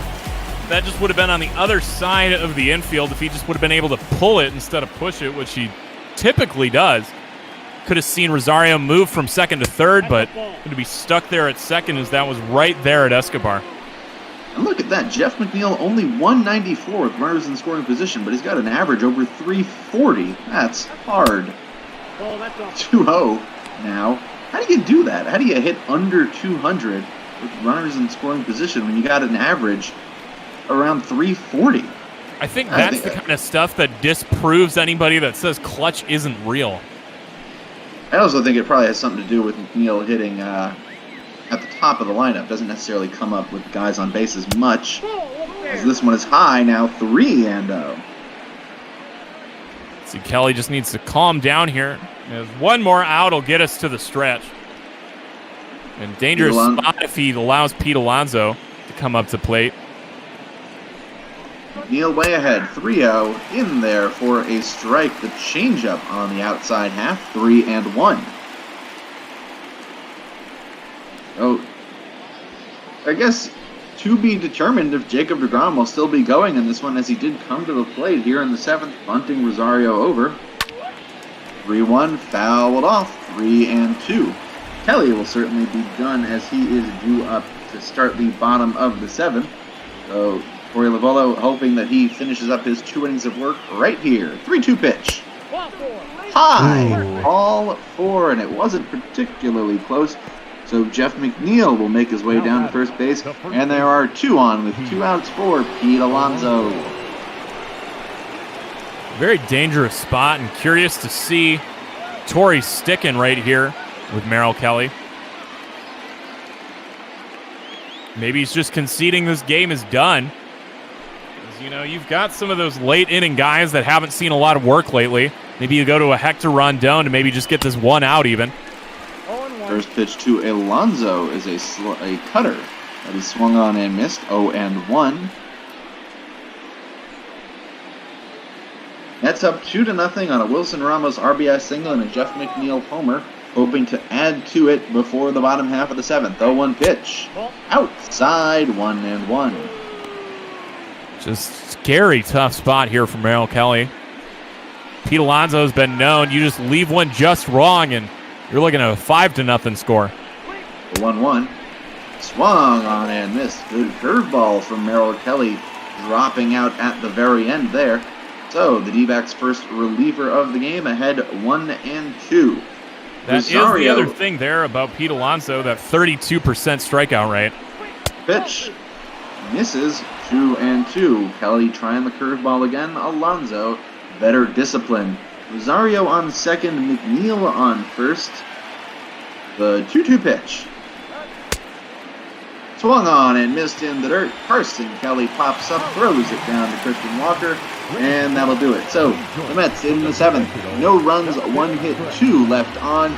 It's stretch time in the desert. It's the Mets 2, the D-backs nothing.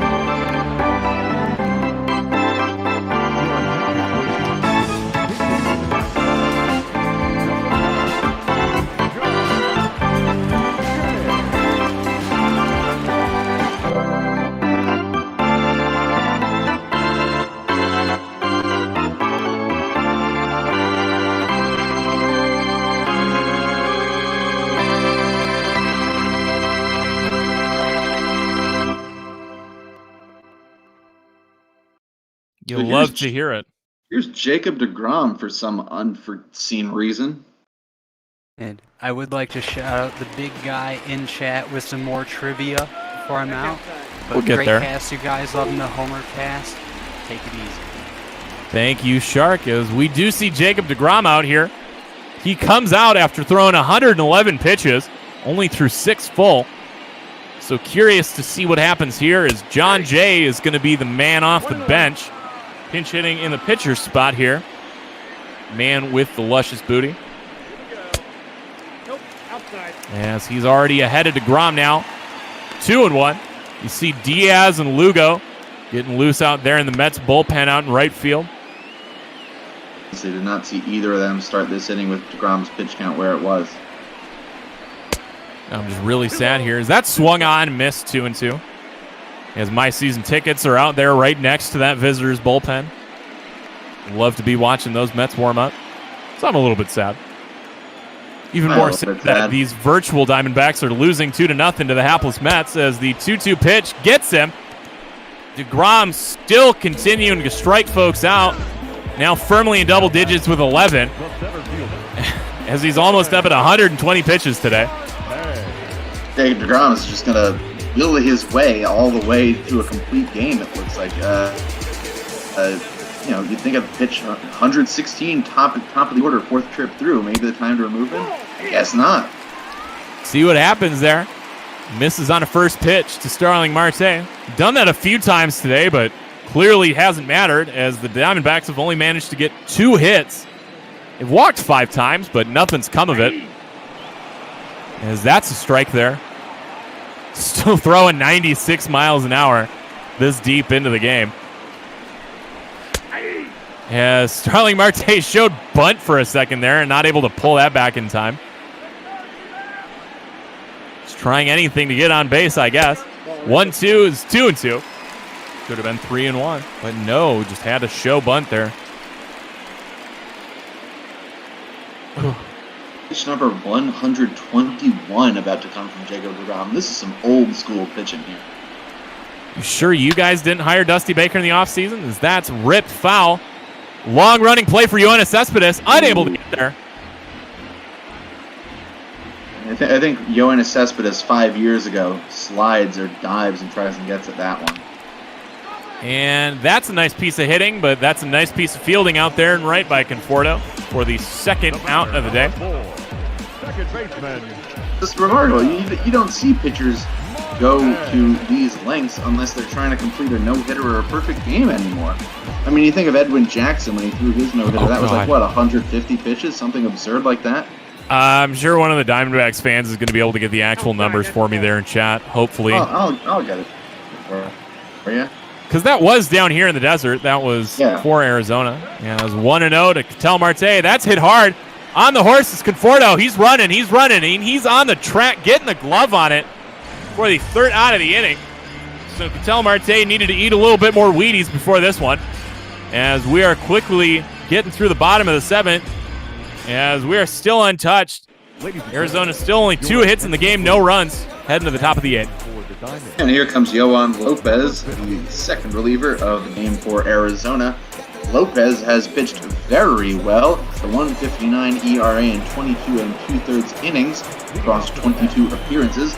He'll get to face Conforto, Cespedes, and Davis here in the top of the 8th. It was a 149 pitch no-hitter for Edwin Jackson. 8 walks in that one. Only ugliest no-hitter. I think that is generally agreed upon as the ugliest no-hitter. Yanked foul by Conforto, 1-1. I think that was in interleague play too. Arizona at Tampa. A very that is sure a baseball game that can happen. It's one of those games, especially back then. That there's probably a combined 6 fans in the field or in the stands. This one misses. Count now 2-1 to Conforto. Probably could be a combined 6 fans on the field and nobody would notice too. Here comes a 2-1 from Lopez. Fouled off, 2-2. So the final line on Merrill Kelly in relief. He gets 2 full innings of work, 1 hit, a couple of walks, and a strikeout. I mean, the way that some of those Florida teams have been putting together their roster, it could just be a random fan out there in a authentic jersey and nobody would know the difference. The count now full to Conforto. As Yohan Lopez's first opposition at the plate. Cespedes on deck, 3-2. Swung on and missed. Conforto out in front of that changeup.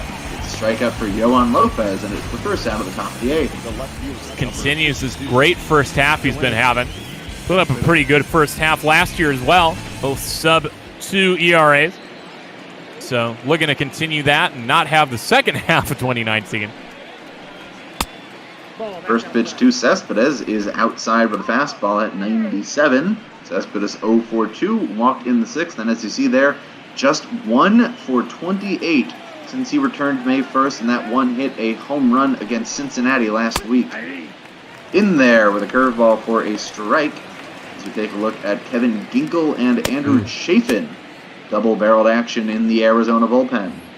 Not inspiring much confidence, as we almost saw Ginkel get DFA'd before this game. Junior Guerra was the... Rolled over the short. Ahmed picks it up, throws across, beating Cespedes by about a half step. And that's the second out of the top of the 8th. It was Junior Guerra that ended up getting sent down to Reno, as Ginkel was out of options, much to the chagrin of Arizona fans. I've been trying to think of an I sent a man to Reno joke, but I haven't come up with it yet. We might as well have sent Yasmani to Reno just to watch him die. I'm sure many fans would love that. First pitch to J.D. Davis, fouled off. J.D. is 1 of 3 in this one, lined into an unassisted double play in the 6th. 2 outs, top of the 8th, Mets leading it 2-0. The pitch. Lifted into center field. Making a few strides over to his left is Starling Marte, and he makes the catch. It's a 1-2-3 inning for Yohan Lopez, and the score remains after the top. Mets 2, D-backs nothing. This is the Homercast on Major League Ball on Twitch.tv. And that's finally it for deGrom. As Seth Lugo comes on here. Surprised to see those innings a little bit less than the games he's appeared in. Got that ERA a little bit above 4. Generally comes in, or at least historically has come in. He's kind of a long man, a former starter. One of the best curveballs in the game. He's going to get 3, 4, 5 here in the bottom of the 8th. It's a good spot here for these Diamondbacks to break this one open. And Eduardo Escobar swinging like he's trying. Swings through and misses, though. So maybe these Diamondbacks in a good spot to finally break it open, finally getting through deGrom after throwing over 120 pitches. Fouls that 0-2. On deGrom, 7 innings, 2 hits, no earned runs, of course. 11 strikeouts, but an uncharacteristic 6 walks, inflating that pitch count.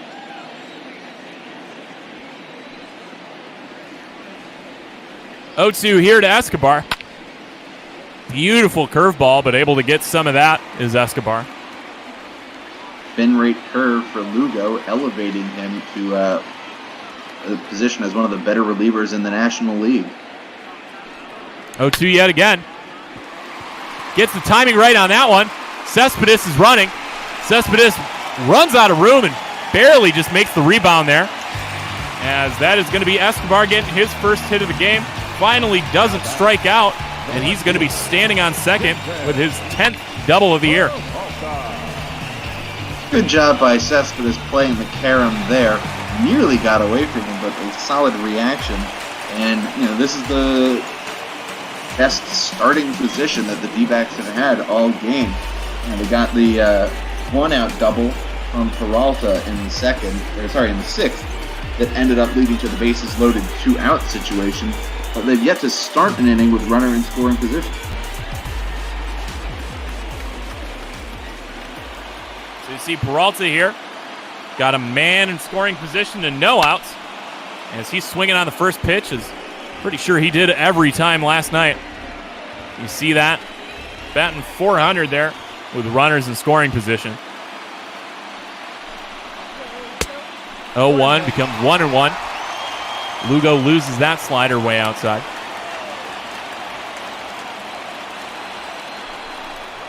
One and one.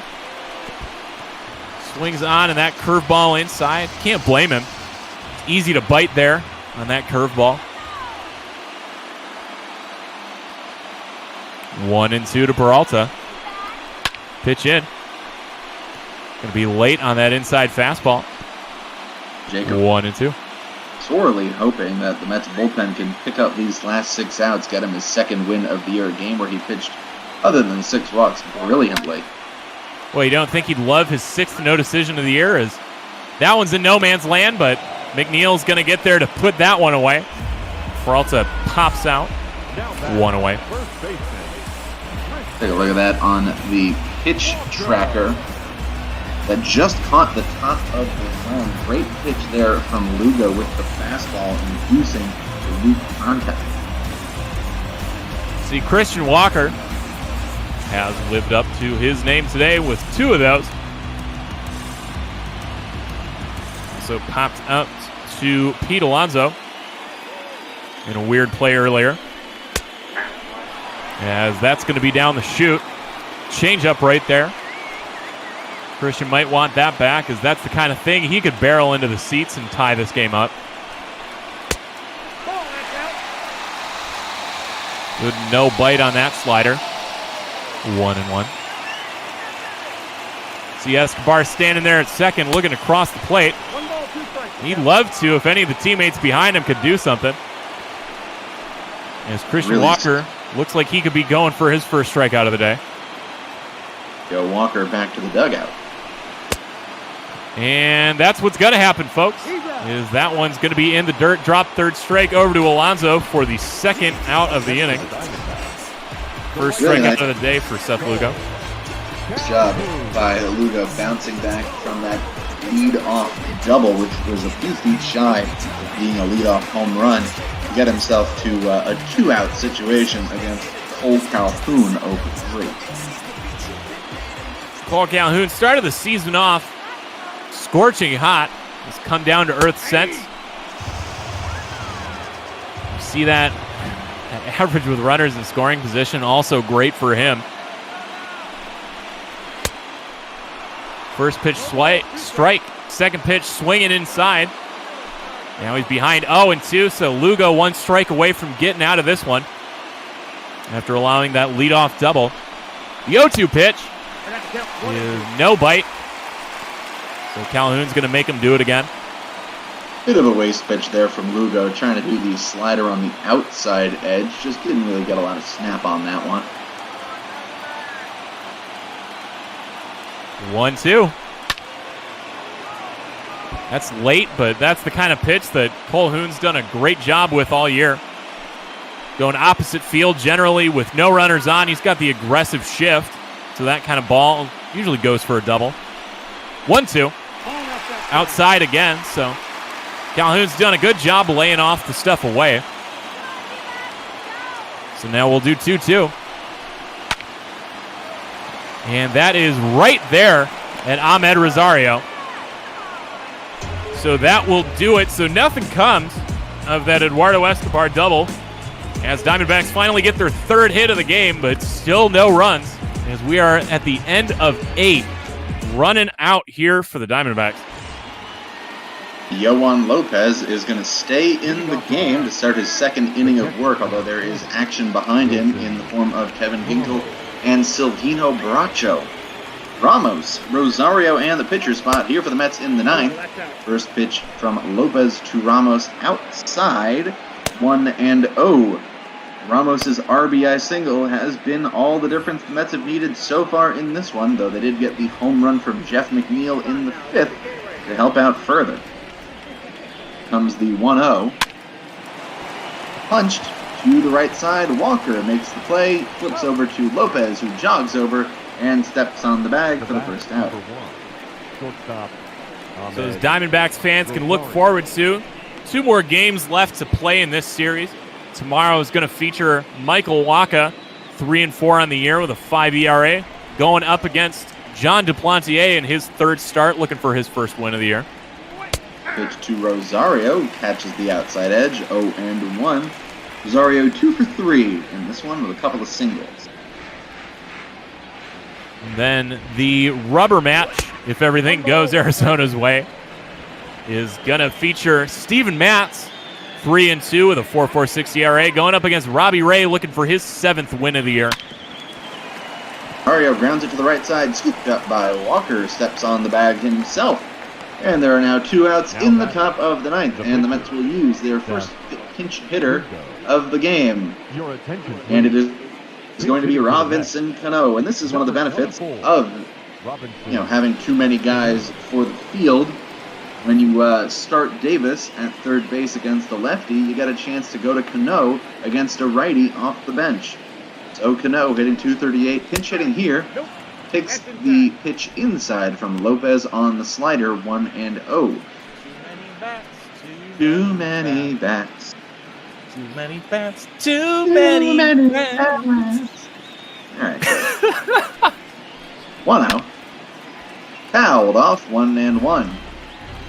But see, the best part is you also went with it, so it's not just on me. Oh no, of course not. But we also went for the high on the same track. 1-1. Bounced in there, 2-1. Should it continue, Brandon Nimmo will be on deck. That's exactly what a producer's for. Yep. 2-1.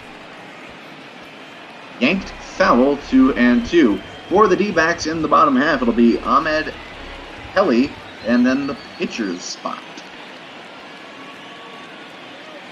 2-2 to Cano. Trickled foul up the third base side. We'll do another one. So Yohan Lopez trying to get through 2 innings of relief work here. Pitch. Hold. Foul. Weakly. We'll do another one.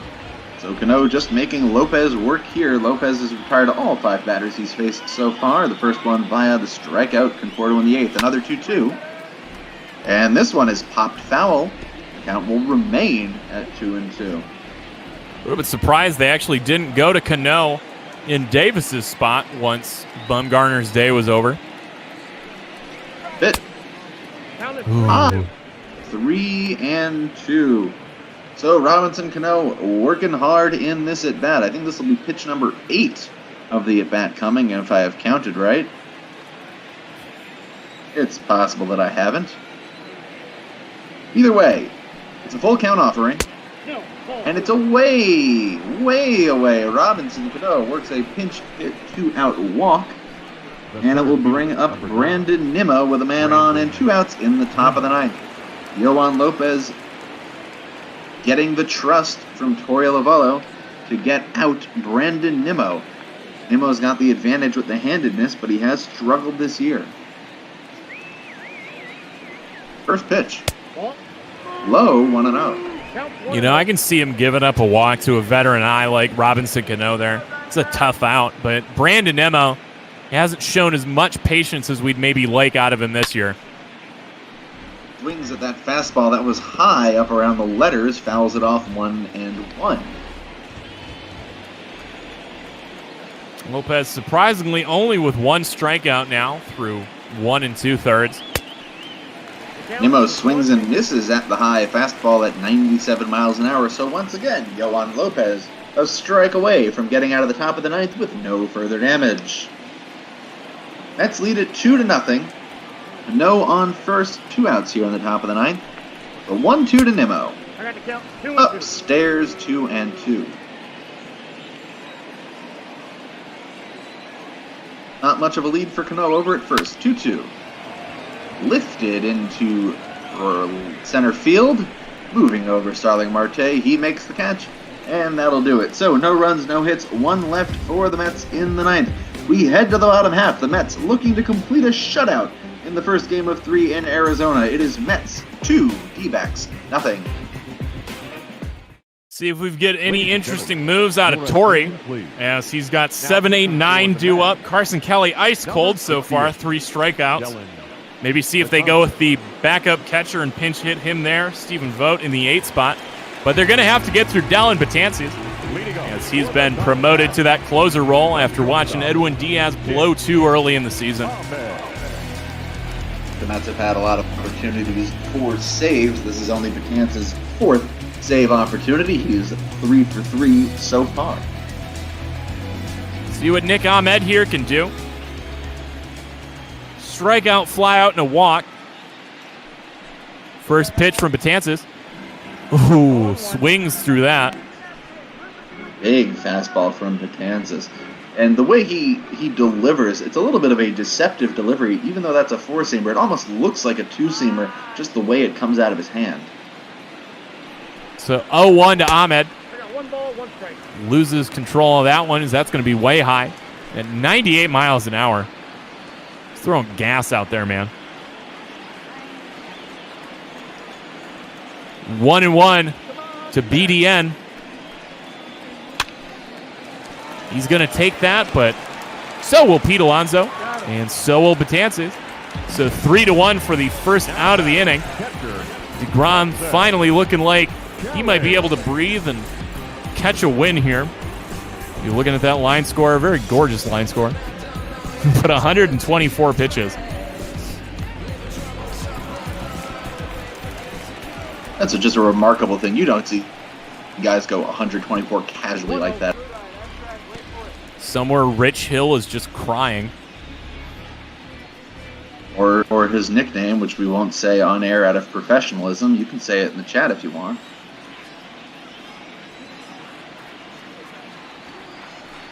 One and up to Carson Kelly.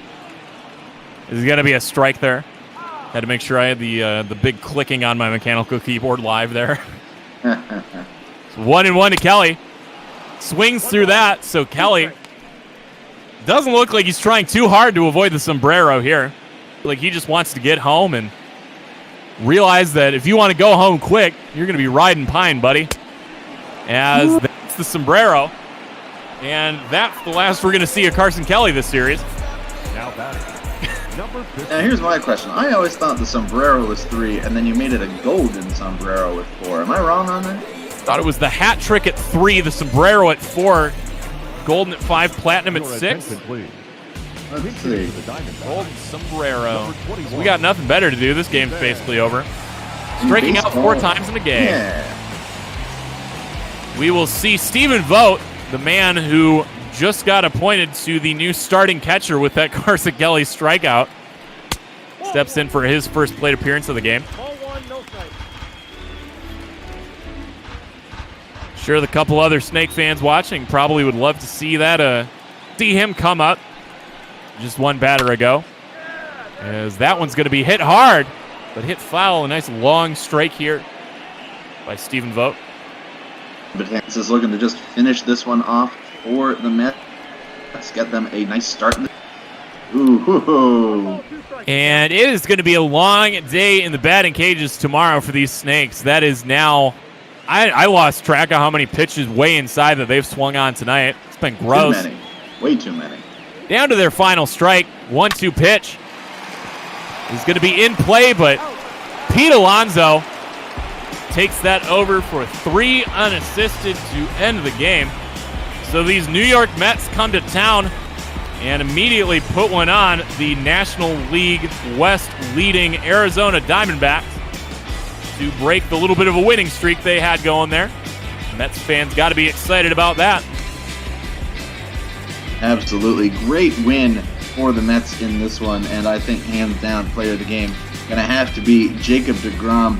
Remarkable work going 7 innings, 124 pitches, 11 strikeouts.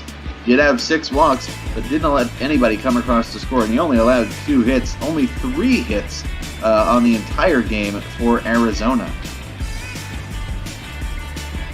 Honestly, I think I've got a good spot here to give player of the game to a little something more esoteric than just Jacob deGrom. I'm going to give it to Luis Rojas for having the stones to throw his guy out there with over 100 pitches a couple times there. As deGrom goes 124 pitches across 7 full. Only 2 hits. Only 3 hits came across the entire game there for Arizona. It's a hapless day at the plate. Yeah, J.A. Happ isn't on the team. You're not wrong. I don't hate you any less, but you're not wrong. I try.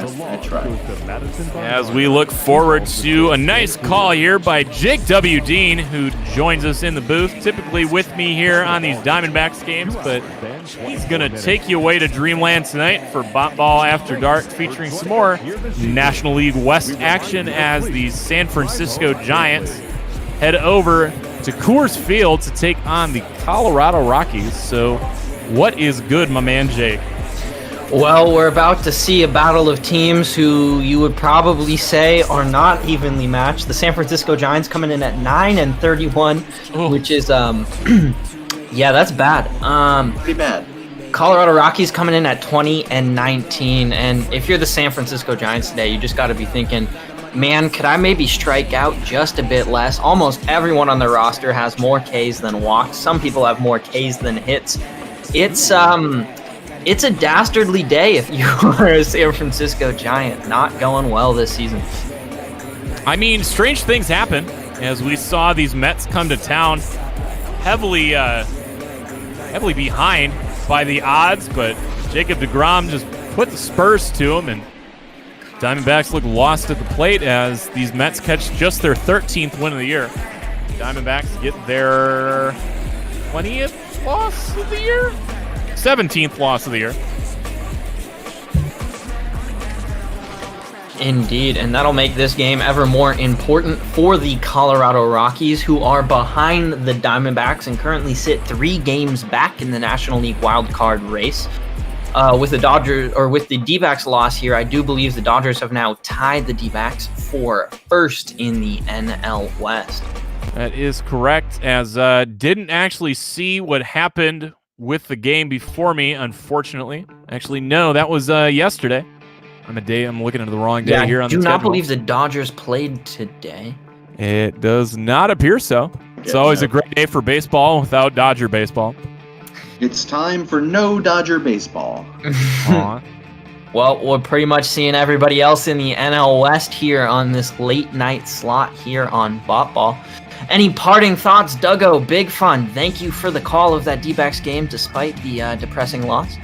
I'm just looking forward for a nice bounce-back game. I know they've got a little bit easier matchup tomorrow going up against Michael Wacha in his 5 ERA. Looking forward to see what John Duplantier can do, as he seemed to earn the trust from Torey Lovello and Mike Hazen as he's staying up with the team, and that'll be his spot in the rotation tomorrow. So I'm looking forward to that, and looking forward to seeing the ship get righted. And I'm happy to finally call the Jacob deGrom game this season. Happy to see the Mets pick up win number 13 on the year. And unfortunately, there will be no more homework cast between myself and Duggo the rest of this week. Duggo will be bringing you Bot Ball After Dark Mets D-backs Game 2 in the 10:45 slot tomorrow. I'll be providing the play-by-play at 5:30 Eastern for the Dodgers at Philadelphia. So let us know what you thought of the homework cast in the chat. Do you like the format? Do you hate it? Do you want to be a part of a Homercast? Get into our Discord and become a part of the community if you want to consider being a Bot Ball broadcaster. All right, man. I think I'm looking forward to the next one, as I think the Diamondbacks head to Queens before too long here. Pretty sure that's next week.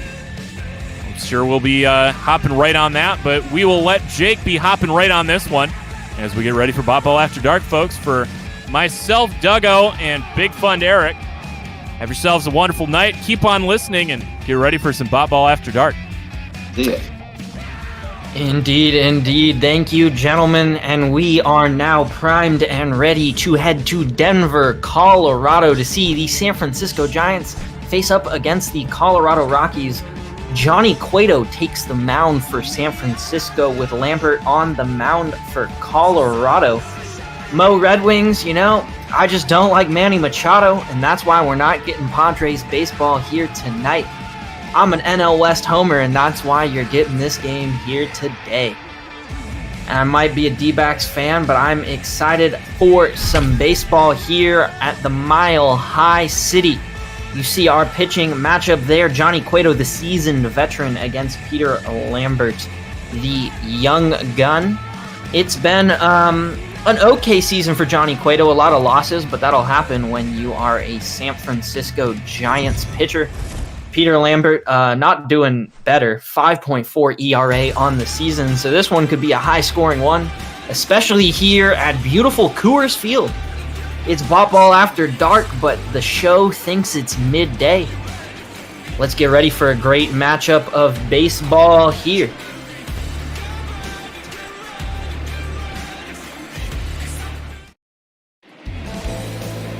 All right, the teams have warmed up. Peter Lambert has taken the mound. He's had one start so far this year for the Rockies, a 5.4 ERA in 5 innings. That whip just above the average. You see there 4 strikeouts, a couple walks. The numbers aren't great, but he's a young one, and we'll see how he does today. Leading off tonight for San Francisco, the shortstop, Brandon Crawford. And the first batter for the San Francisco Giants will be Brandon Crawford. You see there, he doesn't do very well on the road, but that might change here today in the high altitude of Coors Field as the first pitch comes in. And that'll be a cheeky pitch right there. Catches the outside zone for a strike.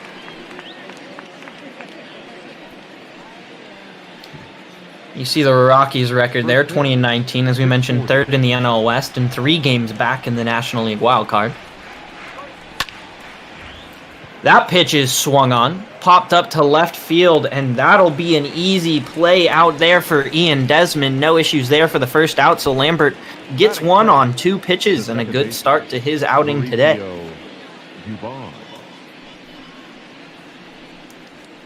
Mauricio Dubon comes to the plate, 197 average on the season, does have that 1 home run.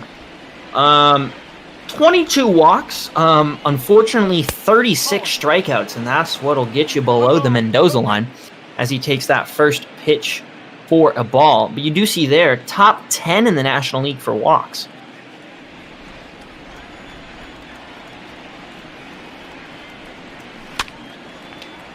And that pitch will be fouled back for a strike. 1-1 is the count. I want to thank all 30 of you so far for joining us here on Bot Ball After Dark as that pitch is swung on for a strike. Stick around for a fun night of Bot Ball between 2 teams you might not get to see very often on our broadcast.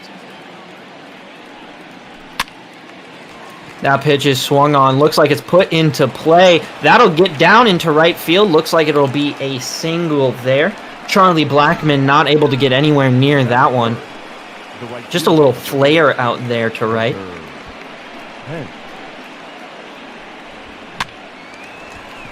The show will give us a couple views of it.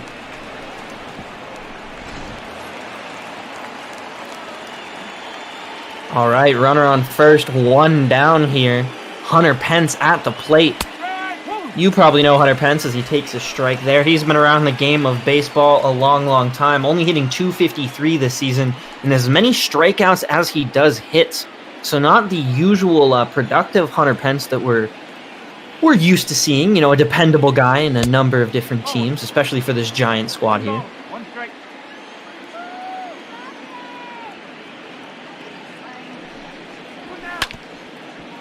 That ball will be fouled just past the first base dugout. Hopefully the man over there sitting in right field got that one. Just outside, 2-2.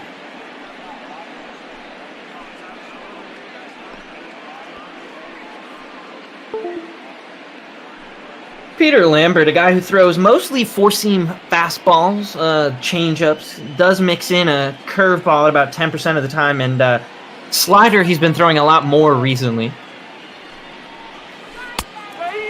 As that one will strike him out there, the curveball you see. So goes to his tertiary pitch there, able to get the first strikeout of the game.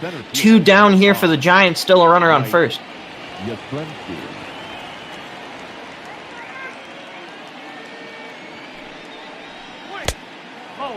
That ball will go low.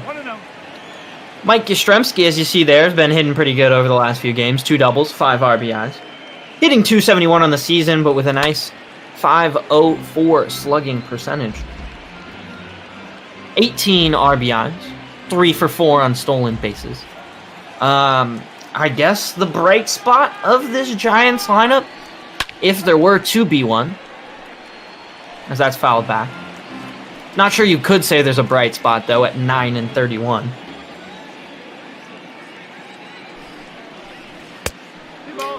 Inside, almost hits him on the elbow, so that'll move the count even.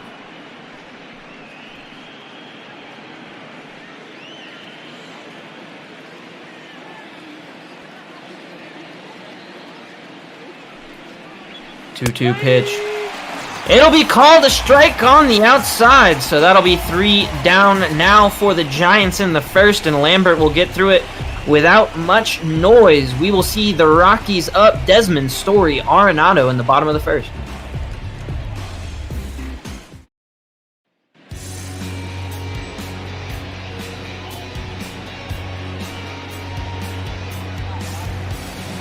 Johnny Cueto takes the mound here for the San Francisco Giants. 2-5 in 8 starts on the year, but he knows his way around a major league start. That .407 ERA will be competitive here in this game, especially up against these Colorado Rockies. Never know what's going to happen here in Coors Field. The game could be decided 7th, 8th, 9th inning, but we are here in the first, and Johnny Cueto's first pitch is a ball down low.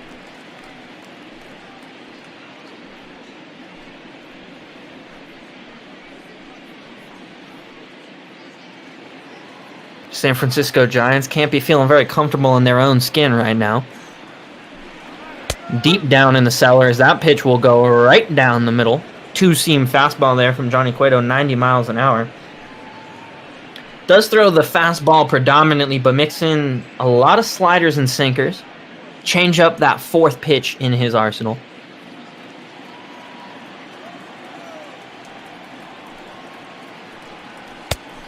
That comes in, and we'll get a swing and miss from Ian Desmond on the changeup, 1-2.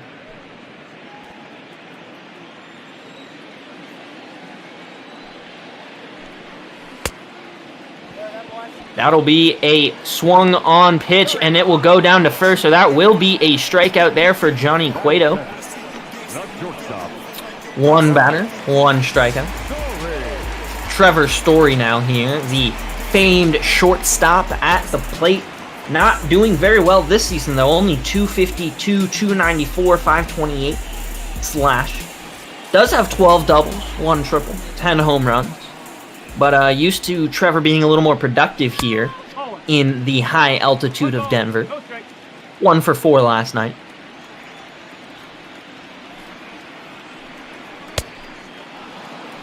Swung on there, even count, 1-1. Went searching for that changeup, but not able to connect. That'll be popped up. That'll go towards the gap. That is going far, and that is gone. That'll be a home run. Trevor Story, his 11th on the year, 432 feet, 109.4 miles an hour off the bat. An absolute blast here, but what else do you expect playing in Denver? Rockies take a quick 1-0 lead here in the bottom of the first.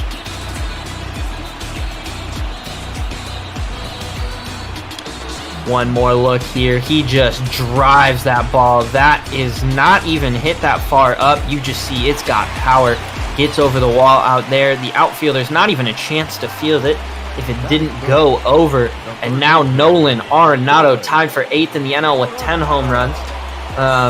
Will be a little bit farther behind now that Trevor Story has a home run.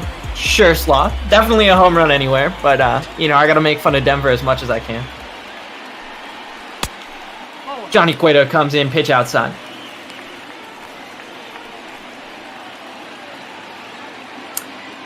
Arenado lifetime against Cueto, pretty putrid, 5 for 32.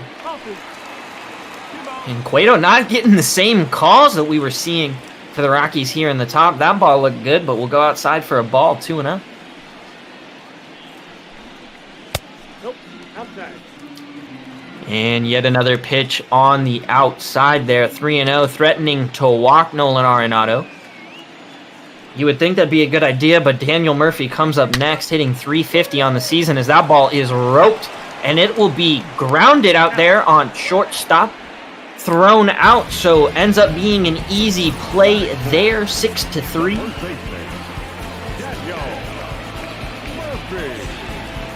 That'll be Brandon Crawford over there making the play. And like I said, Daniel Murphy riding an 18-game hit streak. You heard that right, folks. 18 games, hitting .350 on the season. First pitch to him is going to be outside for a ball.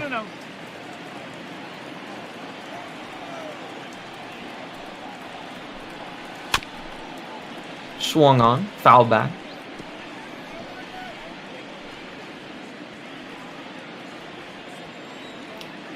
Murphy also with some pretty bad lifetime numbers against Johnny Cueto, but he hits that one pretty hard out to left field. Unfortunately, it will not mean any offense for the Rockies, excuse me. But it does not matter. We see Trevor Story take one out of here at Coors, and that is a 1-0 lead for the Rockies through one. We got 8 innings to go. Keep it here at Bop Ball After Dark. Leading off for San Francisco, the left fielder, Alex Dickerson. Alex Dickerson readies here at the plate now, the 5-hole hitter for these San Francisco Giants. Hitting below the Mendoza line this season. Probably because he has 33 strikeouts and only 7 walks. Not a great ratio. And he takes pitches like that right down the pipe to even the count, 1-1.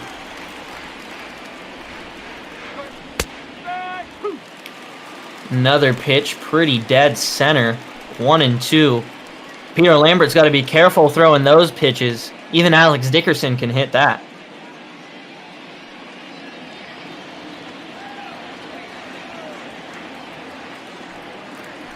One-two pitch to the plate.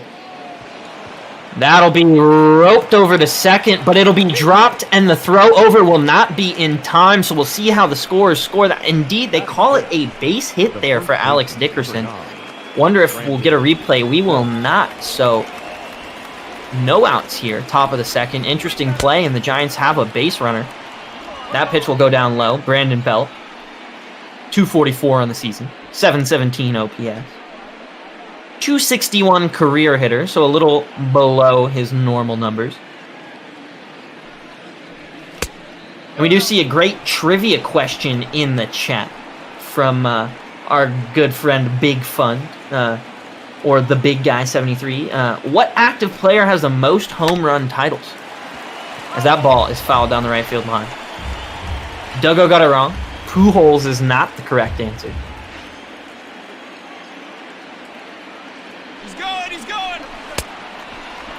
Swung on and the runner goes. That'll be an easy tag there.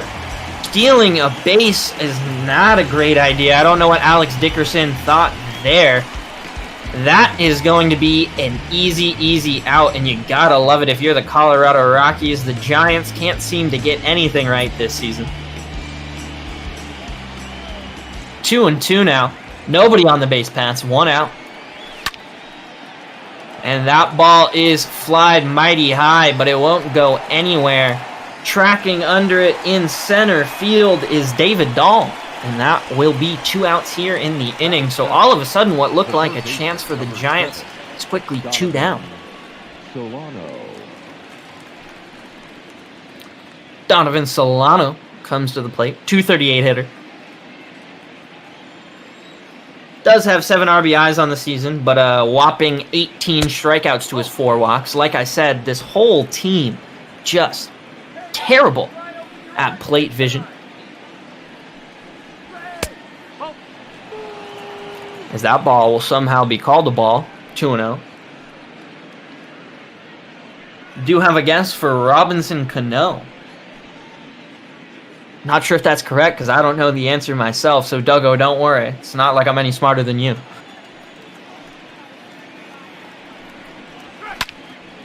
That ball hit out to the gap between left and center, but indeed Ian Desmond will be able to reach over there on the run and get that for the 3rd out, so nothing going here for the Giants. We head to the bottom of the 2nd, still 1-0 Rockies.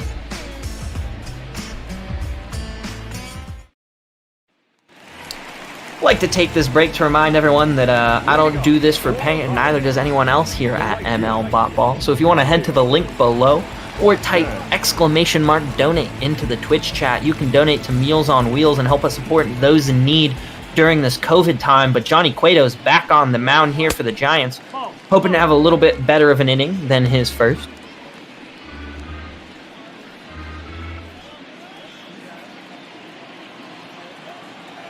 Shakes off the first call from the catcher. We're ready to fire now.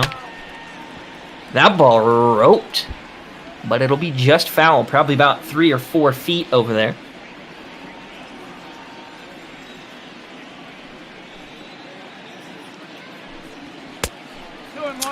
That pitch way high, not a competitive one. Waste from Cueto there, maybe trying to change the eye level. But it doesn't matter as he throws one way in there. Hits Charlie Blackmon right on the butt. That one's gotta hurt, but I guess if you're gonna get hit anywhere. As he now gets to slowly walk to first. Hopefully he's feeling alright.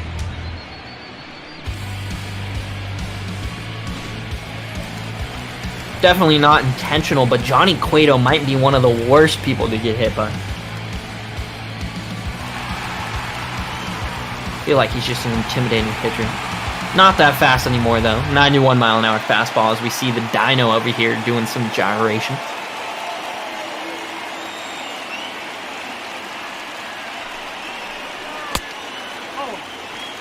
Ooh, Johnny Cueto. What are you doing? You got to locate some pitches.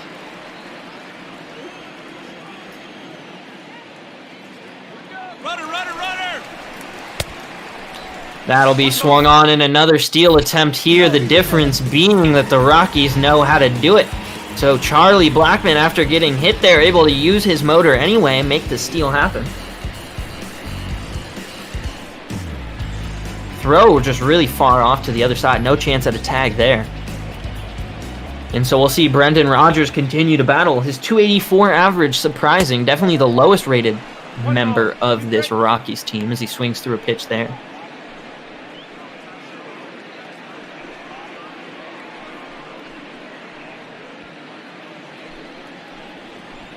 Some guesses coming in from Nolan Arenado. Yeah, it looks like it is Nolan Arenado with 3 home run titles, most active. As that ball's hit over to second, the runner will advance to third, but they will get the out there easily. So Brendan Rodgers is retired, but now the Rockies threaten with yet another run.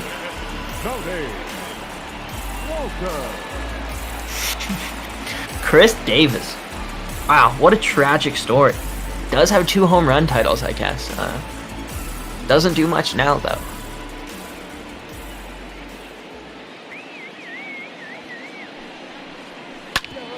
That first pitch is grounded down the line, and that will be considered fair. The runner will easily make it to home there. We'll see if they send him to second. Indeed, they do, as I believe that is Hunter Pence out there misplays that ball aggressively, and that means the runner will make it all the way to third. They got to score that as a double. Nope, I guess they're going to call that an RBI triple for Tony Walters, the catcher. You see that? Hits down the line, and then Hunter Pence just tries to grab it and runs into the wall. Not able to get it. Throws that in, and Johnny Cueto continues to struggle here. Has another runner in scoring position, still only 1 down.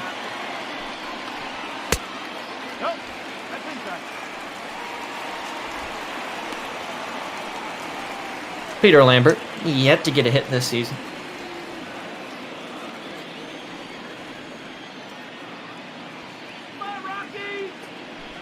Interesting move here by the Rockies, you see, as that'll go for a strike. The pitcher in the 8-hole here in the lineup. This is an instance where you would probably prefer David Dahl was up, the 9-hole hitter, able to get that runner in with maybe just a fly ball, but he will do it himself. Peter Lambert with an RBI on his first hit of the season. And Johnny Cueto, man, oh man, oh man, do you and the Giants' struggles continue?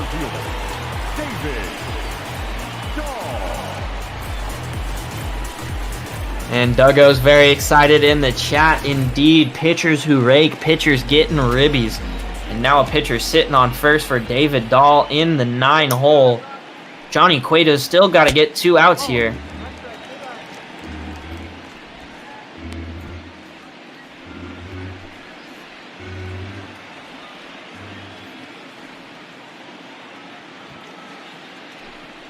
One 1-0 pitch comes in. That's swung on out to left field, and that'll get down. So the onslaught continues here. We now see the lineup card flip over here for the Rockies. 1-hole hitter Ian Desmond will be up as the pitching coach comes to the mound real quick to try and talk things over with Johnny Cueto.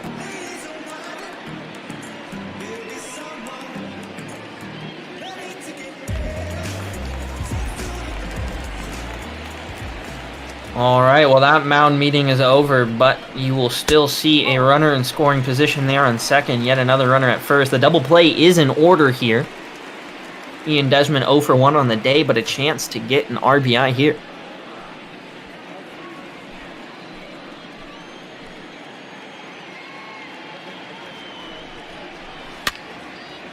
That ball is flared out to right. The diving play will not be in time. He'll drop the ball, try and get it into first, but it won't matter. The bases will be loaded. The defense of the San Francisco Giants just not there to help Johnny Cueto out of a jam. And the inning continues here for Colorado.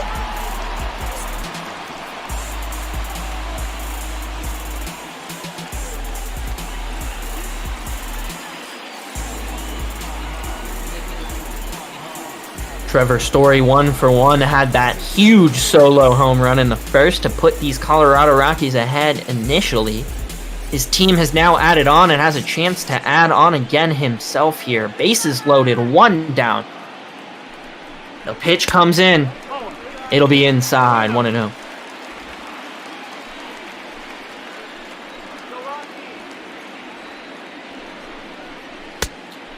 That ball will be checked at, but he will not go around, says the umpire. That changeup 80 miles an hour down there low.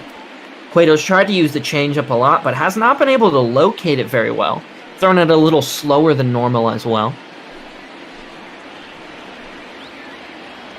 Definitely needs to be aggressive here, try and get ahead in the count. Not able to do so, so this is a dangerous spot. 3-0. Nolan Arenado on deck. There are bases loaded, only 1 down. Even a fly ball scores a run, but a walk will do just the same. What does Johnny Cueto have in store?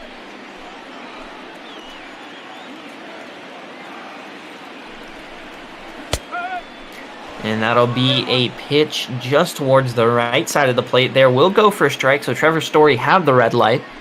3-1 now.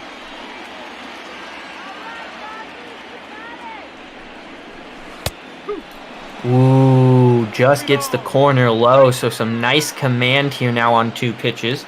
Cueto showing me wrong, showing me that he can put that changeup in a nice spot there. Full count. Trevor Story, bases loaded, 1 down, payoff pitch.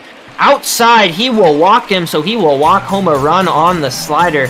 The pitcher, Peter Lambert, is going to come in to score, and we're still going to have the bases loaded with probably the best player. No, not even probably, the best player on the Colorado Rockies, Nolan Arenado, coming to the plate. A third baseman who is versatile in a number of ways, and he still has the bases loaded, 1 down.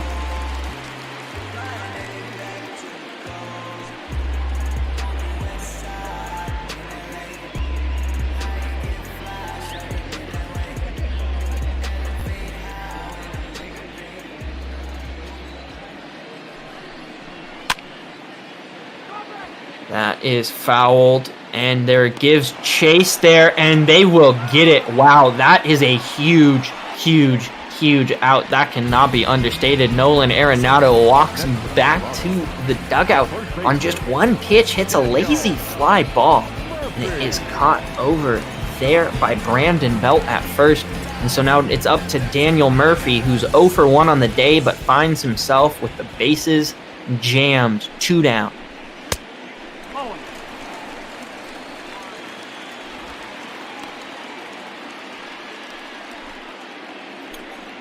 Supposedly the crowd is chanting Cueto's name. I can't hear anything going on in the ballpark. But it is a 1-0 count. Pitch comes in, swung on and over. That'll be a strike there. Count goes even at 1-1. Either way, a pretty rough outing for Cueto here today. 39 pitches, only been able to get 5 outs, 4 runs.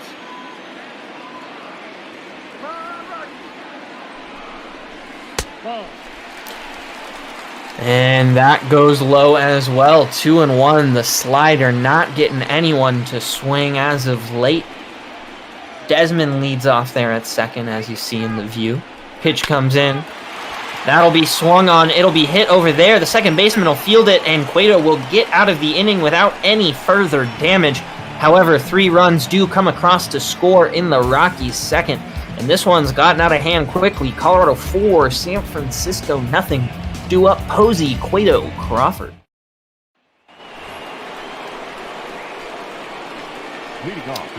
Buster Posey, that 283 average, somehow leading the San Francisco Giants. Leading it by quite a lot, too. This team's offense leaves a significant amount to be desired.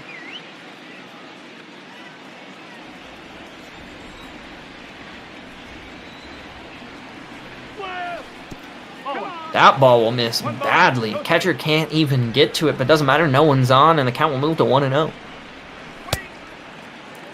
That'll be a strike there.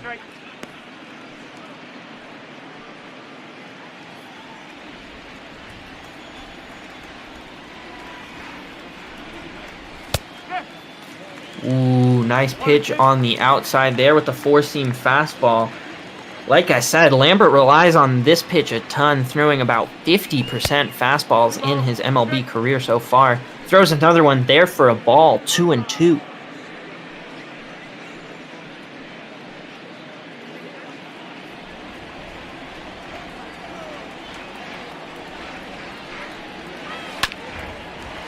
That ball will be hit over to third base. Nolan Arenado fields it, takes a throw over, and it will be no problem there. So there'll be 1 retired for Peter Lambert. Here in the third, he's had almost no issue mowing through this Giants lineup. And we will now see the 9-hole hitter Johnny Cueto, starting pitcher, 0.67 average on the season, but makes about sense.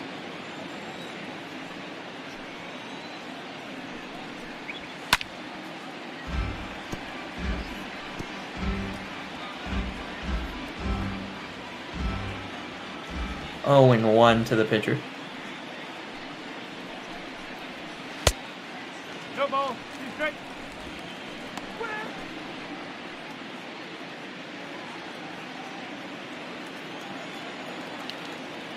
Oh, and 2. Pitch comes in here. And that'll be swung on but fouled off, so Cueto stays alive.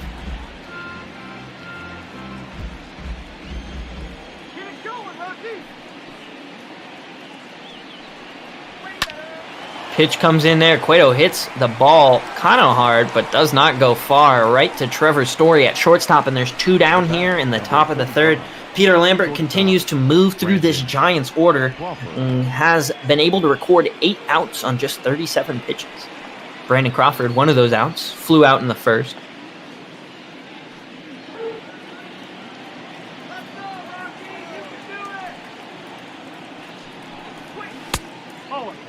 Ball way inside there. Once again, that 4-seam fastball that Lambert uses as his dominant pitch.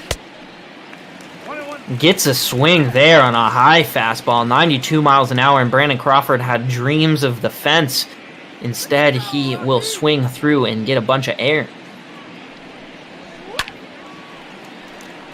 And swung on again, so the count will move to 1-2. New ball, though, from the umpire. 1-2 pitch comes in. High, doesn't get him to chase again. Thrown a lot of fastballs this at-bat. In fact, I don't think he's thrown a different pitch. Maybe he moves to one of his secondary there, the changeup or the curve, to get the strikeout. Well, he throws another fastball and gets him to fly to center field. Not a problem at all. David Dahl reins that in, and there is 3 outs there for the Giants. The Dino continues to dance, very happy with his Rockies so far.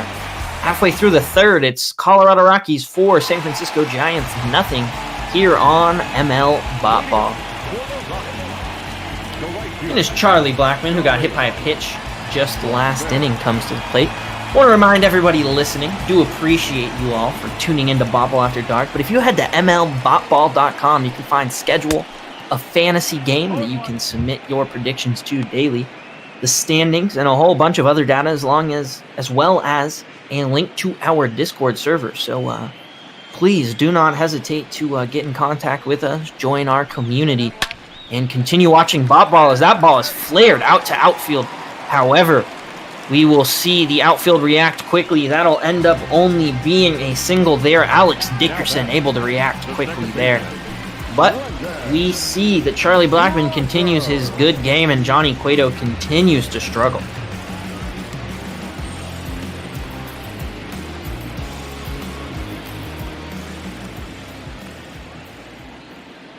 Runner on first, pitch comes in. That'll be a ball just on the inside, but called a strike. Brendan Rodgers grounded out in the second. Like I said, he's had a surprisingly successful campaign so far. No one expected him to be hitting 280.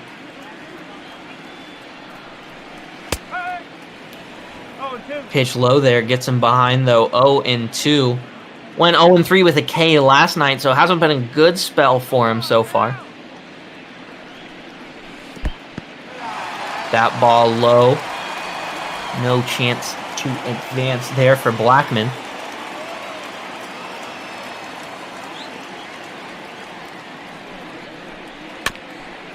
Pitch there is grounded, double play chance. Cueto throws to second, the throw on to first gets him there. And so Brendan Rodgers hits into a double play there. Johnny Cueto showing some fielding skills, getting a little bit done himself and getting 2 outs here in the third. But now he faces a part of the lineup that's given him some troubles. Tony Walters, the catcher, with a triple, an RBI, and a run. Now gets to face Cueto with 2 down here and nobody on. And he'll hit that one, but it'll be an easy fly ball for, Hunter Pence out there in right field, and the Rockies will go down. So Dubon, Pence, Yastrzemski trying to get it going for the Giants, who trail by 4, third of the way through this one. Leading off for the Giants, the second baseman. Mauricio Dubon has one of those hits there for the Giants. They don't have many.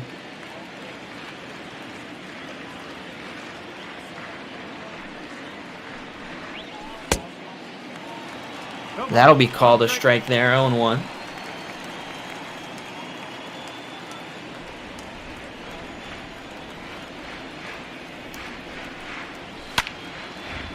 That ball hit hard, but won't go fair. Needs to be a little bit later on that one.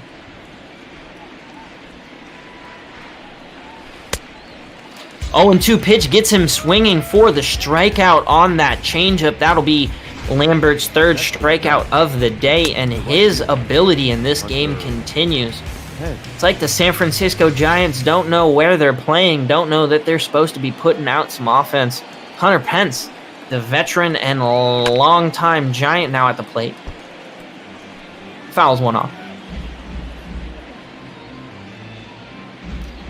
As Big Fun mentioned in the chat, Pence just trying to finish his career out here with the Giants, despite the lack of success and the turnover that they're seeing here.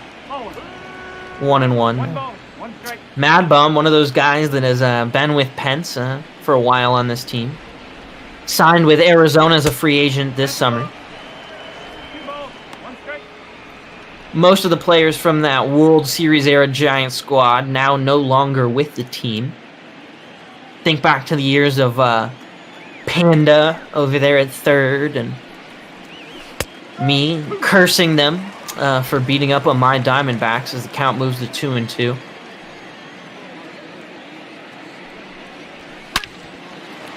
That ball grounded over to first, won't be a problem on the play. Lambert makes the run, and there you go. That'll be 3-1. Not a difficult ground out there, and Mike Yastrzemski is the last chance for the Giants here in the fourth. Yastrzemski with a 271, 362, 504 slash line coming into today's game.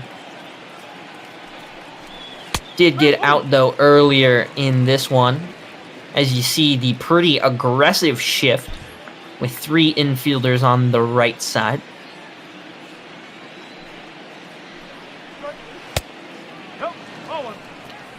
Helps to make you a little more confident in that shift when the left side of your infield is manned by Gold Glove winner Nolan Arenado.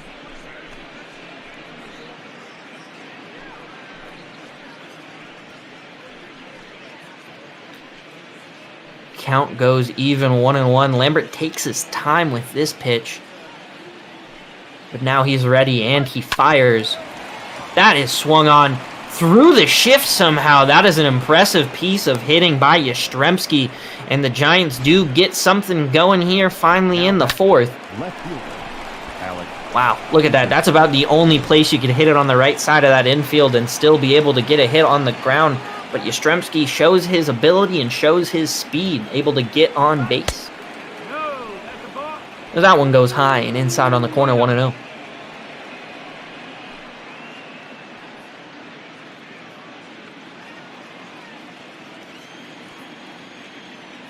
I want to remind everybody that tomorrow we will have a full slate of ball games. Starting off in the morning will be the Atlanta Braves at the Boston Red Sox. I'll be back for you with that call with a new announcer here at Bob Ball. So that should be exciting.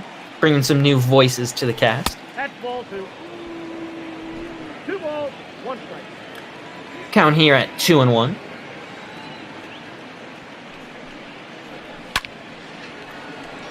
Swung on foul, so 2-2 here, 2 down in the fourth.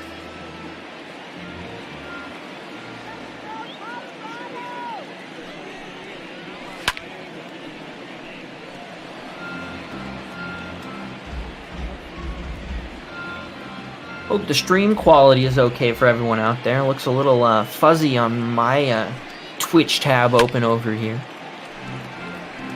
Hoping that's just my apartment complex internet problem.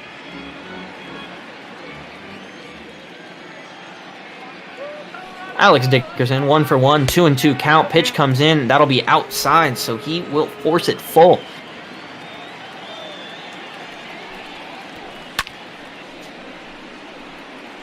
Fights off another pitch. We'll do it again.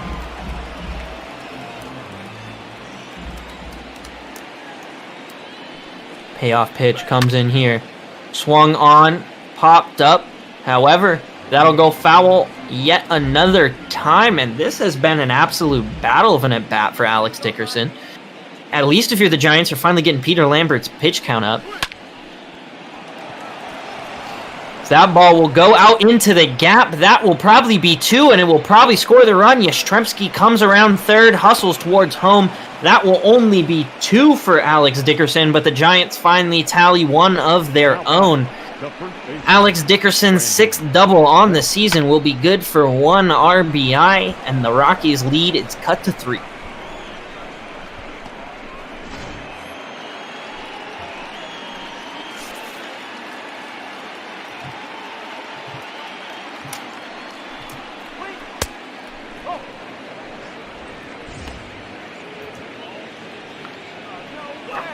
Brandon Belt comes here.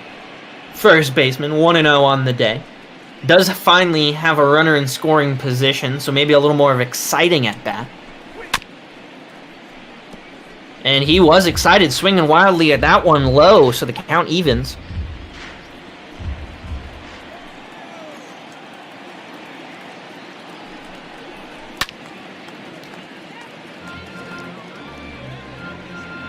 That'll be hit pretty hard, but hit very foul.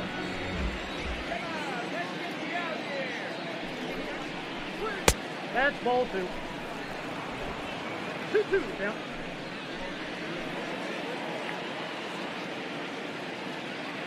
The 2-2 pitch. Swung on and missed, so he will strike him out, strand the runner at second, and only give the Giants 1 run to work with there, but Alex Dickerson hits that double and able to get the first run for San Francisco here. Has to feel good. We're midway through the 4th. The Rockies are still on top by 3.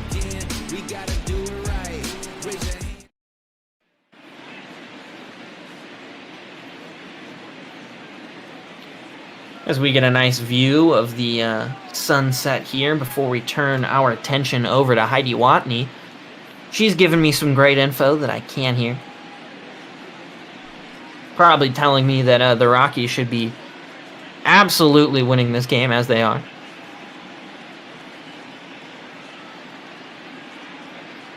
Nice little NL West showdown as we look in at the Rockies dugout before looking up to the Rockies pitcher, Peter Lambert. He got in on the scoring himself. Pitchers who rake, pitchers with ribbies, 1 for 1. And he now has a chance to lead off the 4th, but Johnny Cueto will get a first pitch strike.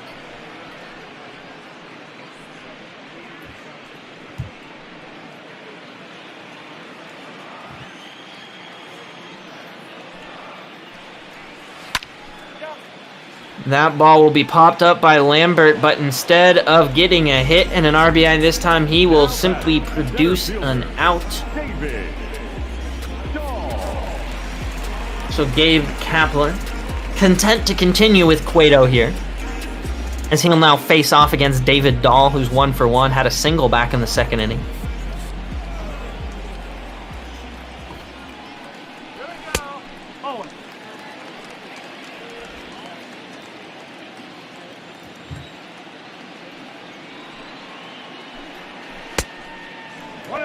Swings through, 1-1 now is the count.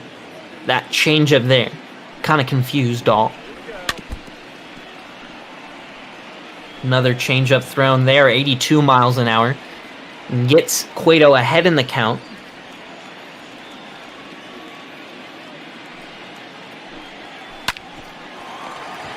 That ball hit over to first base, will be an easy play there for Brandon Belt, and that will be out number 2.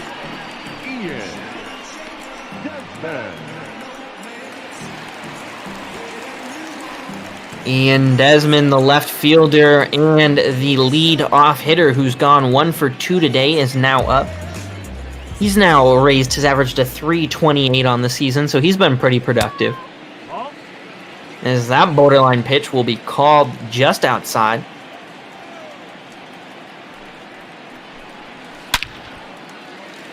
And that ball will be ripped down the center field line. Kind of screws with the center fielder out there. Mike Yastrzemski not really sure how to play that bounce. And either way, it'll be a single. Trevor Story, the man who's hit a home run already tonight, will now get to face Johnny Cueto once again. He also walked with the bases loaded to give another run to these Rockies.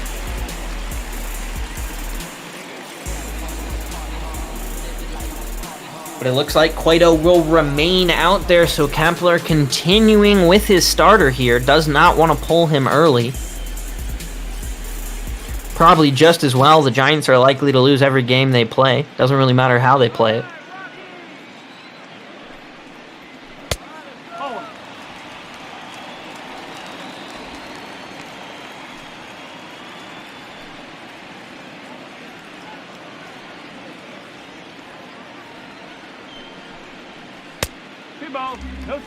That pitch goes low. 2-0.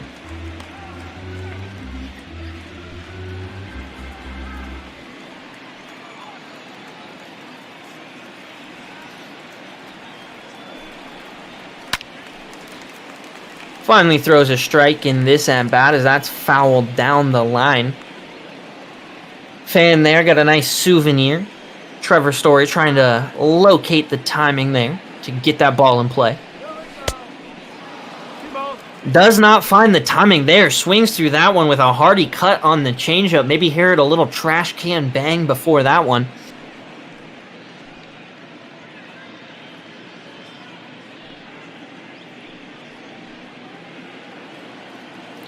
Two count, 2 down, runner on first. Trevor Story at the plate. Cueto trying to get through the 4th inning. Doesn't do it there. The count moves full. This is a dangerous spot to work from. You let this man get on base, and you now have to face Nolan Arenado with a runner in scoring position yet again. You got him out easy earlier, but can't expect to do it twice in a row.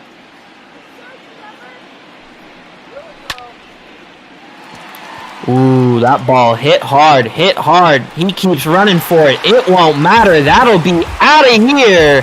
2-run home run. Trevor Story's second of the game. 379 feet, much shorter than his last one, but it'll count for twice the run, so I think he'll think it's twice as nice. The Rockies extend their lead to 5 runs. It's 6-1 here in Denver.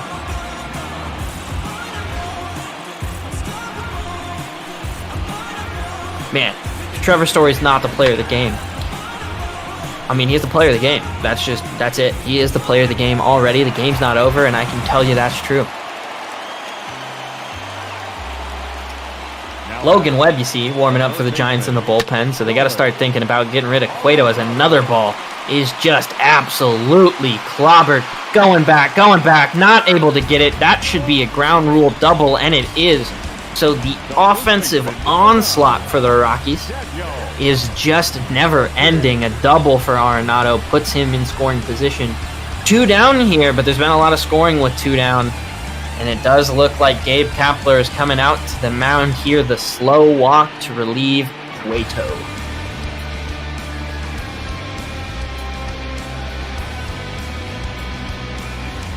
Just a terrible day for Cueto.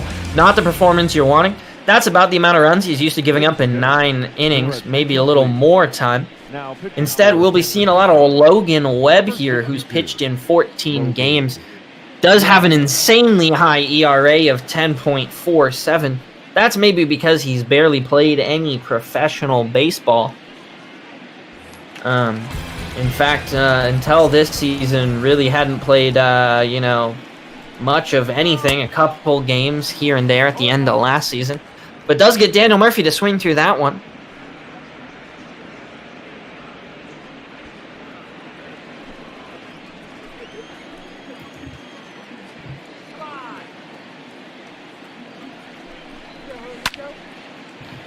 That ball is hit out there to deep left field. Oh my, that bounces off the wall. That's going to score another run. Colorado Rockies now got 7. That somehow is only a double. That was monstrous out there. Daniel Murphy gets his 8th double of the year, and it just looks like a carnival here in Denver. Are the San Francisco Giants truly an MLB baseball team?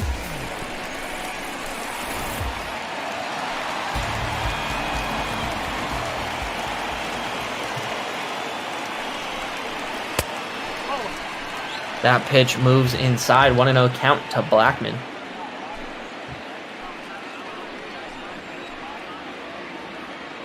Logan Webb's a guy who primarily relies on that 4-seamer, curve, and change. Does occasionally mix in a pretty quick sinker at 92 miles an hour.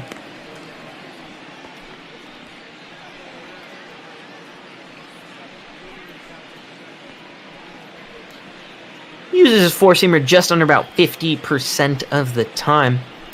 Hasn't been effective here today with that 4-seamer. As that changeup will go there, it'll be grounded over, and that will finally get the 3rd out. Wow, oh wow, Brandon Crawford finally able to corral one, and the Rockies finally sit down here. But they now hold a commanding 7-1 lead through 4. It might be time for Rocktober, as Duggo is saying. These Rockies putting together an impressive performance tonight.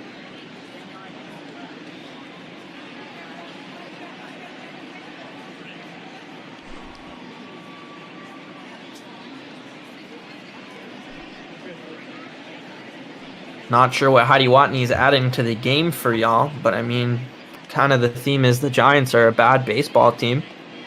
And that's about it. Not a man I envy, Gabe Kapler there. Trying to figure out how to right this ship. The third baseman. For now, though, it's Donovan Solano's turn.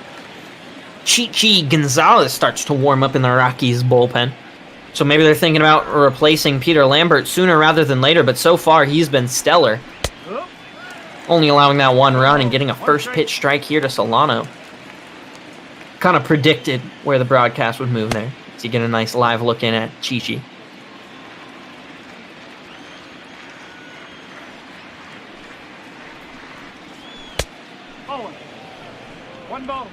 That'll go inside 1-1.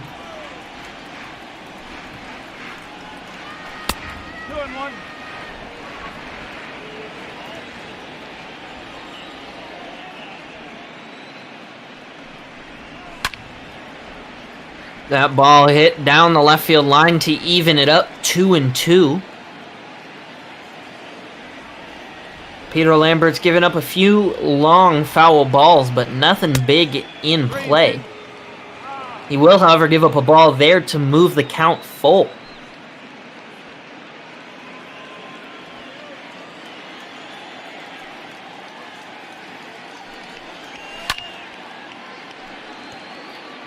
We'll do it again as that one's fouled off. Solano at least destined to make Lambert work for it.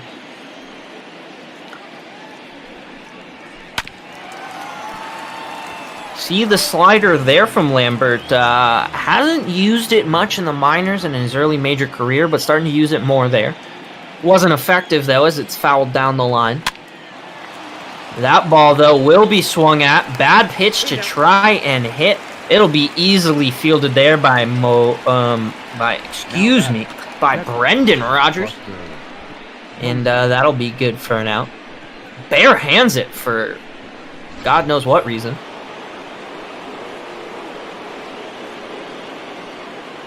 Buster Posey, longtime Giants catcher, 0 for 1 on the day.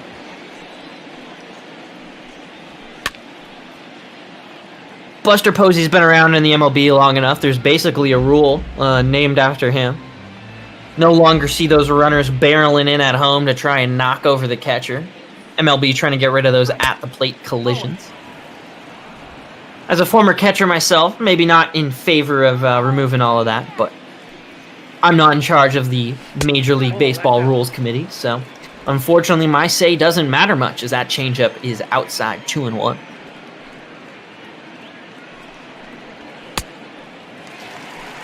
Ooh, bad pitch to swing at there from the Giants catcher.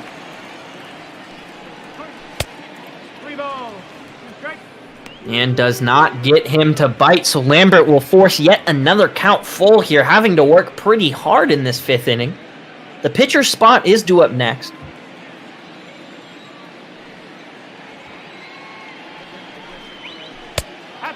Pitch is fired in, and it'll be called a ball. That is a tough call, but the slider does not get the job done. And now the Giants will have a runner on first with the pitcher's slot coming up here. We will see what gets done by Mr. Kapler. Well, Logan Webb's going to be staying in the game, folks. He is going to bat here in the 9-hole. Well, he's going to try and bunt at least. Does show bunt, pulls it back though.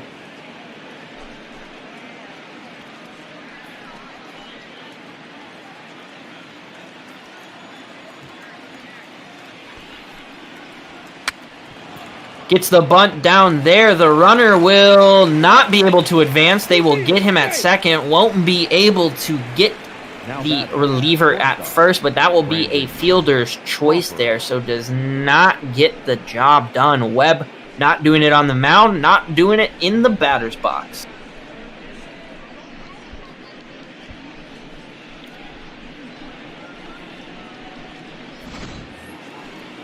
All right, so 2 down here. Runner on first, Brandon Crawford. He's flown out twice. Neither of them have been very dangerous. Trying to get something going. Ooh, takes what looked like a nice pitch there. 4-seamer from Peter Lambert. dropped below the 90s now with a little bit of fatigue.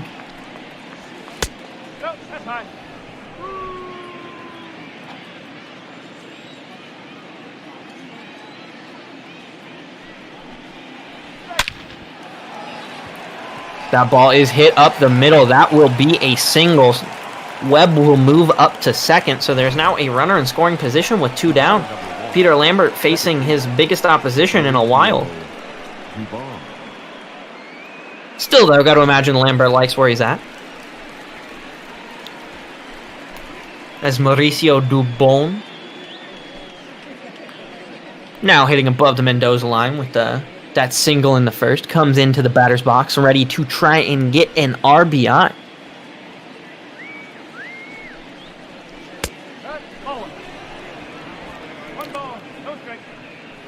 With the pitcher at second, though, probably would have to be a well-hit ball, maybe a gapper there, in order to give Webb ample enough time to get around those bases. But it won't matter, as Dubon will hit one far, far, far back. And Peter Lambert's stellar day will come to an end with that 3-run, 432-foot home run off the bat of Mauricio Dubon, the second baseman. Gets the Giants within striking distance here, and all of a sudden the Rockies' lead looks a lot less safe. Wow. To get your pitcher on base, only giving up that 1 out, able to get it off to your leadoff guys who get the job done.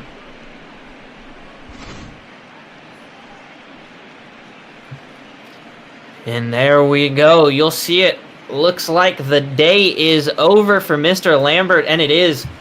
Still currently leading the game, but gave up quite a whopping hit there. Your attention, please. Now pitching for the Rockies. And Bud Black will opt for Chichi Gonzalez here. 3 games on the season, 6.1 innings, a longer kind of relief guy. Far more effective against lefties overall. Now batting, right fielder, Hunter Pence. But he gets a nice swing through there from Hunter Pence. Hunter Pence a righty, so not necessarily the best opening matchup for Chichi.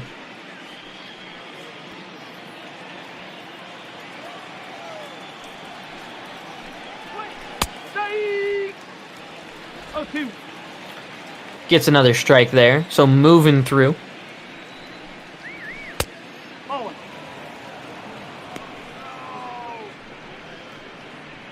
Throws a cutter there. Not one of his main pitches. Predominantly a fastball slider kind of guy. Does have sinker change curve in his arsenal as well.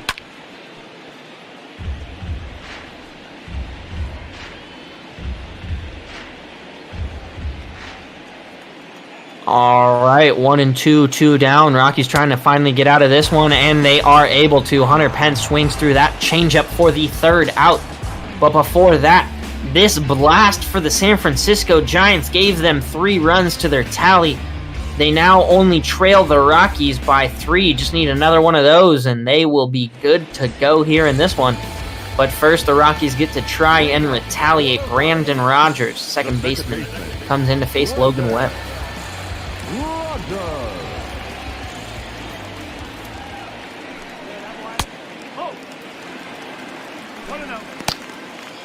Nick Vincent, Sam Coonrock, 2 righties, up in the pen for the Giants. Maybe, Gabe Kapler thinking he's a little more competitive in this game, finally.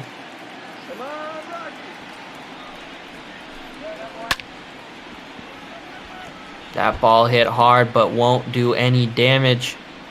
You'll see the ball boy down there, able to get a nice little grounder.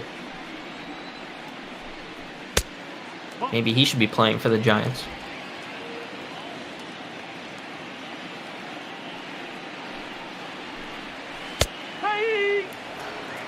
Catches that lower corner, 2-2 now.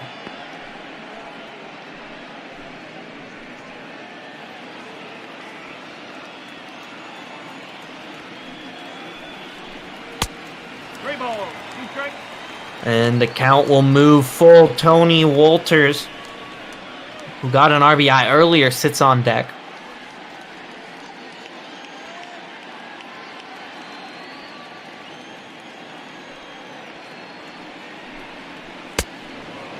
Swings through that one, strikes him out with the slider. He will be kicking himself for that one, but Brendan Rodgers go back to the dugout. Tony Walters, catcher, please come to the plate. 1 for 2 on the day, triple RBI and a run.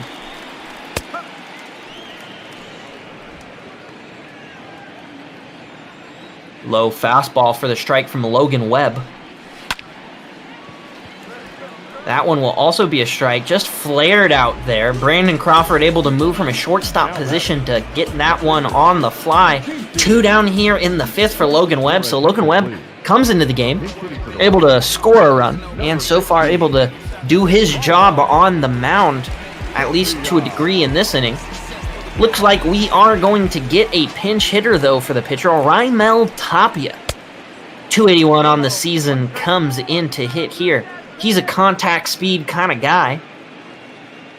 Maybe the idea is get him on base, get him to steal, get him in scoring position.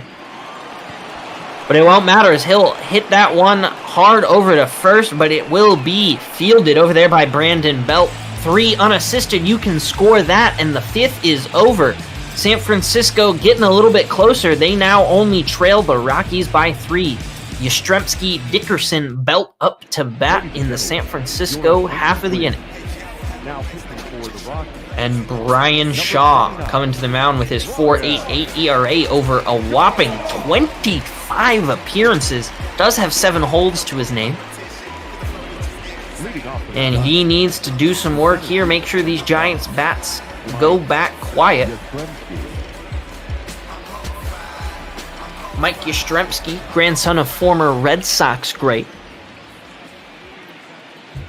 Carl Yastrzemski.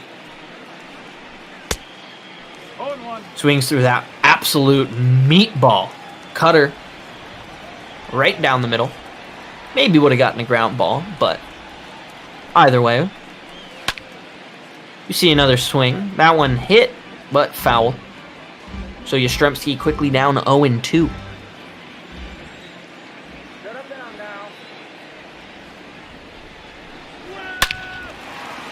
That is swung on. The shift is in the perfect position there, and that is no problemo. Duggo, somewhere you are kicking yourself, but the shift pays off dividends. Peter Lambert thinking about what his start might have been without that one mistake right over the plate to Dubon. Doesn't matter, though. He's out of the game. Brian Shaw's pitching to Alex Dickerson, who's gone 2 for 2 on the day.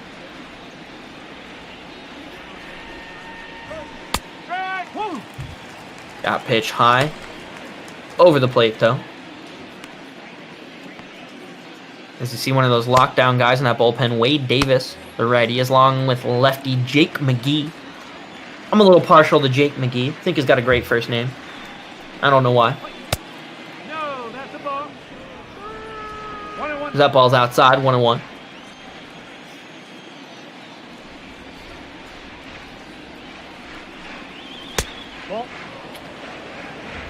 Pitch outside.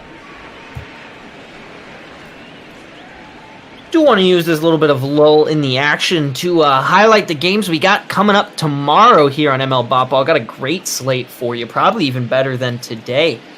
Boston and Atlanta to start it out at 2 p.m. Eastern time with yours truly and Matt 567-111, as that is swung on hard for a strike. Following that at 3:45, Kami Puddin coming with you with some Marlins at Reds action.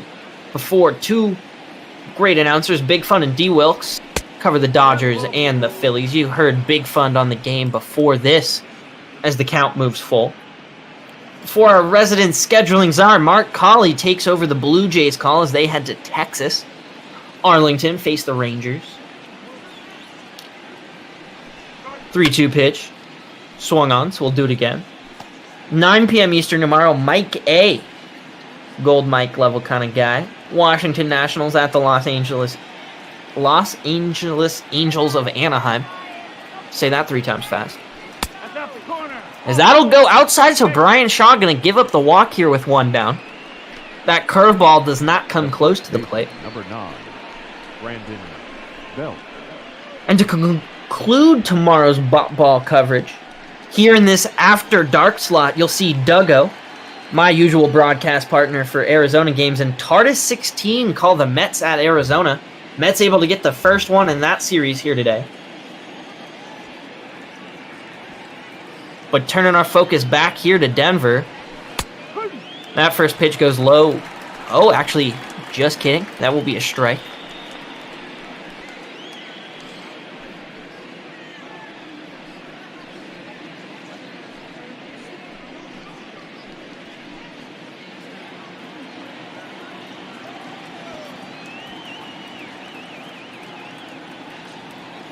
Shaw readies. Throws to the plate. That time it'll be a low. Count evens at 1-1. Cutter there hit 93 miles an hour.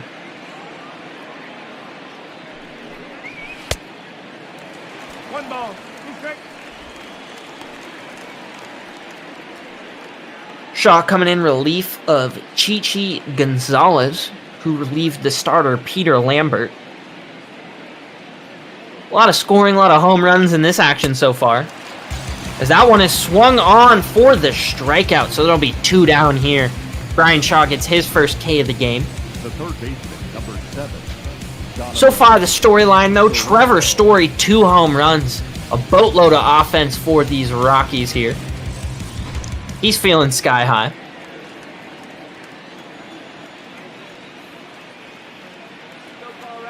And now we'll see Donovan Solano, the third baseman, taking what looked like a beautiful pitch.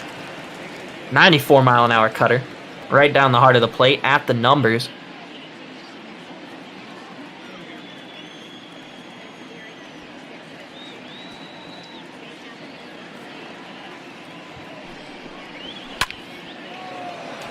That one flied out to right field, but it will be caught. No problemo out there for Charlie Blackmon.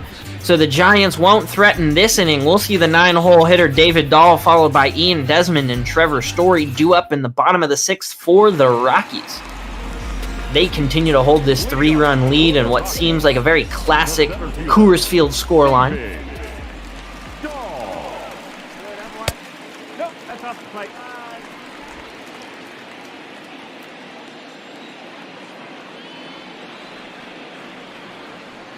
Hopefully coming up next inning, if Shark Shaver's around, we'll have a nice little 7th inning stretch. Not sure if he's gone to bed yet tonight.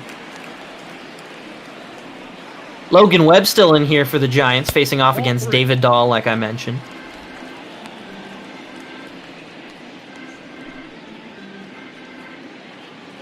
Webb struggling to maintain command here as the count's gone 3-0. Tries to right the ship here, able to get a strike call. Dahl almost went around, but thought against it on that changeup.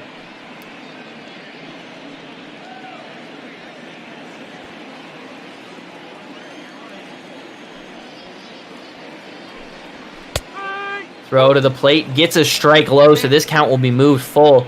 Nice job there by Webb, working himself back into this count.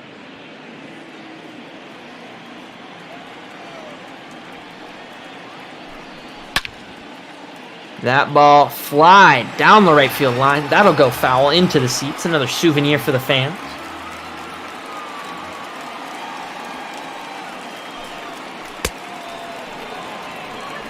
Ooh, swung on and struck out. Logan Webb able to recover from that 3-0 start here in the inning to get the K. That's some big time stuff right there, but the Giants still trail.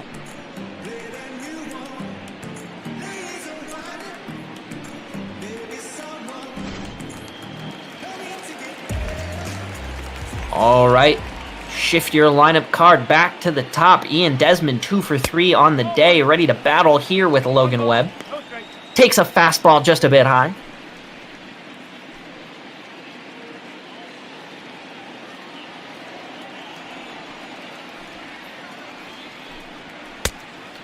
That pitch is a tough call yet again. 2 very close pitches by Logan Webb.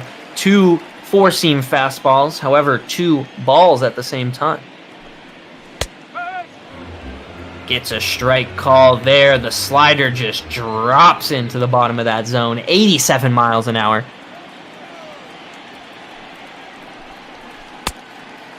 Ooh, gets him again, swinging through that break in action. Changeup goes low. Ian Desmond stays high. 2-2 pitch. That'll be swung on through the infield past the diving reach of the Giant second baseman Dubon, and that will be a single.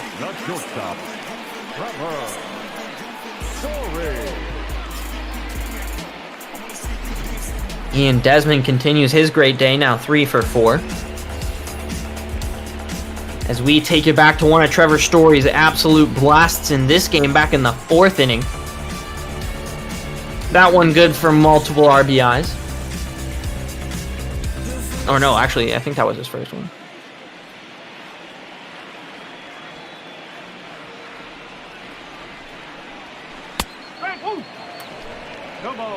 Won't get a home run there, though. The changeup will find the bottom of the zone. Want to thank all of you for sticking it out here late, especially if you're on the East Coast. Bot Ball After Dark session. Always a little more fun, a little more lively. Get some good West Coast matchups in here. As that ball is hit up the middle, but it'll be easily playable for the double play, and they will turn it. So Logan Webb gets himself out of trouble. Brennan Crawford able to make the transition easily, throw over to first, end the inning. Posey, the pitcher spot. Crawford up for San Francisco. As we see the dependable Wade Davis come into the game for these Rockies. He's been in 25 of the 39 contests so far for the Rockies, so he's played a pivotal role in their winning season so far. His ERA, though, just a bit over 4, trying to lessen it a bit here. Pulls Posey as his first matchup.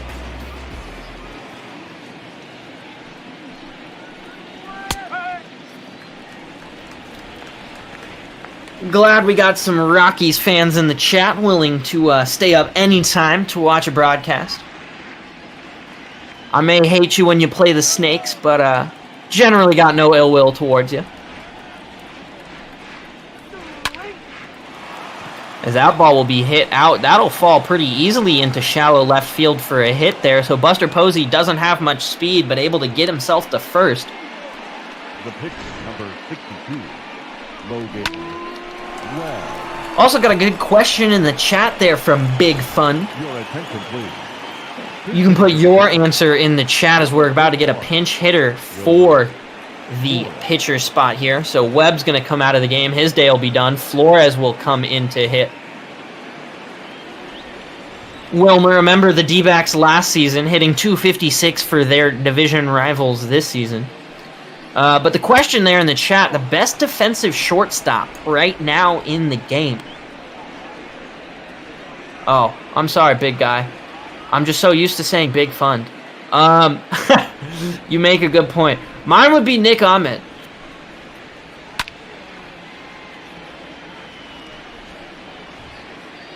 But, you know, I'm a homer, so makes sense.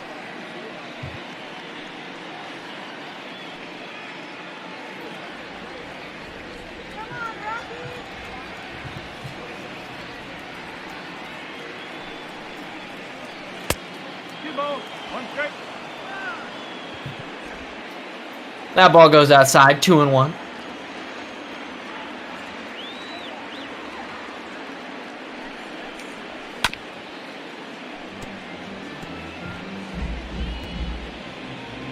Does look like I'm now joined in the broadcast booth by Bot Ball organist Shark Shavery. How you doing tonight?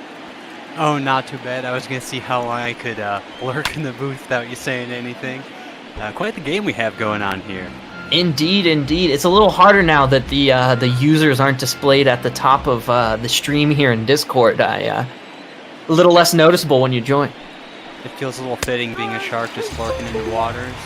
There you go, but Wilmer Flores will strike out there. Wade Davis uses the fastball to perfection, gets him on the inside edge. That will be a backwards K. Flores doesn't even swing. Hits the bat to his head afterwards in frustration. Whoop. We're back. Oh, and there you see in our feet in the booth. Got it back.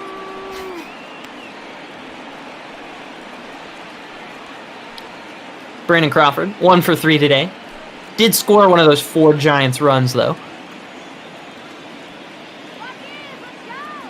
And, Shark, do you foresee this Giants team doing any better than their 9-31 they're currently sitting at, or is that about what you see coming out of this ragtag squad? Coming out of this game or out of this season? Because out of this season, I mean... Playing the odds, I think they have to do better than that. But we will see. Maybe not. I mean, they are a remarkably bad baseball team, especially in this virtual space.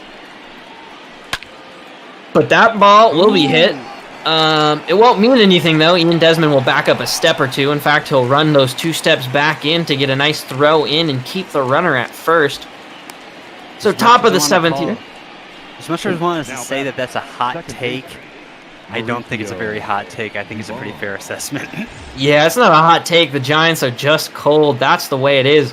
Dubon, though, playing well for the Giants here today. Had that 3-run blast that's got the Giants back in this game. Also a single. However, he's got to get some help from the rest of his team. And maybe a little help from the umpire as that low pitch is called a strike. It looks like it might have dropped after the zone, but yeah, questionable call. That goes down the foul line. Big Guy 73 makes a good point. Simmons is truly a really, really good one. Brandon Crawford, another one of those guys you see in this game. As that ball is hit on a dime to left field, the dive will not work out, and so we will see runners at first and second here. Wait a second before this stretch comes. There's a little bit of offense happening here. Dubon continuing his great day. Yeah, we've got the tying run coming up to the plate now. Your attention, please. And because of that, it looks like Bud Black needs to make a change. James Pazos comes out to pitch. 14 games. 1 for 2 on save opportunities, but a sterling 1.84 ERA on the season. And that is what happens when you strike out 16 people while only giving up 3 walks. Those numbers will keep you in the bigs for a long, long time. There's a nice shiny ERA he is sporting. Yeah, you almost don't want to put him in there. It's a chance to ruin it, you know? You got Hunter Pence coming up here, over 3 on the night. So, no, I like that. I like the decision. Indeed, Hunter Pence not showing much oomph this season. Definitely on the tail end of his career. Has shown some clutch, though, as you see with that stat while runners are in scoring position. Maybe he can continue that luck here. It's after dark. I'd love to see it on a dinger. A dinger? This goes to extra innings because of that sentence right there, Shark. I'm going to make you come in and call it with me.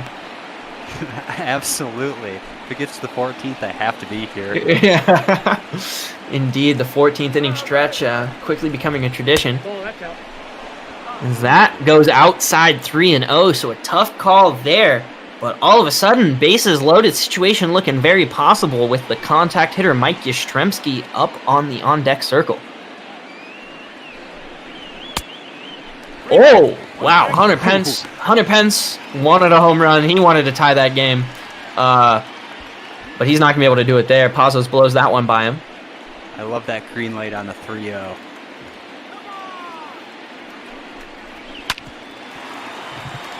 Indeed, though, that won't matter. He won't go for the tag, but he will get the play over at first.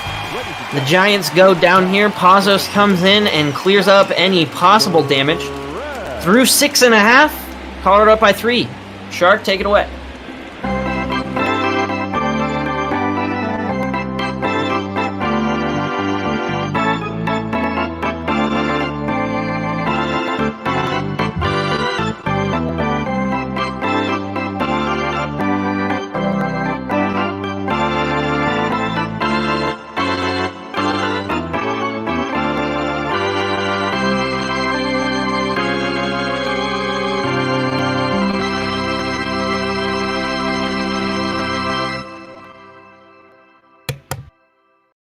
Thank you for yet another classic Oregon performance, Shark. 1, 2, 3 outs. You're out of the old ball game, and in just under 3 short innings, we'll have our result here. Maybe. Maybe. I'm hoping for extras, but that's because I'm a masochist. So have a great call, Jake. Thank you, thank you. Well, Shark, your wish for extras is going to get a little tougher here as Nick Vincent comes in to pitch. That 27 ERA over his one appearance on the season, not inspiring a lot of confidence. And he's got a tough challenge ahead of him. Nolan Arenado, his first batter to face. Nolan has a double and a run on the day, 1 for 3.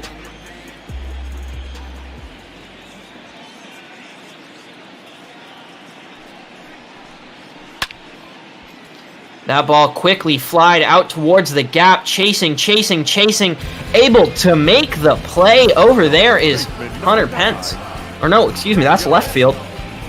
That's somebody else. That's Alex Dickerson.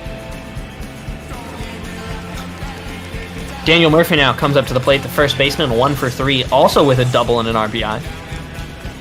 There was that one inning where the Rockies just seemed to not be able to get out. Johnny Cueto struggled pretty mightily at the beginning.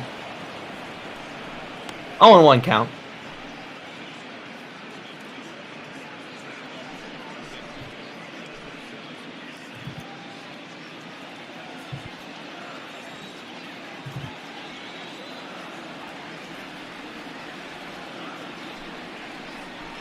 Vincent's second pitch there is also swung on. 0-2 now in this count. Working quickly and working aggressively as the Giants reliever.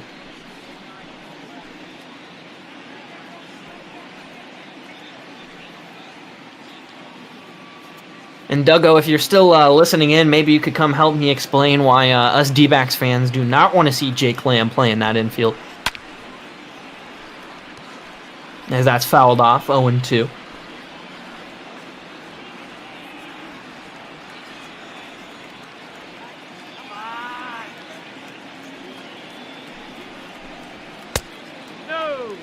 Murphy, a versatile and really kind of useful guy in this Rockies infield.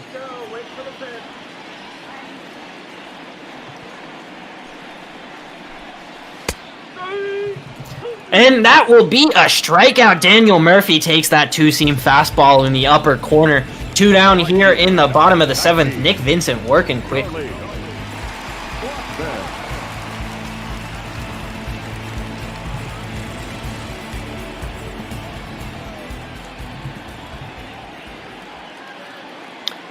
Charlie Blackmon is the third chance here for the Rockies in the inning, and he's going to take a cutter there high, 1-0. Brendan Rodgers sits in the on-deck circle.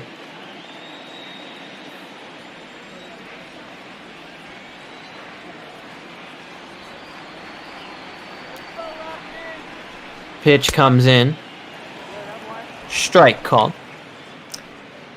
And sorry to take it to the D-backs real quick, but big guy, the big reason you're not seeing Lamb play much more is Lamb really only a first and third kind of guy. You'd rather have Christian Walker and Eduardo Escobar in there. Not a very good shortstop. Would much rather have Nick Ahmed or Ildemaro Vargas in there. As that will be called a ball, it looks like. 2-1, surprising. That four-seam fastball looked good. Nick Ahmed improved overall offensively this season. Both of these teams here know that, but Blackmon, well, he improved offensively in that at-bat. He takes that one deep. That's a home run. So Nick Vincent starts the inning off well, but can't control the center of this lineup. Charlie Blackmon extending the lead 409 feet out there to right field. And so now the lead goes to 4, and Sharks' hopes of extra innings are dwindling.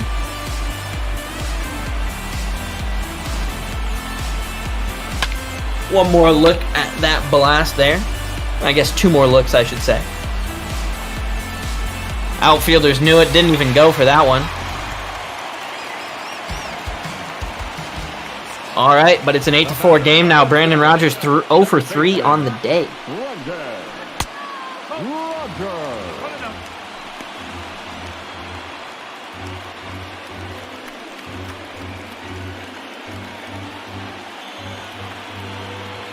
One 1-0 count here. Bases are empty. Gonna drive that ball out to right field, but it's gonna be an easy catch. However, the damage done here. 1 run on the home run. Brandon Rogers did not hit that home run. I don't know what the show is doing. That was Charlie Blackmon who blasted that one out of here, giving the Rockies another insurance run. We're through 7. Rockies have doubled the Giants' tally, and they now just have 6 outs to try and right the ship. Estevez and McGee up in the bullpen. Pazos stays out there to continue to pitch in the 8th. Mike Yastrzemski will be the Giants' first chance here in the 8th.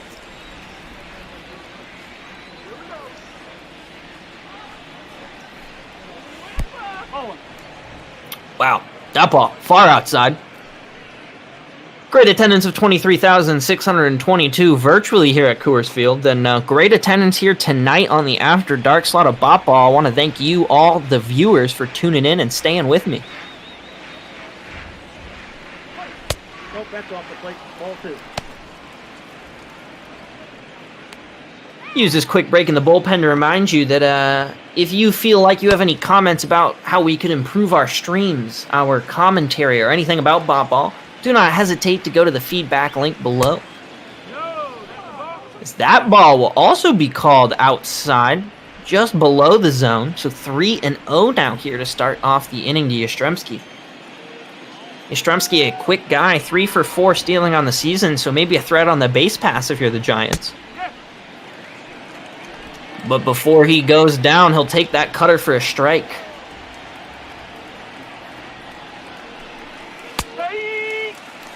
Takes yet another strike. That one looked real good. Right at the numbers, right across the plate. Instead, does not swing. Count moves full. Payoff pitch here. Swung on down the line. First base able to be played pretty easily over there. And so Daniel Murphy, 3 unassisted. We see our starting pitcher comparison here. Neither pitched exceedingly great.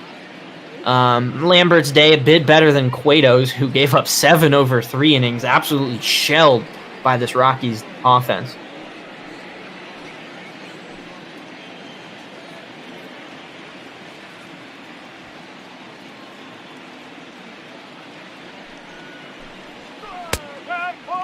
Ooh, generous call there. Going to catch the outside of the zone with that slider. 0-1.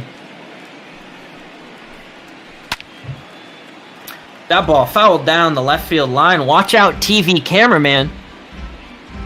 And watch out, Alex Dickerson. You're in the hole, 0 for 2. Your perfect day on the line.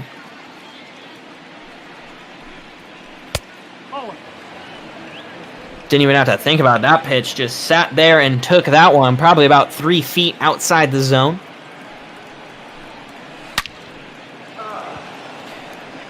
Oh, that ball is rocketed. That's going to bounce up against the wall. He's going to turn for second, but won't go any farther as the throw comes in.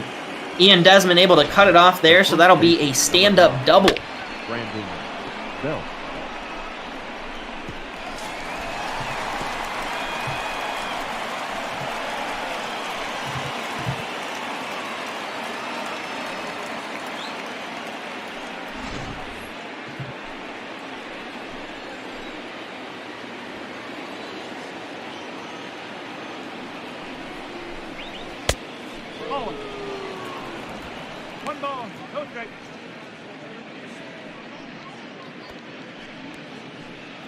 All right, with the runner at second in scoring position, Brandon Belt, the trusty veteran for the Giants, took a first pitch as a ball.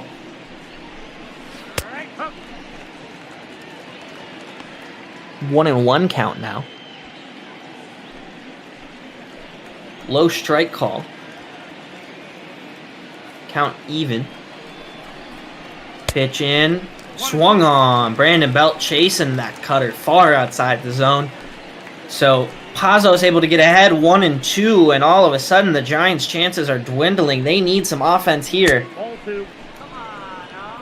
Takes another slider though.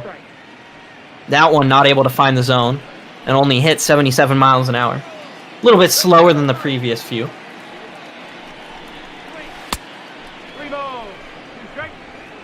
Man, he likes that slider, but he's throwing it too far outside. The count's gone full now.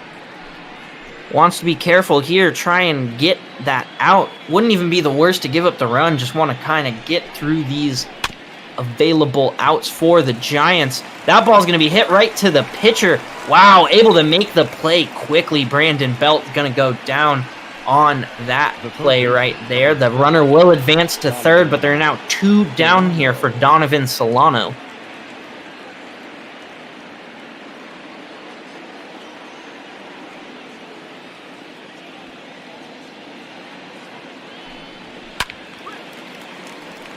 Sinker there, fouled off.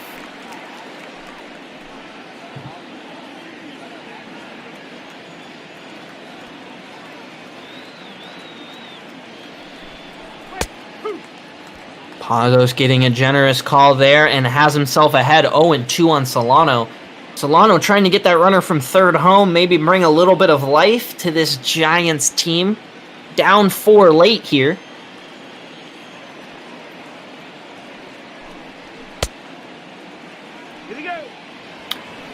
They'll peel down to the first base umpire, but he'll say no swing.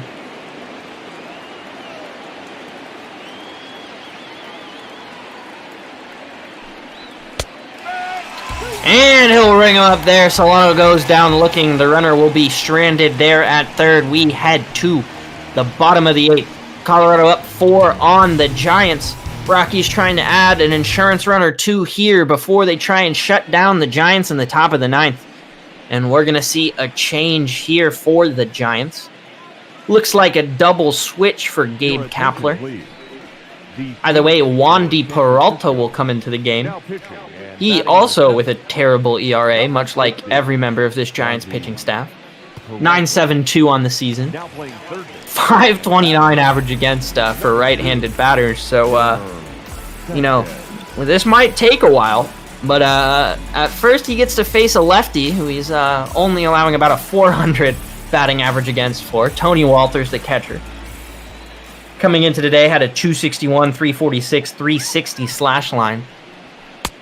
Does have 25 strikeouts to his 29 hits. 0 for 5 lifetime against Peralta. Ball, that pitch is out.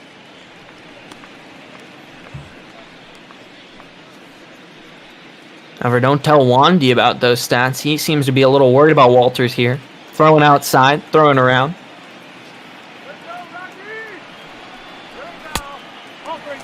Ooh, does not get the call. 3-0.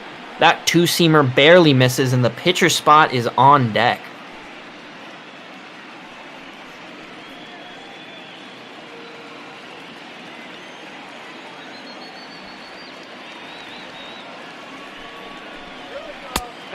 Take your base. And that will go for a walk. The Rockies catcher able to get aboard on 4 pitches. And they're going to leave Pazos in there. They want him to come clean up this game in the 9th. Oh, just kidding. They will not. They will now pinch hit for him.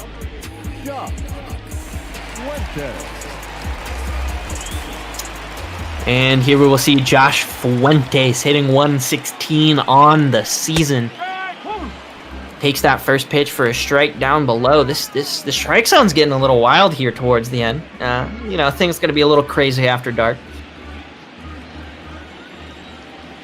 Wouldn't be a Bob Ball After Dark recording without it.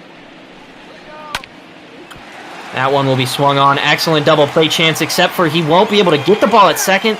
Tries to throw over and get the runner at first, but unable to. So Dubon, who's been a stud for the Giants offense here today, not able to make the defensive play, but able to knock that ball down at least, prevent further advancement of the runners.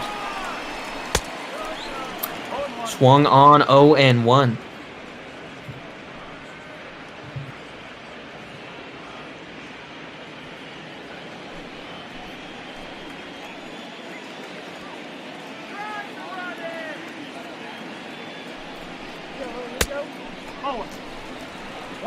Count even now, 1-1, that 2-seamer there.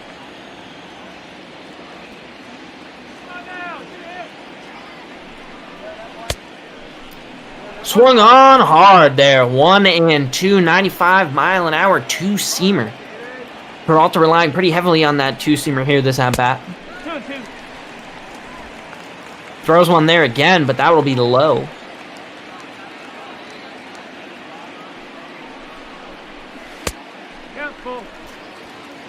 And outside, so the count moves full. We got a runner on first. We got a runner on second. We got a full count. And the Rockies don't even need runs here. David Dahl, 9-hole hitter, ready to do work. Oh, except he's not. He's going to swing through that slider. Nice little pitch there from Peralta. Gets one down. The threat's still there at second.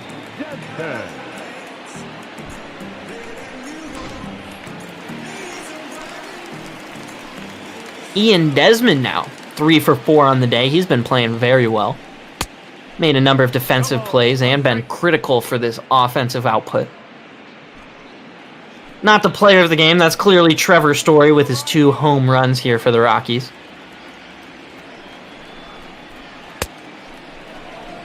Well, Ian Desmond proving why he's not player of the game there. Tries to swing at a changeup that might have hit his ankle.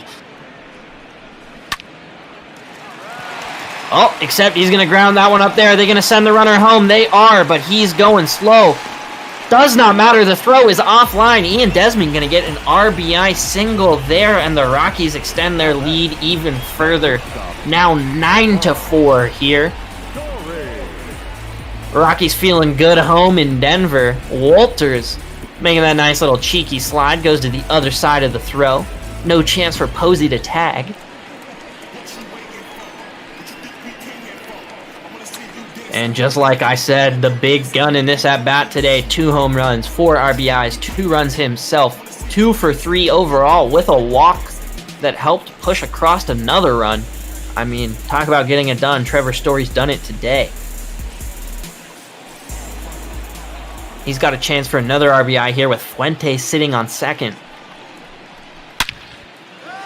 Oh, and he might have done it. He hits a gapper. He's definitely done it. He's at least going to get one. Fuentes comes around to score. Another run's coming around to score, and that throw's not going to be anywhere near in time. So in a hurry, Peralta has absolutely lost this game. Trevor Story adds 2 RBIs to his total. That's now 6 on the day with that double right there. And if you're San Francisco, you just want to go home. Ladies and gentlemen, your attention please. But before they can do that, they got to bring in Sam Coonrod, who's pitched in 25 games this season, a rare bright spot in that bullpen with a 3.1 ERA. Very respectable averages against from both sides of the plate, 21 Ks. Is 0 for 1 in save opportunities, however.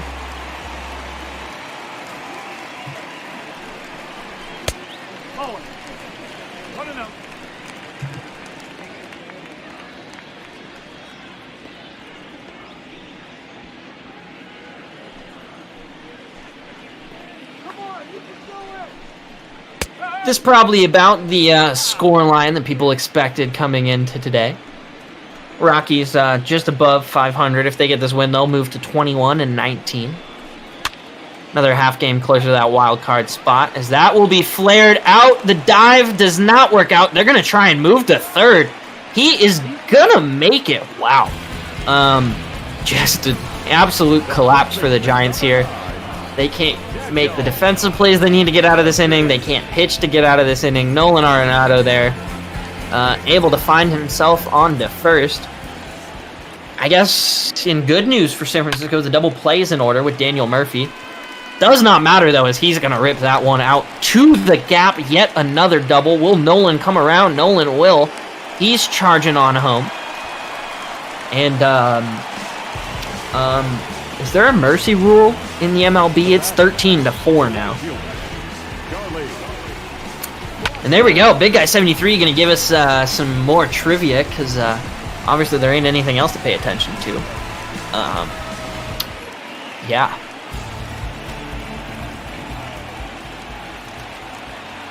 In fact, Big Guy, if you just want to hop in the booth and deliver your oh wait, you said you can't come in. JK, you can type them for us. Want to know?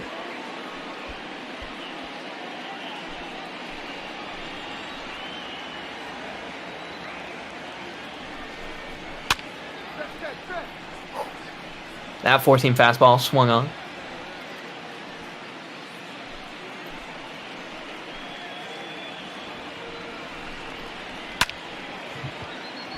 That ball is going to be roped over, and yet another double in this inning. Oh my God, another run's going to come to score. They're going to misplay it out in the outfield, so that should be a double and an error there on the right fielder.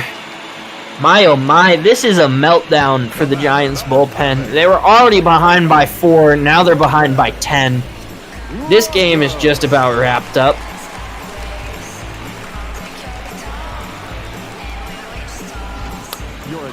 And Big Guy 73, my first guess is going to be Albert Pujols. Is he one of those 5 players?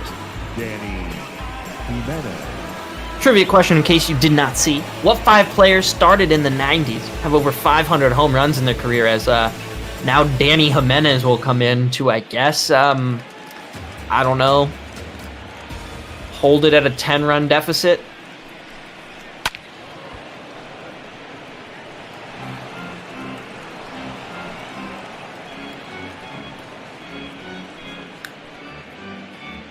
All right, so Pujols did not start in the 90s, so that guess is out of there.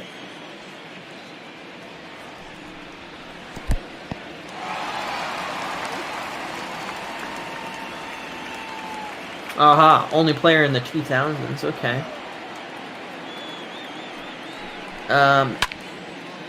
Did Sammy Sosa start in the 90s, or was he a little before that? And that is going to be easily flied out, though. So there will be finally a second out here in this 8th inning. Danny Jimenez able to get an out on 3 pitches. And Tony Walters, who I'm pretty sure batted at the start of this inning, possibly, will now come in here at bat yet again. He's 1 for 3 on the day.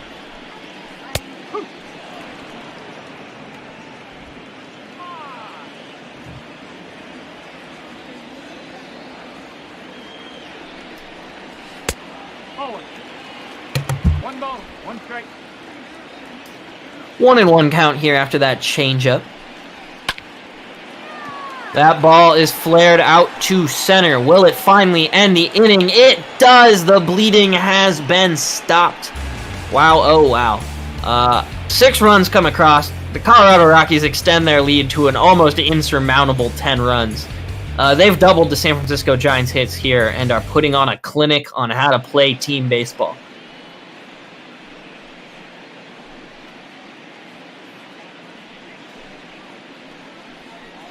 Your attention, please. These changes for Colorado. Now pitching and batting in the 7th spot. I got a guess for you, big guy. Is Manny Ramirez maybe one of those 5? Now pitching and batting. Thinking the Red Sox star might be one of those. He probably started in the 90s.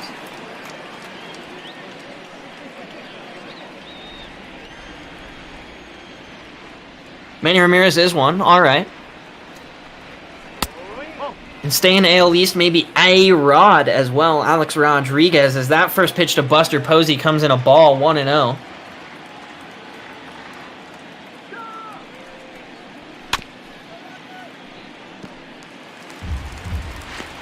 All right, A-Rod's the second one. Does anyone else in the chat got some guesses before I keep throwing out wild ones here?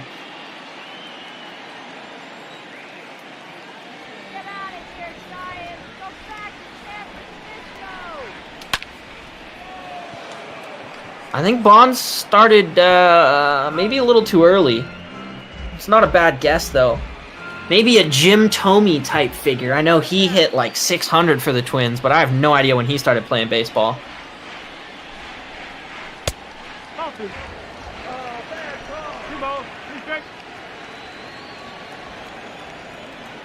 I think Mark McGwire was late 80s, so he's not going to count when he started. That ball is flied out to the gap, so the Giants are trying to battle back. That's going to bounce off the wall. Almost a home run there for Buster Posey. He's going to saunter into second base with a double, so hold up there, Jake McGee. This game ain't over yet. Yolmer Sanchez.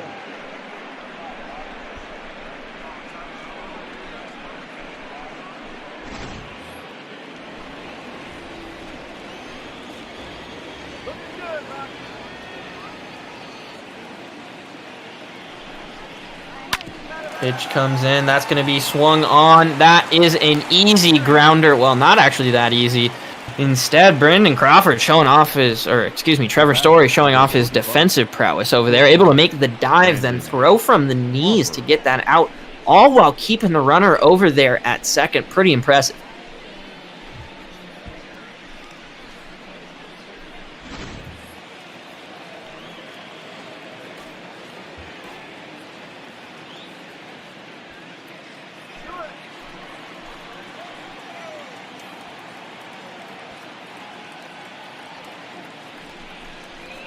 You know, I'm thinking Red Sox Yankees still, as that one is going to be hit down the line. Buster Posey is going to come in here to score, so Jake McGee still has a lot of runs to work with, but the Giants battling back a bit.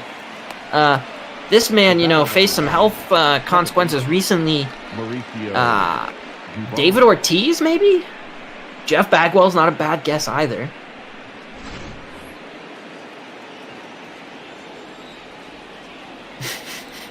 Shark cheering for this epic comeback. I'd be glad to call a 9-run comeback if it happens.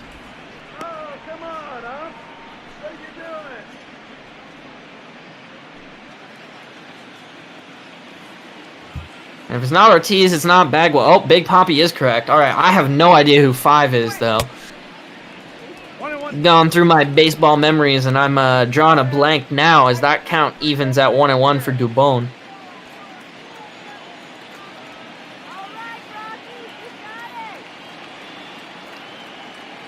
Runner on first here. That ball's going to be flared out to center.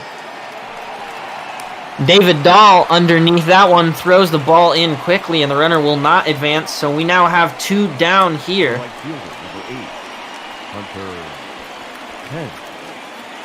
All right, we got 2 down, big guy. You might need to reveal your trivia answer for all of us.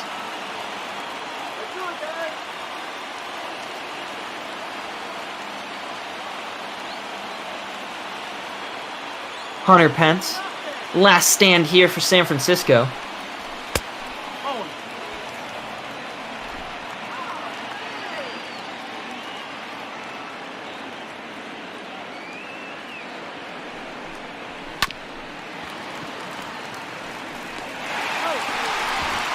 And that'll do it. Throws on to second for the out. And that will be the end of an absolute obliteration for Bud Black's Rockies of the San Francisco Giants. The Rockies will advance to 21-19, while the San Francisco Giants fall to a measly 9-32, still without double-digit victories on the season. The Rockies now pull within 2.5 games of the NL wildcard. And that is it here today for the design schedule at ML Bot Ball. Want to thank you all for sticking around.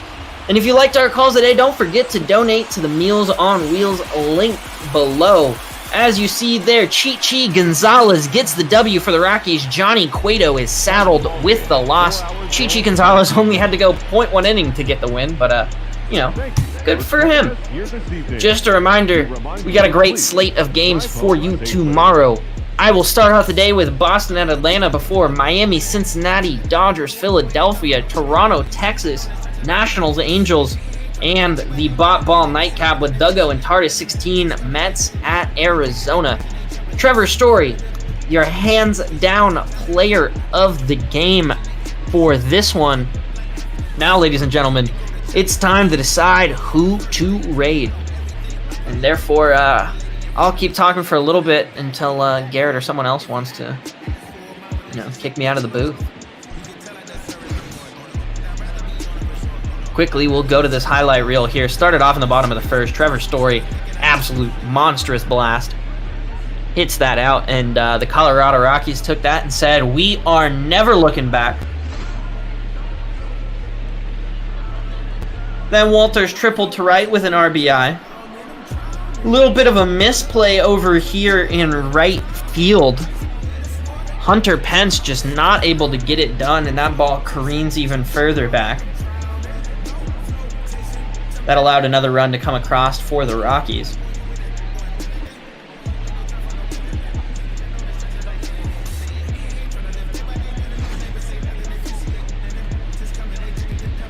Then Story homered again, because, you know, yeah.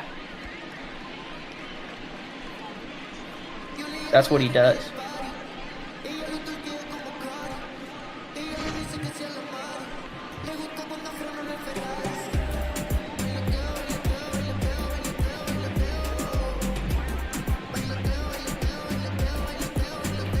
Dubon hits this absolute blast.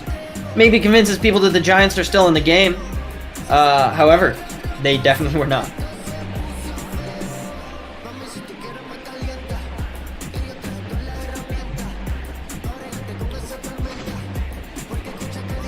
And we see the end game here. Blackman hits another home run, and this is where the Rockies just added up, and up. Oh my gosh, I can't believe I didn't get Frank Thomas, the Blue Jays legend, the big hurt. Ugh.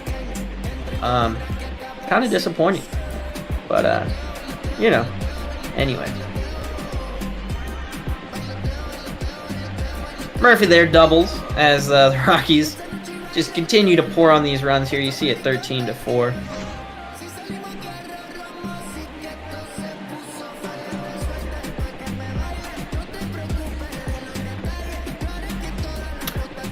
And all right, well, thank you, ladies and gentlemen, for listening to me here today. That'll do it for myself and the rest of the announcers here at BotBall.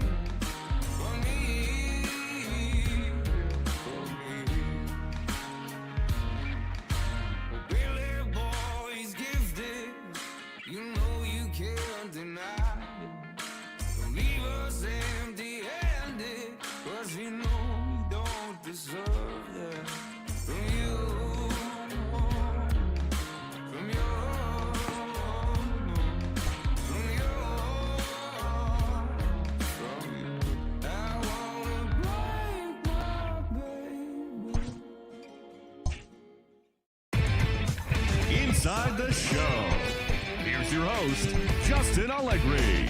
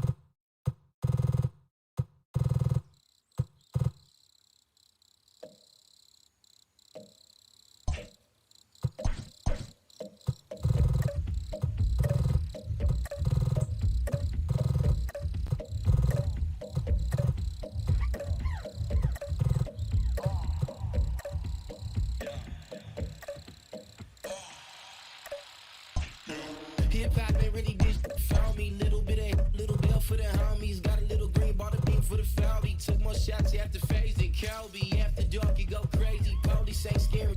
You ain't bred for this. I'm still in the hood. They make bread and dip. I'm not jumping ship. I might you, but you got enough for Vince. Feeling like Snoop with the Source Awards. Feeling like you wasn't born for war. Cause when I come around, you be head to the ground. Crack 'em up. They smell like the man running sound. Lucas smoke. When I hear my heard the Lucas toe. Long Beach like Crazy Joe or Mayhem. When we get new wheels from House to Caveman. Little bit of this, little bit of that.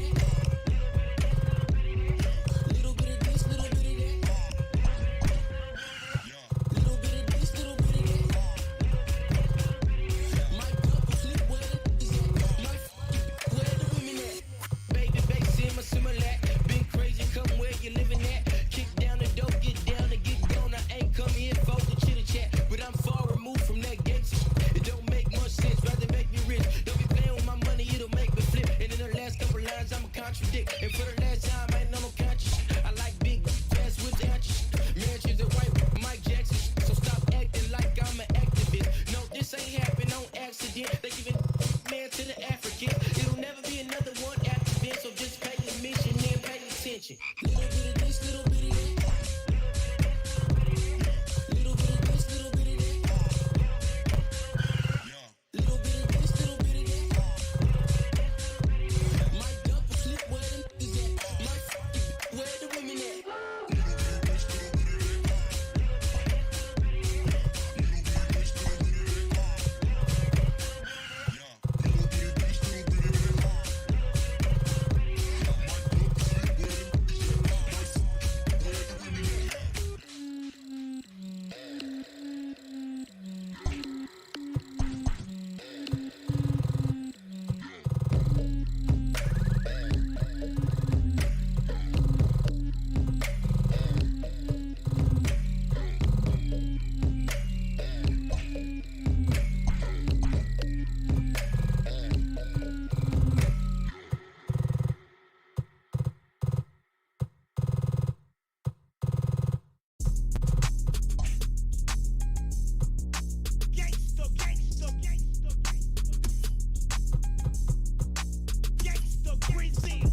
I know that we got it, I might even guarantee it. When she took me up and turned me right into a paraplegic pair of shoes. I got the MB on them, make you stare and see him. We ain't paying for him, now you ought to know I'm wearing free ones.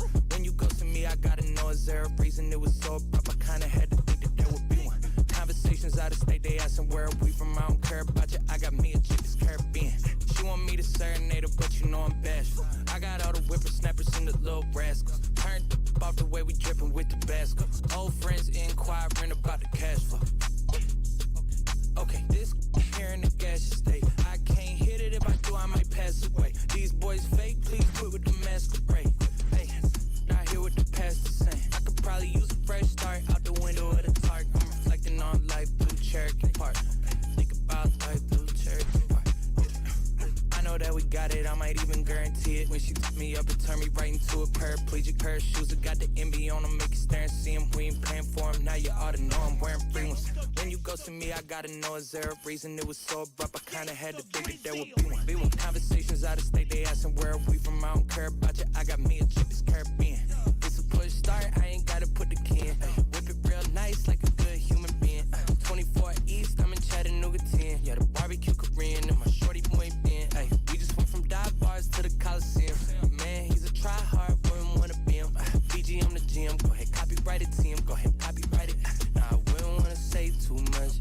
We ain't take her from you, now she came to us. Ain't no steak dinner, but we made through brunch. 2-4 on the beat, you know he came through clutch. No, he came through clutch. I know that we got it, I might even guarantee it. When she took me up and turned me right into a paraplegic pair of shoes. I got the MB on them, make you stare and see him. We ain't paying for him, now you ought to know I'm wearing free ones. When you go to me, I gotta know, is there a reason it was so abrupt? I kinda had to think that there would be one. Conversations out of state, they asking where are we from, I don't care about you. I got me a chick that's Caribbean.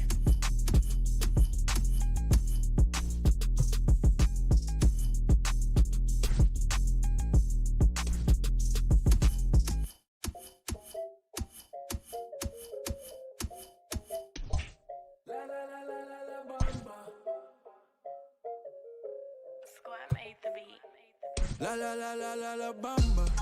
Shaded. Yeah, what you gon' do for the bag? Yeah, spin it like in my last.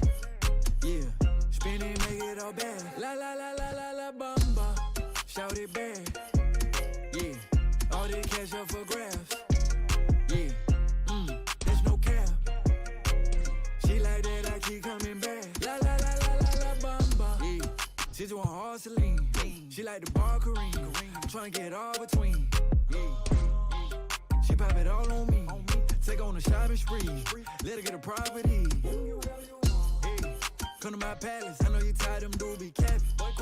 She like my fashion. I put on strings like Richie Valens. You the baddest. I'ma told them red no salad. Send the address. I put up that fantastic. I can't leave you alone. You the only girl who get to stay until the moon. No cap. Dime que me amas, better tell me on the phone. She say you can have my corazón. La bamba, say that. Yeah, what you gon' do for the bag? Yeah, spin it like in my last. Yeah, spin it, make it all bad. La la la la la la bamba, shout it back. Yeah, all the cash up for grabs. Yeah, there's no cap. She like that, I keep coming back. La la la la la la bamba. Shout it, you the bomb. We go shopping in Milan. Backseat of that phone, back to LA like LeBron. I got a smudge in her little bum. She say yo te amo, she just want that Louis Vuitton. Can't put me in a fair lane. Keep you know you need to grab a napkin. Play my Spanish, she love to cook me plantain. Go hit my Cali crib and give you all that back pain. Yeah. Might make you my baby mama. I like how you shake it like some maracas. Might let you keep the commas. Para bailar la bamba. All that to get it all from my mama. La la la la la la bamba. Say that. Yeah, what you gon' do for the bag? Yeah, spin it like in my last. Yeah, spin it, make it all bad. La la la la la la bamba. Shout it back. Yeah, all the cash up for grabs. Yeah, there's no cap. She like that, I keep coming back. La la la la la la bamba. La la la la la la bamba. La la la la la la bamba.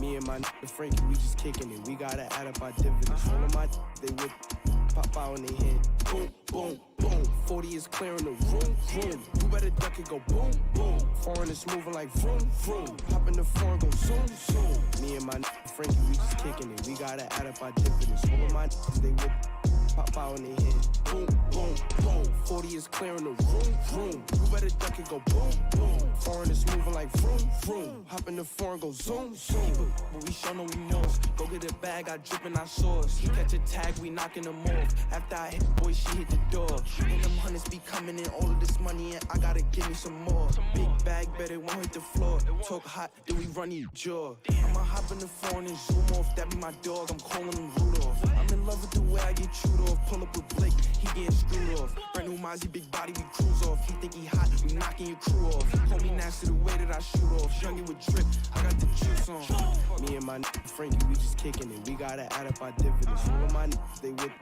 pop out when they hit. Boom, boom, boom. 40 is clearing the room, room. You better duck it, go boom, boom. Foreign is moving like vroom, vroom. Hop in the foreign, go zoom, zoom. Me and my nigga Frankie, we just kicking it. We gotta add up our dividends. All of my niggas, they would pop out when they hit. Boom, boom, boom. 40 is clearing the room, room. You better duck it, go boom, boom. Foreign is moving like vroom, vroom. Hop in the foreign, go zoom, zoom. I'm in the track trying to whip it, flip it. She on my so I quit it. Walk in the club with my grillin'. You on my chain, come and get it. You trippin'. Listen here, cussy, you got two decisions. Do you want the or do you want the Smithy? Your life is a gamble, you better not risk it. And see, I'm in the track trying to whip me a pigeon. I move with it. Keep us on deck, he be moving with it. You can on your block, we don't know who did it. On the block and about to go villain. Man, they took it in early, they know we spinning. Since you this can't put a hole up in it. We gon' empty them, so you know we dipping. And my dubby's so high, he keep rolling. Gang. Me and my nigga Frankie, we just kicking it. We gotta add up our dividends. All of my they with pop out in their head. Boom, boom, boom. 40 is clearing the room, room. You better duck and go boom, boom. Foreign is moving like vroom, vroom. Hop in the foreign, go zoom, zoom. Me and my nigga Frankie, we just kicking it. We gotta add up our dividends. All of my they with pop out in their head. Boom, boom, boom. 40 is clearing the room, room. You better duck and go boom, boom. Foreign is moving like vroom, vroom. Hop in the foreign, go zoom, zoom.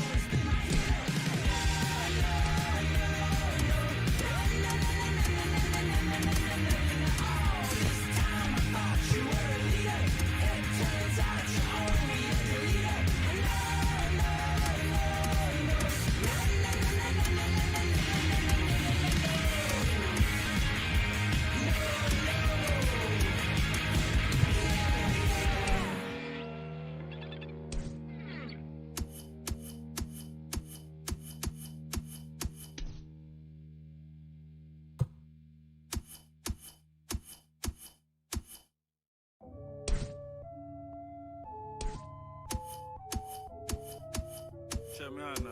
Tony, yeah, walked out of Louis looking like a virgin discount. If it ain't 100, it's a miscount. 7 days a week, I 6 ounces. If a chick with me, she like big houses. If a chick with me, she like foreign cars. If a chick with me, she like go yard. If a chick with me, she like protein. Make a sicker rich, the clothes off. Pull her to the flame with my doze off. Try to count a million and I dozed off. And I got my fingers in the air. Yeah. Hanging with Paul Bear. Yeah. Turn you to lawn care.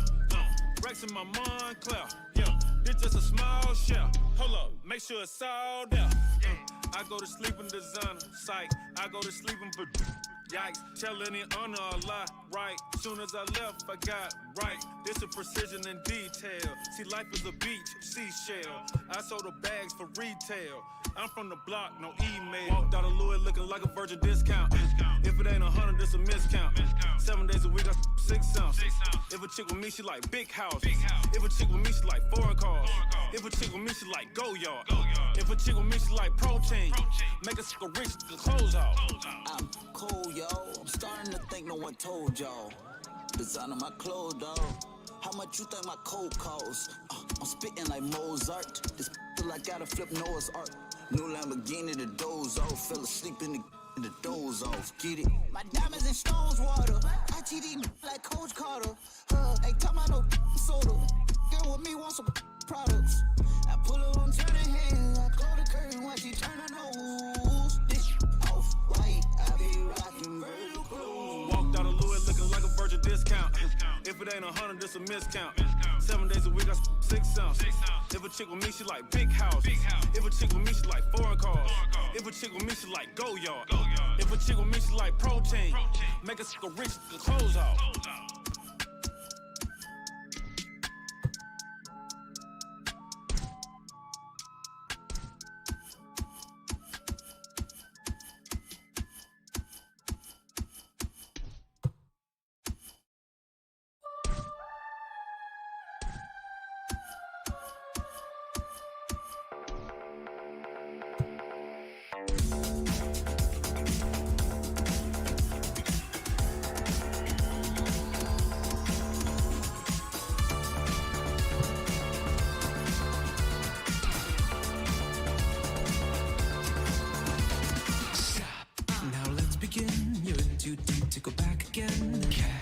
Is pay to play, you want more hits than lemonade. No, you don't own me, you don't even know me.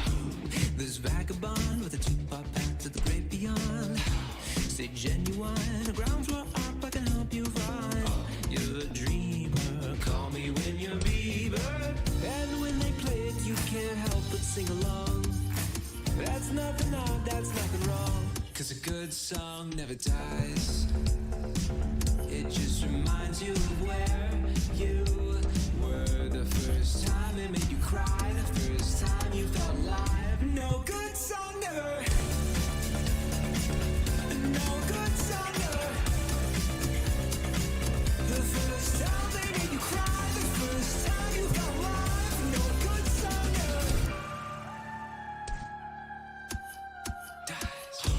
The wondered bond don't work no more. Think it took too much. Your equity, make the caffeine be your weaponry. What is the reason there never was one needed? It's all around, but it weighs too much to slow you down. It's the time to act, cause the best defense is the timeless track. No, you don't own me, you don't even know me. But when they play it, you can't help but sing along. That's nothing odd, that's nothing wrong. Cause a good song never dies. It just reminds you of where you were the first time it made you cry, the first time you felt alive. No good song never. No good song never. The first time they made you cry, the first time you felt alive. No good song never. There was a moment, a hole opened in the sky, a chance to join that pantheon. For all the times they never heard your battle cry, now even angels sing along. Cause a good song never dies. It just reminds you of where you were the first time it made you cry, the first time you felt alive. No good song never dies. Like a lover who won't back down to pull you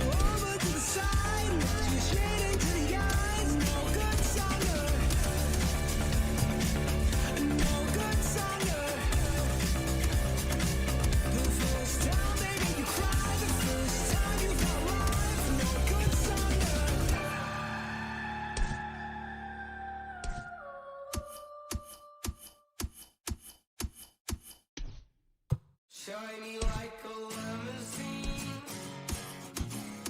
You're spending like a cash machine. Smile, show your golden teeth. That's how you cover up your cavities. You're glowing like a diamond ring. I saw you bought some other things. You're spending like a cash machine to cover up your insecurities. No front, no need. When is it enough? How bad do you need that stuff? What's it all for? Why does it seem like you still want more? When is it enough? Turns out you don't need that stuff. What's it all for? Why does it seem like you still want more?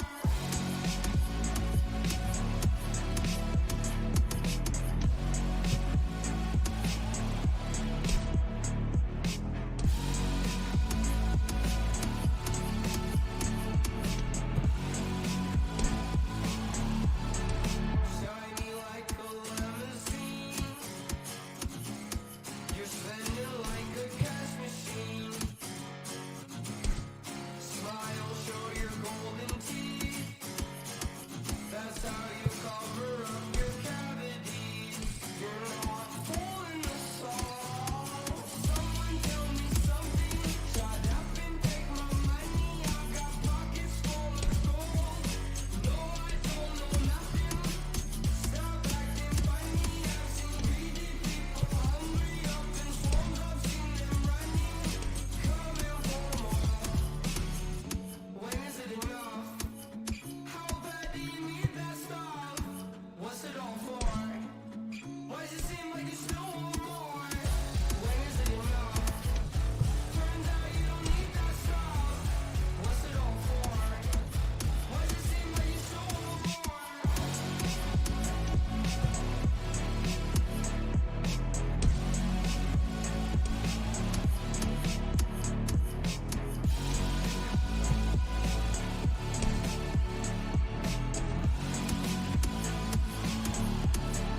Shiny like a limousine. You're spending like a cash machine.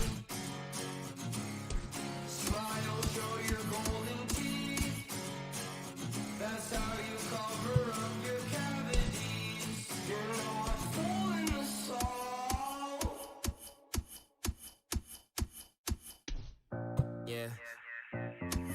No, yeah. Yeah, yeah. No, yeah. I'll be on the drums. Long hair girl with Celine on, yeah. She ain't got a job, but she rockin' bomb, yeah. Y que no pare, que con mi gente ando de pare. Hoy día no nos frena nadie, así que ahora mejor salte, no pare. Hey. Go ahead, girl, with your Birkin on, yeah. Long hair girl with Celine on, yeah. She ain't got a job, but she rockin' ball, man, yeah. I don't want a little bit, I want the whole thing. One of one, Mike and Mary Jeans, oh yeah. Why's hating on me, oh yeah. Don't you make it hot, don't make a scene, oh yeah. In the cut with the pump, it is clean, oh yeah. Like a lick, but I'm not one. Get in the cut with it. One up top, hit his top, one up top, hit his top, Just let me know if it's a problem. Bobby, I make it hot, boy. I was really on the block, and now they see me in the car. No pare, que con mi gente ando de pare. Hoy día no nos frena nadie, así que ahora mejor salte, no pare. Hey, ma, ¿cómo estás? Yo sigo en este lugar y no sé dónde quedas, así que no me venga a rescatar. Yo no sé cómo llegué, solo desperté en una habitación que no era de mi hotel. Entonces me enojé, luego me calmé porque había algo para beber. Una vez de buen humor me escapé para el club. Encima dentro había amigos que eran de